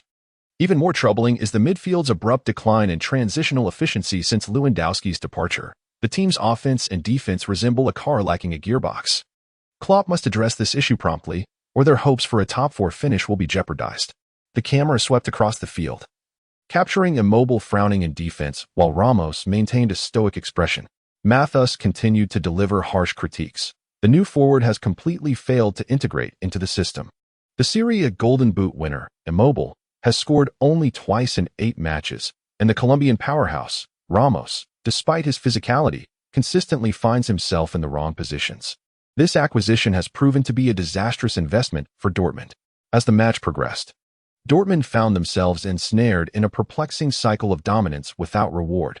In the 20th minute, the robust Adrian Ramos outmuscled a Hannover defender for a header, only to be thwarted by goalkeeper Ziller's world-class save, deflecting the ball out of bounds. In the 24th minute, Reyes unleashed a long-range strike from outside the box, which ricocheted off a defender's leg and went out for a corner. Soon after, Hannover 96 seized the opportunity to launch a swift counterattack, with Kyotek driving forward, only to pass at the last moment. Had it not been for Weidenfeller's heroic block of the near post, the scoreline would have undoubtedly changed. The most agonizing moment transpired in the 30th minute when Dortmund was awarded a free kick at the edge of the penalty area. Reyes took a deep breath and began his run. Whoosh! The ball traced an eerie, curling trajectory, and the Hannover wall barely had time to jump before it soared just over the crossbar. A wave of despair erupted from the south stand. while the broadcast captured Reyes violently kicking the turf in frustration. On the sidelines, Luzai instinctively clenched his fists. Could he have scored if he had taken that free kick? He squinted at the upper right corner of the goal, envisioning the theoretical dead zone that would be most difficult for the goalkeeper to reach. Yet, in the next moment, Klopp's furious roar jolted him back to reality. Get back. Everyone, fall back. Chapter 42. Post-match training. In the first half, Dortmund appeared cursed by a set-piece hex, conceding corner after corner, yet failing to secure the initial touch. In the 34th minute, Grosskreutz delivered a corner from the right side, and Hummels and Subotic attempted to score, only for the ball to be headed out of bounds by Hannover 96 defender Andreasen. In the 40th minute, yet another corner kick. This time, it was Gundogan who took the responsibility. The ball, spinning with a fierce inward curve, soared toward the 6-yard box. Mondrian Ramos leaped high, but before the ball arrived, he was sandwiched between two defenders, prompting the referee's whistle offside. Matthaus could not help but jest. Dortmund's offense resembles a game of cat and mouse. Yet Hannover 96 defense denies the cat any chance. In the 42nd minute, at the edge of the penalty area, Gundogan prepared to take a free kick. He inhaled deeply and sprinted forward. Boom. What was the result? The ball seemed to be sent soaring into the heavens, directly flying to the second tier of the stands. A wave of good-natured laughter erupted from the crowd. Even Klopp covered his face, wearing an expression of utter disbelief. Luzai and Sahin exchanged glances and turned away in embarrassment. During stoppage time, Dortmund was awarded another corner. Gundogan's delivery was swift and low, heading straight for the small box. Yet amidst the chaos, bang! A Hannover defender cleared the ball with a powerful kick, sending it soaring toward the center circle. Referee Markus Schmidt blew the whistle to signal the end of the first half. The score remained 0-0. Matthaus remarked with a smile. Hannover 96's defensive discipline today has thwarted Dortmund's attacks time and again. He perused the statistics. Possession 34-66, shots 3-8. Yet the threatening chances were 2-1 in favor of Hannover's counterattacks, which proved more lethal. Klopp needed to devise a strategy quickly. If this continued, Dortmund might be consumed by their own impatience. The referee's whistle sounded, signaling the return for the second half. The Dortmund players, equipped with Klopp's tactical adjustments, charged back onto the pitch, launching a relentless assault on Hannover 96's penalty area. Gundogan once again lost his position and, in a desperate measure, fouled the opposing number 32 at the top of the box. A free kick. This position was exceedingly perilous. For reasons unknown, Luzai suddenly felt a sense of foreboding. One of the protagonists of this Sakura National Derby, Hiroshi Kiyotake, stood over the ball, took a run-up, and struck a curling shot that flew straight to the bottom left corner of the goal. Weidenfeller dove valiantly, but the ball was swift, crashing into the net. 1-0. Hannover 96 took the lead away from home. The Signal Iduna Park fell into an eerie silence. Luzai's fist slammed onto the seat in frustration. He gritted his teeth, his gaze fierce, seemingly contemplating, would it have been different had I been on the pitch? Sahin, in a fit of rage, pounded the ground. Schmelzer shook his head in resignation, silently muttering, "This season's Dortmund seems cursed." Matthaus sighed. Once again, the same script unfolds. Dortmund's fervent attacks yield nothing, only to be struck down by a fatal counter from their opponents. The camera focused on Klopp, who appeared engulfed in a profound sense of helplessness, a calmness that was almost tearful. In the 66th minute, Klopp decisively substituted in Shinji Kagawa for Gundogan.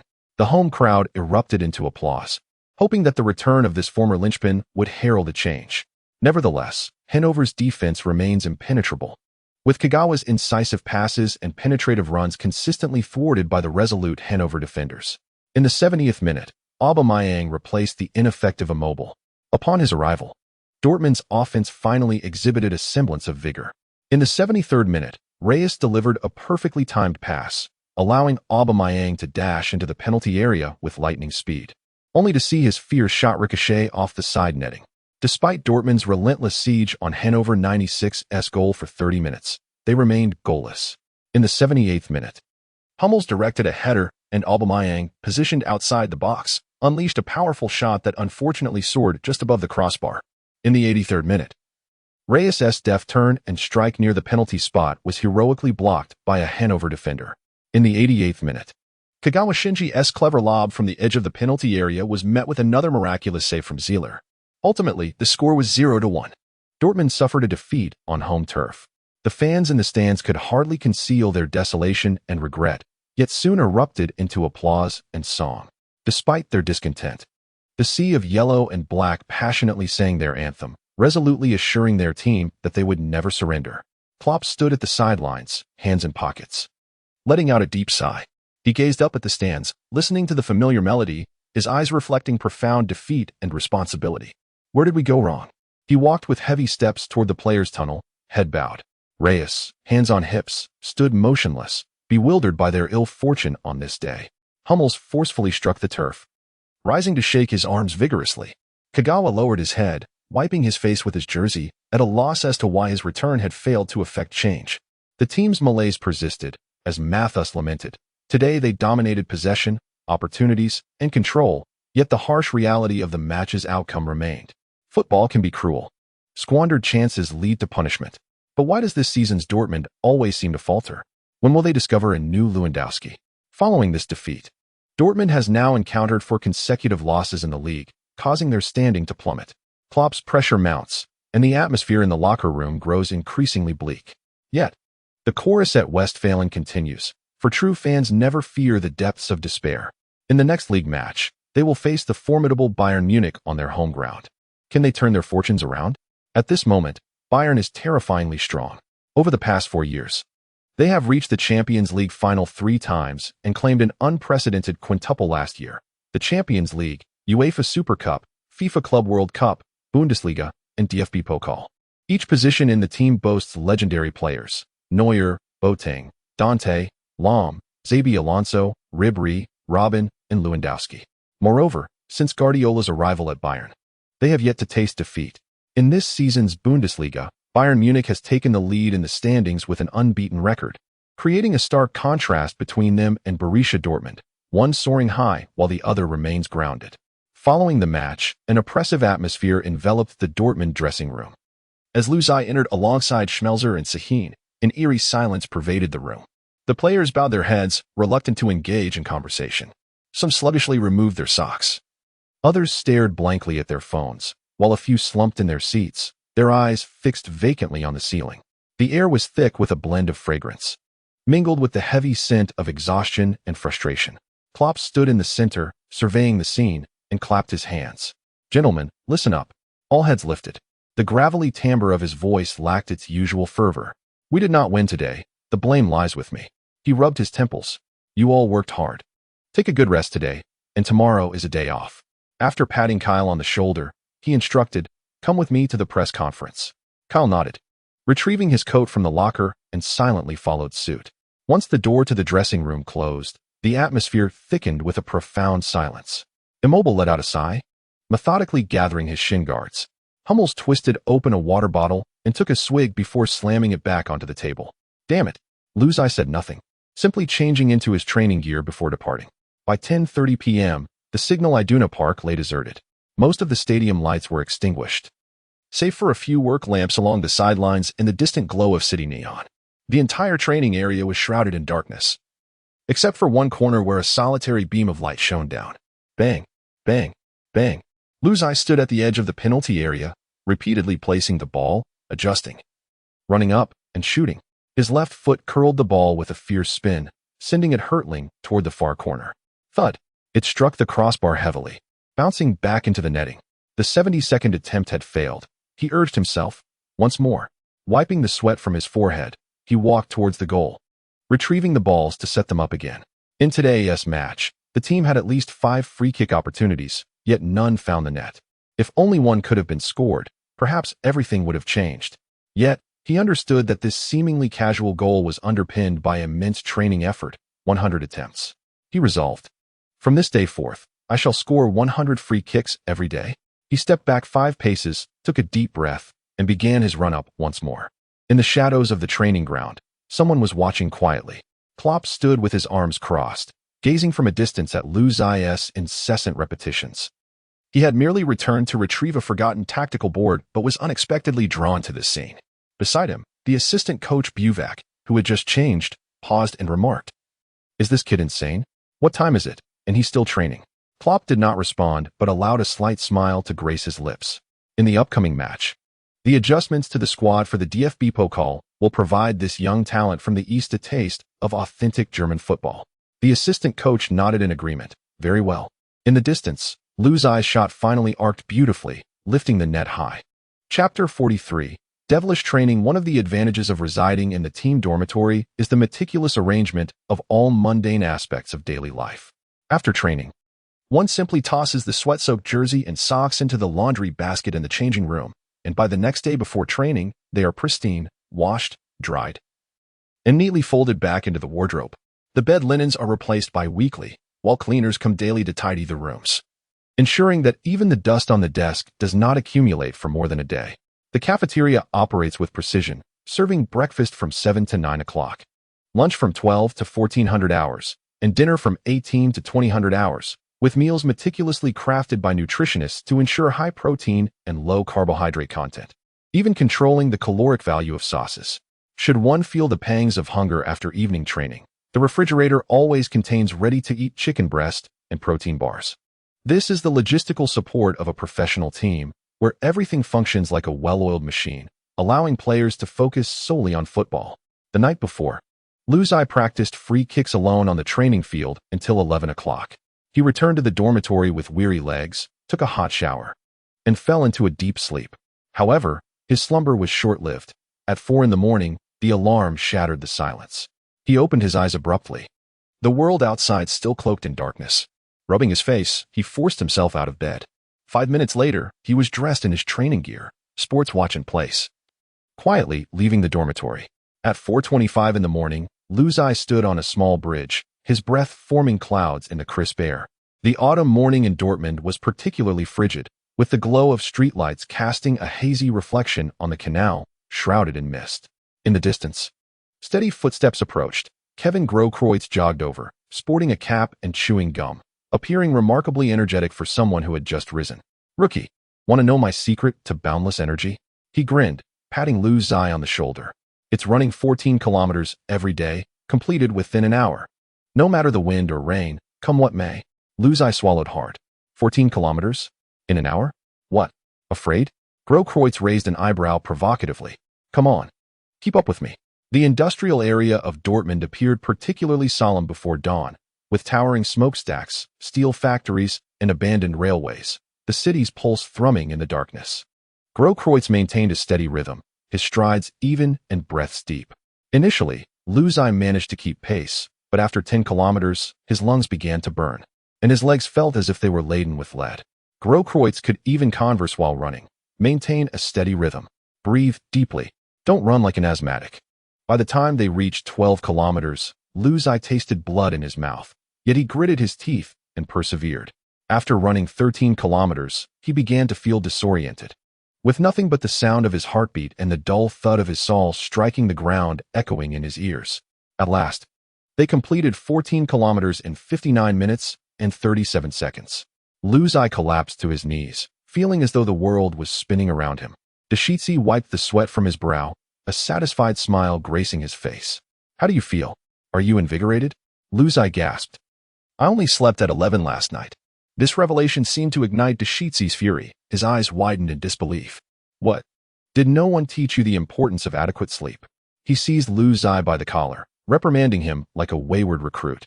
"Listen here, kid. Sleep is 100 times more crucial than your extra training. Muscles grow during rest. From today onward, you must be in bed before 9 p.m. If you dare to train late into the night again, I will have the coach expel you from the training ground." Lou Zai nodded slowly, finally grasping the true discipline required of a professional athlete. This day marked merely the beginning of his journey in Dortmund.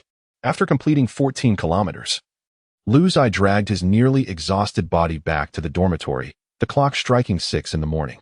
Drenched in sweat, his muscles trembled as if he had just endured a life-or-death trial.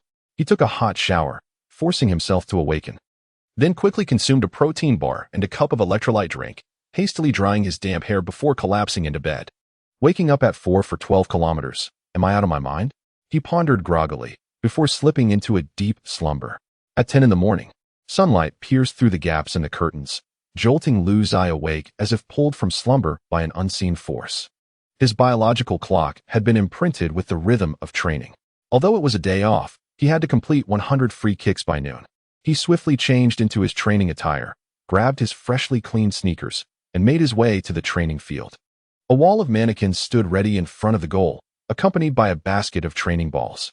Bang, bang, bang. Each run-up, leg swing, and strike of the ball resonated with determination. After 40 shots, his foot began to burn, yet the curve remained insufficiently sharp. Gritting his teeth, he forced himself to adjust his posture and control the angle of his ankle. By the time he reached 70 shots, pain coursed through his right leg. But he pressed on. 89, 90, 91. For the final kick, he took a deep breath, channeling more power into his push-off. Whoosh! The ball arched over the mannequin wall and found the top corner of the net with a resounding thud.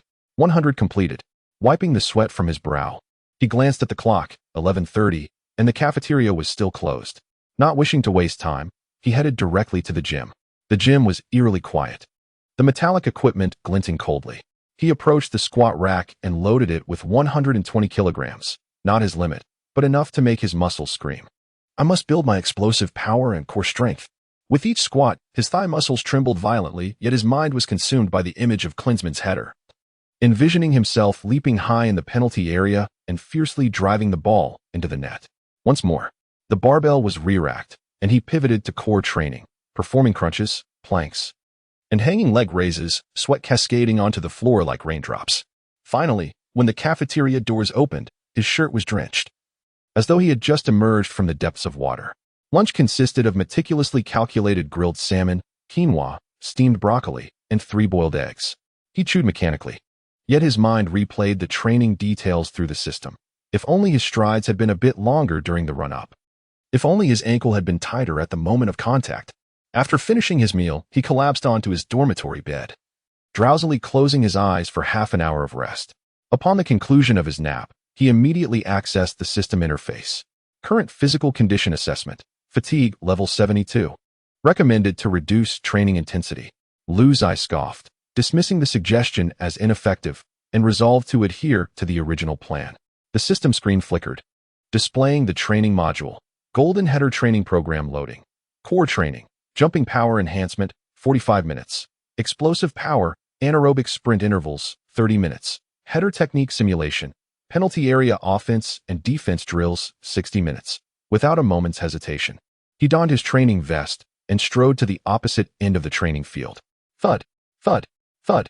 The ball machine simulated corner kicks, and he repeatedly sprinted, leaping into the air to head the ball. Sometimes he misdirected it, sending the ball crashing against the crossbar with a resounding thud. At other times, he exerted too much force, causing him to lose his balance and tumble onto the grass. Yet he quickly rose, returning to the starting point for another attempt. Not enough. Again, by 6 p.m., the base had descended into complete silence. The training field lights illuminated his solitary figure, with the occasional security guard peeking in. Shaking their head in disbelief, this boy was utterly mad. At 7 p.m., his muscles reached their limits, and even walking felt like a struggle. Nevertheless, he persevered, completing the final set of sprint intervals before unsteadily making his way to the locker room. After showering, he collapsed onto his bed, devoid of the strength to even lift his arms. At 9 p.m., as he recalled the roar of the big cross, he mustered the energy to set his alarm for 4:15 a.m., knowing that the daunting morning run awaited him. Almost instantaneously, he succumbed to a deep slumber. Throughout the day, the base remained devoid of others. The coaching staff rested, teammates returned home, and even the janitor left early. Yet Luzai persisted in his training, unwilling to accept the prospect of remaining on the sidelines. He yearned to take the field, to score goals, to ensure that everyone remembered this Asian forward, not as a future promise, but as a force capable of shattering defenses in the present. And this day marked merely the beginning of countless days of relentless training. Yet, Luzai felt an overwhelming sense of joy, for he could sense himself growing stronger with each passing moment. Chapter 44. The Expedition to Hamburg, October 29, 2014, 8:20 a.m. Luzai appeared at the training ground as per usual, resembling a machine programmed for precision, mechanically and accurately fulfilling his daily extra practice. The soles of his sneakers crunched softly on the slightly damp grass. Bang, bang, bang. The ball sliced through the morning mist, repeatedly striking the corners of the goal. 47, 48, 49. Sweat streamed down his cheeks, and the strands of hair on his forehead were already drenched, yet he did not pause, maintaining his rhythmic breathing. Each shot seemed instinctual, while his mind pondered matters of greater significance. The core must remain taut, the ankles straight, as if whipped by a lash. Bang! With the 94th kick, the ball traced a beautiful arc, soaring over the top of the human wall model and nestling into the upper right corner. Thud! It crashed against the underside of the crossbar, bouncing fiercely into the net. Suddenly, applause erupted from the sidelines. Luzai was momentarily taken aback, turning to see that the training ground had filled with onlookers. Teammates approached in small groups, some even yawning, clearly having just risen from slumber. The stunning free kick had captured considerable attention. Well done. Mkhitaryan smiled, giving a thumbs up, his demeanor vibrant and his gaze as clear as chilled lemonade. Evidently having adjusted to the competitive spirit, Big Cross strode over, playfully draping an arm around Luzai's neck and tousling his hair, addressing the crowd. Huh? What do you think, my little brother?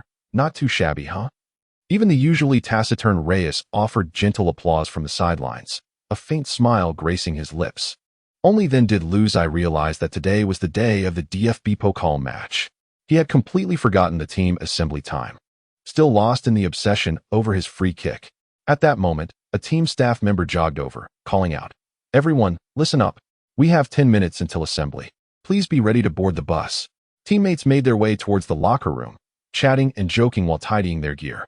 Luzai stood dazed, a tinge of bitterness swelling within him. The lineup for the DFB Pokal against St. Pauli had already been announced, and he was conspicuously absent.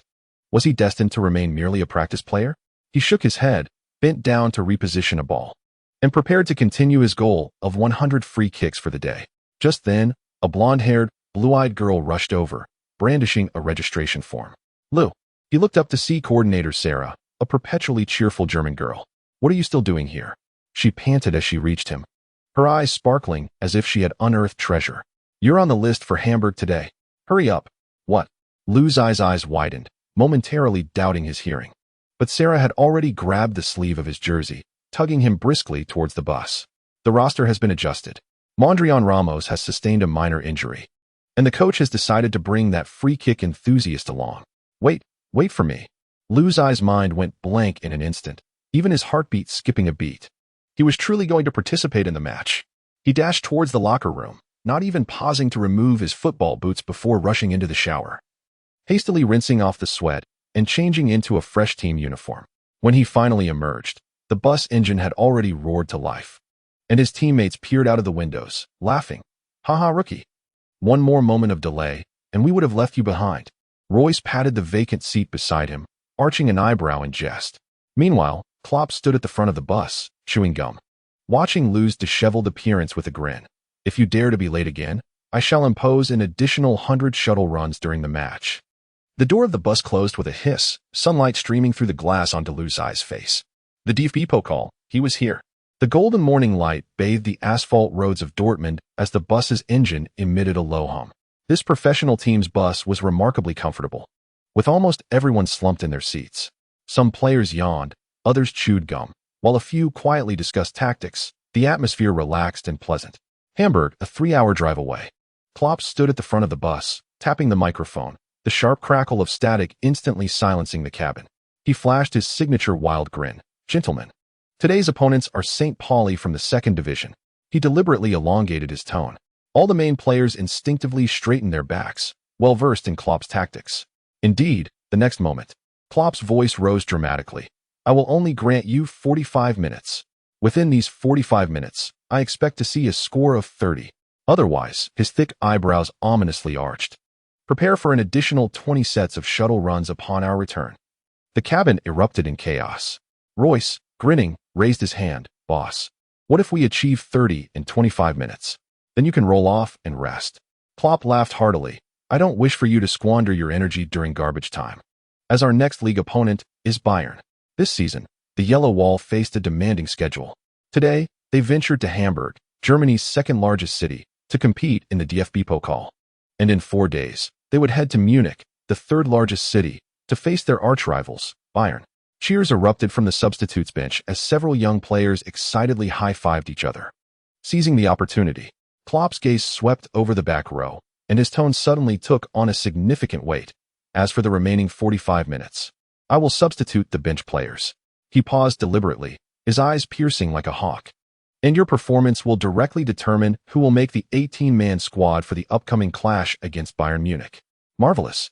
In the realm of professional football, players rarely address the head coach directly by name. This title represents absolute authority. If he says you can play, then you shall play.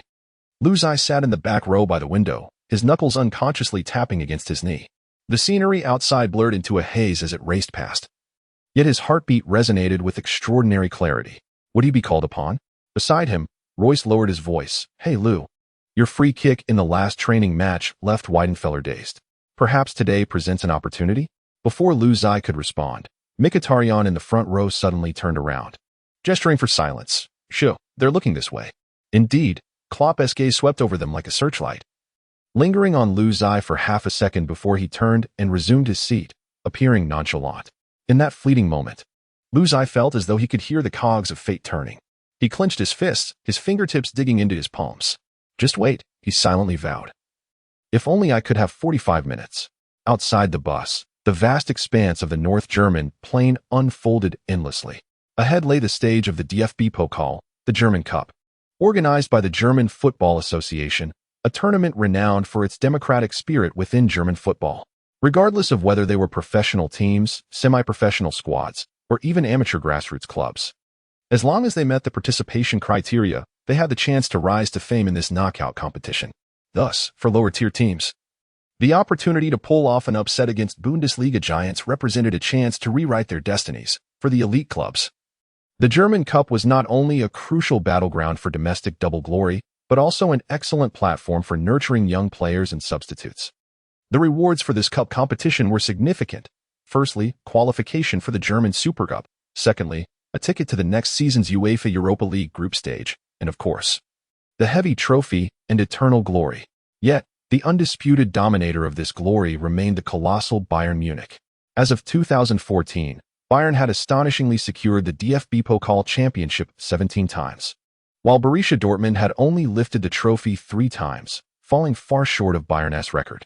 A long train whistle echoed outside. Lu Xi abruptly opened his eyes as the bus slowed while crossing the iron bridge over the Alster River. Under the blue sky, the river shimmered, and the distant spire of Hamburg City Hall stood distinctly against the clear autumn backdrop, while the cafes along the banks were filled with leisurely citizens. This second-largest city in Germany was welcoming the arrival of the yellow-black warriors with its unique port charm. Finally arrived in the big city. Lu Xi rubbed his aching neck, reflecting on how long he had spent in the rural areas of Spain and the small towns of the Ruhr region. The urban atmosphere of Hamburg hit him like a wave. In the front row, Captain Kell stood up, his voice steady. Everyone, check your gear. We'll disembark in 10 minutes. The match was scheduled for 1800 hours, yet the professional team's pace remained unrelenting. At 12:15, the team bus arrived at their customary pre-match base, the Hamburg Atlantic Kempinski Hotel, where the logistics team swiftly distributed room keys. By 12:30, the buffet restaurant opened, with the nutritionist rigorously overseeing the menu. However, the ever-resourceful Gros Kreutz slyly slipped a piece of honey-glazed meat to Lu Xi, winking mischievously as he urged, Lu, eat up. The cuisine in Hamburg is truly delightful. At 1300 hours, the entire squad retreated to their rooms for a brief rest. Klopp's orders were straightforward and uncompromising. Anyone caught using their phones for over half an hour would face additional training in the afternoon. At 13:30, the team boarded the bus, heading toward today's battleground, the Millerntor Stadium, home of St. Pauli. This modest venue, with a mere 29,546 seats, is renowned in German football as a bastion of rebellion. St. Pauli supporters, famous for their leftist leanings and pirate skull emblem, could intimidate even the most prestigious clubs with their fervent chants. As the bus slowly entered the back passage of Millerntor Stadium, St. Pauli's security personnel were already on high alert. Despite it being merely a cup match, the vicinity was bustling with fervent fans clad in brown-red jerseys, chanting slogans, beating drums, and filling the air with thunderous songs that echoed throughout the neighborhood. Lu Xi, captivated by the enthusiasm of these ardent supporters, felt a surge of excitement. He sensed that today might present him with an opportunity to take the field. Chapter 45, Professional Debut. Welcome to the Pirates' Nest. A heavily tattooed home fan gestured a thumbs down at the Dortmund players' bus, eliciting laughter from his companions. It was sheer madness. Lu Zai muttered under his breath, yet his fingertips tingled with an involuntary excitement. Not fear, but exhilaration. Assistant coach Jurgen Klopp immediately blew his whistle. His voice deep yet piercing. 20 minutes of dynamic stretching, 30 minutes of passing drills, followed by 30 minutes of team scrimmage. The players dispersed swiftly, their training vests shimmering like flickering flames in the sunlight. Reyes, Aubameyang, and Mkhitaryan formed the attacking unit, repeatedly practicing diagonal runs into the penalty area. Hummels and Subotic guided the young center-backs while focusing on long passes. Lu Zai was assigned to the substitutes group, where he practiced quick passing and penetrating shots with Sahin and Grosskreutz. One more, Lu. Buva watched intently from the sidelines. Taking a deep breath, Lu Zai executed a precise through ball that pierced the defense. Sahin received the pass and laid it off, allowing Lu to surge forward and calmly slot the ball past the advancing goalkeeper. Bang! The ball struck the crossbar and rebounded into the net. Almost lost your patience. Buva nodded slightly, acknowledging the correct approach. Keep it up. Klopp stood with his arms crossed on the sideline, his gaze sharp. Even though the opponents were merely a second-division team, he would not permit any complacency from his squad. Once the scrimmage commenced, the starting lineup swiftly seized control of the match. Reyes tore through the defense with a blistering run down the flank, delivering a pinpoint cross to Adrian Ramos, who effortlessly scored. Mkhitaryan skillfully navigated through the midfield before delivering a precise through ball, allowing Aubameyang to surge forward like lightning and execute a deft chip. What efficiency! Klopp applauded in satisfaction. However, as the match reached the 20-minute mark, the substitutes suddenly sprang into action. Lu Zai intercepted a pass from Shinji Kagawa and swiftly initiated a counterattack. After a series of rapid short passes, the ball found its way to De Sia, who delivered a low cross. Lu Zai, almost ghost-like, maneuvered behind the defender and executed a sliding shot. Swish! The goalkeeper was caught off guard as the ball nestled into the bottom left corner of the net. The crowd erupted in a cacophony of astonished gasps. Klopp squinted, his finger gently stroking his chin. This young man possesses some talent. At 16:30, the players returned to the locker room. Their jerseys were soaked with sweat, and their breaths were heavy yet steady. As Lu Zai settled down, a bottle of chilled electrolyte drink was handed to him by the team's veteran, Stambouli, who nodded in approval. Good energy management, keep it up. Klopp snapped the tactical board with a decisive sound, and the entire locker room fell silent. Listen carefully. His gaze sliced through the room like a blade. St. Pauli would undoubtedly apply relentless pressure tonight, but their defense, he jabbed the tactical board, which depicted St. Pauli's five-man defensive arrangement, was as slow as a grandmother crossing the street. Reyes, I want you to explode down the left flank in the first half. The rest of you, seize the initiative. Let's end this battle within 45 minutes, leaving them no chances. He turned his gaze toward the substitutes bench and said with weighty significance, as for the rest, be ready at any moment. Lu Zai felt a tightening in his throat, his fists clenching quietly. At 17:45, the storm was approaching. The clamor outside the stadium grew increasingly distinct as St. Pauli's fans began to chant their pirate battle song. Lu Zai stood up, making his way toward the player tunnel outside the locker room. The distant lights poured into the tunnel's entrance. It was the gateway to the battlefield. At precisely 1800 hours, the referee's whistle pierced the air, marking the official commencement of the DFB Pokal second-round clash between St. Pauli and Borussia Dortmund. Despite being submerged by tens of thousands of brown-red fans, a resilient patch of yellow and black shone defiantly in one corner. Hundreds of devoted Dortmund supporters had driven to Hamburg, chanting fervently amidst the hostile crowd. Go Dortmund! Sitting on the substitutes bench, Lu Zai felt a surge of warmth as he listened to the familiar cheer. Football was not merely about victory or defeat, but a matter of faith. St. Pauli's defense was more organized than anticipated, yet Dortmund's attacking force remained merciless. In the 10th minute, Jean Duan intercepted the ball in midfield and delivered a precise long pass to Shinji Kagawa, who surged down the right flank. After feigning an inward cut, he suddenly sent a low cross into the box. Aubameyang, like a specter, burst between the two center-backs and unleashed a powerful header. Bam! The St. Pauli goalkeeper barely had time to react as the ball thundered into the net. The commentator roared in excitement. Dortmund leads 1-0. Borussia Dortmund completely dominated the rhythm of the game, rendering St. Pauli's midfield defense fragmented. In the 23rd minute, Mkhitaryan and Gundogan exchanged a series of quick passes in the midfield, suddenly executing a diagonal switch that found Reyes lurking at the edge of the penalty area, the realm of the little rocket. On the sidelines, Luzia leapt to his feet. Reyes elegantly controlled the ball, took 2 steps to adjust, and then unleashed a powerful strike. The ball traced a sharp arc, heading straight for the bottom corner of the goal. 20. The St. Pauli fans at Millerntor Stadium fell into an immediate silence, while the chorus of hundreds of Dortmund supporters echoed through the air. As the first half approached its conclusion, Dortmund's offensive onslaught continued. In the 43rd minute, Gundogan dropped back to receive the ball, glanced up, and suddenly delivered a precise through ball. Reyes sprinted diagonally, cleverly using his heel to return the pass just outside the penalty area, with Shinji Kagawa shadowing closely, effortlessly pushing the ball towards the far corner. The St. Pauli defenders stood in a state of shock, helplessly watching the ball find the net. 30. The halftime whistle blew, leaving the St. Pauli fans utterly dejected, some burying their faces in their hands while the yellow and black supporters raised their beer cups in premature celebration. Klopp strode into the locker room, surveying his players with a satisfied nod. "Well done, lads." He beamed, then quickly adopted a more serious demeanor. However, the match was not over. They would surely face a fierce counterattack in the second half. He approached the tactical board, grasped a marker, and emphatically pointed at Luzia. Luzia's heart raced. Snapping his head up, Klopp fixed his gaze on him. "In the second half, you will replace Immobile." "Yes." Luzia clenched his fists, almost squeezing the words through gritted teeth. Beside him, Immobile scratched his head in frustration, lamenting the squandered chances from the first half, now finally being substituted. Klopp continued his strategy. "Sahin will replace Reyes. We need to control the midfield." Sahin immediately pumped his fist, eager for the opportunity to prove himself as the former midfield linchpin. Finally, Klopp turned to Grosskreutz, flashing a grin. "Kagawa, you've worked hard, Grosskreutz. Get ready to come on." Upon hearing this, Grosskreutz jumped up, flexing his rock-hard biceps, provoking laughter throughout the locker room. "Remember, don't give them any chances," Klopp decisively concluded, signaling the end of the discussion. They needed to prepare for the upcoming match against Bayern in a few days.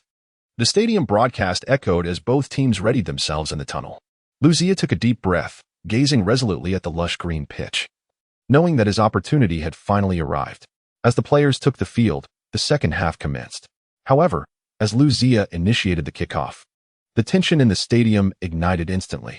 St. Pauli was incensed by Klopp's audacious, almost arrogant substitutions, replacing the former Serie A Golden Boot winner Immobile with the under-20 Asian talent Luzia, substituting the team's core player Reyes and the Asian star Kagawa. Can the stagnating Sahin truly dominate the match? This football deity, Klopp, seems to regard us as mere amateurs. Marcus Thunstra, the captain of St. Pauli, laughed in anger, clapping his hands and shouting at his teammates, "To hell with it. Let them see now." In the stands, the St. Pauli supporters erupted in a frenzy. "What on earth is this? A young lad from the Dragon Country? We are not in the 19th League." A few extreme fans even rushed to the sidelines, making racially derogatory gestures towards Luzia, their mocking laughter piercing the air. Even the loyal Dortmund fans, who had traveled a long distance, exchanged glances, bewildered. Has the substitute manager lost his mind? Why not continue with Shinji Kagawa or keep Immobile on the pitch? Some murmured anxiously, "This kid is too young." Luzia caught the sharp derision, glimpsed the provocative faces of the extreme fans, and sensed the cautious gazes of the Dortmund supporters, yet this only ignited a fire within him. "You look down on me." He lowered his head slightly, clenched his fists, and his gaze became as sharp as a blade, silently vowing, "I shall shatter your arrogance." The referee's whistle sounded, and the second half commenced. The St. Pauli players, like beasts with their tails stepped on, surged forward aggressively, tackling fiercely as if to unleash their fury upon the Bundesliga giants who had scorned them, eager to dismantle Dortmund's offensive with foul play. Yet Luzia, the underestimated Asian player, displayed no signs of trepidation. In the 48th minute, Luzia made his first touch. St. Pauli's midfielder, Christian Oxken, charged at him, attempting to intimidate this slender Asian by executing a brutal tackle, but in that instant, bang, Luzia deftly maneuvered his ankle, slipping past Oxken with ease. Oxken skidded out of bounds while Luzia firmly controlled the ball at his feet, advancing forward. "This kid is so agile." Oxken's eyes widened in disbelief. Chapter 46. 2 goals, 2 assists. Luzia was not content with merely evading defenders. He actively sought out collisions with the St. Pauli players, repeatedly engaging in physical confrontations to prove himself. If he couldn't stand up against players from the second division, what right did he have to play professional football? In the 50th minute, he clashed fiercely with St. Pauli's captain, Marcus Thunstra, in the penalty area, remarkably holding his ground against the charge while securely protecting the ball and passing it back to Sahin. What on earth has this kid been eating? Thunstra cursed under his breath. On the Dortmund bench, Klopp grinned. This kid's physique is truly impressive. The Dortmund offensive storm continued unabated. In the 55th minute, Hummels delivered a precise 40-meter-long pass from the back, and Gundogan received the ball on the left, skillfully evading the defender. Gundogan advanced with the ball, threading a pass to the right for Aubameyang. Aubameyang lifted his foot to deliver a cross. Lu Mayong let out a roar as the ball arched gracefully towards the center of the penalty area. Luzai had already made his move, and the intensive training of recent days was beginning to bear fruit. Surrounded by two central defenders from St. Pauli, he leapt with tremendous force, delivering a powerful header. Luzai, the commentator shouted with fervor, Dortmund leads 4-0. This boy from the Dragon Kingdom shattered St. Pauli's arrogance with his header. The entire Millernor Stadium erupted in jubilation. Dortmund fans went wild, fervently waving their black and yellow flags, hurling shouts at the derisive St. Pauli supporters. The St. Pauli fans were incensed, exclaiming, "What the hell are those defenders doing? They can't even stop an Asian player." The St. Pauli players were furious, tearing at the grass in disbelief, unable to fathom that they had been humiliated by an unknown newcomer. And what of Luzai after scoring? He clenched his fist tightly, casting a cold, icy glance towards the stands where discriminatory gestures had been made, and then suddenly made a shut-up gesture with his hand. Who has the joke now? His eyes brimmed with provocation. The Dortmund bench ignited with excitement. Klopp laughed heartily, pumping his fist, while teammates Sahin and Grosskreutz rushed over to embrace this audacious newcomer. The match was thoroughly ignited. In the 62nd minute, Hummels played a ball from the back directly to the forwards. Klopp gestured from the sidelines, urging the team to quicken their attacking pace. Hummels scanned the field, noting that St. Pauli's high press had become somewhat lax, while Luzai positioned himself at a critical spot just outside the circle. Let us see. Without hesitation, Hummels executed a precise 50-meter-long pass straight down the middle. But the moment the ball left his foot, damn it, Hummels suddenly realized something. His expression shifting. How could I forget? This kid isn't Lewandowski. In previous instances, he could directly find Lewandowski, who would use his extraordinary back-to-goal technique and robust physique to expertly control the ball. But Luzai was merely a 19-year-old rookie. Could he withstand the double marking from St. Pauli's central defenders? But in the next instant, bang, Luzai surged forward, drawing the two St. Pauli defenders with him. Suddenly, he executed a clever run, opting not for a physical confrontation, but instead meeting the incoming ball with his neck muscles taut, deftly flicking it with his head to make contact. The ball descended like a guided missile towards the edge of the penalty area, where Gundogan arrived at full gallop. Bang! With a powerful strike. The St. Pauli goalkeeper barely had time to react as a flash of white light signaled the ball crashing into the top right corner of the net. 5-0. Gundogan was momentarily stunned. Then he went completely berserk. Just last match, his fateful backpass error had led to Dortmund's 0-1 defeat. Afterward, he faced a torrent of media criticism, with some even questioning his right to wear the Dortmund jersey. In that moment, he dashed towards the corner flag, sliding on the turf and leaving two deep marks, unleashing a furious roar towards the heavens. The Borussia Dortmund players instantly surrounded him. Aubameyang leaped onto his back, exclaiming, "This is our Gundogan." Sahin tousled his hair with enthusiasm, proclaiming, "What a world-class goal." Hummels pointed at Luzzi from a distance, shouting, "The credit belongs to him. This lad is a clever one." He did not confront the challenge head-on. And what of Luzzi? He approached with a smile, giving Gundogan a hearty slap on the back. Beautiful pass, even more magnificent shot. Such a simple encouragement brought a warmth to Gundogan's eyes. This team had finally rediscovered that sense of mutual trust and accomplishment. On the bench, Klopp slammed the tactical board onto the ground and spread his arms wide towards the fourth official. "Did you see that? These are my boys." The St. Pauli players looked dazed, with center-back Svensson collapsing to the ground, his mentality shattered. Is this guy really a newcomer? In the stands, those extreme fans who had once mocked Luzzi were now silent, while the loyal Dortmund supporters erupted in synchronized chants. The 5-0 scoreline did not deter Dortmund's offensive drive. Rather, under Luzzi's influence, The team's rhythm grew increasingly fluid, each pass and movement resembling a meticulously orchestrated work of attacking art. Mkhitaryan received the ball on the right. Lifting his head to survey Luzzi, a precise aerial ball soared towards the edge of the penalty area. The two St. Pauli defenders tightened their lines, pressing towards Luzzi like two imposing walls. Yet he remained undaunted. He met the incoming ball, defiantly leaping amid the pressure of the two defenders. Bang! This time, he opted not to shoot directly but executed a deft header, sending the ball in an elegant arc, gently landing near the penalty spot. Nuri Sahin, the former Dortmund midfield prodigy, the youngest in the Bundesliga, and the organized core deemed by Klopp to be more mature than his contemporaries like Xavi, had not showcased his true brilliance in a long while due to injuries and setbacks at Real Madrid.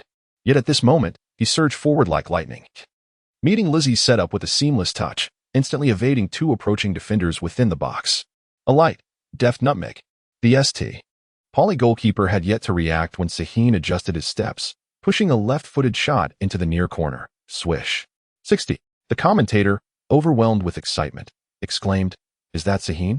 Is that really him?" This goal takes us back to 2011.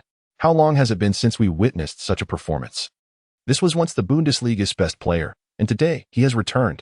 The entire Dortmund bench erupted in jubilation. Klopp raised his arms high, laughing towards the sky. Hummels sprinted from the back line across half the field, leaping onto Sahin's back. And as for Sahin himself, he stared blankly at his left foot, as if unable to believe the fluidity with which he had just scored, a sensation he had not experienced in a long time. At that moment, Luzzi burst over, laughing heartily as he threw an arm around his shoulder. "I heard you used to score like that back in the day." Finally, Sahin snapped back to reality, chuckling as he patted Luzzi's back vigorously. "Kid, this goal owes 80 of its brilliance to you." St. Pauli was utterly disheartened. On the sidelines, their coach sat back down on the bench, his face a mask of despair. Their defenders were so demoralized that they could hardly muster the effort to retrieve the ball from the net. This team from the second division had been thoroughly dismantled. Tonight, Borussia Dortmund, thanks to a 19-year-old prodigy from the Dragon Country, had completely rediscovered the team football they once took immense pride in. Luzzi not only excelled in scoring, but also transformed his teammates. He acted as a catalyst, elevating Borussia Dortmund to new heights. The match had devolved into a mere offensive drill for Dortmund. St. Pauli's defense was in complete disarray, struggling to maintain even the most basic defensive positioning, resorting only to frequent fouls to halt Dortmund's relentless onslaught. 3 consecutive times, they gifted Dortmund excellent free-kick opportunities within 30 meters. In the 81st minute, Mkhitaryan took a shot that soared high into the stands. In the 85th minute, Sahin attempted a curling shot, only to narrowly miss the post. Oh dear. Dortmund had gone completely berserk today, yet it seemed they still lacked a direct free-kick goal. The commentator chuckled. The ball found its way back to Dortmund, who once again earned a free-kick opportunity just outside the penalty area on the left side. "Lou, this time it's your turn," Gundogan suddenly called out. "Me?" Luzzi was taken aback, considering he was not the team's primary free-kick taker. "Yes, you," Sahin chimed in, giving his shoulder a reassuring pat. "We've seen you practicing during training. It's time to showcase your hard work. Let's see the fruits of your labor." Aubameyang grinned widely, pointing towards the goal, urging him to take a powerful shot. The commentator burst into laughter. Borussia Dortmund is having a blast. They're actually letting a 19-year-old rookie take a crucial set piece?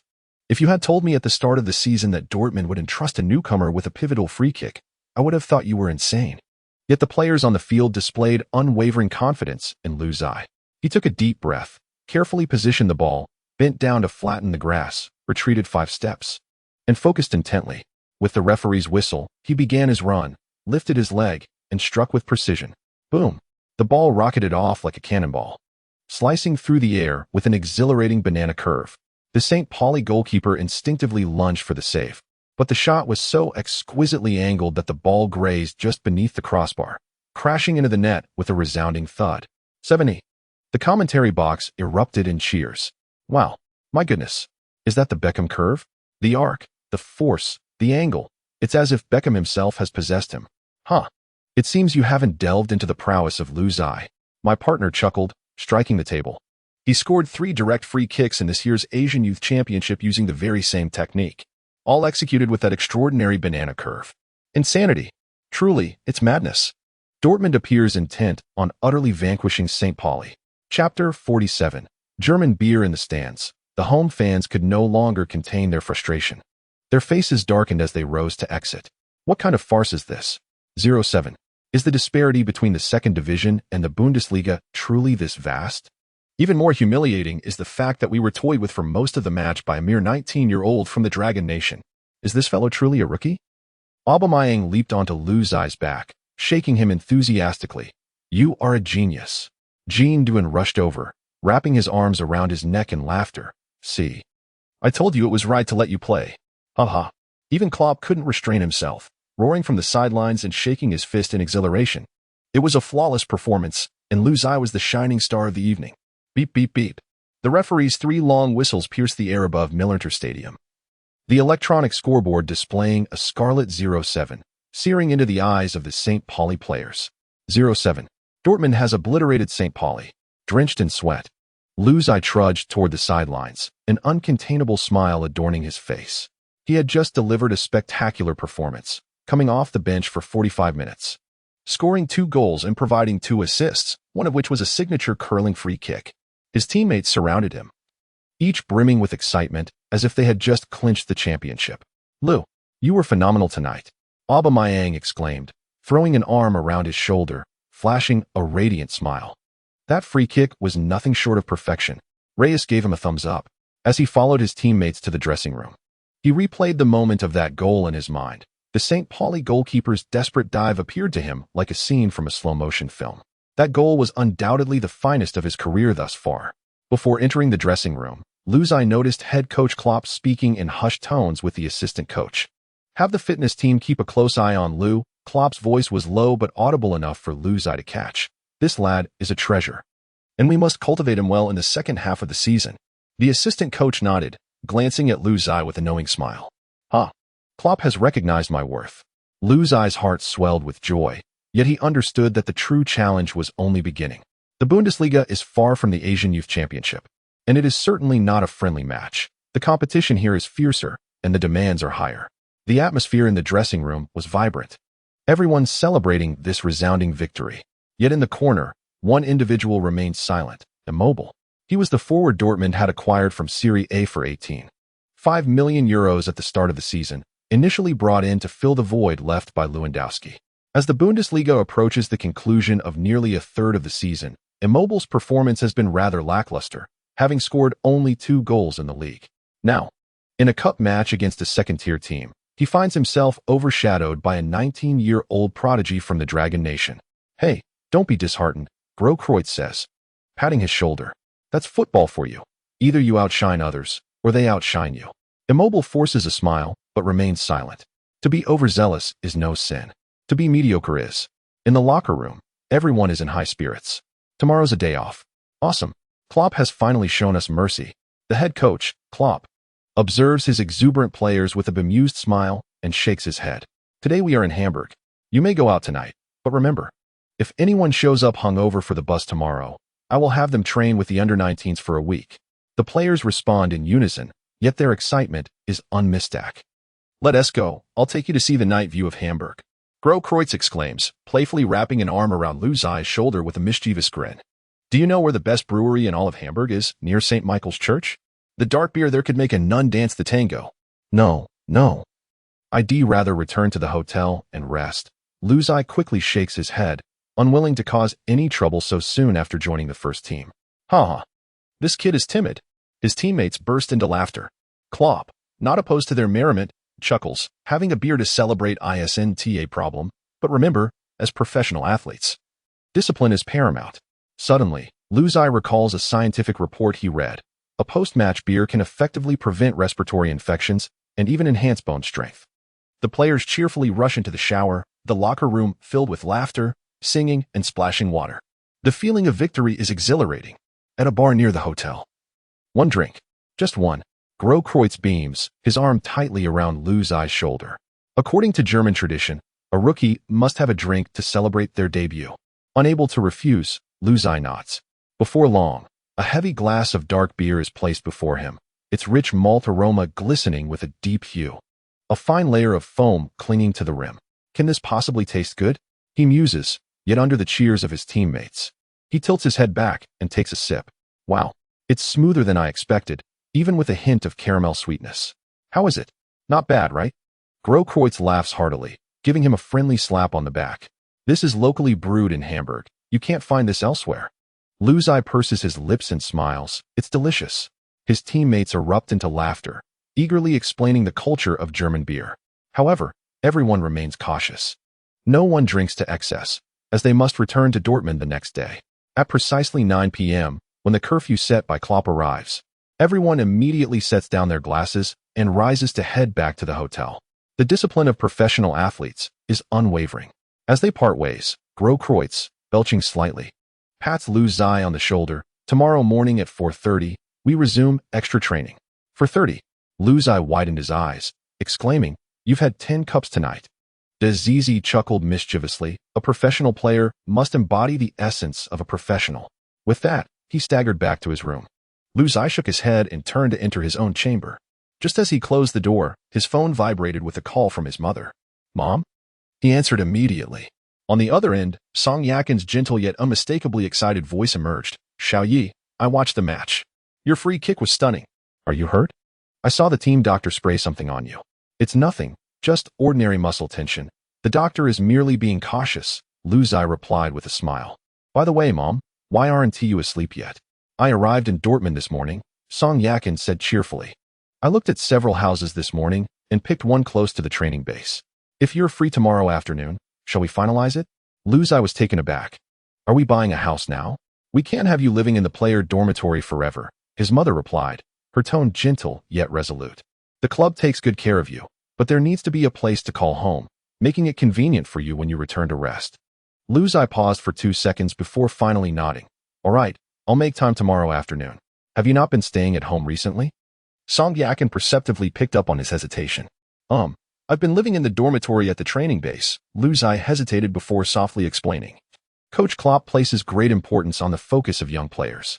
I'm worried that moving out too soon might affect his impression of me." A light laugh came from his mother on the other end. "Fine, it's your decision. Once the house is purchased, you can choose when to move in. All right, see you tomorrow." He ended the call and sighed with relief, lying back on his bed.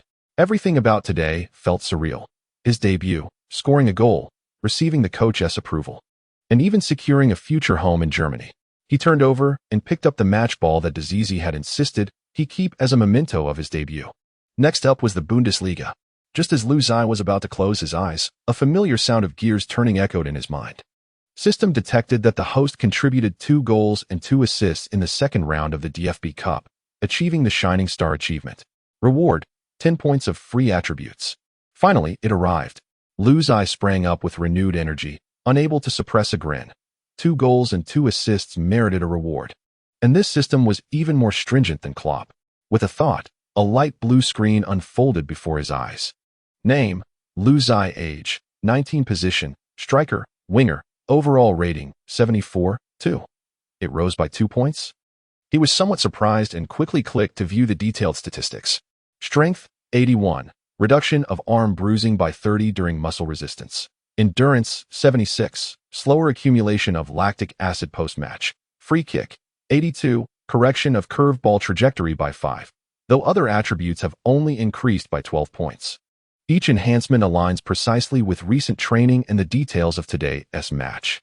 During a counterattack, he deceived a defender with a change of direction, subtly boosting his explosiveness by 1 point. Before the end of the game, a 40-meter-long pass found the target, and his vision immediately ascended from 71 to 73. It appears that this is not mere system generosity, but a genuine assimilation of match experience. Suddenly, he chuckled to himself, realizing why he had previously believed that playing against the Emerald national youth team was not a true measure of growth. Just as he hesitated over where to allocate his 10 points, the screen flickered with red light. Warning. Detected host muscle fatigue at 92. Mental focus decreased to 71. Recommended use of full status can. 5 remaining eliminates all negative states, resets physical and mental stamina to 100. Use it. Tomorrow. That drunken fool will drag me to practice again. No sooner had he thought this than a chilling sensation surged up his spine, as if someone had injected liquid nitrogen into his veins. His sore calf muscles twitched violently before relaxing as if smoothed by an iron. He stared at his suddenly restored fair elbow, where there had been a match abrasion, and couldn't he help but scoff, if this could be mass-produced. The team doctors at Dortmund would be out of a job. Chapter 48. The alluring training at 4:30 a.m. in the corridor of the Atlantic Kempinski Hotel in Hamburg. Bang, bang, bang. Lou, you lazy bum. Get your ass up. Morning run. The fist of the Great Cross pounded against Lu Zai's door like a drum, echoing throughout the entire floor, even eliciting low German curses from neighboring rooms. Lu Zai yanked open the door, fully equipped in training attire, sports shoes, heart rate monitor, and even had his water bottle ready. Boss, keep it down. Lu Zai wrapped his arms around the Great Cross's neck, lowering his voice. Do you want the hotel to call the police? The Great Cross, still under the influence, had a flushed face, but his eyes sparkled with excitement. Like a prisoner set free, what is there to fear? Men from the Ruhr area never waste time sleeping. Lu Zai rolled his eyes, thinking, then you shouldn't have lingered at the bar for 2 hours last night. Nevertheless, he understood that the Great Cross's character was typical of someone from a working-class family in the Ruhr area, forthright, impulsive, and exceedingly disciplined in training, never shirking from hard work or drinking. This disposition made him a fan favorite in Dortmund, where drinking, playing football, and staying up late are cherished traditions. At 5:45 a.m., along the Hamburg waterfront, on a crisp autumn morning, the air carried a slightly briny sea breeze from the North Sea. Compared to the industrial city of Dortmund, the fresh air of Hamburg was almost disorienting. Lu Zai could even catch a whiff of fish drifting from distant fishing boats. Breathing heavily, de Sheetzy felt as if he were a moving barrel of alcohol, sweat mingling with the remnants of last night's indulgence seeping from his pores. Every 10 minutes, he found himself leaning against a trash bin, retching violently. Have you been secretly taking stimulants? He glared at the refreshingly composed Lu Zai, disbelief etched across his face. I merely enjoyed 10 beers last night. Lu Zai shrugged, a playful grin adorning his features. How dare you mock your superior? De Sheetzy feigned anger, raising his hand as if to strike, only to find himself heaving into the trash bin once more. An elderly gentleman jogging by cast a disapproving glance before hastily departing. In Germany, while drinking is permissible, vomiting on the streets after a hangover is far from respectable. The two, reeking of sweat and alcohol, returned to their hotel. Upon entering the elevator, they were greeted by Hummels, clad in a tight training outfit and sporting headphones, preparing for a workout. The world-class center-back paused for a moment, his gaze shifting from de Sheetzy's flushed face to Lu Zai's drenched shirt, his brow furrowing deeper. Did you two sneak out for a night of drinking? No. We went for a morning jog. Lu Zai quickly clarified, gesturing towards the nearly incapacitated de Sheetzy. He just overindulged yesterday. Hummels, renowned in German football for his meticulous discipline, sighed. He regarded the odoriferous de Sheetzy and advised, hurry and take a shower. If Klopp catches a whiff of alcohol on you, prepare to be relegated to the second team. All right. I'm on it. De Sheetzy waved his hand, swaying as he exited the elevator. Hushi turned to Lu Zai. What about you? Care to join me at the gym? Lu Zai's eyes brightened. Absolutely. He had longed to inquire about Hummel's impressive jumping ability, heading, and core strength, which seemed almost superhuman. Following closely behind Hummels into the gym, Lu Zai observed the World Cup champion's physique up close, nearly gasping in admiration. Standing at an impeccable 191 centimeters, with a robust 94 kilograms frame, the snug training attire accentuated his muscular contours. Shoulders broad enough to accommodate two Lu Zais side by side. Goodness, he resembles a revived ancient Greek statue, Lu Zai thought to himself. Hushi's body fat percentage was astonishingly low, each muscle appearing sculpted, particularly his explosive quadriceps, which seemed ready to burst through his pants. Coupled with his meticulously groomed facial hair and piercing gaze, it was no wonder fans from the Dragon Kingdom referred to him as Hushi. His masculinity was undeniably overwhelming. If I were a girl, I would probably propose on the spot. An absurd thought crossed Lu Zai's mind. Turning his head, Hushi noticed Lu Zai staring at him with an odd expression, causing a shiver to run down his spine. Lu, what kind of look is that? I warn you, I only like women. Hushi stepped back cautiously, crossing his arms over his muscular chest. Big guy, please don't misunderstand. I merely admire your physique. Lu Zai hastily waved his hands. My orientation is perfectly normal. I prefer girls with ample bosoms and long legs. Hushi breathed a sigh of relief. Oh, that's good. He lowered his guard and grinned. Do you like my physique? It's simple. I can teach you how to train. Lu Zai's eyes sparkled with excitement. Really? That's fantastic. My goal before the end of this season is to achieve a jump height of 1 meter. That's easy, Hu Mei casually replied. A surge of joy filled Lu Zai's heart as he bowed repeatedly. Hu Mei paused, glancing down to assess Lu Zai's 180-centimeter frame. What is your current jump height? Lu Zai replied confidently, 86 centimeters. Hu Mei fell silent for 3 seconds, stopped dreaming. Hey, why is that dreaming? I've calculated it seriously. Lu Zai protested. Did you not just say it was simple? Hu Mei scoffed. A minute would be simple for me, not for you. An 86-centimeter jump? Are your legs merely decorative? Without hesitation, Hu Mei pinched Lu Zai's thigh muscle with a look of disdain. Do you know what my jump height was when I first arrived in Dortmund? 95 centimeters. Lu Zai felt his pride wounded. Do you think jump height can be improved simply by drinking protein powder? Hu Mei looked at him as if he were out of his mind.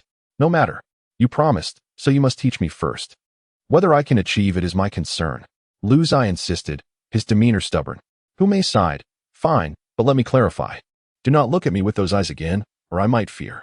The two approached the barbell rack, and Hu Mei immediately loaded 120 kilograms onto the squat rack. Let's start with 5 sets of 10 reps. If you can't squat to depth, you'll face an additional 20 burpees. Lu Zai was taken aback. 50? I'm a forward, not a weightlifter. Hu Mei shot him a cold glance. Your jump height comes from your legs, not from your mouth. Gritting his teeth, Lu Zai shakily lifted the barbell, wincing by the 15th squat. Although he could easily perform 140-kilogram squats, there was no way he could complete 50 continuous squats at 120 kilograms. Meanwhile, Hu Mei leisurely sipped his sports drink. Don't stop. This is just the beginning. I could squat 50 reps at 160 kilograms by the time I was 19. Lu Zai's face flushed crimson. Are you some sort of human mecha? Half an hour later, Lu Zai lay sprawled on the mat, his legs feeling as if they had been run over by a truck. Hu Mei, however, appeared unaffected, casually holding a bottle of water above his head. Droplets cascading down onto his training attire, the outline of his chest muscles subtly visible. Is this all you've got? He scoffed, giving Lu Zai's calf a playful kick. Lu Zai felt as though his legs had reached their limit. 10 minutes later, Hu Mei approached. Lie down. It's time for weighted torso twists. As soon as Lu Zai lay down, Hu Mei placed a 30-kilogram plate on his feet. Wait, this isn't right. Aren't we supposed to practice without weights? Hu Mei laughed heartily. Without weights? For someone who claims to be a professional athlete, that's just for social media influencers at the gym. As Lu Zai trained, he gritted his teeth. My abs feel like they're about to tear. Hu Mei smiled slightly. Yes, tearing is exactly what we want. It was now 8 in the morning. In the hotel restaurant, Lu Zai struggled to hold his fork steadily, prompting Shinji Kagawa to sympathetically offer him a cup of protein powder. Is it the seductive training? 2 years prior, he had pushed Jitsu to the point of requiring intravenous fluids in the medical room. Is Jitsu gone for that reason? Lu Zai exclaimed in disbelief. Shoo, Kagawa replied. As from a distance, the alluring figure approached, balancing a tray. Lu Zai instinctively jumped up, only to suffer a cramp in his thigh, collapsing to the ground. At last, a knee-jerk reflex. The alluring figure nodded in satisfaction. We'll continue this afternoon. I have a surprise prepared for you. Lu Zai mentally cursed. Damn it, this guy is relentless. At 9 a.m., aboard the bus, the door creaked shut, and the engine rumbled deeply as the vehicle slowly departed from the Atlantic Kempinski Hotel in Hamburg, following Borussia Dortmund's exhilarating 70-point victory the previous night. Media outlets were ablaze with coverage. The front page of Bild featured a striking moment of Lu Zai's stunning free kick from outside the penalty area, emblazoned with the headline, Little Beckham from the Dragon Nation. Dortmund's new star shines in the DFB Pokal. Klopp, seated in the front row with his legs crossed, scrolled through his phone, unable to suppress a grin. This morning, he had received at least 30 congratulatory messages, including one from Bayern's venerable coach Hanks. Congratulations. You've struck gold again. He turned to glance at the back row, cleared his throat, and said, Gentlemen, Kicker has dubbed our match a textbook-level annihilation. Shall we celebrate with a chant? St. Pauli, your defense is as porous as a sieve. Grosskreutz was the first to bellow, and with his lead, the entire team erupted in raucous cheers. Only Reyes covered his face, laughing and scolding. Don't embarrass yourselves. In a corner, Lu Zai sank deep into his seat, his eyelids heavy as if laden with lead.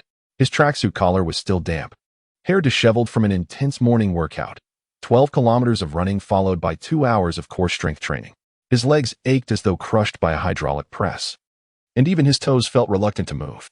"Hey, little dragon." Aubameyang leaned over from the front row, mischievously waving his phone. "You gained 80,000 Twitter followers overnight. Aren't you going to share your highlights?" Luzai weakly raised his finger. "Not a chance." With that, his head tilted, and he promptly drifted into slumber. Chapter 49. Buying property in Germany 3 hours later. A jarring screech of brakes jolted Luzai awake, suspicious moisture lingering at the corner of his mouth. The bus had arrived at the Dortmund training facility, the midday sun forcing him to squint. Awake at last, Sleeping Beauty? Hummel stood in the aisle, arms crossed, regarding him with an amused expression. "If you had slept any longer, I would have thought you were going to miss your appointment with the real estate agent." Suddenly, Luzai recalled the day's agenda. He had arranged to meet with a real estate agent in the afternoon to take his mother house hunting. She had complained about the hotel accommodations, finding the German beds too small compared to those in their homeland. Struggling to rise, Luzai experienced a cramp in his thigh muscles, nearly performing a split. "Take it easy, rookie," with a mischievous tug at his collar. Hume tossed him a bottle of chilled energy drink, remarking, "Are your muscles overloaded with lactic acid? Remember to soak in a cold bath tonight." Klopp clapped his hands, beckoning the entire team to disembark, exclaiming, "Today is a day off. Don't let me catch anyone sneaking off to a nightclub. I'm specifically talking about you, Dizzy." Amidst a chorus of laughter, the players dispersed in small groups. Luzai, grinning and grimacing, stepped out of the car and pulled out his phone. Noticing 5 messages from his mother. "Son, the agent says this house comes with a garden, accompanied by a photo of a quaint courtyard filled with roses. But the kitchen is too small. I can't maneuver in there. There's an Asian supermarket nearby that sells Lao Gan Ma." Emphasized, "Where are you?" He sighed, about to respond, when suddenly he felt a weight on his shoulder.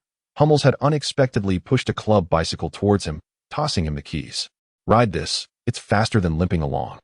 Luzai stared at the bright yellow bicycle adorned with the Dortmund emblem, his lips twitching. "How do I take my mom along without a backseat?" Hume shrugged. "That's your dilemma." After taking a couple of steps, she turned back with a devilish grin. "Tomorrow morning at 7, we'll add weighted squats to the practice. If you're late, prepare for an extra 50 pull-ups." In the distance, Aubameyang's sympathetic shout rang out, "Run." He trained Subotic into the ground last month. Luzai hopped onto the bicycle, pedaling while sending a voice message to his mother. "Mom, I'm on my way. Please check out the house first, and whatever you do, don't sign any contracts. The German agents are more deceitful than those from the Dragon Country." The wheels rolled over the tree-lined path, and the crisp autumn breeze, mingling with the coal smoke of the Ruhr area, enveloped him. Suddenly, he recalled the headline from this morning's Deutsche Zeitung, Luzai, the Eastern miracle of Dortmund. Miracle. Indeed. He rubbed his sore thighs, chuckling softly.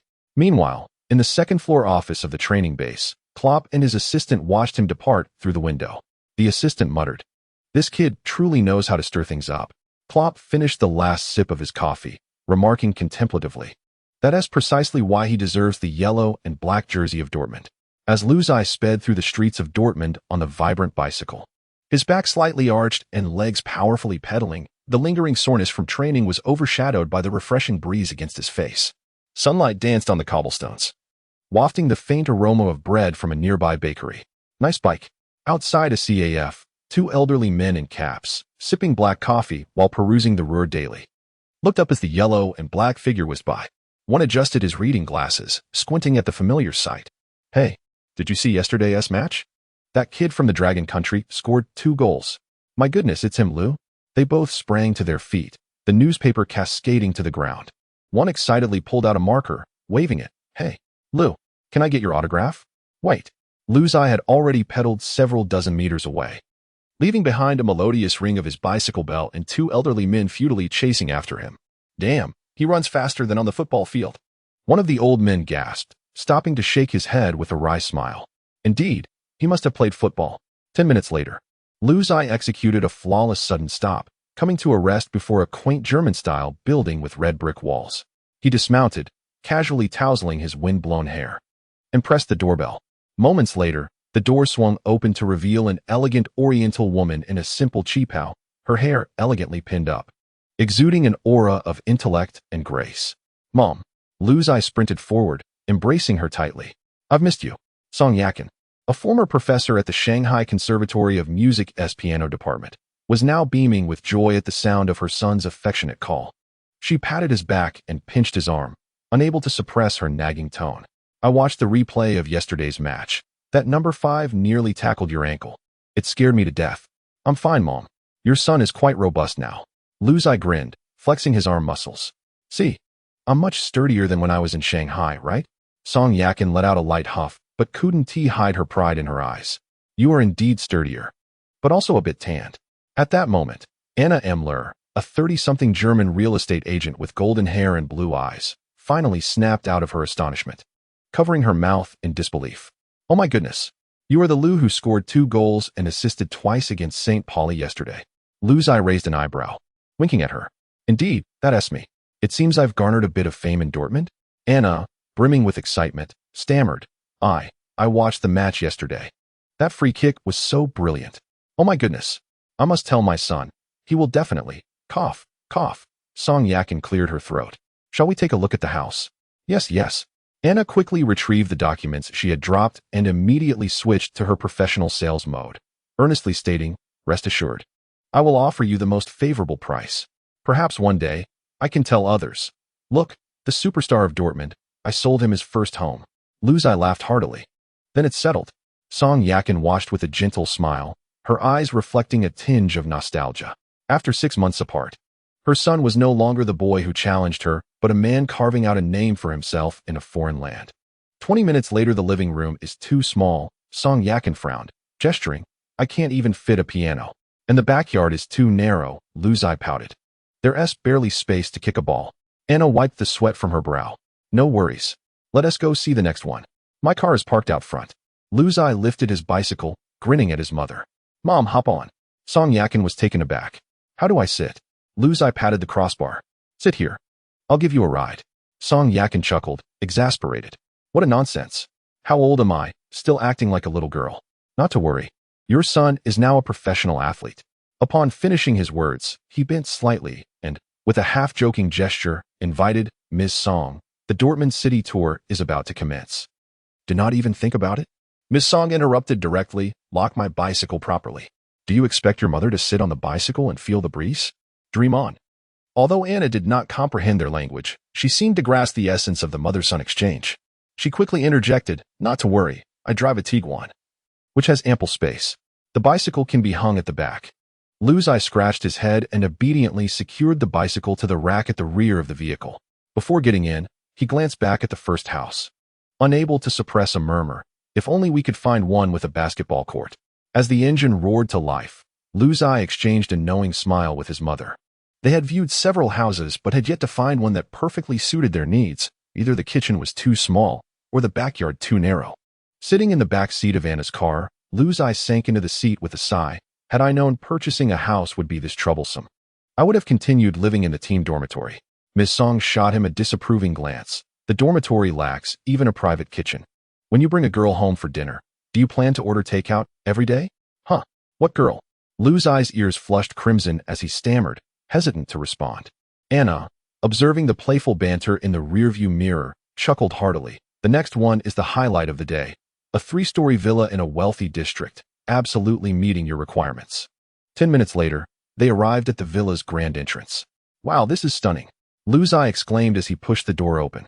The first floor featured a spacious living room, with sunlight streaming through the floor-to-ceiling windows, illuminating the entire space. Directly opposite the entrance was an empty area clearly designated for a piano. Ms. Song approached, lightly tapping the wall with her finger, nodding in approval. The soundproofing is quite commendable.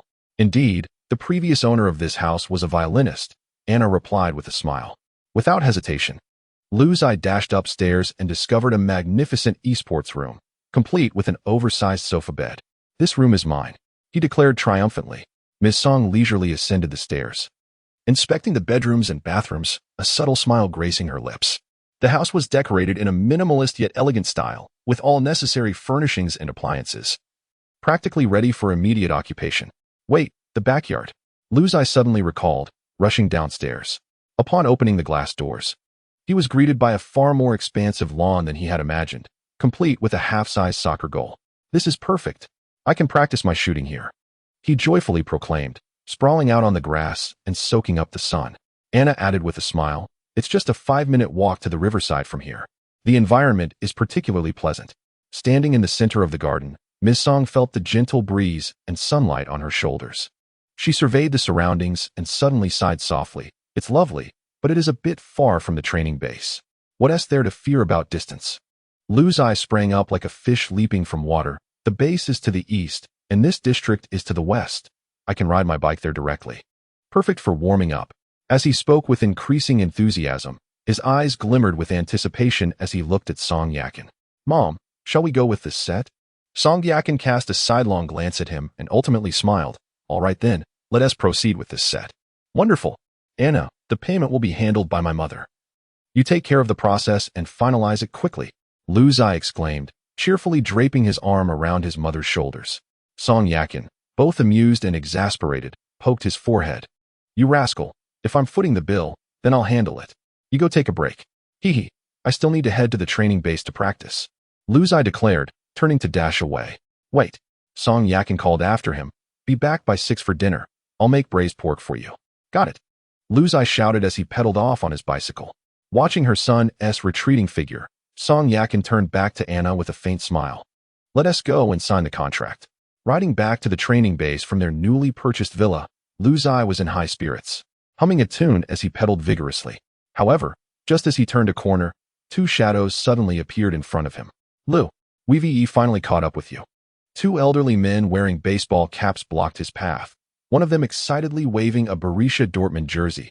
Please, could we get your autograph? Lu Zai slammed on the brakes, nearly toppling over.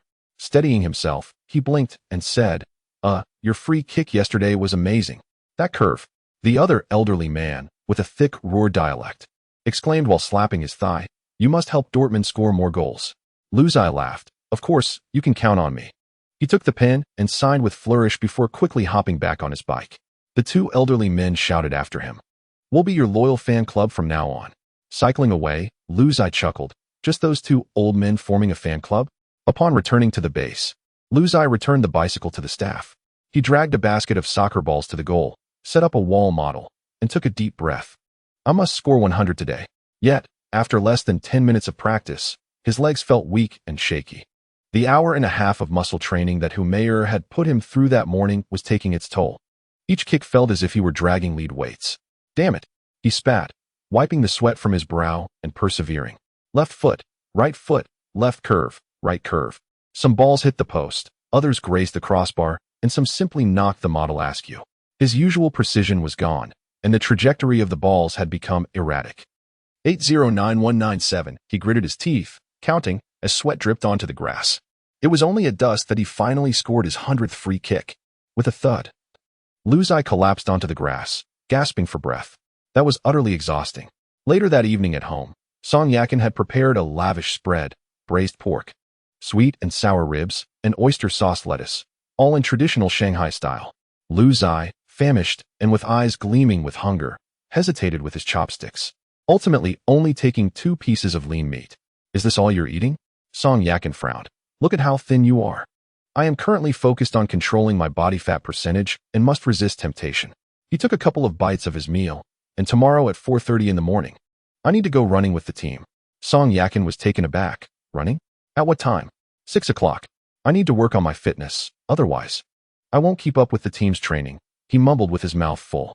Song Yakin's eyes welled up with tears. Then don't return to the dormitory tonight. Just stay at home.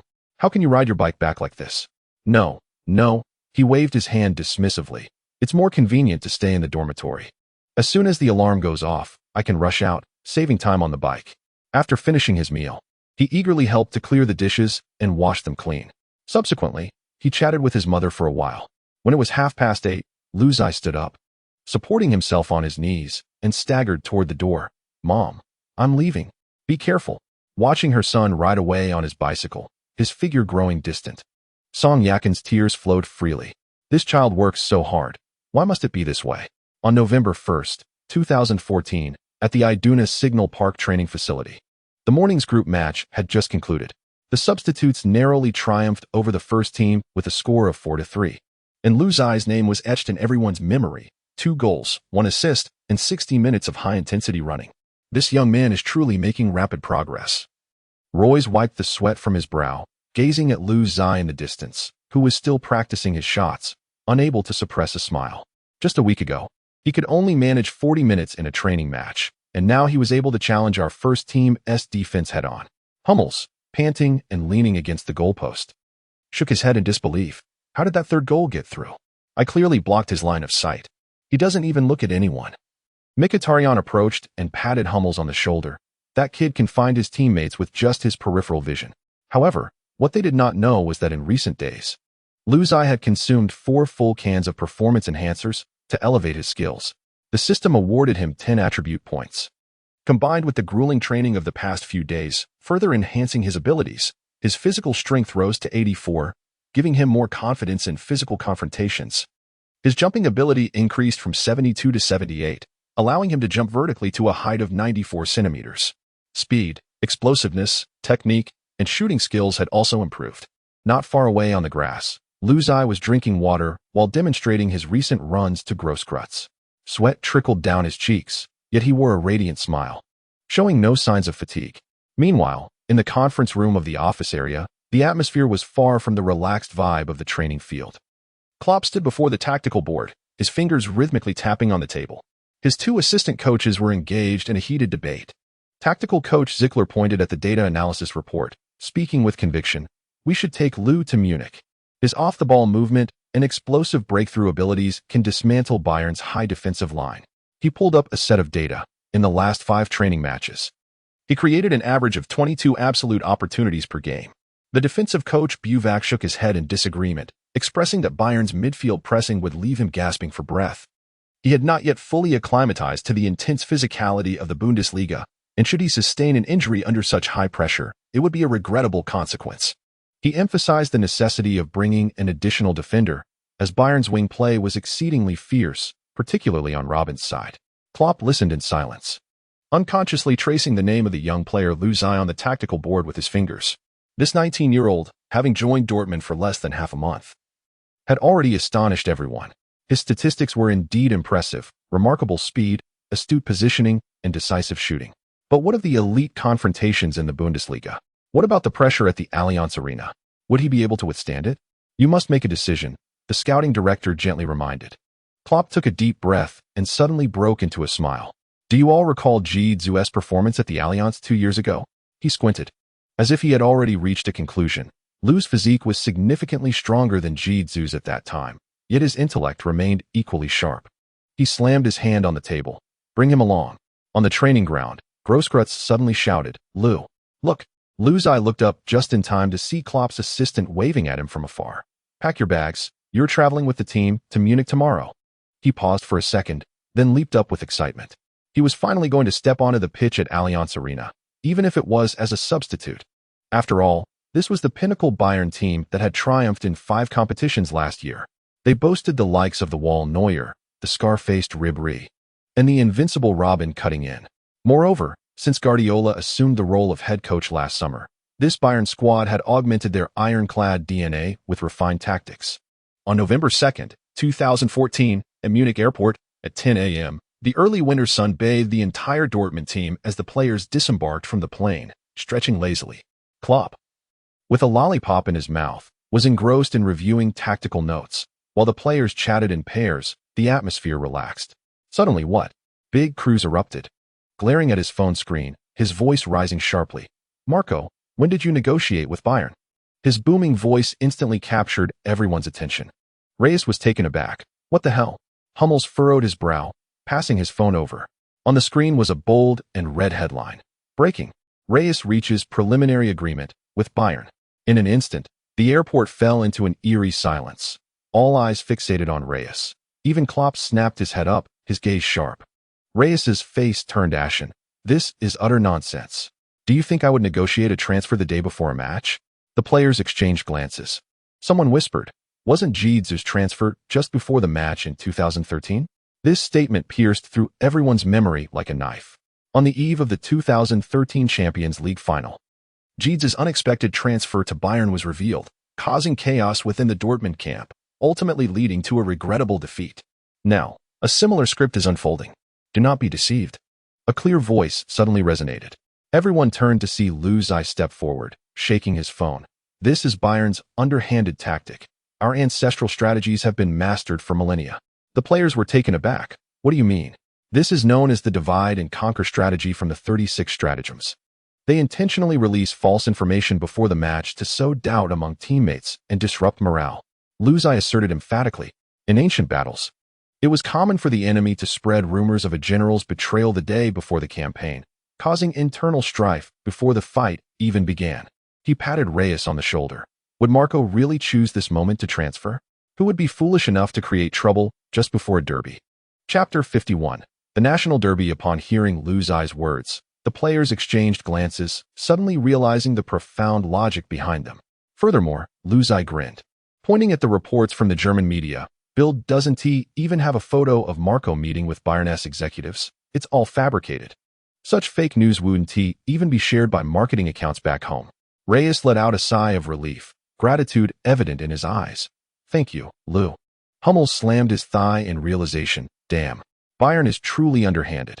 Dem L also caught on, gritting his teeth in frustration. Almost fell for it. Those bastards from Munich. Klopp stood by, a subtle smile gracing his lips as he quietly switched his lollipop to the other side.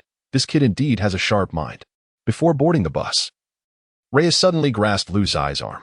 Lou, thank you, he whispered, if it weren't for you. Luzai chuckled. It's nothing. Tonight we shall triumph over Bayern. Reyes looked at him and suddenly smiled. Yes, let us defeat them. Meanwhile, in Bayern's conference room, the spokesperson frowned at his phone. Strange. Why hasn't Dortmund's camp fallen into disarray? Don't they question Reyes' situation? Guardiola gently rotated the tactical board in his hands. His gaze profound. It seems they have a clever individual on their team. As they boarded the airport bus, Luzai's phone vibrated wildly in his pocket. He pulled it out to find 99 unread messages. WeChat was on fire. Weibo was exploding. Even platforms he rarely used were inundated with notifications. He opened one message, and the headline from Sports Weekly blared. Historic breakthrough.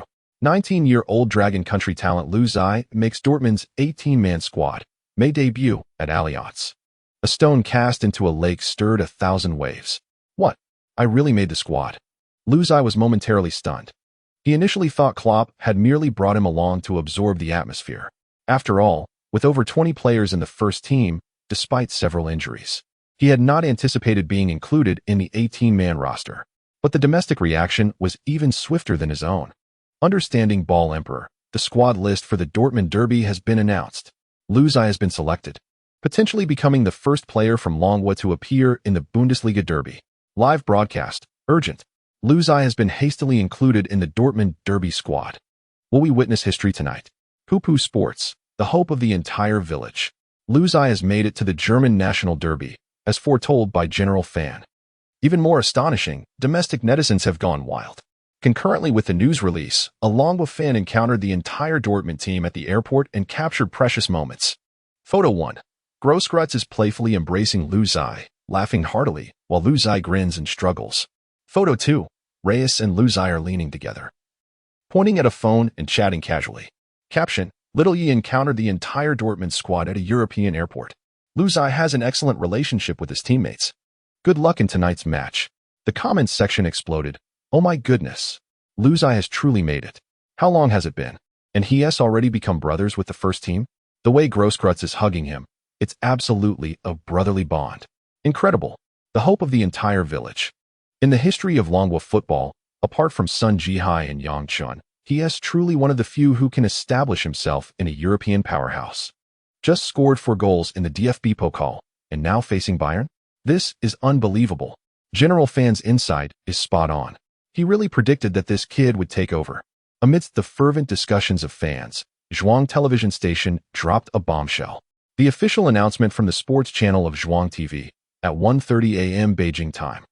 We will broadcast live the Bundesliga Round 10 highlight match between Bayern Munich and Borussia Dortmund. Commentators, Zhang Jun and Zhang Lu. The netizens went into a frenzy. Explosive.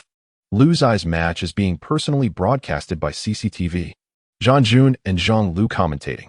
A national team treatment. Fans from around the globe will be watching this match tonight. Go Luzai. As the team bus slowly pulled into the Kempinski Hotel in Munich, Luzai rested his forehead against the cool glass window, his fingers unconsciously tapping on his knee. Grosskreutz suddenly turned around from the front seat, tossing a bottle of mineral water with precision. Hey, Longwa kid, don't poke a hole in the window. Laughter erupted inside the bus. Reyes casually ruffled Luzai's hair. This kid is so nervous he's about to warp the armrest. In the restaurant, the chicken breast and pasta prepared by the nutritionist tasted bland. His phone vibrated incessantly in his pocket, with a 60-second voice message from his mother filled with reminders. Just treat it like an ordinary match. But this is clearly the German national derby. Just relax. Klopp entered the restaurant, clapping his hands, his gaze lingering on Luzai for an extra 2 seconds. This afternoon during the field adaptation, I want to see that each of you has a clear look in your eyes. At 2 p.m., the team bus came to a steady halt outside the illustrious Allianz Arena in Munich. Sunlight streamed through the clouds, casting a slanted glow upon the stadium's steel framework, which stood like a slumbering silver behemoth, silently observing them. This magnificent edifice, capable of accommodating 75,000 spectators, opened its arms wide, eagerly awaiting the epic clash scheduled for the evening. Luzai gazed at it, his heart momentarily racing. This was one of the world's premier football sanctuaries, the Allianz Arena. And tonight, he would be here, facing Bayern Munich, stepping onto the hallowed turf for the German national derby. Disembark.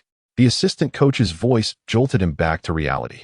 The team filed out in succession. Klopp gestured grandly, leaving the assistant coach to guide the team in acclimatizing to the pitch, while he, alongside Captain Hummels, made his way to the press conference venue.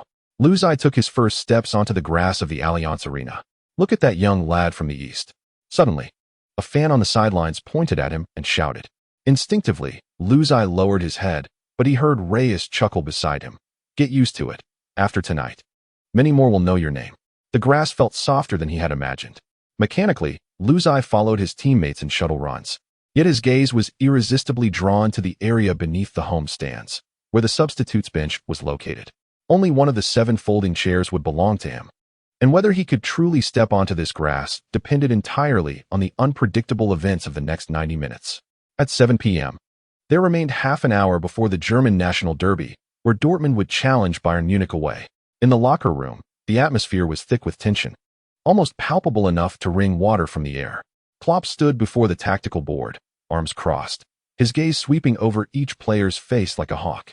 His beard had grown unruly, fatigue lingered in his features, yet his eyes burned with a near-manic determination. I want to speak plainly, his voice resonated deeply, akin to red-hot iron, searing into the ears of everyone present. I know this year's league performance has not been satisfactory. He paused, his gaze meticulously scanning each face in the room, as if to confirm they still possessed the requisite fighting spirit. There are reasons related to injuries, to luck, and also to our own shortcomings.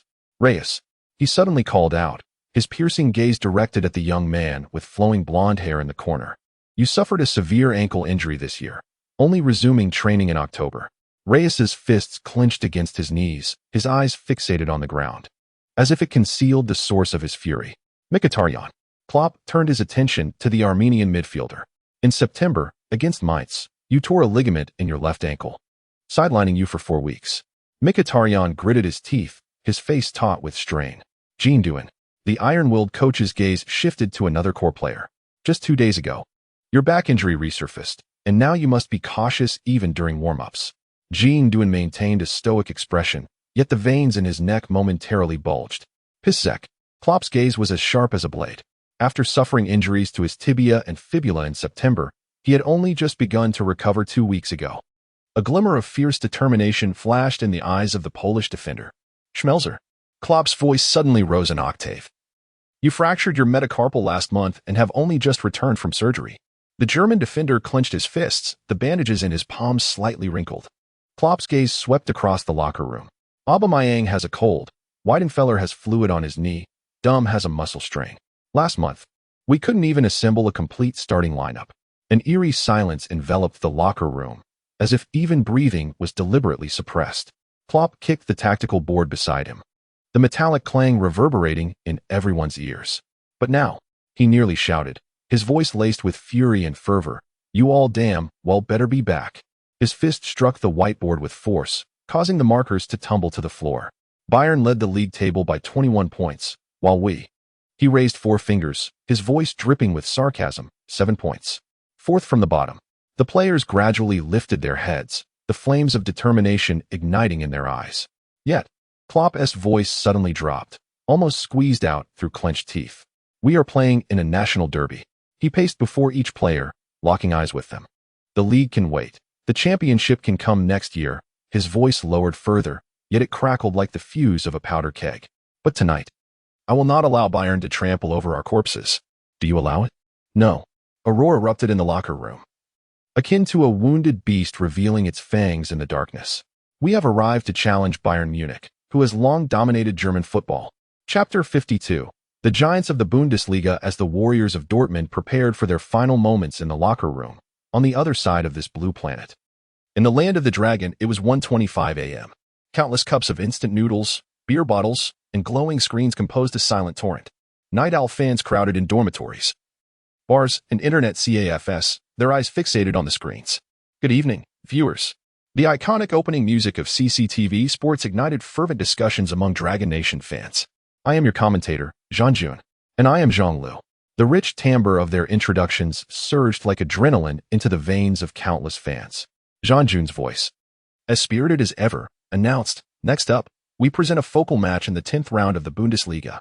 The giants of German football, Bayern Munich, will host their old rivals, the Yellow Wall, Borussia Dortmund."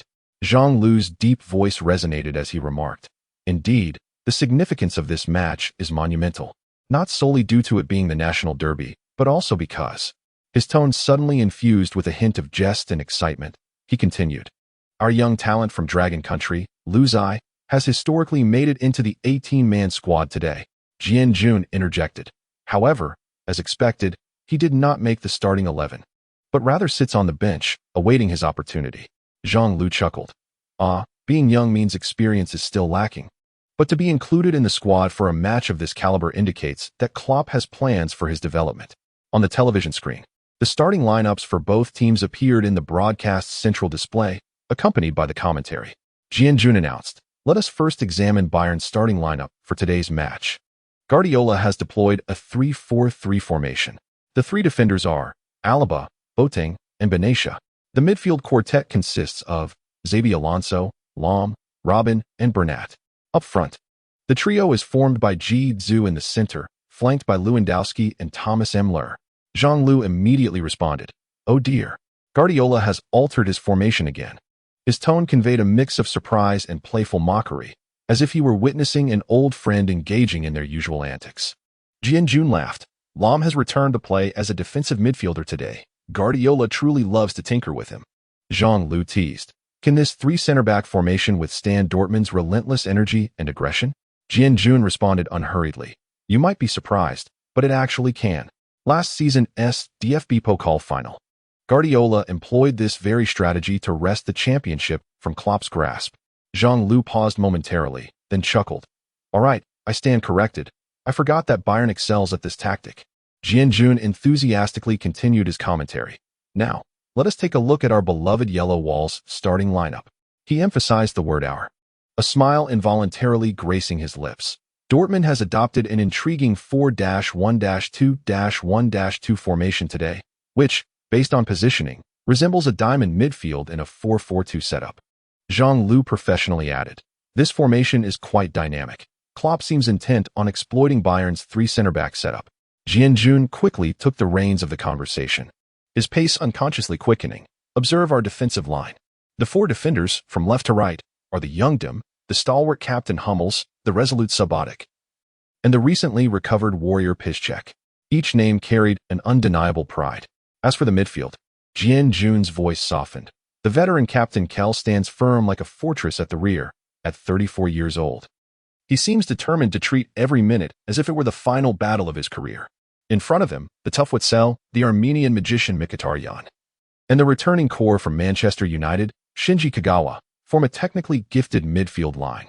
Up front, Zhang Jun suddenly raised his voice, announcing the pairing of the swift little Rocket Royce with the African lightning Aubameyang. This combination possesses remarkable explosive power.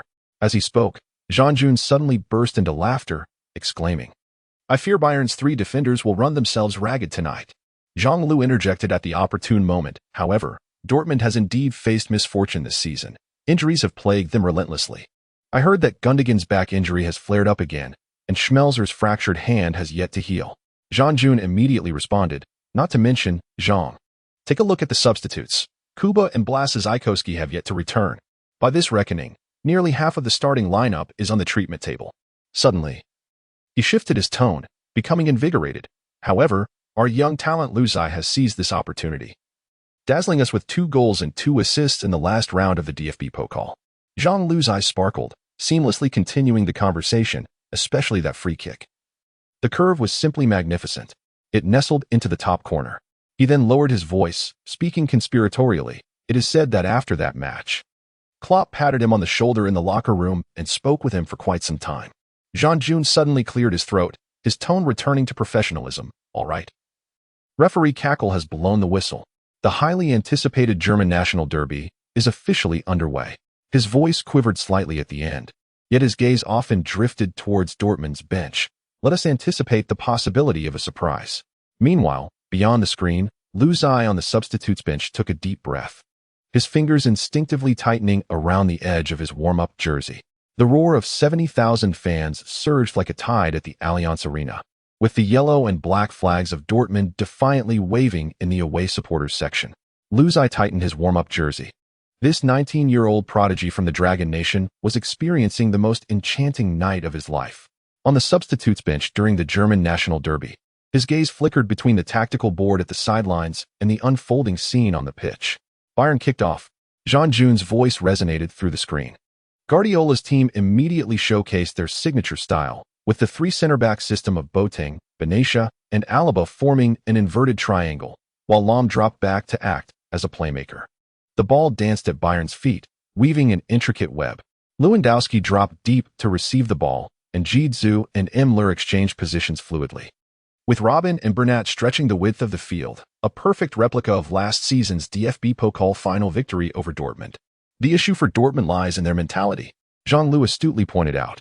They have won every league match in which they scored first, but once they concede, the entire team resembles headless flies, completely losing their rhythm. On the field, Bayern firmly maintained control over both the players and the match, while the Dortmund players clad in yellow and black began to show signs of anxiety. Hummels waved his arms at his teammates, and Royce pressed forward, isolated and unsupported. At this moment, the broadcast camera poignantly swept across the substitute bench, where Luzai was intently focused on the unfolding drama on the field, his right hand unconsciously tracing movement patterns on his thigh. Witness Bayern's assault. Jean Jun suddenly raised his voice. Robin cut in and delivered a pass to the surging Lahm. Klopp yelled from the sidelines, as Dortmund's midfield line was ruthlessly breached. Luzai's nails dug into his palm. He noticed a dazzling eruption of fireworks in the stands, where the devoted Dortmund fans had burst into song, their anthems of defiance piercing through the cheers of Bayern supporters. Meanwhile, on the pitch, Aubameyang furiously kicked a clump of grass. Having just been penalized for a legitimate challenge on Alaba, Dortmund needed to maintain their composure, Jean Jun worriedly remarked. They resembled a tightly strung bow. And if they continued like this, before he could finish his thought, Bayern's attack sliced through like a scalpel. Jidzu's incisive pass found Lewandowski, who successfully evaded the offside trap. Hummels desperately chased back, but the Polish striker's shot grazed the post. The sound of the crossbar reverberated through the entire Allianz Arena, causing a collective intake of breath. Despite Bayern Munich's control over the game's tempo, Dortmund's goalkeeper Weidenfeller stood as an insurmountable wall. Another cross. Bayern delivered 3 consecutive balls from the flanks. And Jean Jun's voice quickened. First, Lewandowski's header. Weidenfeller deflected it onto the crossbar with one hand. Second, Robin's low shot from the left. Weidenfeller reacted swiftly, blocking it with his leg. Third, Müllers attempt at the far post. Still, he could not surpass Weidenfeller. The ball darted around the penalty area, but each time, the 33-year-old goalkeeper kept it at bay. Dortmund's defense was wavering, yet Weidenfeller stood like a solid bastion, staunchly resisting Bayern's relentless onslaught. Undoubtedly, Weidenfeller was Dortmund's standout performer today. Jean-Louis remarked, had it not been for him, the score could very well be 3-0 by now. However, the turning point in a football match often occurs in an instant. 31 minutes and 22 seconds. Shinji Kagawa. A long pass that traversed half the field. Jean Jun's tone escalated. Aubameyang. His speed erupted. He outpaced Alaba. In a flash, the African lightning tore through Bayern's defense like a streak of black and yellow, racing down the flank.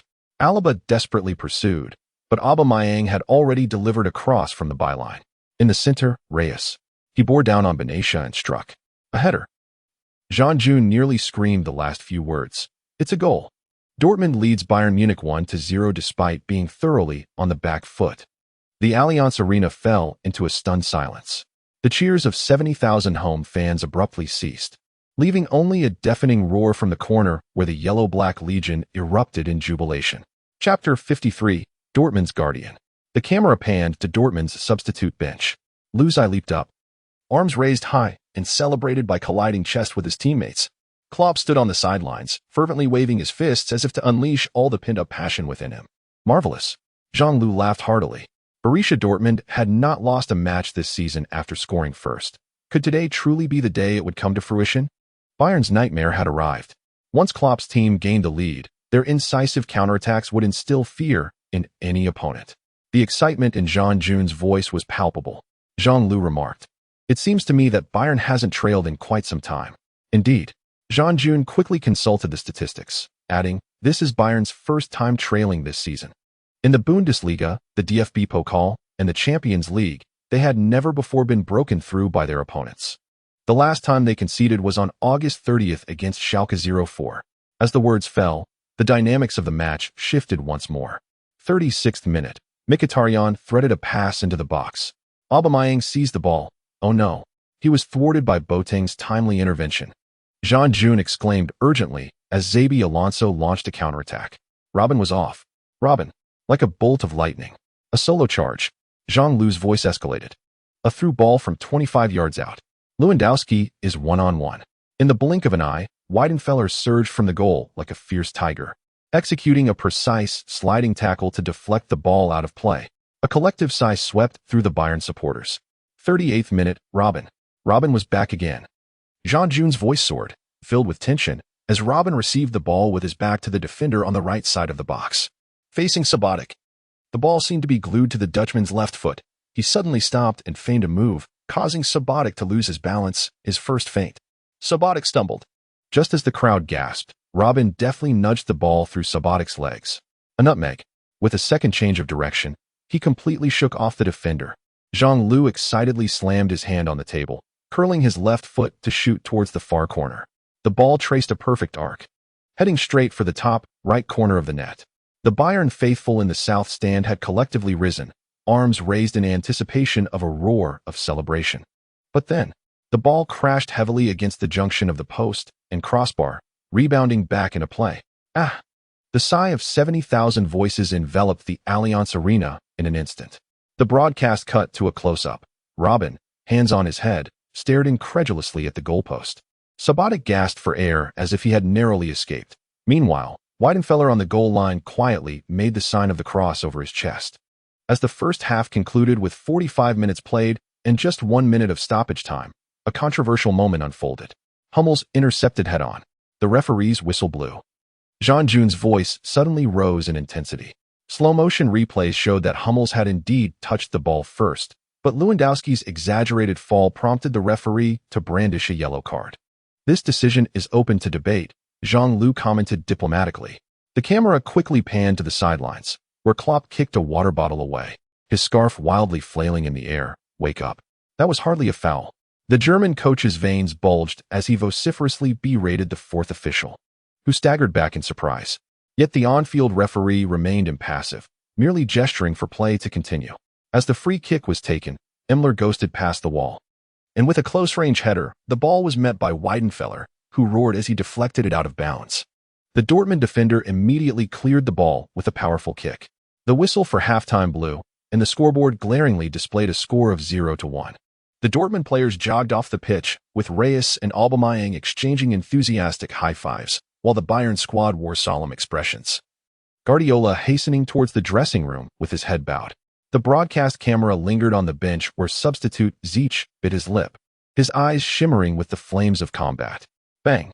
Klopp kicked the dressing room door open, the tactical board crashing with a deafening thud. What is the defense doing?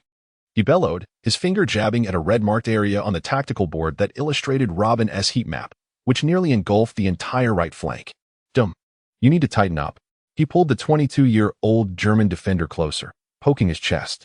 You must press him as soon as Robben cuts inside. The players, panting, nodded in agreement, while Aubameyang discreetly rubbed his cramping calf. The team doctor busily sprayed a freezing agent on Hummel's knee, the sharp scent of the medication permeating the room. The television screen illuminated with halftime statistics. Shots 12-3, Bayern dominance. Possession 72-28, Bayern control. Score 0-1, Dortmund leading. Jean-Lul chuckled, though. Dortmund capitalized on their sole opportunity in the first half. Jean-Jun smiled, adjusting his glasses. This is the art of exploiting football's missteps. Out of Bayern's 12 shots, 8 were wild attempts from distance, while Dortmund's only shot on target bore fruit. The comments section erupted. Is Jean treating the yellow wall as his second team? His commentary is even more animated than Klopp. If Dortmund wins, Jean-Jun will surely celebrate with a slide on his knees tonight. Data useless? Guardiola, are you being polite? Beep. With the referee's whistle, the battle reignited. As Bayern regained possession, the entire team sprang to life like a finely tuned machine. Xabi Alonso stabilized the ball. Bernat quickly surged forward to receive, while Lewandowski had already positioned himself against Sabodi, waiting for the perfect moment to strike. Dortmund's defense was compelled to contract, the backline taut like a bowstring drawn to its limit. On the sidelines, Ribéry shed his training jacket. His scarred face contorted into a menacing grin as he began his warm-up sprints, his eyes glinting with a predatory fervor, eagerly anticipating Guardiola's decision to deploy him. The Bayern fan section behind the bench erupted in a chorus of cheers. Dortmund's counterattack was swift but clumsy. Reyes attempted a forceful breakthrough along the flank and delivered a cross, yet the ball was intercepted by Neuer, who had anticipated the play. The loose ball fell to Aubameyang, who wasted no time in unleashing a powerful shot from outside the box. The ball whistled through the air, yet its trajectory veered completely off course, resembling a rogue cannonball that crashed directly into the stands filled with fans. If it were 3 years ago, Lewandowski would have converted that chance. Alas, he is now with Bayern. Jean-Lul shook his head disapprovingly at the commentary booth, lamenting the current state of Dortmund's 2 substitute forwards. Immobile's physicality was as soft as cotton, while Ramos's shooting technique could veer off toward the Ruhr River. The memory of Lewandowski's commanding 41-goal season seemed to linger in the air. Suddenly, Jean-Jun interjected, "Did you see Lu Zai's volley during warm-ups? Could this young talent be the answer?" In the 50th minute, Bayern's relentless assault finally carved out an opportunity. Ji-Zu skillfully flicked the ball through the Dortmund defense, and Lewandowski galloped in. Faced with an open goal, he inexplicably missed his kick, leaving the crowd in stunned silence. Yet, in slow motion, the truth was unveiled. Weidenfeller's fingertips grazed the ball at the last moment, the slightest of margins causing Lewandowski's shot to connect with thin air. The Dortmund goalkeeper executed an almost impossible save. In the 51st minute, a corner from Bayern was taken, and Immler nimbly seized the first touch. Weidenfeller decisively struck out with his fist, but Sabodi and Payet were simultaneously rushing back, and the trio collided violently. The referee's whistle pierced the air as Payet fell to the ground in agony, yet he gritted his teeth, patted his thigh, and swiftly rose to signal that he was fine. Sahin, Lu Zai, Grosskreutz, warm up. Klopp's voice tore through the cacophony of the stadium. Standing at the sidelines, his down jacket unzipped, the tactical board in his hand rattled as he scanned the substitutes bench, his gaze sharp as a knife. Sahin abruptly looked up. Lu Zai clutched his training vest tightly, and Grosskreutz kicked aside a water bottle in frustration. The broadcast zoomed in. The trio kicked aside the substitute barrier and dashed towards the warm-up area, grass clippings flying. Bayern's onslaught continued relentlessly, while Dortmund's counterattacks remained sporadic and posed little substantive threat. Lewandowski and Ji-Zu remained off their game, their attempts at cooperation falling just short of precision. Jean-Lul summarized the situation. If Dortmund can topple Bayern tonight, their morale will be bolstered for the Champions League. The match remained steeped in Bayern's relentless bombardment. Dortmund's players felt as though they were trapped at the edge of a volcano, each clearance akin to retrieving a ball from molten lava. However, in the 59th minute, Shinji Kagawa, the Japanese midfielder, received the ball at the edge of the penalty area, and facing Boateng's relentless pressure, he deftly maneuvered, creating a sliver of space. Before Bayern's defense could fully regroup, Kagawa twisted his body and unleashed a fierce strike with his right foot. The ball whizzed past the post, leaving Neuer no time to react. Jean-Jun suddenly raised his voice. Shinji Kagawa, Dortmund's first genuinely threatening shot of the second half. So close yet so far. Jean-Lul chuckled. Bayern's defense was caught off guard. Kagawa danced on the edge of a knife. Unfortunately, following the corner, Dortmund failed to mount a second attack, and Neuer confidently gathered the ball. Bayern's offensive onslaught shows no signs of abating. At the 64th minute, Emmler received a teammate's cross at the edge of the small penalty area. Faced with what seemed like an open goal, he leaped high but misdirected his header. The ball grazed the crossbar and soared into the stands, prompting even the distant Bayern supporters to bury their heads in despair. Emmler lay on the ground, frustratedly pounding the grass, while in Dortmund's penalty area, Weidenfeller fervently clapped and shouted, "Don't let them pass easily. Stay tight on them." Guardiola, on the sidelines, clasped his head in anguish before turning and wildly gesturing commands. In an instant, Bayern surged forward once more. In the 66th minute, Robben received the ball on the right flank. As he accelerated, the two Dortmund defenders immediately contracted their formation as if facing a formidable adversary. All eyes were on him to prevent an inward shot, yet it proved futile. "Robben!" exclaimed the commentator, his voice rising dramatically. The Dutch maestro curled a signature arc with his left foot, but Weidenfeller dove and securely caught the ball. Robben's attempt was a spectacular effort. Yet Weidenfeller was resolutely the guardian of Dortmund's goal today. Jean-Loup marveled. The camera shifted back to the bench. "Lou's eye is warming up. Is he coming on?" shouted Jean-June. Chapter 54. Ups and downs. A minute later, Bayern launched another attack. Robben broke through and earned a foul. Alaba stood over the ball, preparing to strike. He shot. The ball sailed over the wall, but soared high above the crossbar. Another golden opportunity for Bayern went begging. On the sidelines, Guardiola clenched his teeth and turned towards the bench as the camera panned to Ribéry, who was again warming up. "Frank, go out there and directly challenge their left flank," Guardiola urged Ribéry, gesticulating the attacking routes. The Frenchman nodded, his eyes glinting with determination. Meanwhile, the home crowd's chants resonated thunderously, igniting the atmosphere at Allianz Arena. "Now Bayern is making a substitution." The announcer elongated the words, and the player entering the field was Frank. The home fans roared in unison. "Ribéry." The substitution board lit up. Number 19 Zhu off. Number 7 Ribéry on. The true predator has arrived. Jean-Loup's voice deepened. Indeed, within just 30 seconds of his entry, the Frenchman immediately posed a threat. Kagawa's corner was punched away by Neuer, and Bayern launched a rapid counterattack. Ribéry received the ball on the left, darting past two defenders with lightning speed.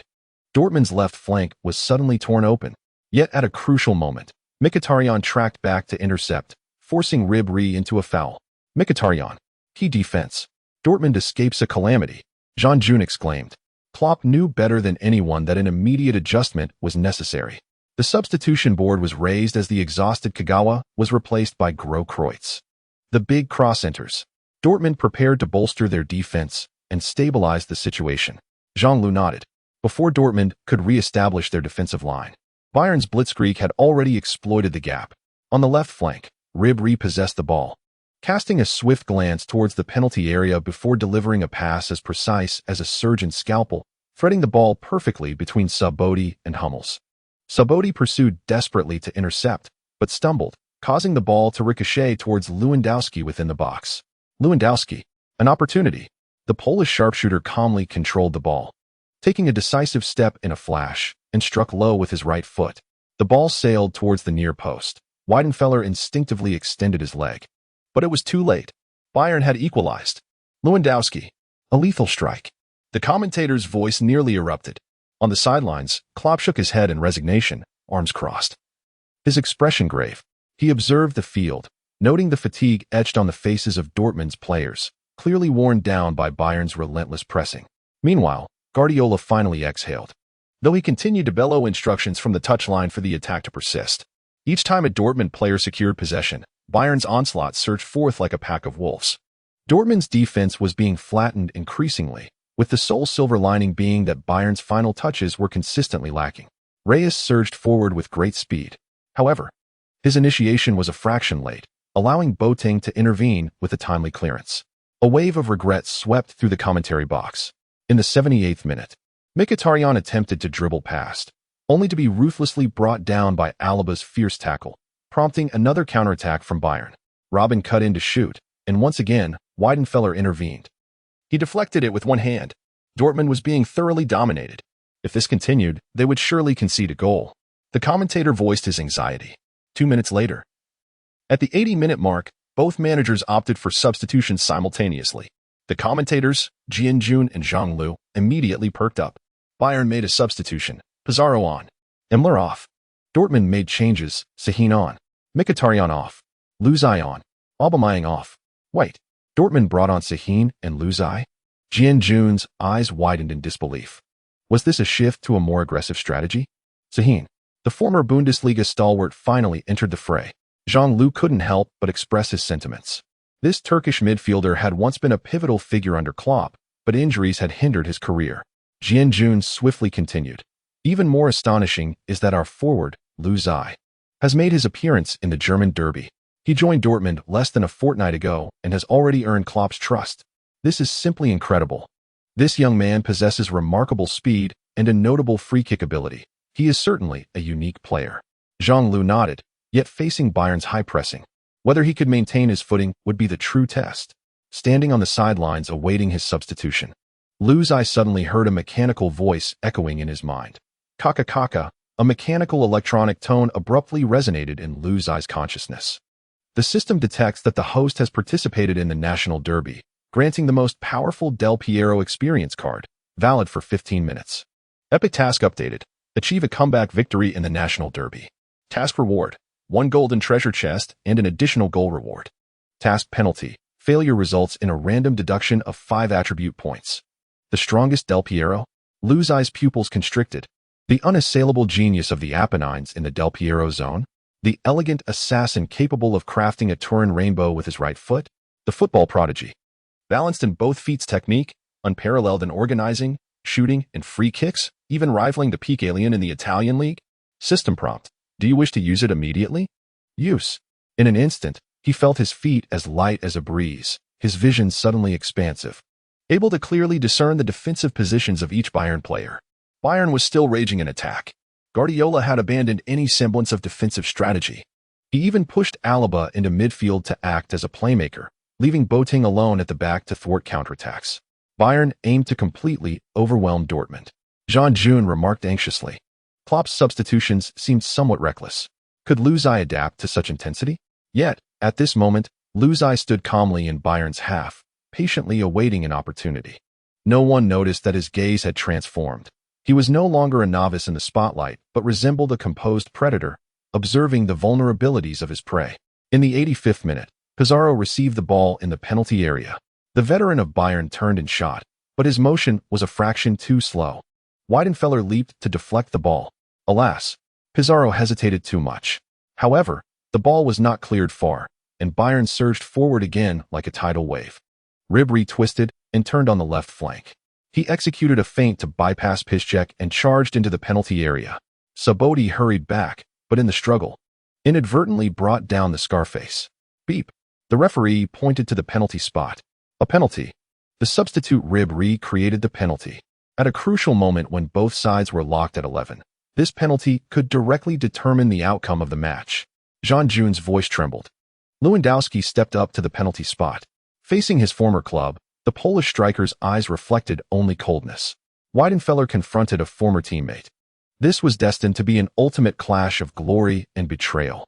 The referee blew the whistle, and immediately, Lewandowski charged forward to shoot. Lewandowski aimed for the bottom left corner.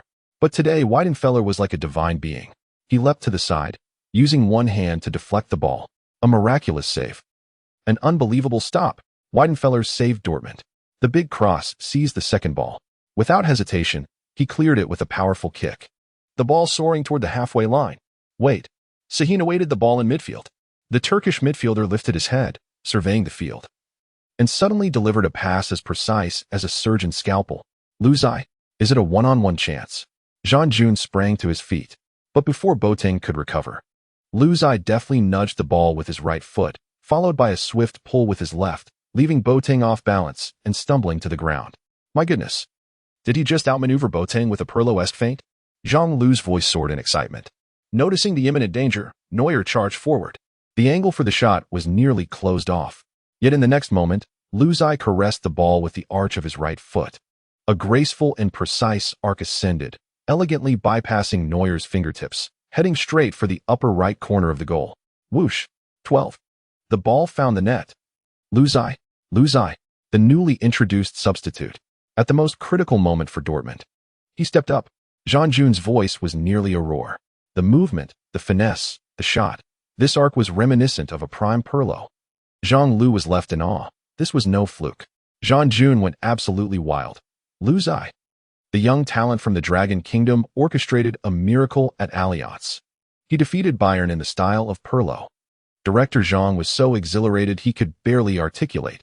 That movement, that dribbling, that shot. Luzai has a boundless future ahead of him. Klopp's substitution was nothing short of divine inspiration. The scoreboard read, 12. Luzai sprinted towards the away fans, flames of victory igniting in his eyes. He reached the corner flag, and under the gaze of thousands of Bayern fans, he ripped off his number 23 jersey and flung it high into the air.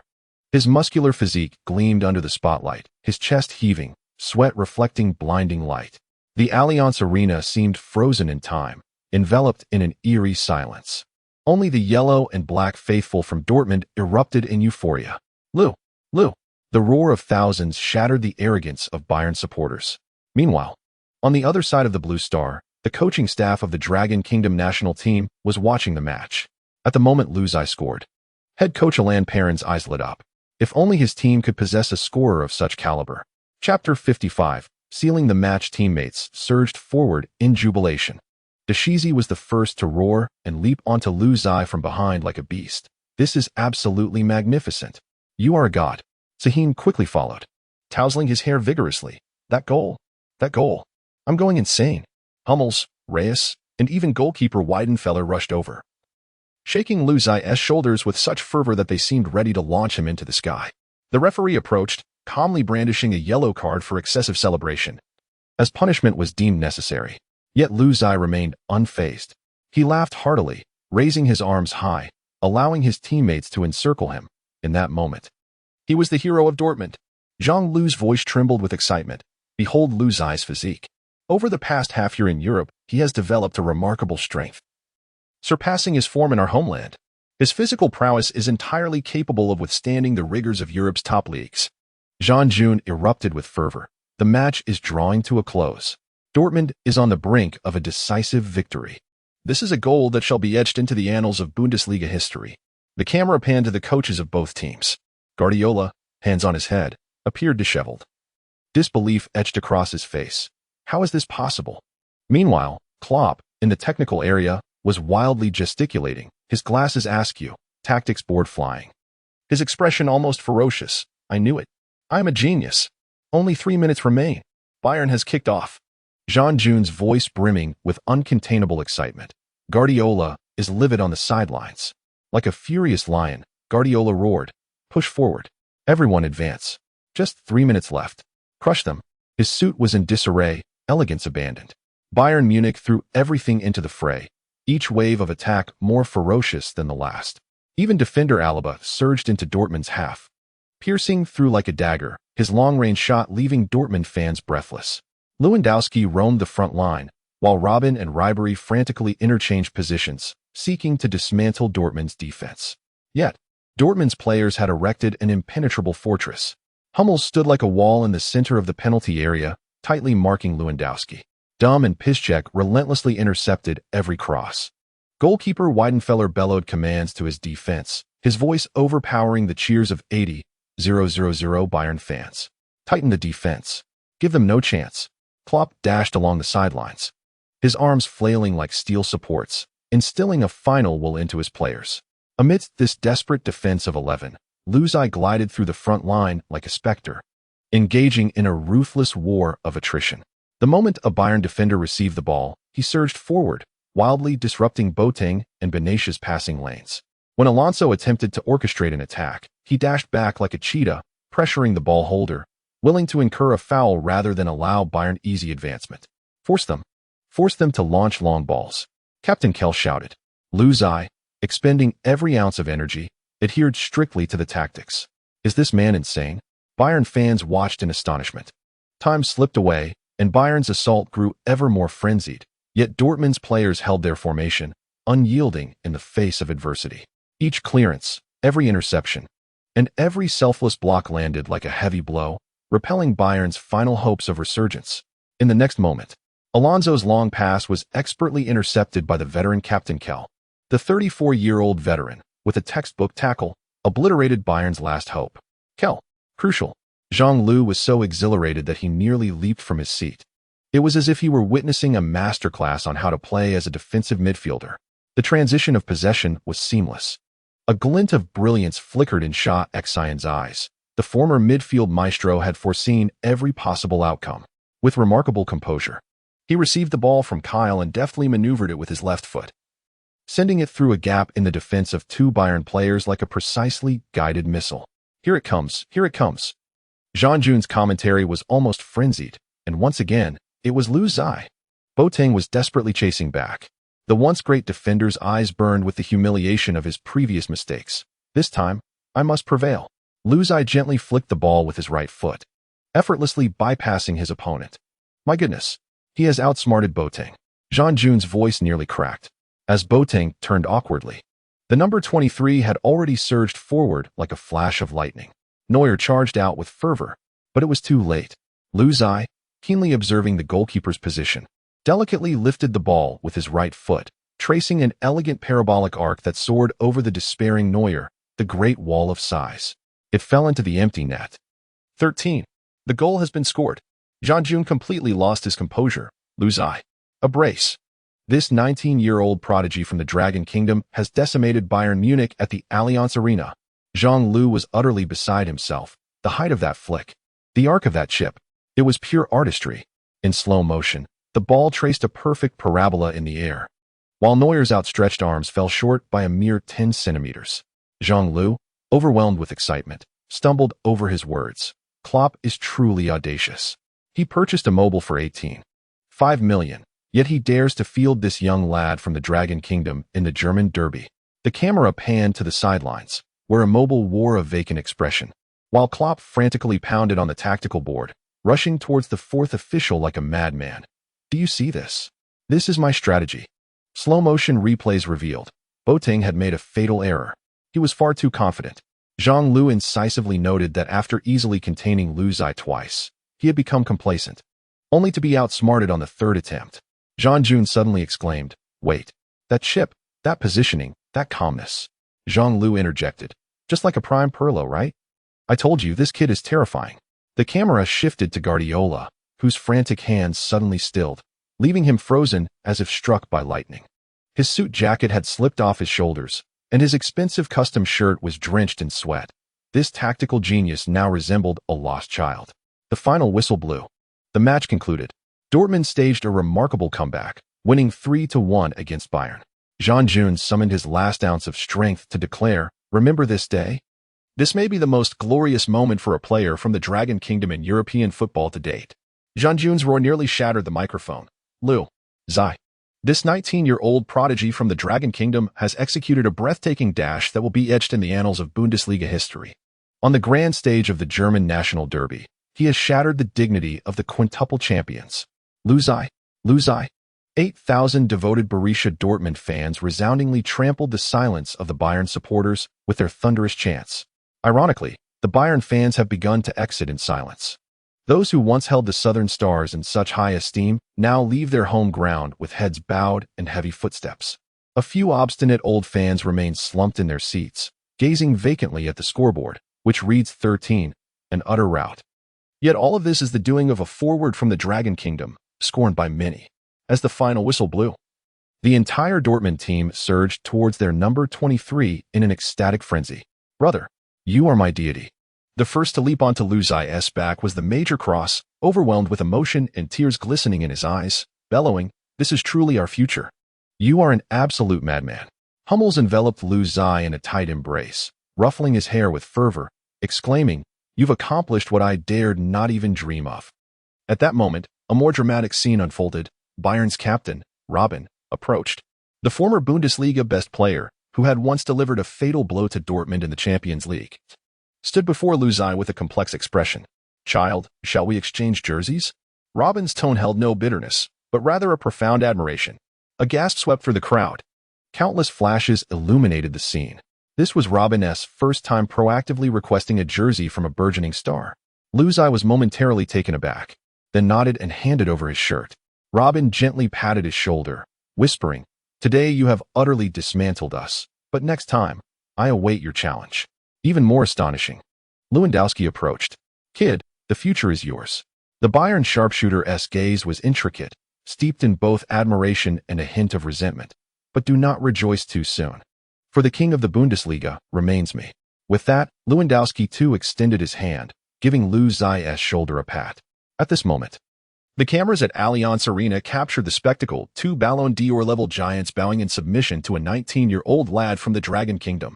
Meanwhile, in the corner, Götze, who had recently been substituted, silently observed the unfolding drama. With his head lowered and eyes flickering, his fingers tightened unconsciously. "I was once a genius at Dortmund." Götze bitterly smiled, watching as Lu Zai was lifted and tossed into the air by his teammates, the pangs of regret intensifying within him. A year ago, he had forsaken Dortmund for Bayern, believing he was pursuing greater glory. Yet today, a 19-year-old from the Dragon Kingdom achieved what he had failed to accomplish on that very field. Did I make the wrong choice? Götze murmured to himself, his voice barely audible. The journalists in the media section had gone mad. The official Bundesliga commentator even shouted during the live broadcast, "Tonight, the Bundesliga will welcome a new ruler. Lu Zai, remember this name." The camera happened to capture Guardiola's final moments. He slowly wiped the sweat from his brow, his expression dazed as he gazed at the wildly celebrating Borussia Dortmund team, muttering to himself, "We lost. We lost utterly. Our dignity shattered." Chapter 56. A night of revelry in the heart of Dortmund. The square was adorned with fluttering black and yellow flags, and beer foam splashed through the evening air. This resounding victory had plunged the entire city into a frenzy. Hans, the beer stall owner, abruptly closed the cash register, seized the megaphone, and shouted with a flushed face, "We defeated Bayern today. I'm overjoyed. Beer is free. Drink as much as you want." The crowd erupted in cheers, fans surged forward, raising their glasses in jubilant toasts. Hans downed a hearty gulp of beer, wiping the foam from his beard as he laughed heartily. "That lad Lu Zai is simply a monster.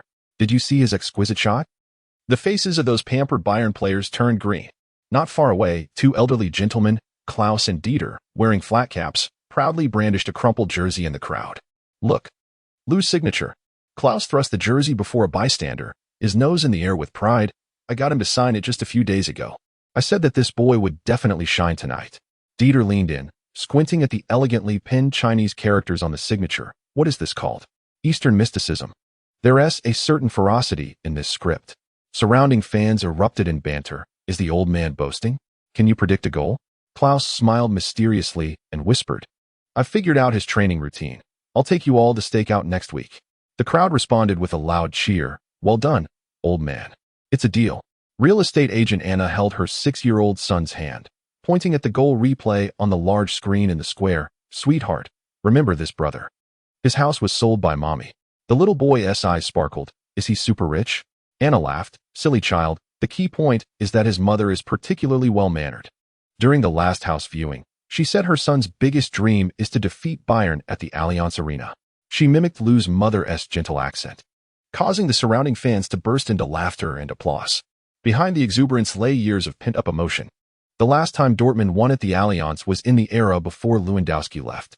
Now, a 19-year-old boy from the Dragon Kingdom had ended the Bumblebee's nightmare of consecutive defeats against Bayern in both the Champions League final and the DFB Pokal final with 2 piercing strikes. Suddenly, Peter, a drunken homeless man by the roadside, tossed aside his bottle and joined the crowd in singing the team anthem. Once a ball boy at Westfalen, he was now in tears, exclaiming, "I finally waited long enough for someone to make Bayern feel the heat." Even the traditionally austere reporters of the Ruhr-Nachrichten have succumbed to the revelry of beer, with one drunkenly addressing the camera. What does it mean to be a regicide? Today, Lu Zai has shattered the crown of the Southern King. And this is merely the beginning. As the giant screen in the square replayed the moment when Robin willingly exchanged jerseys, a cacophony of boos and whistles erupted from the crowd. "Look, even the king of Allianz has bowed his head." Klaus downed the last gulp of his beer and smashed the cup onto the ground, shattering it into pieces. "Listen up, lads. From this day forth, the throne of Dortmund bears the name of Langlois." In the late hours of the night, Langlois was ignited in fervor. In the living room of a second-tier city, 30-year-old programmer Wang Chung suddenly leaped from the sofa. "Incredible! Lu Zai!" His hoarse shout pierced the stillness of the night, startling a sleeping child into wails. His wife emerged from the bedroom, brandishing a feather duster. "Are you out of your mind? What are you yelling about at this hour?" Wang Cheng, flushed with excitement, pointed at the television screen. His hand trembling, he scored. In the top 5 leagues, our Longwa player has scored. In a luxurious apartment in the capital, corporate executive Zhang Yi clenched a beer can tightly, his eyes reddening. As a veteran fan of 20 years, he had witnessed the glory of 2002 and endured nearly 12 years of darkness. At this moment, he forcefully hurled the beer can into the trash. "Damn it. I've finally waited for this day."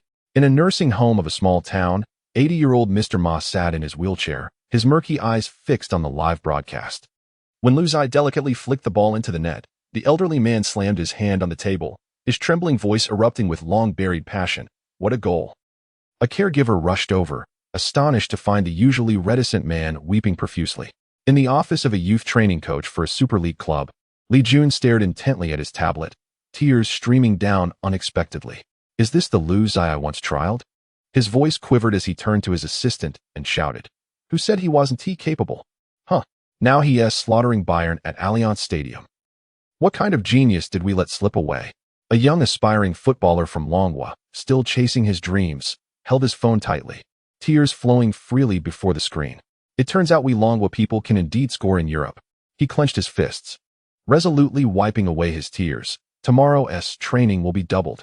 The head coach of the Longwa national team, Alan Palon, immediately made a decision. The coaching staff will depart for Germany at once. They must personally assess this prodigious striker who has single-handedly slain the national derby. Perhaps Lu Zai is the key to the team. Weibo erupted. Lu Zai's brace catapulted him to the top of trending searches, with a staggering 3.6 billion views. Netizens commented hilariously. "This goal made me laugh like a fool while staying up late." Poo-poo went wild. The homepage was instantly overtaken by Lu Zai. Rational discussion. Has Lu Zai surpassed Sun Heung-min? The most popular comment reads, "Sun Heung-min is formidable. But has he ever exhibited such dominance against Bayern at Allianz?" The excitement is palpable. Major platforms have been tirelessly editing highlight reels of Lu Ziyao's goals, with the title shocking. The 19-year-old Dragon Kingdom prodigy annihilates the entire Bayern squad, garnering over 1 million views in just 10 minutes. The barrage of comments exclaims, "This is the cultural renaissance of Dragon Kingdom football." It spreads like wildfire through WeChat moments. Even girls who never watch football are inquiring, "Who is Lu Ziyao? Why is everyone talking about him?" The response is clear. Remember this name. He could be the sovereign of football for the next decade. Those who once ridiculed Dragon Kingdom football as feudal are now rendered speechless. Young dreamers who have persevered in their football aspirations have finally found a true idol. Even the fans who criticized Long Chaoren for being foolishly affluent are now overwhelmed with emotion. To the 5 major leagues. Conquer Europe. This is the essence of exhilaration. This marks the dawn of Dragon Kingdom football. Lu Ziyao, a mere 19-year-old lad. In the most ruthless manner, he has triumphed in the German national derby. He has obliterated the doubts and ignited the fervor of the entire Dragon Kingdom. Clang. Weidenfeller, with a face flushed from emotion, kicked over a beverage cooler, spilling orange sports drink everywhere. The 34-year-old veteran goalkeeper, seizing 2 bottles of beer, tossed one to the retiring captain, Kell, and opened the other with his teeth, exclaiming, "Damn Bayern." In this moment, the frustrations accumulated over 6 rounds of matches, the shame of being impotent in attack after Lewandowski's departure, were all washed away by this resounding 3-1 victory. Listen up, everyone. The charismatic figure leaped onto the long table in the changing room, bare-chested, wearing a pair of stinky old shoes around his neck, brandishing a Bayern scarf he had torn in 2 with a swift motion. "Southern Stars?" Pa. With a voice that could pierce the heavens, he began to remix Bayern's anthem, "The Munich Harlots shall kneel and lick our shoes tonight." The changing room erupted in jubilation. Reyes laughed so hard he could hardly stand, spraying foam towards the big man's backside. The recently recovered Sahin grabbed a mop as a guitar, wildly head-banging to the rhythm, completely forgetting his old back injury. In a corner, Kell embraced Weidenfeller's shoulders, the two silently clinking their glasses together. The last time they won at Allianz, the old captain had watched Lu Ziyao's back when he had assisted and scored alongside Lewandowski. Weidenfeller took a swig of beer, foam dripping from his beard, when that Pole left. He claimed Dortmund couldn't match his ambitions. Just look now and see who is worthy of whom. They gazed at Lu Ziyao, who was tossed into the air by his teammates. His jersey stripped down to a vest, with fresh scratches from Bayern defenders still visible on his chest. The 19-year-old from the Dragon Kingdom has silenced all mockers with 2 splendid goals. The Eastern lad. It's your turn. Suddenly, the charismatic figure snuck up from behind and drenched Lu Xiao with a bucket of ice water, sending chills through him. According to Dortmund tradition, debut goalscorers must sing.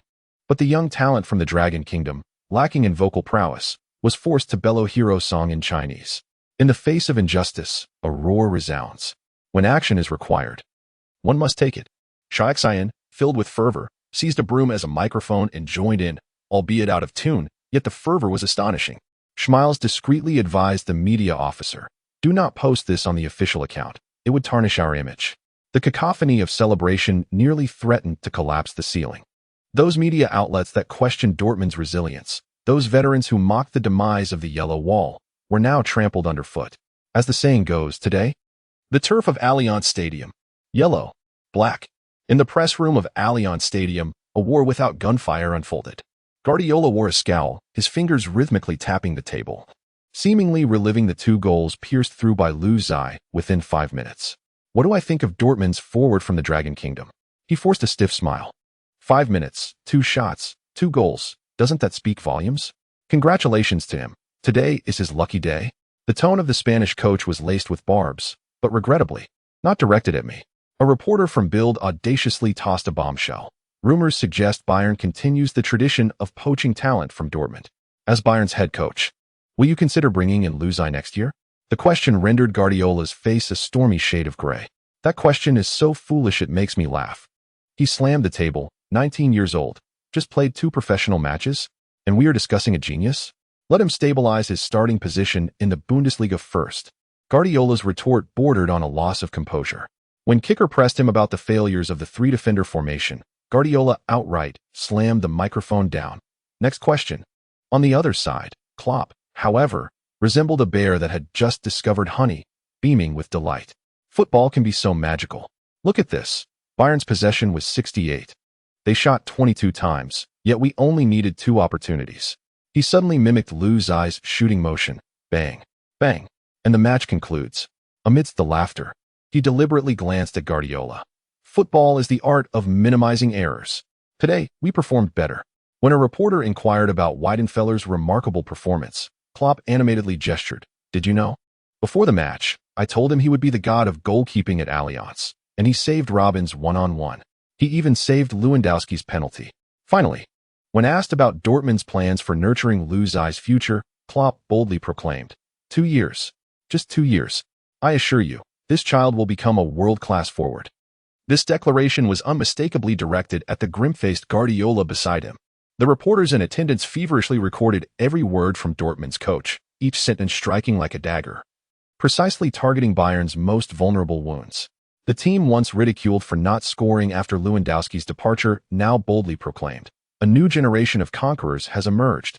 When Klopp returned to the locker room with Hummels, the Borussia Dortmund lads had already formed a circle, singing and dancing exuberantly. Assistant coach Buvac, for the first time, did not intervene in their revelry. Instead, he discreetly captured the whimsical dance of the Grand Cross on his phone. Let them go wild, he winked at the team doctor. This is certainly preferable to staving off depression.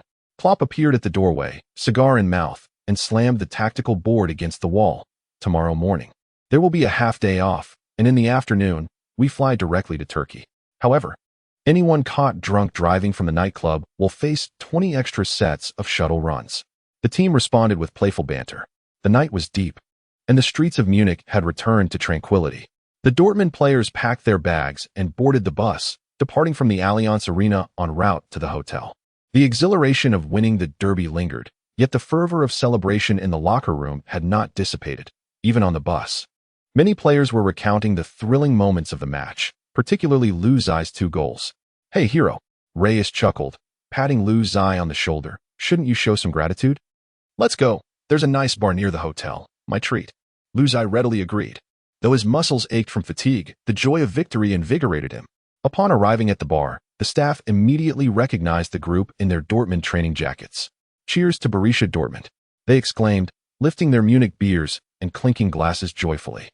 German beer is truly delightful, Lu Xi remarked, gradually growing fond of a post-match beer. Sipping the rich wheat beer, he mused. Every city in Germany has its own unique flavor. Indeed, Karl chimed in, sipping his beer with a grin. Dortmund's beer is robust, Munich's is aromatic, and as for Turkey, well, we shall find out tomorrow. Laughter erupted among the group. By 10:30 at night, the players began returning to the hotel to rest.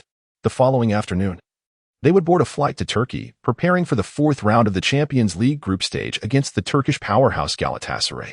Their home ground is no joke. Someone murmured in the locker room. A hellish fortress. Galatasaray's fans are renowned for their fervor, and clubs like Real Madrid and Chelsea have suffered there in the past. Who cares? We just beat Bayern. Who else should we fear? Jean Duin grinned, patting his shoes. That's true, Mkhitaryan shrugged. But we should prepare some cotton to stuff in our ears for their atmosphere. Laughter filled the room, yet the determination in their eyes remained undiminished. Back in his room, Luzai completed his evening routine and lay on the bed, an overwhelming wave of fatigue washing over him. I'm utterly exhausted, he sighed, closing his eyes, nearly drifting into slumber. However, a sudden and clear system sound echoed in his mind. Luzai's eyes flew open. The system detected that the host contributed 2 goals in the German National Derby, achieving the title of Derby Slayer. The system reward, 1 golden treasure chest. An additional goal reward. Should it be open now? Wow. Luzai jolted upright. It came just in time. Of course, he replied without hesitation. The golden treasure chest has been opened. 20 full status jars. 20. Luzai's eyes widened in astonishment, nearly leaping from his bed. This was a stroke of fortune. During previous training, he had already consumed 4 status jars, leaving only 1, and was worried it would not suffice. With these, he could continue his intense training without fear of exhausting his stamina. He quickly inquired, what about the additional goal reward? Reward, basic mastery of fried meatballs 1. Huh. Didn't I already learn this? Luzai paused in confusion. Detected that the host already possesses this skill. The system automatically triggers the synthesis mechanism. 2 basic fried meatballs can be synthesized into advanced fried meatballs. Shall we synthesize? Wow. It can be upgraded? Luzai excitedly rubbed his hands together. Synthesis was a must. Ding. Fried meatballs have been upgraded to advanced mastery. In an instant, a cascade of more intricate skill combinations flooded his mind. Advanced footwork variations, feints, and rhythmic shifts. Incredible. Luzai was on the verge of exclaiming in exhilaration. This skill would undoubtedly make it more challenging for defenders to intercept him during breakthroughs on the wing, allowing him to evade challenges in tight spaces like his idol. Andres Iniesta.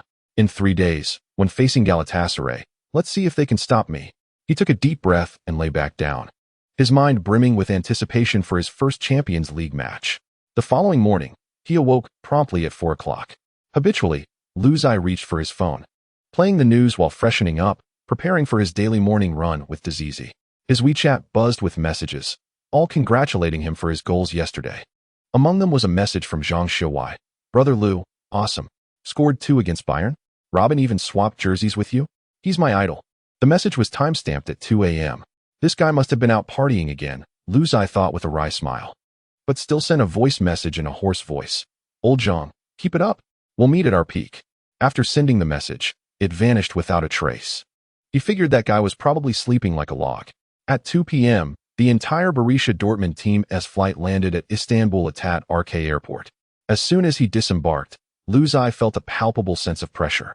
The airport's large screens were looping promotional videos for Galatasaray's Champions League matches, showcasing thousands of fans in the Turkish Telecom Stadium, wildly waving flags, with fireworks illuminating the air, their roars echoing like thunder, resembling a battlefield. This home ground is truly intimidating, Kai muttered softly, as the team queued to collect their luggage. Luzai noticed several burly men clad in red and yellow jerseys surrounding him, their eyes glinting with a predatory intensity. Suddenly, one of them, a Galatasaray supporter with a face full of flesh, lunged forward, roaring, "Welcome to hell, you German dogs." The entire airport fell into a tense silence. Grossgrutz, known for his fiery temper, shot back, "To hell with you, you son of a dog." In an instant, a dozen rival fans closed in, their expressions fierce, with some already clenching their fists. Security personnel rushed in, wielding riot shields to separate the 2 factions. The conflict momentarily subdued. Yet the hearts of the Dortmund players hung in the balance. This was merely the beginning. Even more outrageous was the airport security chief, who, after restoring order, turned to the Dortmund players with a menacing grin. "Boys, it's my job to protect you now, but tonight, I'll lead the charge to your hotel to set off fireworks. Be ready, ha ha ha." On the bus heading to the hotel, Luzai gazed out at the unfamiliar city, his emotions a tumultuous mix. Just yesterday, he had reveled in the ecstasy of a national derby victory. Yet today he faced the reality of a hellish away game, terrifying fans, relentless pressure, and potential conflicts lurking at every corner. What troubled him further was the impending announcement of the 18-man squad for tomorrow's match. Would he still be included? Despite scoring 2 goals in the German derby, their Champions League opponents, the seasoned Galatasaray, might sway the coach towards more experienced veterans. What if Klopp chose not to bring him along? He instinctively clenched his fists. At that moment, his phone vibrated. It was a message from assistant coach Zickler.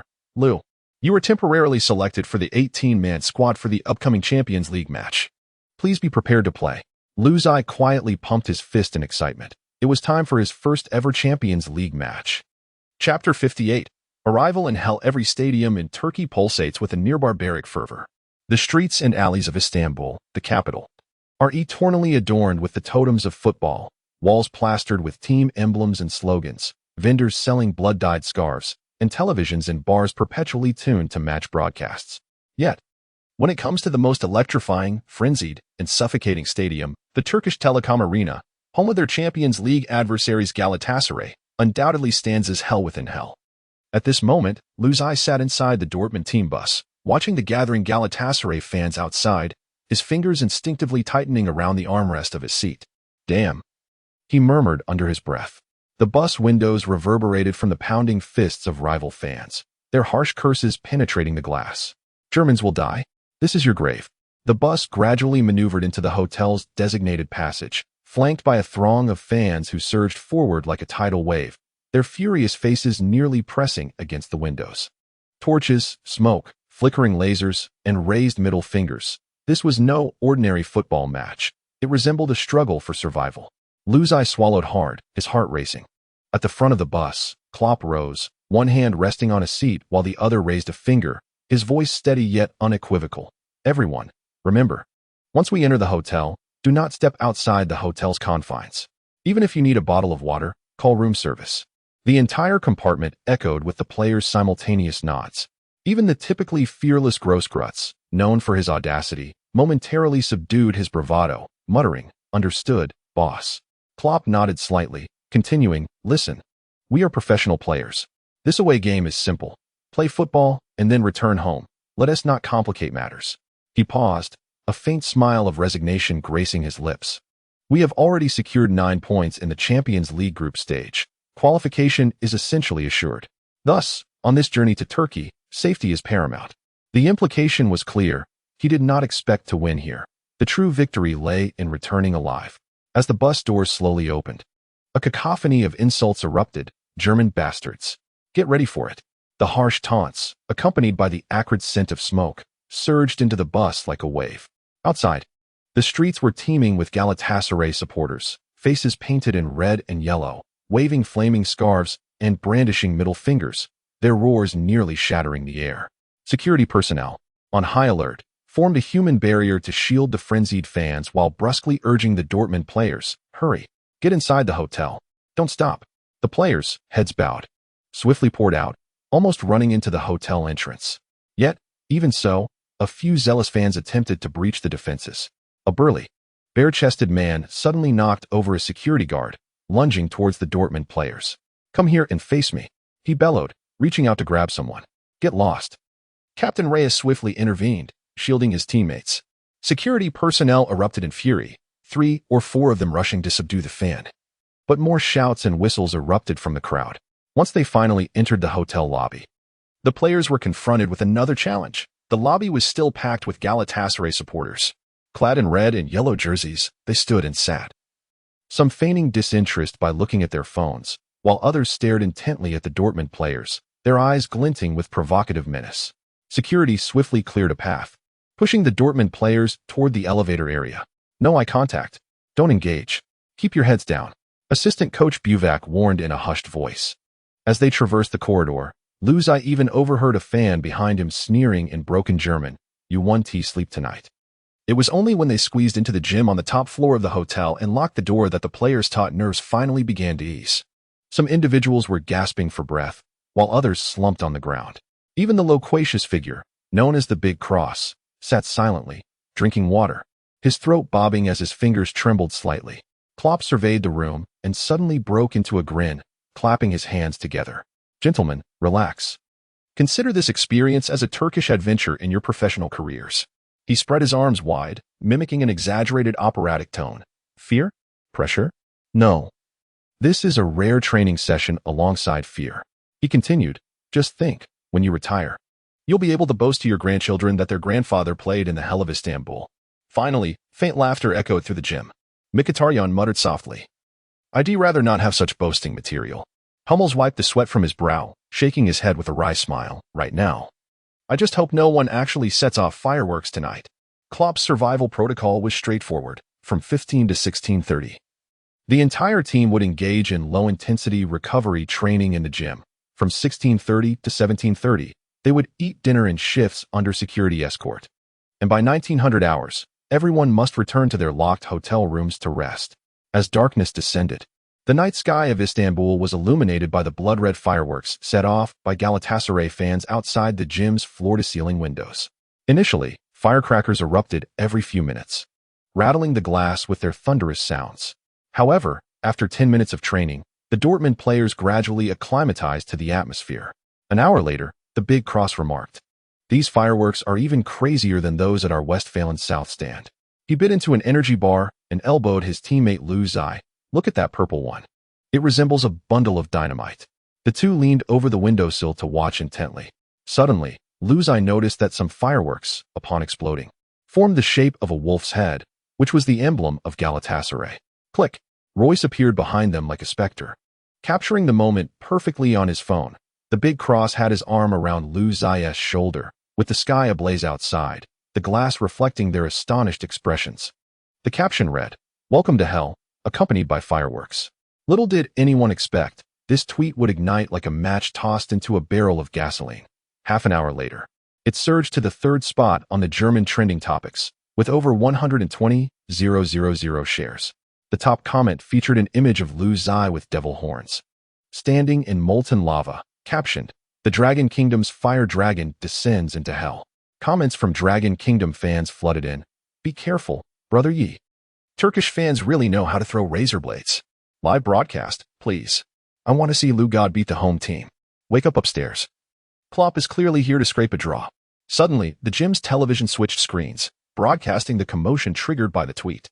The camera caught Galatasaray fans tearing yellow and black scarves in front of the lens, with the host jesting, "It seems the Dortmund players have mistaken hell for Disneyland." Lu Zai silently took out his phone and discovered that Tang Shur had sent a WeChat message 5 minutes prior. "Are you still watching the fireworks?" The trending topics in the country have exploded. Accompanying the message was a screenshot of his Weibo trending list, where the third trending topic prominently featured Royce's photo of Lu Zai. Suddenly, a thunderous sound erupted from outside the hotel, as Galatasaray fans began to prepare for their welcoming ceremony. Boom! Another deafening explosion of fireworks resonated outside. Yet none of the Borussia Dortmund players in the gym lifted their heads. At that moment, all attention was fixated on Royce's phone screen, where the fervently pulsating, trending topic icon gleamed. "Marco," Coach Buvac rubbed his temples. "Do you know how the Turkish media is currently reporting this? Borussia Dortmund provokes hell." Royce chuckled awkwardly and swiftly deleted the tweet. However, it was too late. The hotel front desk was inundated with calls from reporters, and the head of security entered with a grim expression, announcing, "The restaurant is closed. Everyone remains in the gym." 10 minutes later, logistics personnel wheeled in a cart through the fire escape, carelessly stacking aluminum foil containers filled with German sausages and Turkish kebabs on the yoga mats. Lu Zai poked at the meager mashed potatoes and jested, "Does this count as another form of hellish cuisine?" Dashiji grimaced, "As long as they don't add firecrackers to the food." At 19:15, Lu Zai sat cross-legged on the floor, as Tang Shur sent 3 consecutive WeChat messages. "Yach. The foreign media is spreading rumors that you are under house arrest."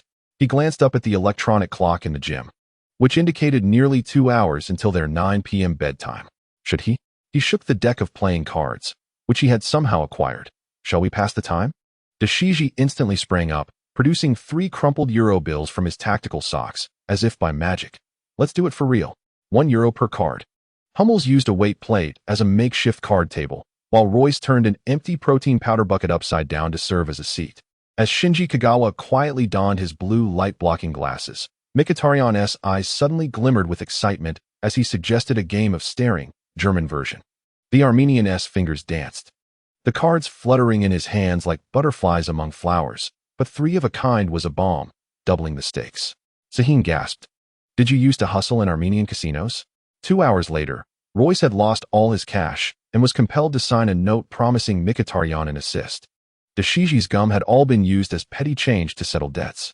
The sole victor of this game was Mkhitaryan, who had amassed €487, including Hummels' sports watch. With a smile, Mkhitaryan swept the cash into his backpack, suggesting, next time, we might try Texas Hold'em. At 9 p.m., for safety reasons, 2 players were assigned to each room. In the same room, Shinji Kagawa had already fallen asleep, mumbling in Japanese, "This guy is a professional gambler." Outside, the chants of Galatasaray fans and the sound of explosions persist, yet the Borussia Dortmund players are struggling to keep their eyes open. Lu Zai, scrolling through Weibo, lies down in bed, noticing the trending topic, Borussia Dortmund's hellish night. Bang! Another firework bursts outside his window, but this time, no one stirs. A snippet of Turkish commentary drifts in from afar. In the next Champions League match, let the Germans witness what true hell is. Chapter 59. The Smoke of War, November 5, 2014. 2 p.m. The Borussia Dortmund team bus slowly approaches the TRK Telecom Stadium.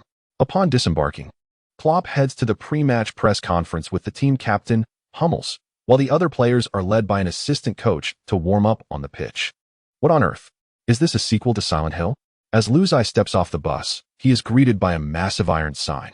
Its red paint splattered like blood, rusted and grimy, inscribed with ominous words, "Welcome to Hell." A chill runs through him as he glances at Mkhitaryan, who appears unfazed, casually chewing gum. Surely, this isn't his first time here? Lu Zai squints, noting that the stadium's outer wall resembles a grotesque, flayed creature. Dark red graffiti crawling over the steel and concrete. Mkhitaryan shrugs, blowing a bubble. A few years ago in the Champions League, I was hit with eggs here. No sooner had he spoken than, smack. A rotten tomato strikes Hummels on the shoulder, splattering juice like blood. Damn it, biochemical weapons. Big Cross curses. And before he can react, 2 coins was past his ears. Quick move, the assistant coach shouts. But his voice is drowned out by the hellish symphony emanating from the stadium. Thud, thud, thud. 50,000 feet stomp in unison, shaking the ground beneath them. The battle cries erupt, a cacophony of 130 decibels akin to a pressure cooker bursting, assaulting their eardrums. Before Lu Zai can stabilize his hands over his ears, a laser pointer flashes before his eyes. Whoosh. The green light blinds him momentarily. Damn it, is this some sort of trick? Mkhitaryan hands him a pair of earplugs. You'll get used to it. The locals have a rather artistic form of madness. At 2:30 p.m., at the players' tunnel, as the Dortmund players emerge, fans on either side of the tunnel leap at them like rabid dogs, reaching over the barriers to tug at their hair, throwing debris as if besieging a city. Whack! A lighter strikes Reyes on the calf, sparks flying. Damn it! Big Cross is furious. Is security here just for show? Nearby, Turkish security personnel merely shrug, even chuckling, as if to say, "Welcome to hell." Here, the only rule is that there are no rules. Sahin, with a grim expression, lowers his voice. Watch out on the bench later, they even throw blades. Lu Zai retracts his neck, touching the back of his head, relieved to find his hairstyle intact. At 2:45 p.m., pre-match warm-up begins. In the stands, the home team supporters gradually unfurl the colossal skeleton, a scythe, and flames that engulf the view. With blood-red letters proclaiming, "Do not fear, you shall not die." What a sinister slogan, Lu Zai thought, his lips twitching.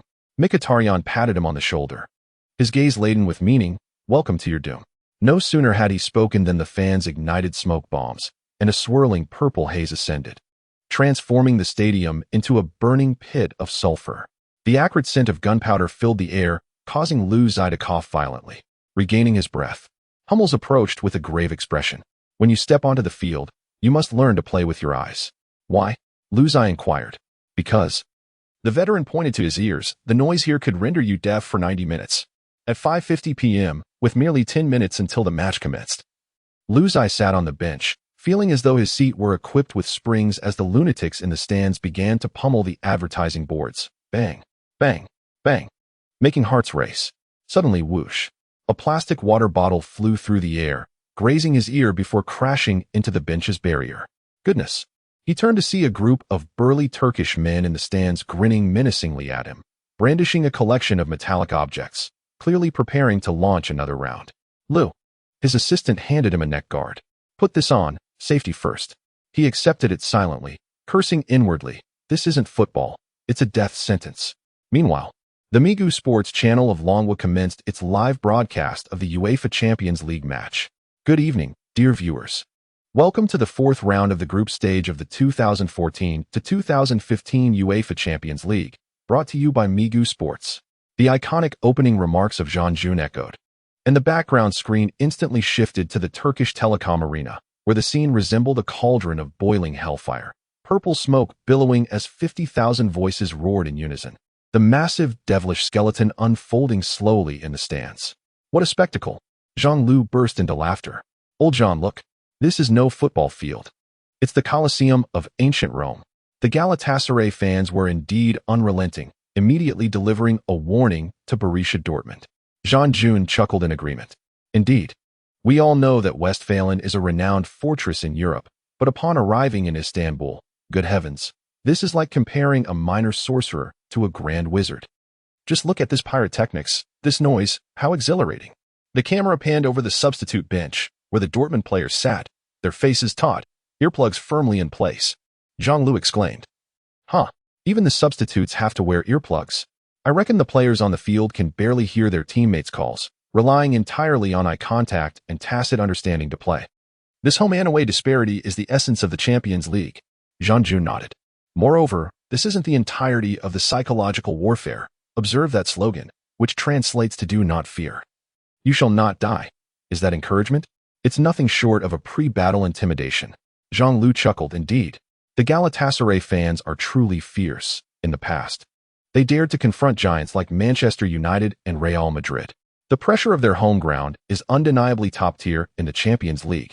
Just look at those laser pointers flying everywhere. The Borussia Dortmund players must be blinded by them. Before she could finish her sentence, the camera abruptly focused on a familiar figure. Liu Zai? He sat on the bench with a furrowed brow, his vigilant gaze scanning the stands, seemingly wary of any objects that might be hurled from the crowd. Jean Jun, noticing this, immediately perked up. Oh, we see the young player Liu Zai has once again made it to the matchday squad. He came off the bench in the previous league match and performed remarkably well. I wonder if Klopp will call upon him today to salvage the situation amidst the hellish atmosphere in Dortmund? Zhang Lu nodded. This young man indeed possesses potential.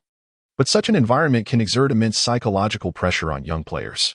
Just sitting on the bench requires constant vigilance against debris, let alone stepping onto the pitch.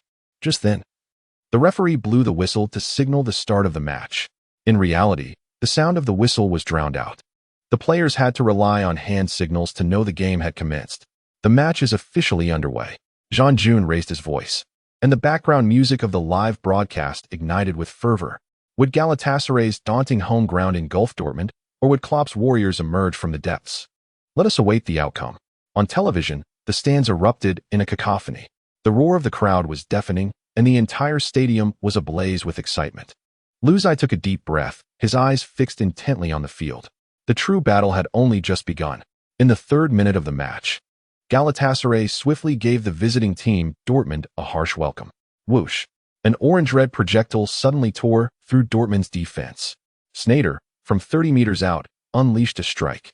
The ball shot like a cannonball, spinning violently as it soared towards the top right corner of the goal. Danger! Jean Jun's commentary reached a fever pitch. Weidenfeller reacted just in the nick of time. Bang! His left hand intercepted the ball like a steel clamp, deflecting it off the crossbar at the last moment. Wow! Zhang Lu slammed her hand on the table. What a stunning shot! And an even more remarkable save. Although Sneijder has joined the Turkish league, his long-range shooting prowess remains intact. Jean Jun immediately chimed in. Exactly. This core player from Inter Milan's treble-winning team in 2010, the brain of the Dutch national team, transferred to Galatasaray in January 2013 for a mere $7.5 million. Yet that fee does not reflect his true caliber. Zhang Lu chuckled again, indeed. Moreover, sitting on the Dortmund bench is Immobile, who has a transfer fee of 18.5 million. The camera fittingly shifted to a close-up of Immobile, capturing his awkward expression on the sidelines. Taking advantage of the corner kick, the tactical panel on the television slid into view, revealing that both teams had adopted a 4-2-3-1 formation for this match.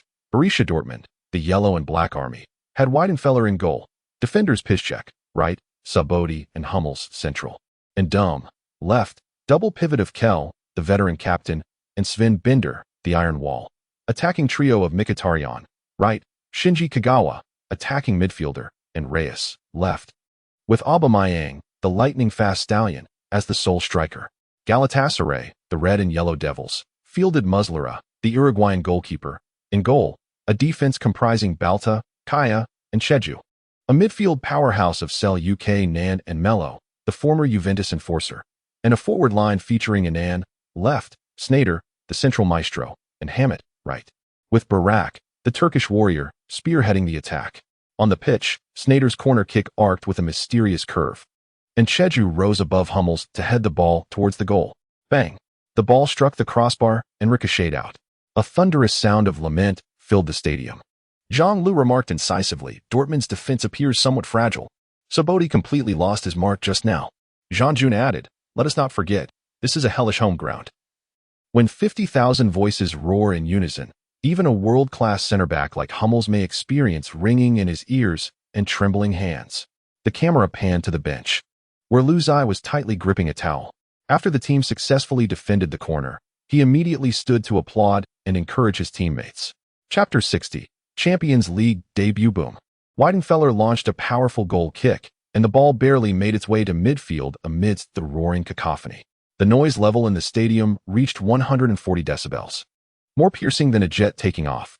The players of Dortmund could only rely on gestures and tacit understanding, while Galatasaray capitalized on their home advantage, relentlessly applying pressure with fierce physical confrontations. Yet, under such high pressure, in the 30th minute, the visiting team struck decisively. Piszczek made a rapid breakthrough down the right, skillfully bypassing Turkish defender Sheju. He cut back, and Reyes ghosted into the penalty area, delicately curling a shot with his left foot. The ball traced a beautiful arc, heading straight for the far corner. Muslera dove with all his might, but his fingertips could barely graze the ball. Whoosh. 1-0. Dortmund took the lead in this infernal home ground. In an instant, the entire telecom arena fell into silence. 5 seconds later, the ground erupted. Boom. 50,000 Turks roared in unison, furious, shouting, cursing, shaking their fists, with some fans even tearing their seats apart to hurl at the ground. Debris rained onto the field, water bottles, lighters, coins, and even lit fireworks. Zhang Jun's voice became hoarse. Danger. The moment the visiting team scored ignited a powder keg. Galatasaray's fans are not to be trifled with. Zhang Lu shook his head with a sigh, remarking on the extreme home atmosphere that even professional players must navigate with heightened anxiety. Had Reyes not sprinted away, he might have faced the wrath of the fans. The camera then shifted to Aubameyang and Kagawa Shinji, who dared not celebrate, but instead hurriedly retreated with their heads bowed, evidently wary of inciting the home crowd. Dortmund, having taken the lead, endeavored to control the pace of the game, yet Galatasaray's players were ignited by a fierce fury, their tackles becoming increasingly brutal. Just before the 44th minute, the notorious Melo of Juventus finally shed his fade, revealing his true and scrupulous nature. A thunderous crack echoed through the stadium as Hummels, having elegantly controlled the ball in the backfield, was blindsided by Melo, who charged in like a wild beast from an oblique angle. The studs glinted menacingly, not aimed at the ball, but rather targeting the vulnerable ankle of Hummels with malicious intent. A scream erupted from the German defender, overpowering the din of the crowd, as he was sent airborne, crashing down 2 meters away. In close-up, Hummel's shin guard twisted grotesquely, his right calf contorted at an unnatural angle. He clutched his injury, rolling in agony, veins bulging on his forehead, beads of cold sweat mingling with grass clippings on his distorted visage. This was a clear attempt to incapacitate. A thunderous roar erupted from the substitutes bench as Lu Zai, in a fit of rage, smashed a water cooler before charging onto the pitch, like an enraged lion confronting Melo, their noses nearly touching. Do you have no shame? He bellowed. How dare you attempt such a lethal maneuver? Melo, however, grinned with a mouthful of yellowed teeth, taunting in a voice only the two could hear. Feeling the pain? Next time, it'll be your turn. Players from both sides quickly surrounded the two, the atmosphere thick with the tension of impending violence. The referee rushed in, blowing his whistle to separate them, ultimately issuing yellow cards to both Lu Zai and Melo. As the camera panned to Hummels being carried off on a stretcher, blood seeping through his socks, the 50,000 home fans erupted in cheers, some even shouting for more injuries. In that moment, it became clear to all spectators. This was no mere football match. It was an unabashed war. Jean Jun exclaimed passionately. Though Lu Zai acted impulsively, such fervor is precisely what Dortmund needs at this juncture. Melo's actions would warrant a red card in any league. The referee showed leniency. Zhang Lu sighed in resignation. This is the devilish home ground of Turkey. The referee is clearly swayed by the atmosphere. Hummels is in serious trouble. Hummels was ultimately carried off on a stretcher, with Papastathopoulos stepping onto the field under duress. The score was 1-0, but the true battle had only just begun. After halftime, the broadcast cut to the players' tunnel, where an air of menace permeated the atmosphere. Galatasaray players ambled through in groups, their glares fierce, muttering profanities under their breath. Merlo deliberately collided with a passing substitute from Dortmund, a sinister grin curling at the corners of his mouth. As if to provoke, there's more to come in the second half. On the other side, Klopp seized Lu Zai, pulling him into a corner and lowering his voice to admonish. Lu, you must learn to control your emotions. A sharp glint flickered in Klopp's eyes as he continued. The responsibility of a forward is to score. Lu Zai clenched his fists tightly, his jaw set in determination, yet ultimately murmured, You are right. I was wrong. Klopp took a deep breath, pressing his hand on Lu Zai's shoulder, his tone unusually grave. Prepare to come on in the second half. But I do not wish for any mistakes. I need your intellect, not a red card. Understood, boss. Lu Zai nodded earnestly, though the fire in his eyes remained unquenched. At the 46th minute, the whistle for the second half sounded, and the fourth official promptly raised the electronic board. Number 18 Sahin came on for number 7 Kagawa, while number 23 Lu Zai replaced number 11 Reyes. Jean Jun's speech quickened. Wow, Klopp has changed formations. He has substituted Kagawa for Sahin to strengthen midfield control, and Lu Zai is partnering with Aubameyang in a dual forward setup. Dortmund is shifting to a 4-4-2. Zhang Lu wore a knowing smile. Interesting. Lu Zai received a yellow card in the first half due to a clash, yet Klopp not only didn't bench him, but opted to bring him on early. This lad has already integrated into the regular rotation. It seems the gaffer truly trusts him. The camera shifted to Lu Zai, his eyes blazing with intensity, fists clenched tightly. However, just as he stepped onto the pitch, the familiar mechanical sound erupted in his mind. System detecting host participation in the Champions League group stage. Reward: 15-minute experience card for the War God Batistuta. Epic mission updated. Score in the Champions League group stage. Reward: 1 golden chest for an additional goal. Penalty: failure results in a deduction of 5 random attributes. Lu Zai let out a cold laugh, fixing his gaze on Merlo in the distance, gritting his teeth and declaring, If my teammate is injured and I can only score through the system, what kind of man does that make me? Withdraw this experience card. I don't need it. I will crush them on my own. System: after 2 seconds of silence, host rejects the experience card. Hidden function activated. The experience card is converted into a skill learning card. Special training after the match can unlock the War God. Lu Zai's eyes sparkled. Excellent. This is precisely what I desire. In the second half, both teams engaged in an offensive battle, neither willing to yield in defense. At the 48th minute, Sahin sent a long pass, and Lu Zai surged forward like a leopard. He shouldered his way past Galatasaray's central defender Kaya, expertly controlling the ball with his right foot. The Turkish telecom arena erupted in a frenzy. Home fans shouted, Take him out. Jean Jun was exhilarated. Wow, Lu Zai is so aggressive on his first touch. He's fired up today. Zhang Lu wore a mischievous grin. Indeed, his teammate was ambushed, and he's holding on to that rage. This lad is out for blood today. At this moment, within the penalty area, Lu Zai executed a feint followed by a deft maneuver, causing the opposing center-back, Che Zhu, to stumble and fall. He then passed the ball to the advancing Kyle. Kyle unleashed a powerful shot, sending the ball soaring over the bar. In an instant, the brutish Melo closed in like an incessant shadow. Humph, Asian lad, do you think you can flaunt your prowess on the Champions League stage? Melo sneered, inching closer. his heavy breath brushing against Lu Zai's ear. Hummels is merely the beginning. The next one to be taken out will be you. Lu Zai merely scoffed, not even bothering to turn his head. Such empty chatter. Not only will I score, but I shall do so right in front of you. The match resumed, and in the 51st minute, Mkhitaryan delivered a cross. Just as Lu Zai controlled the ball with the back of his foot, Melo lunged at him like a rabid dog. Bam! A vicious tackle from behind, with cleats aimed directly at his ankle. Anticipating the assault, Lu Zai deftly flicked his toes, avoiding the challenge and seamlessly pivoting to break through. A gasp echoed throughout the stadium. With every subsequent touch, Melo relentlessly charged at him, colliding, tugging, and even stealthily stepping on his toes. The moment Lu Zai received the ball, bam! Melo's shoulder crashed into him. As Lu Zai turned to evade, whoosh! Melo yanked at his jersey with ferocious force. Jean Jun's voice rose in pitch. This is outright assault. Melo showed no regard for receiving a yellow card. His singular aim was to injure Lu Zai. Zhang Lu scoffed. If the referee doesn't intervene soon, this situation will spiral out of control.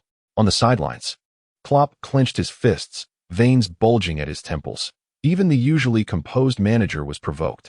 In the 55th minute, Piszczek launched a cross from the right. Lu Zai surged into the penalty area like a sharp blade. Melo roared as he charged, disregarding the ball entirely, colliding with Lu Zai. Thud! The two crashed heavily into each other. Yet this time, Lu Zai did not falter. His legs remained anchored as if nailed to the ground. With a swift elbow, he pushed Melo aside, gaining a critical advantage in the confrontation. Get out! He roared. He leapt to meet the descending ball, delivering a powerful header. Bam! The ball rocketed toward the goal like a cannonball. But Muslera executed a remarkable save, deflecting the ball out of bounds with one hand. A roar erupted from the 50,000 home fans. Jean Jun bellowed. So close. Lu Zai's fighting spirit is ablaze. Zhang Lu excitedly pounded the table. Melo's tactics are only making him fiercer. This is going to be a spectacle. The camera panned to the sidelines. Klopp stood with his hands in his pockets, his gaze fixed on Lu Zai like a hawk. He did not shout or gesture. He simply nodded slowly, a barely perceptible smile gracing his lips. His expression seemed to convey, yes, play like that. Today, you shall not leave the field until you have crushed this stumbling block named Melo. Chapter 61. The Descent of the Divine. However, Borussia Dortmund launched an aggressive offensive, gradually leaving their defense vulnerable. With a rapid increase in urgency, Jean Jun exclaimed, Dortmund has pushed too far forward. There's a vast expanse of space at the back. This is perilous. In the next moment, a Galatasaray defender sent a long ball soaring through the air, heading straight for the front line. Blut! The Turkish forward leapt high, overpowering Papastathopoulos, and deftly redirected the ball. Sneijder, with his golden right foot. Whoosh! A stunning volley. The ball rocketed towards the top right corner of the goal. Akin to a cannonball, Weidenfeller's desperate dive fell short. The score was equalized. 1-1. The Turkish Telecom Arena erupted in a frenzy. The stands were a sea of red and yellow flags, and the roar of 50,000 Turkish fans threatened to lift the stadium's roof. Jean Jun sighed. Sneijder. What a world-class shot. Dortmund's defensive frailty has paid the price. Zhang Lu shook her head. This is the consequence of high pressing. They pushed too aggressively and were pierced by a long pass. Galatasaray players celebrated wildly, while Melo sauntered over to Lu Zai, grinning maliciously as he leaned in to whisper, Hey kid, weren't you supposed to score in front of me? Come on, are you wishing to cry now? Lu Zai responded not with anger, but with a smile. Don't be so arrogant, he replied, his voice deep and simmering like fire beneath ice. The match isn't over yet. Melo laughed dismissively. You're tough talking. But it's futile. Soon you'll feel even more pain. The camera shifted to the Dortmund bench. Klopp's expression was grim, yet he refrained from fury, instead gesturing emphatically. Push forward. Faster. Harder. On the field, Dortmund players exchanged glances. No words were spoken, but a palpable icy fury ignited in their eyes. Aubameyang, teeth clenched, sprinted back to the center circle, forcefully placing the ball on the kickoff spot, and shouted at Lu Zai, Lu, let us take them down. We must avenge Hummels. Lu Zai said nothing, merely nodding slightly. His gaze had sharpened even more than before. At this moment, even as the away team, Dortmund's loyal fans sang their anthem. Dortmund, we are always with you. This melody seemed to infuse the players with renewed vigor. Jean Jun couldn't help but exclaim, This is the spirit of Dortmund. When facing adversity, they attack with fervor. Zhang Lu squinted. Just wait. What follows will surely be more exhilarating. Lu Zai took a deep breath, slowly raising his gaze towards Galatasaray's goal. You enjoy playing this way, do you? He bent slightly, his eyes cold and sharp as blades. This match is no longer merely about scoring one goal. As the referee's whistle blew, Galatasaray's players found themselves in possession of the ball. Yet it felt like a hot potato, for Dortmund was playing a game of high pressing and counterattacking. As the defender Kaya seized the ball, Aubameyang surged forward like a bolt of lightning. Bang! A fierce slide tackle sent the ball skidding towards the sidelines. Zhang Jun exclaimed with excitement. Dortmund is going wild. They are not allowing their opponents a moment to breathe. Zhang Lu laughed heartily. This isn't high pressing. They are intent on devouring their rivals alive. In the 63rd minute, Kyle executed a ferocious tackle, wresting the ball from Zameli's feet without so much as a glance. He passed it directly to Sahin, who deftly nudged the ball towards Mkhitaryan. Mkhitaryan advanced with the ball, scanning the field, and saw Aubameyang already making his move. Whoosh! A surgical diagonal pass sent Aubameyang sprinting like a cheetah, instantly tearing through the right flank's defense. The Galatasaray defenders frantically pursued, but they were no match for this streak of black and yellow lightning. Aubameyang. The cross. The ball arced beautifully, heading straight for the penalty area. At that moment, a black and yellow figure leapt into the air like a fierce tiger. It was Lu Zai. He propelled himself off the ground, muscles coiling and exploding with power, soaring like a rocket, overpowering the defender who hadn't even had time to jump. Zhang Jun's voice nearly cracked. Lu Zai? That leap. My heavens. Zhang Lu, stunned, pounded the table. What a jump. He must have trained relentlessly during this time. In midair, Lu Zai's gaze was steely, muscles taut, as memories of Hummel's rigorous training flashed in his mind. A header is not merely a matter of brute strength. It's about harnessing power from the core and directing it accurately. Bang! His forehead struck the ball with ferocity. The football hurtled towards the goal like a meteor. Goalkeeper Muslera barely had a chance to track the ball's path before it thundered into the top right corner. 12. The score was reversed once more. The Turkish arena fell into a hushed silence. The Turkish fans, who had just been celebrating wildly, were now rendered mute. Only the roars of the die-hard Dortmund fans pierced the stillness. Lu. On the pitch, Lu Zai landed and immediately charged towards the corner flag, kicking it fiercely. He turned, eyes locked onto Hummels at the sidelines, and pounded his fist against his chest, declaring, "This goal is for you, brother." Hummels on the bench felt a rush of emotion, fist clenched, shouting, "Well done, brother," as Lu Zai passed the stunned Melo. A cold smirk played on his lips as he stated emphatically, "I told you, I would score in front of you. This goal is just the beginning." Witnessing this, Zhang Jun shouted in fervor, "The hammer of revenge." Lu Zai's header strike is akin to Hummels himself. This goal is a tribute to his teammates. Zhang Lu clapped the table, laughing joyfully. Incredible. Absolutely incredible. Look at Melo's face. It's as if he has just eaten a fly. Lu Zai's aerial dominance showcased an extraordinary leap.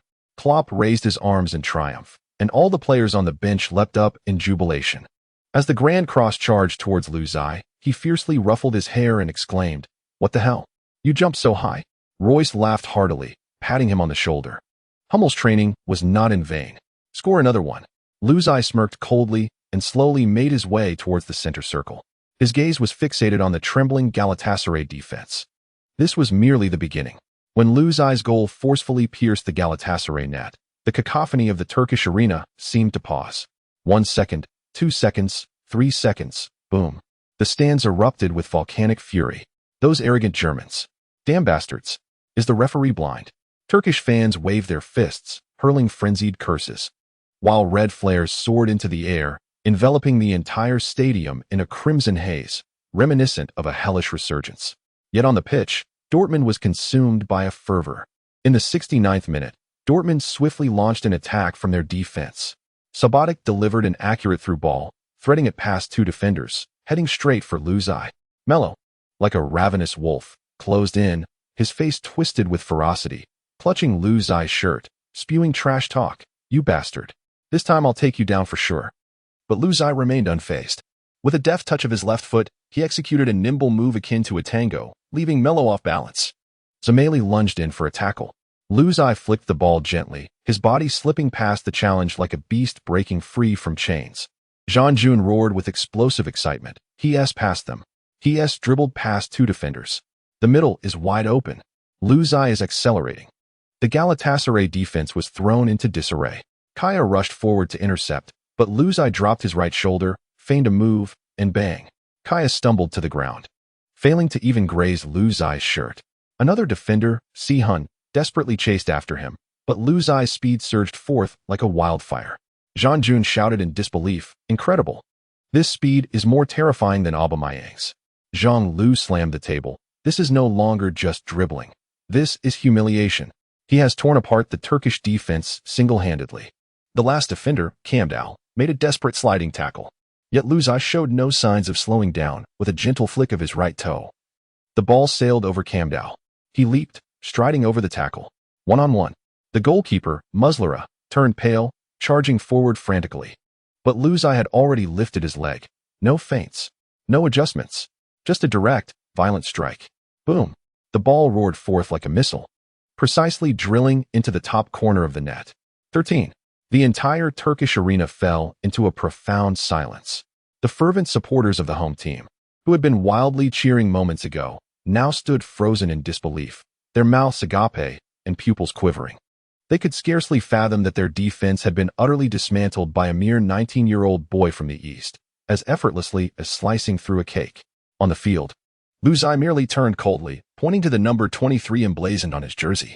"Remember this number. It shall be your nightmare tonight." Zhang Jun, overwhelmed with excitement, exclaimed hoarsely. A brace. An extraordinary display of individual prowess. A 40-meter sprint, weaving past 4 defenders before unleashing a thunderous strike. This is not merely a Champions League debut. This is the birth of a legend. Zhang Lu beamed with delight, unable to contain his joy. Insanity. Insanity. Lu Zai's performance is akin to a divine descent.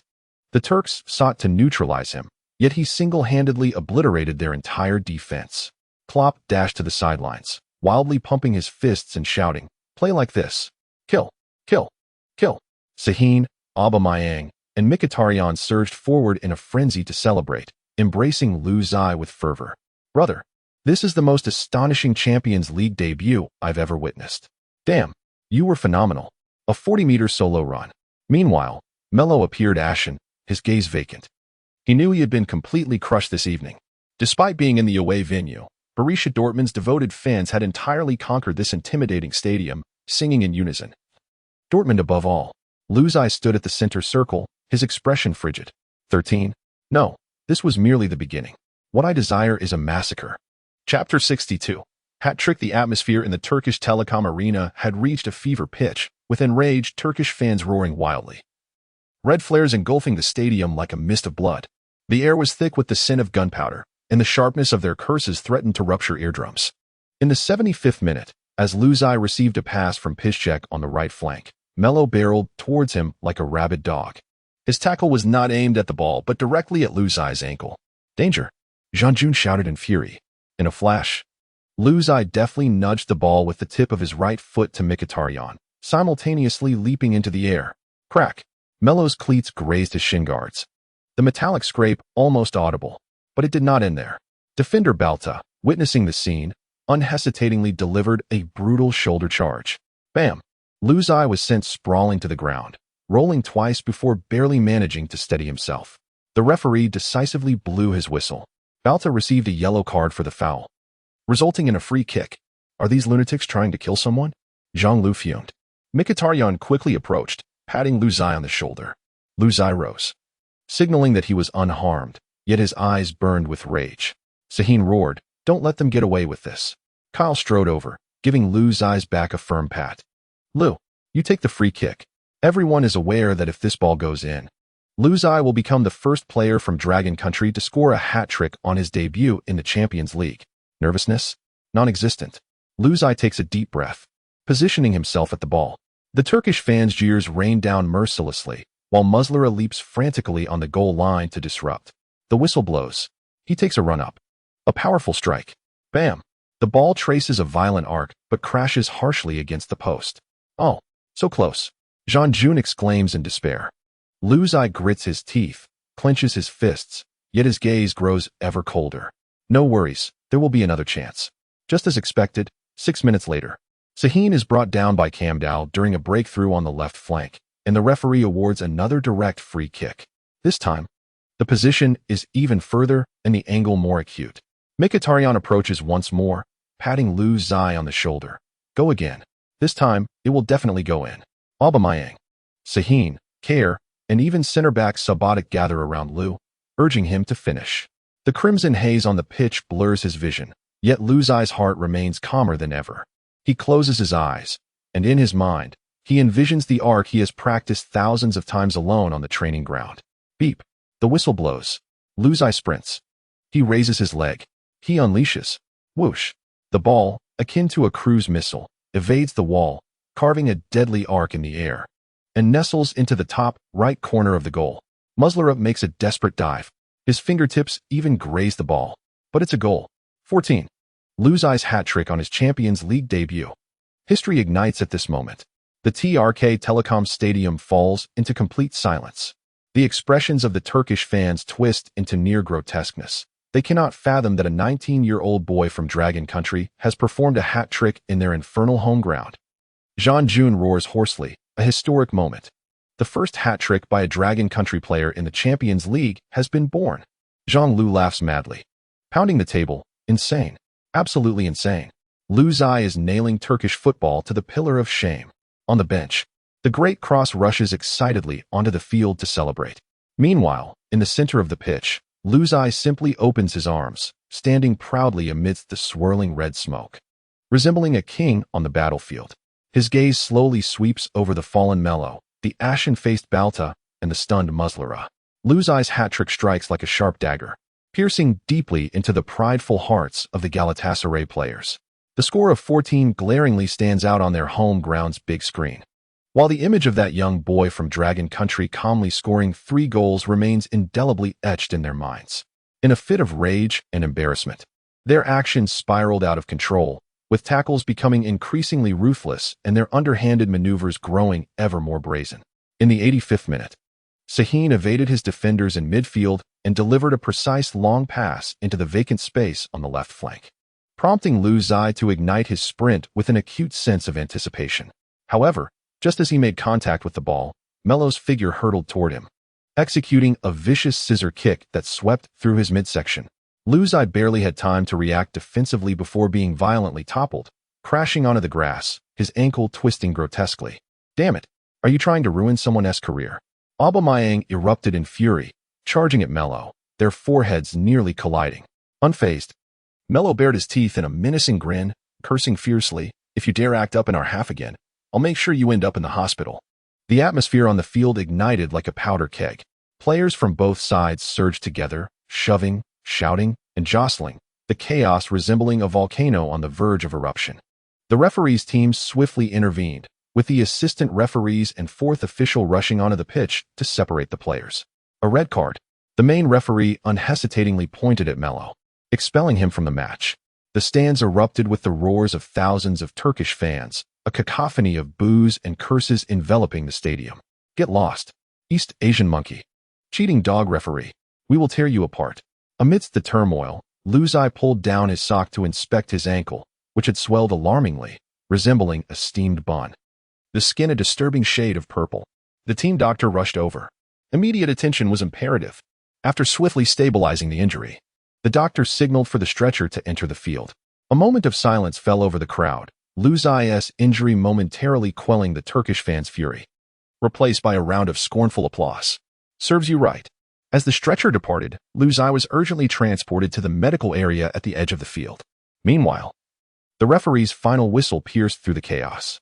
The match concluded with the score frozen at 1-4. Liu Zai's hat-trick had secured an away victory, but at a significant cost. Both he and Hummels were carried off on stretchers, the expressions of their teammates grave, as everyone understood that such injuries could potentially end their seasons. Borussia Dortmund had encountered enough misfortune this season. In this match, they had lost both an attacker and a defender. A Pyrrhic victory indeed. Liu Zai leaned back in the locker room chair, his shirt soaked in cold sweat. Enduring excruciating pain, he swiftly summoned the system. System, what is the status of my injury? Detection result: severe sprain of the ankle ligaments. Estimated recovery time: 4 weeks. Recommendation: immediately use the injury recovery jar for instant healing. System: use immediately. He growled through gritted teeth. He could not afford to wait 4 weeks for recovery. By then, would he still have a place in the team? In an instant, a refreshing energy surged from within toward his ankle. The swollen muscles seemingly smoothed by an invisible hand, and the pain dissipated into nothingness. Lu Zai closed his eyes, replaying in his mind the malicious scissor kick from Mello. Had it not been for the injury recovery potion, his career trajectory might have been entirely different. He sighed in relief. Just then, the door to the locker room swung open, and the team doctor along with the physiotherapist entered, supporting Hummels. This stalwart had sustained an injury during a fierce contest in the first half, yet he had persevered until the end, limping along the sidelines to cheer on his teammates. At that moment, however, he could no longer endure. His face pale, he was assisted to lie down. Hummels gritted his teeth and let out a subdued groan. Beads of sweat forming on his forehead, clearly indicating the severity of his injury. Witnessing his teammate, both mentor and friend, endure such pain, Lu Zai felt a tightening in his heart and called out to the system. System, could you use an injury recovery potion on Hummels as well? Apologies. The item is restricted for the host's use only and cannot be applied to others. Damn it, Lu Zai muttered under his breath, striking his fist against the chair. If it were possible, he would have eagerly shared this technological marvel, but the system's regulations were unyielding. At that moment, teammates began to gather in the locker room, intending to comfort the injured Lu Zai, only to find him standing nonchalantly, his ankle unbandaged. What the hell? The room filled with astonished expressions, as if they had seen a ghost. Lu, weren't you supposed to be incapacitated? How can you still walk? Daiji's eyes widened in disbelief as he reached for Lu Zai's ankle, who winced and pulled away. Hey, that hurts. This isn't even swollen? Kagawa Shinji exclaimed in bewilderment. Didn't the team doctor just say it could be a ligament tear? Did you apply some miraculous medicine from the Dragon Kingdom? Hand it over. Sahin joked, rummaging through his jersey pockets. Lu Zai shrugged helplessly. I've got good resilience, what can I say? His teammates shook their heads, their expressions suggesting disbelief. Yet since he appeared unscathed, they relaxed, and the tension in the locker room began to dissipate. Hummels, lying on the bench, gave a wry smile.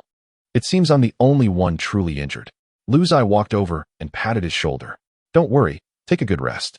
We've avenged you on the field. Suddenly, the locker room door swung open again, and the assistant coach entered with a grave expression. UEFA has just announced that they will impose an additional suspension on Mello. They consider his actions today to be extremely malicious. Everyone paused, then erupted into cheers.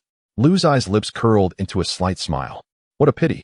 He shook his head and murmured, no matter how long his suspension lasts, it won't mend the captain's foot. Chapter 63. It's good to be home. When Klopp and Kell returned from the post-match press conference, the atmosphere in the locker room remained somewhat oppressive. Despite their recent 4-1 victory against Galatasaray in a daunting away match, securing advancement from the group stage 2 rounds early, the mood within the team was not as jubilant as one might expect. After all, their defensive leader, Hummels, sat in the corner. His right ankle encased in a thick ice pack, his expression heavy with concern. He is indeed the stabilizing force without him. Borussia Dortmund's upcoming grueling schedule would be significantly more arduous. Clap, clap, clap. Klopp clapped his hands, deliberately raising his voice. Hey lads, you performed splendidly today. His voice resonated powerfully in the somewhat somber dressing room, prompting the players to gradually lift their heads, managing faint smiles as scattered applause echoed. I knew that Mats Hummels was weighing heavily on everyone's spirits. Klopp approached him, patting Hummels on the shoulder. But the team doctor had initially assessed it as merely an ankle sprain, not severe. He'd be back in a maximum of 3 weeks. Hummels forced a smile and nodded. Yet everyone understood that 3 weeks meant missing at least 6 matches. After all, the team was embroiled in multiple competitions, the league, the DFB Pokal, and the Champions League. In this lengthy season, the absence of their defensive commander could lead to pitfalls in the upcoming matches. However, Klopp shifted his tone, sweeping his gaze across the room, his lips curling into that familiar, iconic smile characteristic of him. We have achieved 4 consecutive victories in the first 4 rounds of the group stage. We have already secured our advancement. Tonight, we return home. This hellish journey is over. Yes, exclaimed the fiery Gro Kreutz, leaping to his feet, teeth clenched. Let us get out of here. I don't want to spend another minute in this cursed place. His words ignited a spark among his teammates, and the atmosphere in the dressing room finally began to lighten. The fans had gone absolutely wild. Kagawa shook his head, recalling the frenzied Turkish supporters during the match. who not only hurled objects but also hurled racist slurs at him and Jean Dian. That filthy move by Melo was clearly aimed at ruining careers, Royce added indignantly. The memories of their Istanbul journey felt like a descent into true hell. From the moment they stepped onto the pitch, they were engulfed by deafening boos and piercing whistles. During the match, coins and lighters occasionally rained down from the stands. The Galatasaray players were brutal, seemingly intent on injuring them. Even the usually composed Jean and couldn't help but mutter, "I never want to come back to a place like this again." Klopp, observing the players' expressions, recognized their need to quickly shake off the shadows of their experience. He smiled and called out, all right, pack your things quickly. We depart in 30 minutes. There will be beer on the bus and the plane, and tonight you are allowed to have a drink." The players finally revealed some smiles, and the atmosphere lightened considerably. In the corner, Jean Duan glanced down at his ankle. Thankfully, he had the healing balm of systematic recovery, or he might have been wheeled into the operating room by now. Yet, at present, he could move freely in the dressing room. Royce approached him, half-jokingly draping an arm around his shoulder. "Lou, today you certainly got them riled up with 3 goals. It was like stabbing a knife into the heart of the devil." Lou's eye smiled, feeling as though he had finally embarked on his Champions League journey. As the team bus slowly glided into the night of Dortmund, the clock read 2:43 in the morning. The familiar city skyline illuminated by streetlights exuded a sense of warmth, and the players' taut nerves began to relax. Finally, they were home. Leaning against the window, Luzai inhaled deeply. The air of Dortmund, infused with the unique industrial essence of the Ruhr area and tinged with the chill of early winter, brought him immense comfort. The past week had seen them traverse Munich and Turkey, engaging in 2 high-intensity matches. While securing early advancement in the Champions League group stage was commendable, it came at a significant cost. Hummels had twisted his ankle, Luzai had narrowly escaped a devastating tackle from Melo, and the entire team had endured a hellish atmosphere in Istanbul. Now, they could finally catch their breath. "Goodness, I'm exhausted," exclaimed the team's jovial joker, Grosskreutz, stretching lazily before turning to Luzai with a grin. "Kid, the morning run at 4:30 is off. I'm looking forward to a good night's sleep." Luzai nodded, managing a wry smile. "It's about time we take a breather." He leaned back in his seat, closing his eyes. 2 hours prior, Klopp's words still echoed in his mind. In the cabin, while the other teammates had drifted into slumber, Klopp had deliberately seated himself beside Luzai, his expression unusually grave. "Lou, I know you yearn to play, to prove yourself, and that is commendable. But I want you to understand that a top player's career cannot be sustained by mere impulse." Luzai was taken aback. "I hadn't thought that far ahead." Klopp shook his head. "Your performance today was commendable, but it was also perilous. What if that tackle from Melo had truly ruined you? What if your ankle was irreparably damaged?" He lowered his voice. "Have you considered that the real challenge for a professional player is how to protect oneself throughout a long season and continue playing for years?" Luzai fell silent for a moment before responding softly, "At the time, I didn't think that much. I just wanted to win and help the team release some frustration." Klopp patted his shoulder. "I am not criticizing you. On the contrary, your talent is so precious that I wish for you to learn to manage your emotions, weigh risks and rewards. Tell me, how long do you wish to play? Until 35? Or 40? Luzai was momentarily stunned by the question. He had never truly contemplated it. The bus doors swung open, and a cold breeze rushed in, pulling Luzai back to reality. He stepped off the bus, treading the familiar asphalt of the training base, and gazed toward the distant silhouette of the Westfalenstadion, where countless unknown challenges awaited him. But at least tonight, he could momentarily set aside all worries and enjoy a good night's sleep. The following day, at 10 in the morning, when sunlight streamed through the floor-to-ceiling windows into his bedroom, Luzai truly realized that he was finally home. The past week had been nothing short of a hellish journey. First, he flew to Munich to participate in the German national derby against Bayern. Shortly thereafter, he hurried to the devilish away ground in Turkey, enduring a near-brawling Champions League group match. Interspersed with long-haul flights, the harassment of extreme fans, and the shadow of teammates' injuries, the entire team teetered on the brink of exhaustion, both mentally and physically. Yet now, he reclined in the comfort of his 3-story villa. The touch of the pure cotton sheets, the resilient support of the custom mattress, and the faint aroma in the air caused every muscle in his body to silently rejoice. Most moving of all was the familiar breakfast from his homeland displayed on the bedside table. A steaming cup of sweet soy milk, a bowl of savory tofu pudding drizzled with sesame oil, accompanied by 3 freshly steamed soup dumplings, their translucent skin barely concealing the succulent filling within.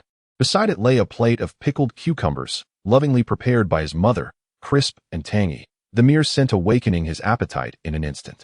Delicious, he rubbed his eyes, a smile involuntarily curling at the corners of his mouth. Since arriving in Europe, he had long been deprived of such flavors.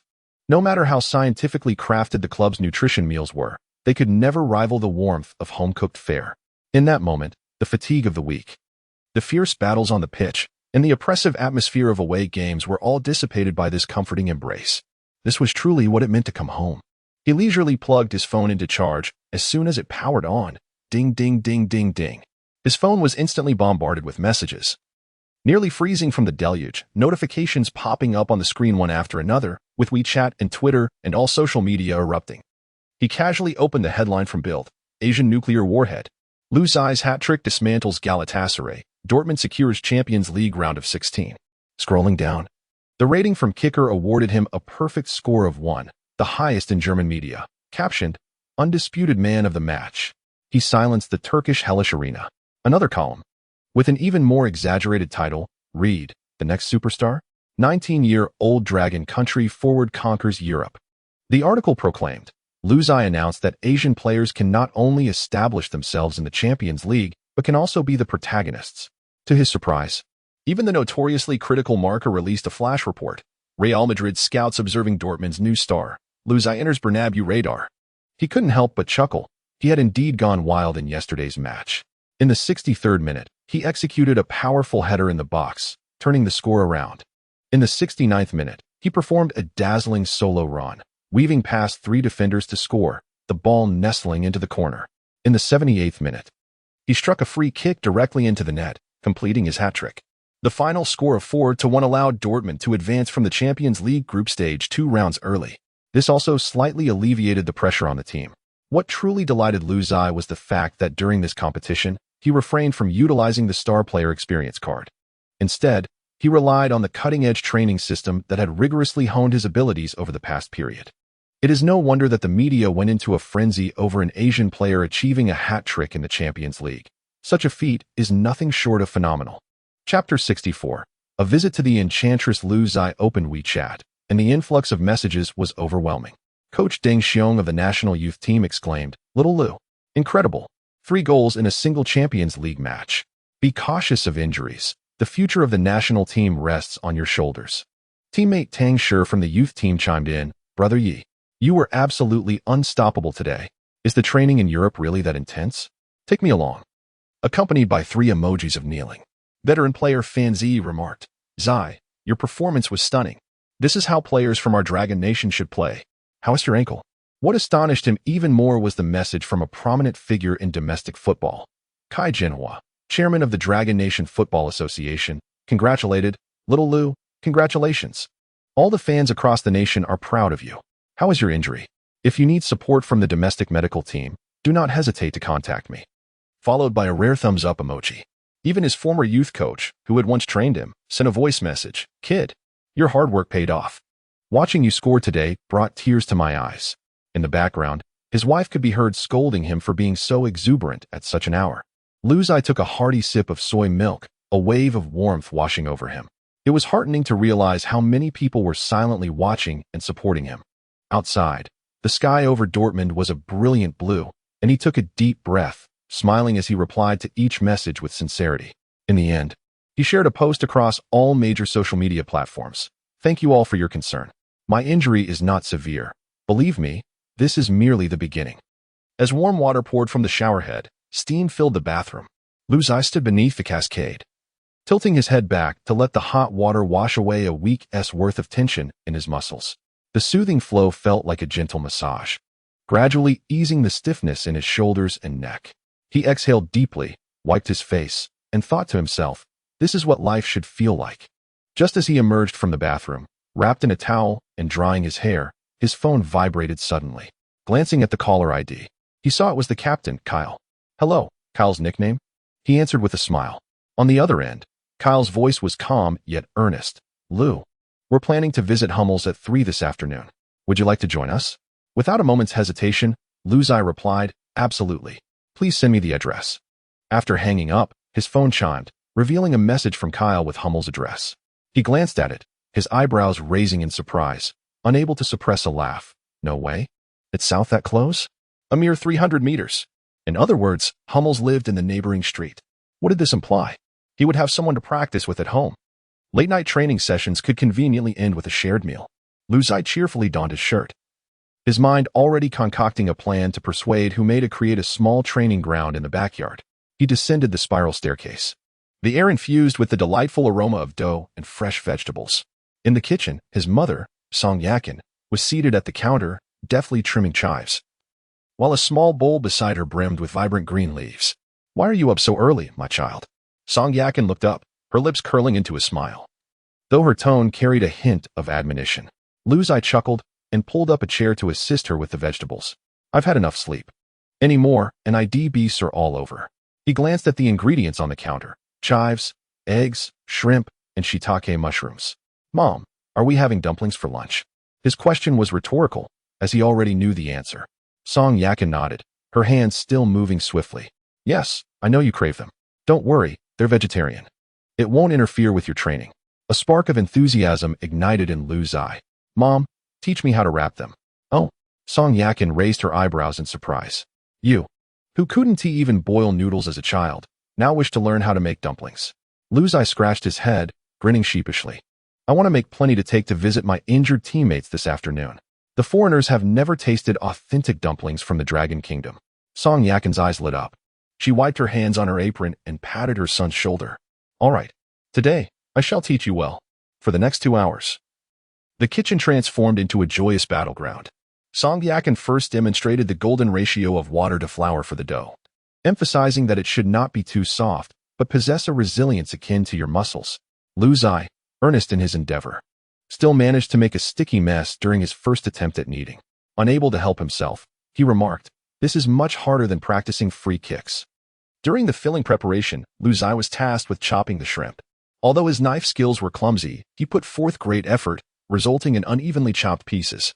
Song Yakin glanced over, suppressing a laugh as she commented, "Are you trying to grind your teammates' teeth to dust?" However, the most disastrous phase was the dumpling wrapping segment. Lu Zai's first creation featured a thick skin and scant filling, with jagged, uneven folds. Song Yakin picked it up for inspection, stifling laughter as she nodded. This has quite an abstract artistic flair." Defiantly, Lu Zai persisted. By the 5th dumpling, it finally resembled its intended form. By the 10th, it could stand upright. "Mom, is this at a professional level?" Song Yakin beamed with pride at the plump, well-formed dumpling in her son's hand, its folds perfectly even. "Well done. With this standard, you could compete in the Champions League." The two erupted into laughter. Ultimately, over 200 dumplings were neatly arranged on a tray, filled with chives and eggs, shrimp, and a medley of vegetables, each one plump and enticing. Lu Zai pulled out his phone, snapped a picture, and posted it in the Dortmund teammates group chat. Writing, "At 3 p.m., bring your own bowls and chopsticks to Hummel's house. Dragon Kingdom dumplings to fill you up."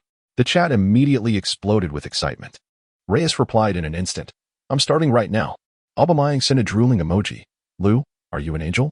Even Hummels, who was recuperating, chimed in, "I suddenly feel like my leg doesn't hurt as much." At 2:50 p.m., Lu Zai stood at the entrance of Hummel's European-style villa, carrying a 3-tiered insulated food container. The distance was so short that he arrived without even breaking a sweat. Adjusting his collar, he pressed the doorbell. 3 seconds later, the door swung open to reveal a stunning visage, one that had graced the cover of Sports Illustrated's swimsuit issue. Nicola Cavani, the German national treasure of a supermodel. Lu Zai's pupils dilated in shock. Goodness. According to the timeline, wasn't she supposed to publicly announce her relationship with that charming fellow a few years later? "Who are you?" Nicola asked, blinking her amber eyes, her fingers still resting on the doorknob, as a waft of a luxurious fragrance enveloped the air. Hello, Nicola. I'm Matt's teammate, Lu Zai," he stammered, shaking the food container. "I came to visit him." Nicola's eyes widened suddenly. "Wait, how do you know my name?" Oh no. He had let something slip. Thinking quickly, Lu Zai replied, "Hummels brags about his supermodel girlfriend every day in the locker room." He secretly thought, "Sorry, charming brother." Nicola's face flushed crimson as she turned and called into the house. "Your little rascal teammate is here." In the living room, Hummels, propped up on crutches, was sprawled on the sofa playing video games. Upon seeing the food container, he dropped the game controller. Oh my God, is this the magical food you spoke of? The moment the container opened, the delightful scent of chive and egg mingled with the oceanic aroma of shrimp burst forth. Nicola covered her mouth in astonishment. This is 100 times better than the backstage meals at Milan Fashion Week. Having never encountered such a feast, they both eagerly grabbed forks and began to eat. Ouch! Hot, hot, hot! Hummels, burnt by the juicy filling, couldn't bear to spit it out. But it was so worth it. Nicola's lashes fluttered as she ate. Lou, I heard there's a saying in your dragon country that to capture a man's heart, one must first capture his stomach. Lou's eye, sipping mineral water, nearly spewed it out. He knew quite a few single supermodels and began scrolling through his phone for pictures. Kaia Gerber? Cara Delevingne? Or do you prefer Brazilians? The screen was filled with faces of models akin to Victoria's Secret angels, dazzling his eyes. Lou's eye felt his ears turn crimson. For now, I must focus on football. Looking is not illegal, Nicola teased, enlarging a bikini photo that showcased curves that were both alluring and grand. Just as Lou's eye felt utterly flustered, the doorbell rang incessantly like a machine gun. Hummels, hopping on one foot to open the door, was instantly overwhelmed as Royce barged in, holding a bottle of red wine. I could smell your infidelity from 3 streets away. Aubameyang seized the moment, exclaiming, this is even more delectable than African barbecue. Sahin, frantically capturing the moment on his phone, declared, let us indulge before we partake. The philosopher of the locker room, Kyle, lamented, what happened to our collective effort? The atmosphere quickly spiraled out of control. Mkhitaryan, scalded, panted yet remained obstinate. Kagawa, wielding chopsticks, became an object of fascination. Schmelzer discreetly stuffed 2 dumplings into his bag for further study. Leave some for me, Hummels protested, waving his cane. Royce, cheeks puffed like a hamster, mumbled indistinctly, Lou, how do you prepare this filling? I'll trade the recipe for the Champions League Golden Boot. That's a secret. Lou's eye winked. Unless you can assist me with 3 one-on-ones in the next match?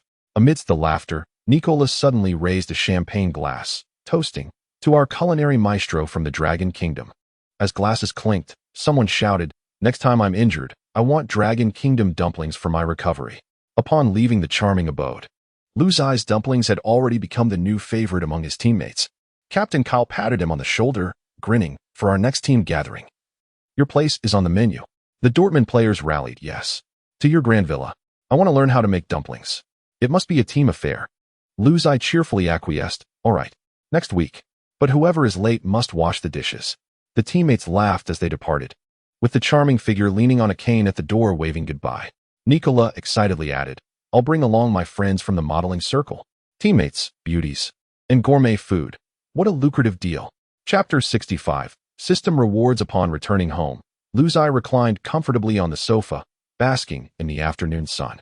Yet, as soon as he closed his eyes, a familiar mechanical voice echoed in his mind. Kaka Kaka, system detected the host contributing 3 goals in the Champions League group stage, achieving the Rising Star accolade. System reward, 1 golden chest, and an additional goal reward. Shall it be opened now? Lou's eyes sparkled with excitement. Open it. Quickly. With a flash, a golden light enveloped him, as if something had seeped directly into his consciousness. Congratulations. You have obtained Ball Sense 10. Lou's eye was taken aback. Wait, is that it? He felt a twinge of disappointment, having anticipated a skill package like the Marseille Roulette or the Turin Rainbow. The system responded coldly. Ball Sense is an innate talent that is exceedingly difficult to enhance later. Can it be exchanged? No. Lou's eye sighed. All right, I shall use it. In an instant, a warm and peculiar energy surged from the crown of his head to the tips of his limbs, enveloping him as if steeped in a hot spring, sharpening the awareness of every muscle. He abruptly stood up, sensing a distinct change in the world around him. He swiftly accessed his attributes panel, noticing that all values had increased by 12 points or so.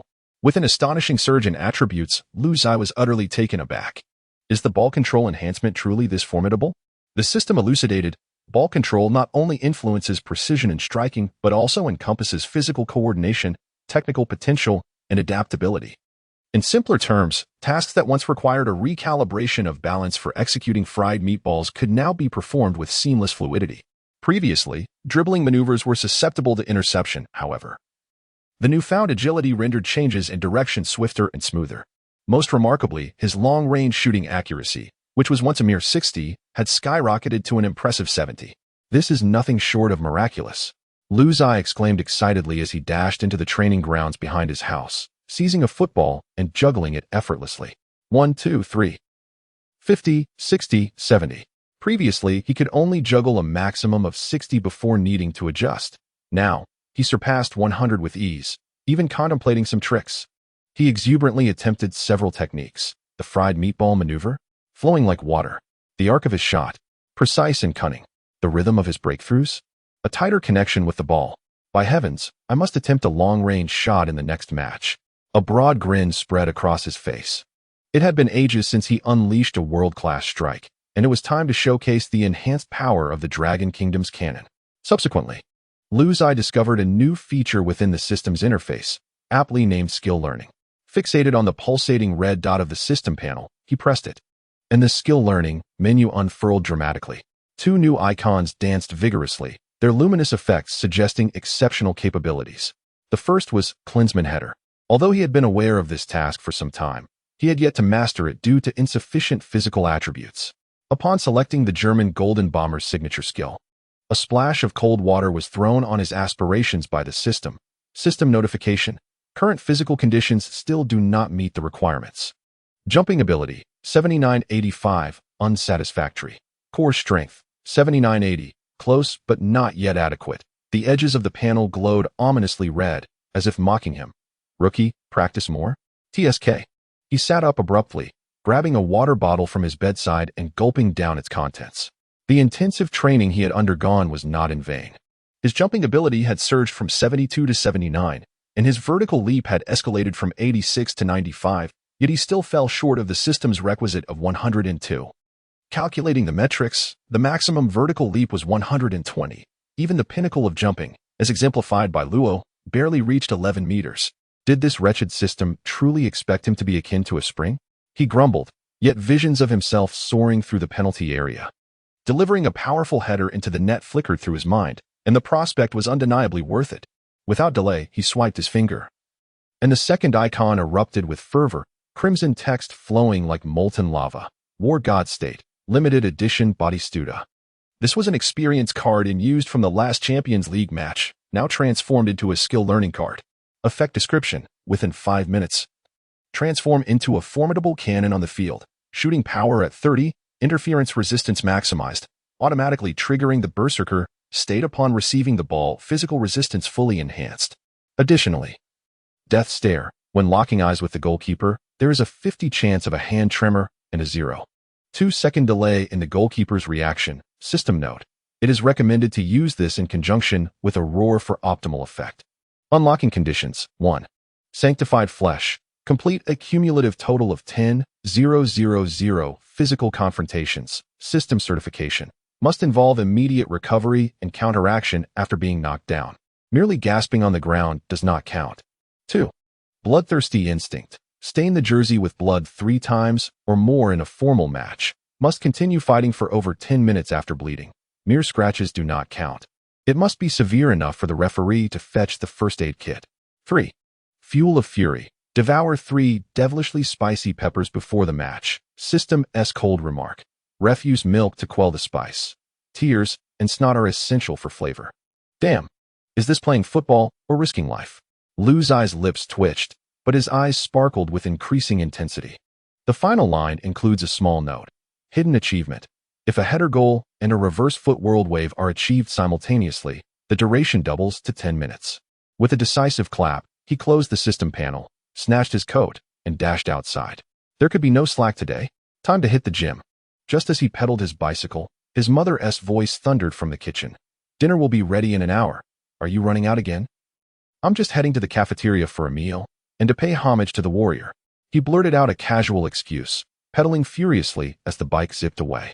Early winter in Dortmund, the sunlight was just right, illuminating the narrow streets. Even the air carried a crisp freshness.